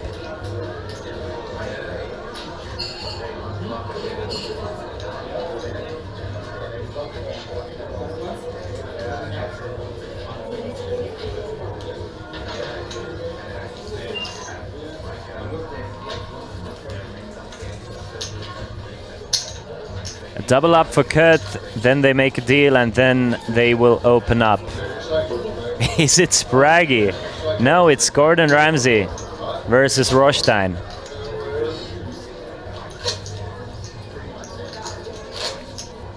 Maybe. I mean, I still feel like even if Kurt doubles up, with the way Adam is playing, he we haven't seen it here in heads-up play, but Adam is thinking he has an edge. The reality has been they are very evenly matched, Kurt and Adam.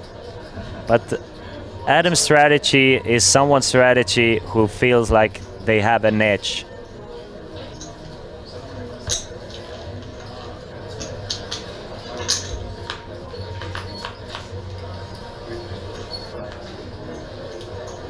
Ten, 7 deuce on a flop, so a pair of sevens for Kurt.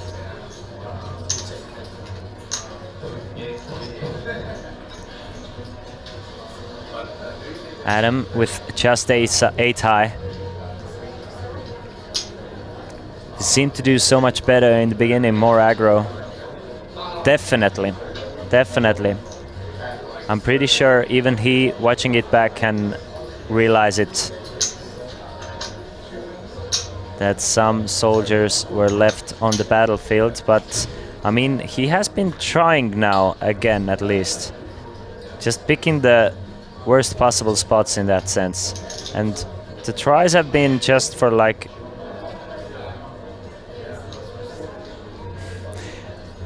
They've been for just one street. Really would like to see Adam go for at least like 2 streets in situations. Maybe not like this specifically, but in spots where not just one and done kind of bets. And not the best time to do it again, but at least he does it. So I really want to see Adam firing it off on the river as well. Betting 250k, you're not going to generate too many folds. Obviously, you're going to generate quite a few, but not too many.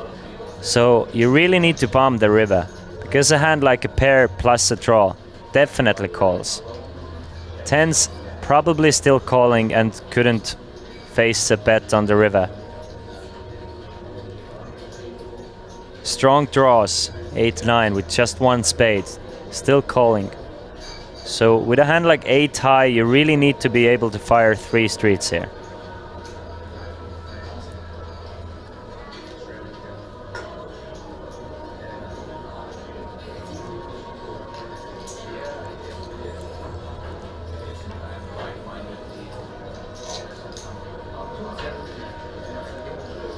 I wonder what is going through Kurt's mind at the moment.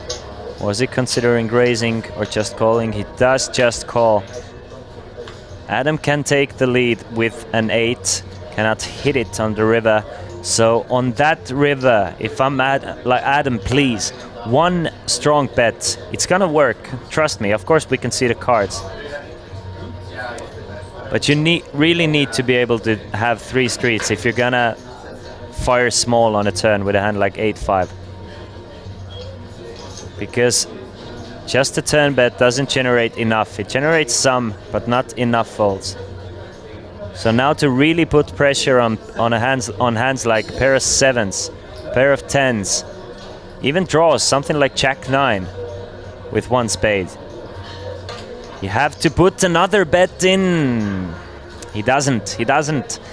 Just gives up on the hand. Kurt gets a showdown with his pair of 7s. And now back up to 2.7 million, his peak stack in this whole tournament. And he is now officially winning in this heads-up match. He is winning in this heads-up match. Who would have seen this happen?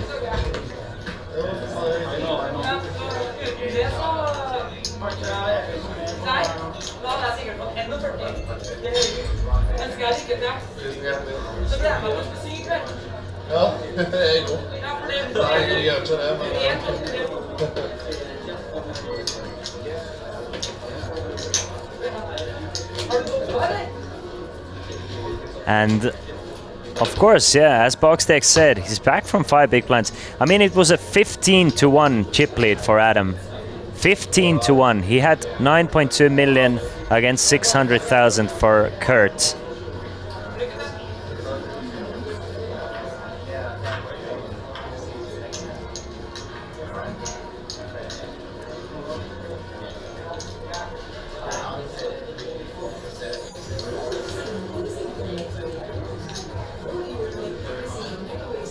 9-4 of diamonds for Kurt.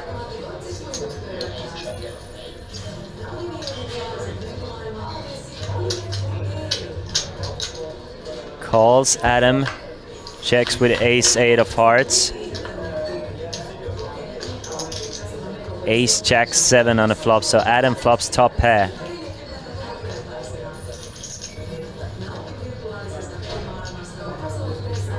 And Kurt, with these newly found chips, tries to bluff at it, but not the best time for Kurt. With Adam flopping a top pair, he's not going anywhere.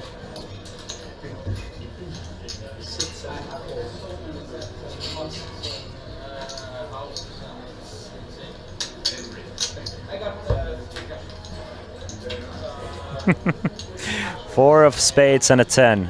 So giving Kurt a pair now.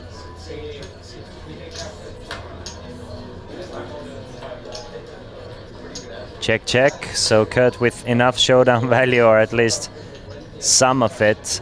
Checks back the turn, wants to hit a 9 or a 4 on the river. Doesn't get it. Adam doesn't go for any value either. So it's check, check on the river. And a small one goes over to the Australian now. Back and forth like ping pong.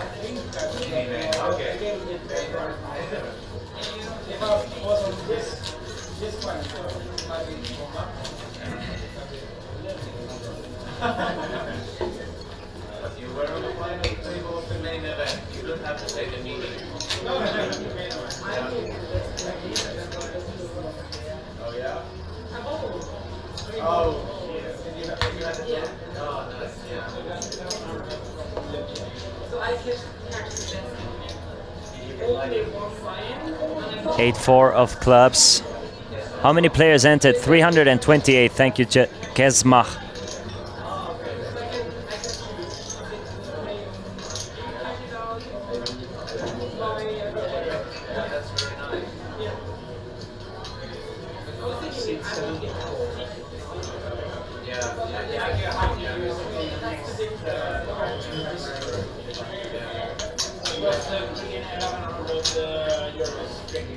And a check from Kurt. Total prize pool as... Oh, never mind. Beer, he is, and he's having a great time here.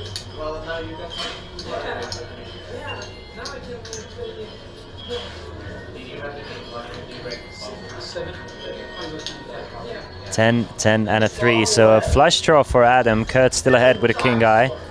Adam bets 125, trying to get back some of the chips he just lost to Kurt, and manages to do so.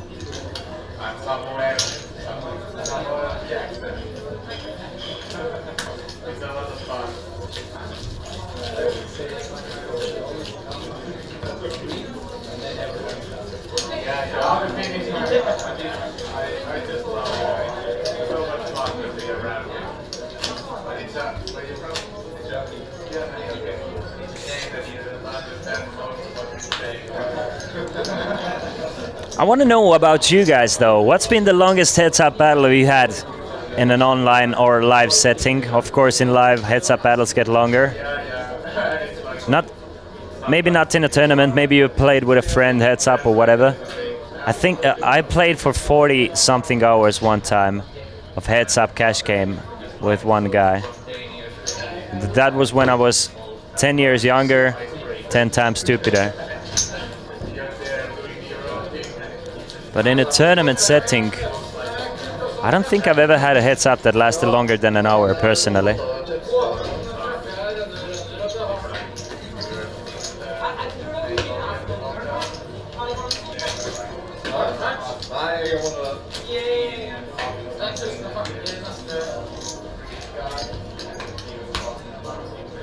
About an hour, I guess, online. Never had a long heads-up live. Yeah, same. I think so, because I can't remember any, like... I think I played heads-up in live tournaments maybe, I don't know, 20 times in my life. And never for too long. Of course, cash game is a different beast.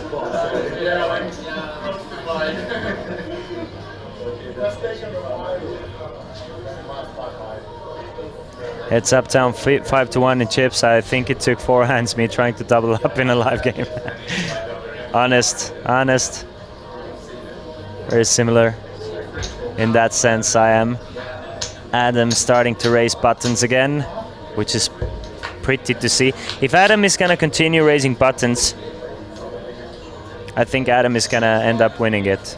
If he goes back to limping buttons, it's anyone's game. 6, 8 and a deuce. Pair of sixes for Adam. Queen high for Kurt.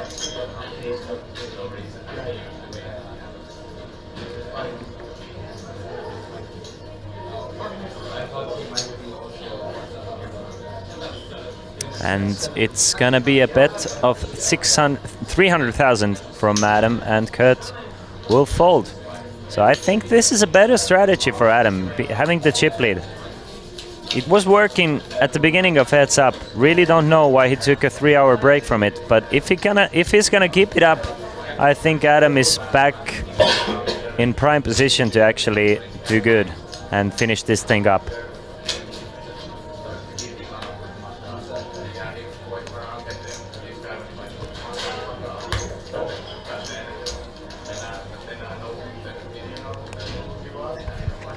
Kurt with 20 big blinds and 7 deuce. I think we're gonna see this hand hit the muck. The dealer shuffle the cards for 40 minutes, and we get to see another hand. 40 seconds. 1, 2, 3, 4. 1 and 2 and 3 to 4. What's your jam to when you're playing online poker? Is it watching streams? For me, it's mostly watching streams. When I have like a small poker session, just a couple of tournaments, and then some rap music. It used to be classical music for me, and then it went to like a very soft pop music, and now it's mostly rap music. But I try to watch a TV series or a stream or a highlight of a stream or whatever. It kind of lasts for a longer time. It's just more enjoyable. It just doesn't change the pace too often. So it's kind of nice to be in a rhythm of a poker playing session online. To have something like that on. Is there RFID on the cards, or how the computer reads the cards? Yes, sir, it's RFID. So little microchips in the cards, little microchip readers in the boxes in front of the players. The system is picked up by readers, sent to the computers, and then sent to us here to be able to enjoy.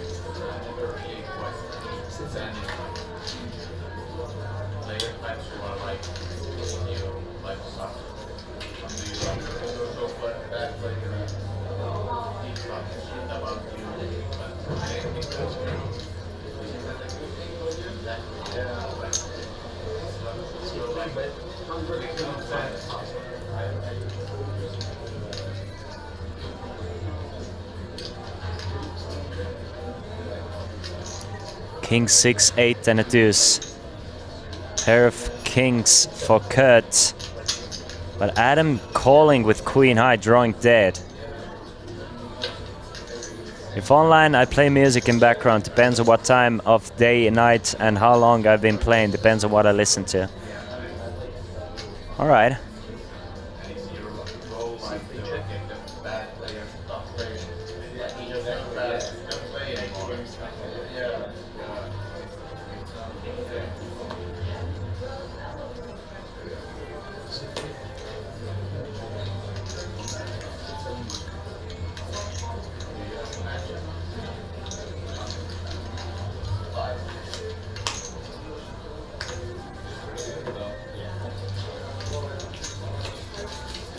Let's see if Adam gets impatient.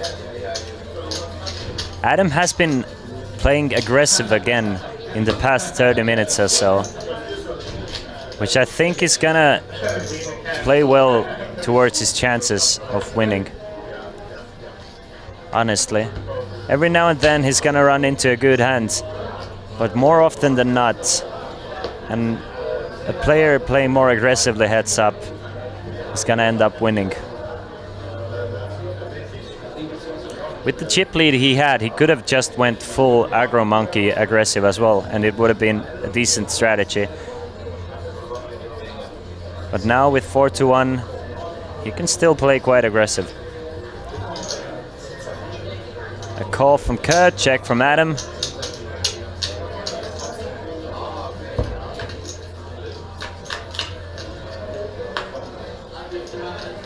Ten, 3, and a 4. So a gut shot straight draw for Adam, but top pair, very good kicker for Kurt. 125 and the raise, I hope, from Adam. But we know the raise is not going to work. I think we're going to see Adam just call though. 125, like clockwork. Kurt bets his top pair. And Adam will make the call, trying to hit the 5. 550,000 in the middle. Ace of spades. Should not be a scary card for Kurt. Should not be. Kurt should continue betting here. There's so much to get value from still. You shouldn't be afraid of that ace of spades. So I really like seeing Kurt betting here, his pair of 10s. Just to get value from worst hands, to protect against flush draws, straight draws, etc. So a nice little bet on a turn from Kurt. I mean, the setup is picking up. The setup is getting exciting again. It wasn't a stalemate for a while, but it's kind of getting exciting. I think both players are really now starting to at least try to outplay each other. I was in the spa and there was some girls screaming to each other about swimwear. Some of they used like a full bodysuit, and an old lady complained to the hotel staff.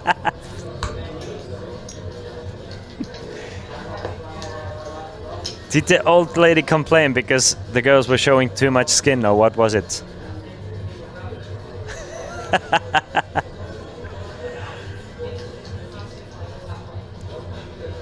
A7 for Adam. Raise. 200k and pocket queens for Kurt. Kurt finds a pocket pair of queens, heads up. If somehow Kurt manages to double up here, we are back to even Stevens basically. I mean, this is gonna be a whole new game. All in from Kurt. I don't think it's gonna get called by Adam though. Adam snap folds the A7, Kurt back up to 2.6 million against 7.2 million, and the chip lead has dwindled to 3-1. From what was at one point a 15-1 chip lead has now dwindled down to 3-1 chip lead. Wow. Kurt is definitely still in this. He's not just hanging on, he is by a small margin to be fair, but he's winning in this heads-up match at the moment. Playing for 64,280 euros. Mr. Kurt Skimmerland from Norway with Queen 8. He needs to get through this next hurdle. He needs to get over 3 million at one point to really feel like he's chipping away of Adam's chip lead. Calls for 50k extra. Adam checks with 6 deuce of hearts. 300k in the middle. Queen, queen, and a 10. So trip queens for Kurt. Check from Adam, Kurt. Adam with just 6 high. Can hit running hearts, but once Kurt bets, it's just an easy fold with the 6 high. 2.8 million now against 7 million.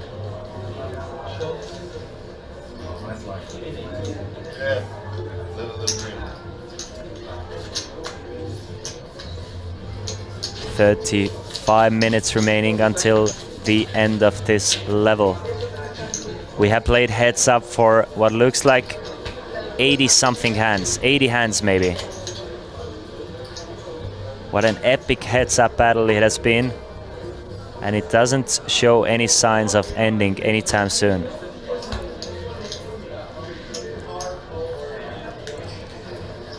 Ville Heikki Konttinen, 8th for 7,860 euros. Marius Olsvik, 7th for 10,650 euros. Ilari Areti Sahamies, 6th for 14,130 euros. Jordi Conejos Paijas, 5th for 18,930 euros. Vincas Tamasauskas, bracelet winner from Lithuania, 4th for 25,050 euros. Algirdas Saveikis, Euro Millions winner, not less than a month ago, 3rd for 35,510 euros. And now it's heads up between Kurt Skimland and Adam Carmen. And again, Adam, I like the fact he's raising. If Kurt is folding king highs pre-flop, in the long run, it's gonna end up with Adam winning. When Adam goes back to Australia, Kurt will be in his head, limping the bottom and slowly crushing his energy. Kurt playing the long run. He's playing the long game, right? Whoever, I think both of these guys are very happy wherever they finish. Of course, Adam, if he's gonna end up finishing in 2nd place, he feels like this one got away from him, and he's not gonna feel great about it for a week, but at least, I mean, it's still 48,000 euros. Kurt with Queen Jack of Spades. Makes it 200,000. Adam should probably call with 9-5. I mean, you're getting 4-1. You need 25% equity, and how often as these guys go to showdown, you can realize that equity quite often. So Adam makes the call for 100,000. 9-5 against Queen Jack. 500,000 in the middle. And we see a flop with a 5. Ace 8-5, so Adam takes the lead with a pair of 5s. So check on the flop. Deuce of diamonds on a turn.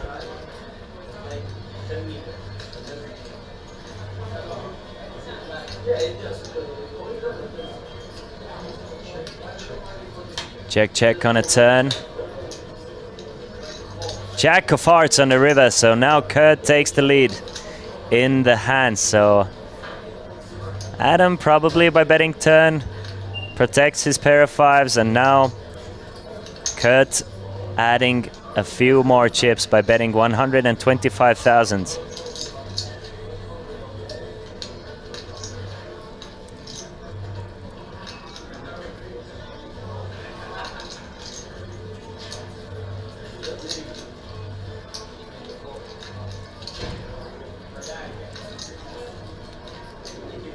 Will Adam make the call though?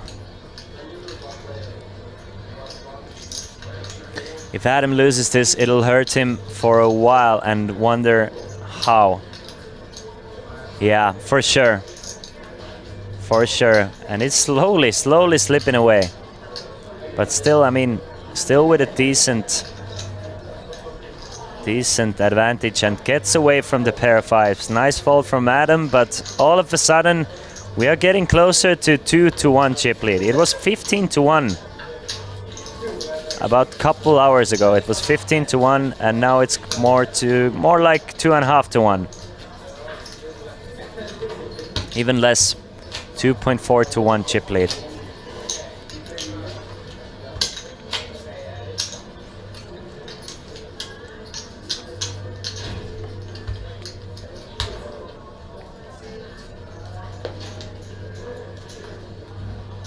$328 entries. Ace Queen for Adam.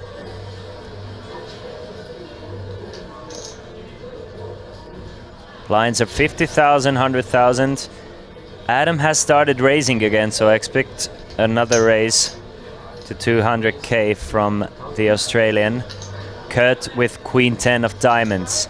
Very strong hands heads up. Kurt is looking like he's getting a bit tired. Let's all do that for a second. Maybe gets our blood flowing again. He's gonna look to call, probably.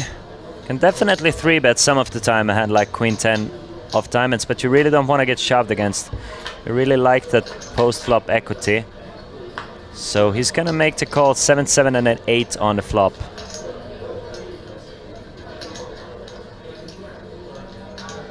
No pairs anywhere. Let's see if Adam is gonna c-bet at it. He hasn't been c-betting too much. Neither of those players have been c-betting too much. 5 of spades, so no spades for anyone. Kurt can steal this one away should he bet at it. He will not. Adam maybe try and go for a little bit. No. Gives off another free card. Jack of diamonds.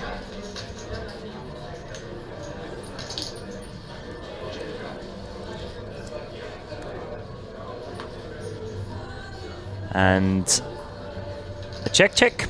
Check through. Ace high wins, so Adam back up to 3-1 chip lead. Ervaturian is also rooting for Kurt now. Kurt is gaining a lot of fans in this heads-up match. Of course, there was a lot of expectations for Adam, which he has met to questionable degree, but at the same time, players have been playing for 4 days. They've been playing for what looks like 50 hours of poker in a 100-hour period, basically. So you can definitely expect him to be tired. You can definitely expect him to kind of feel the fatigue. And Kurt with 10-9 off from the button. Wants to see another flop. Exactly, Uniworm. It's not a bad salary.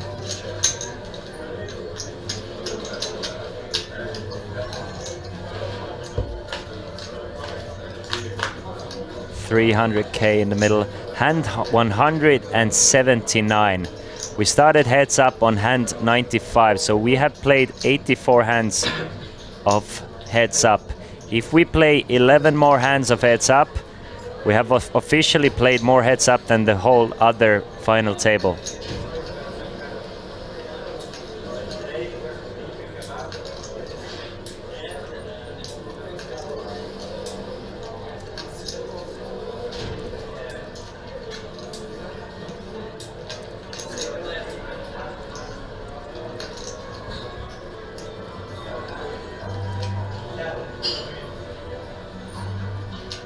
Bet of 125,000 gets raised from Adam with a backdoor straight draw, but just 6 high.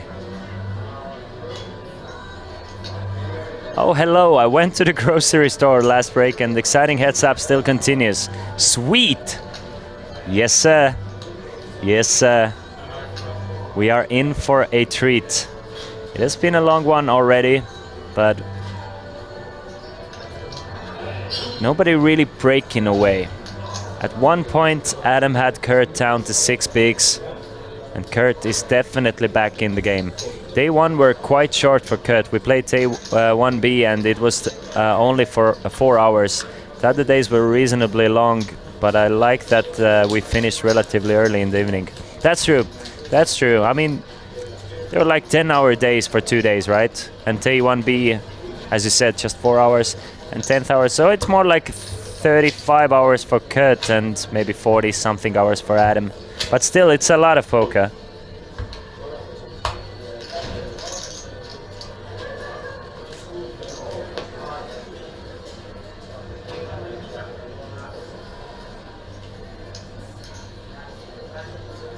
10-7 now for Adam. Villa Paita, yes sir, it's still going strong. Not much has happened, to be fair. Couple of exciting semi-bluffs now and then, but the stacks have been very, very stagnant. Pair of sevens for both players now. Both Kurt and Adam flop a pair of sevens on a Jack 7-6 board. None of the players with a club, though.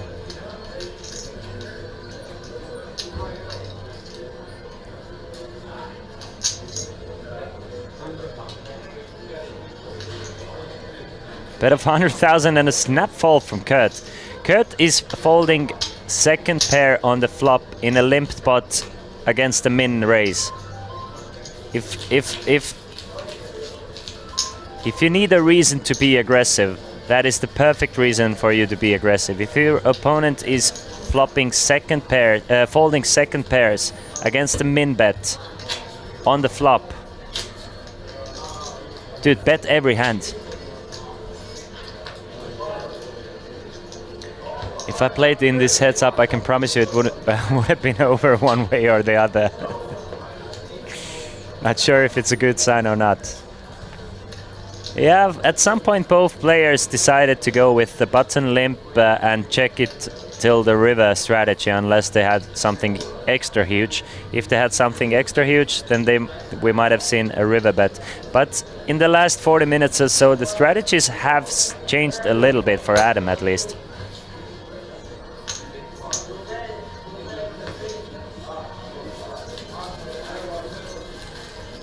I do, bum ba dum. What is the world's longest heads up? Anyone know, or is it this one? Yes, we do know.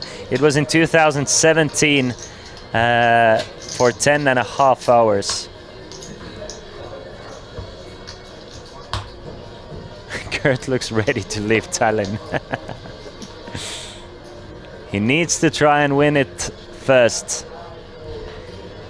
At least needs to try and win this first. Adam with a very strong hand. It's a strong hand, 8-handed table. It's a monster in a heads-up setting. And another strong hand for Kurt. King Jack versus Ace Queen. Will we see some fireworks? Or will we see a call and a missed flop and it getting checked through till the river? That is the question. All in from Kurt. All in from Kurt, a call from Adam, and look at that. It just took 4 hours of waiting around for it to go all in with King Jack against Ace Queen. If Kurt doubles up here, he's back up to 4.2 million and Adam would have 5.7, but Adam will have 63% to finish this tournament here and now. It's Ace Queen against King Jack. Live cards for Kurt, but he's going to need to hit a king or a jack. Come on. That was very unexpected. They were snoozing us. They were snoozing us for hours on end. And then boom, Kurt 3-bet shoves. I love the 3-bet shove from Kurt, by the way. And Adam finally finds a hand to call it all in with. Ace Queen against King Jack. It has been 87 hands of heads up play, and it might end right here, right now. 3, 4, and an 8 doesn't change anything. Kurt's still alive, needs a king or a jack, but just 2 cards to get it. 22%. Queen of clubs on a turn. Top pair for Adam now, looking really good to close this one out. Kurt needs a king. Needs a king on the river. What a hand to get it though. It's Kings of Tallinn Festival, but not this time. 7 of hearts on the river, and we have our champion, and his name is Adam Samir Carmen from Australia. Coming from the land down under to be crowned the winner of Kings of Tallinn, and he is the new king in the north. second place, giving us a huge heads-up battle and playing just amazingly throughout this whole final table, but it just wasn't to be. It's Gert Andre Skimmeland finishing in second place for 48,150 euros, but the winner ever since hand one of this final table never gave up the chip lead and finishes it off with ace queen and taking home 64,280 euros is Adam Samir Carmen, adding another 50k plus score this year and to what is already an impressive poker resume. Thank you guys so much for joining me. It has been a pleasure. 4 days of poker, 32 tournaments, 7 days of 24/7 cash games, and every good thing must come to an end at some point. Even this heads-up battle. It has been a pleasure commentating. My name is Christian Laas, and I will see you next time. Don't do anything bad until we get back. Hope to see you guys soon, either on this or that side of the screen. Until then, take care and enjoy the upcoming winter time. Ciao.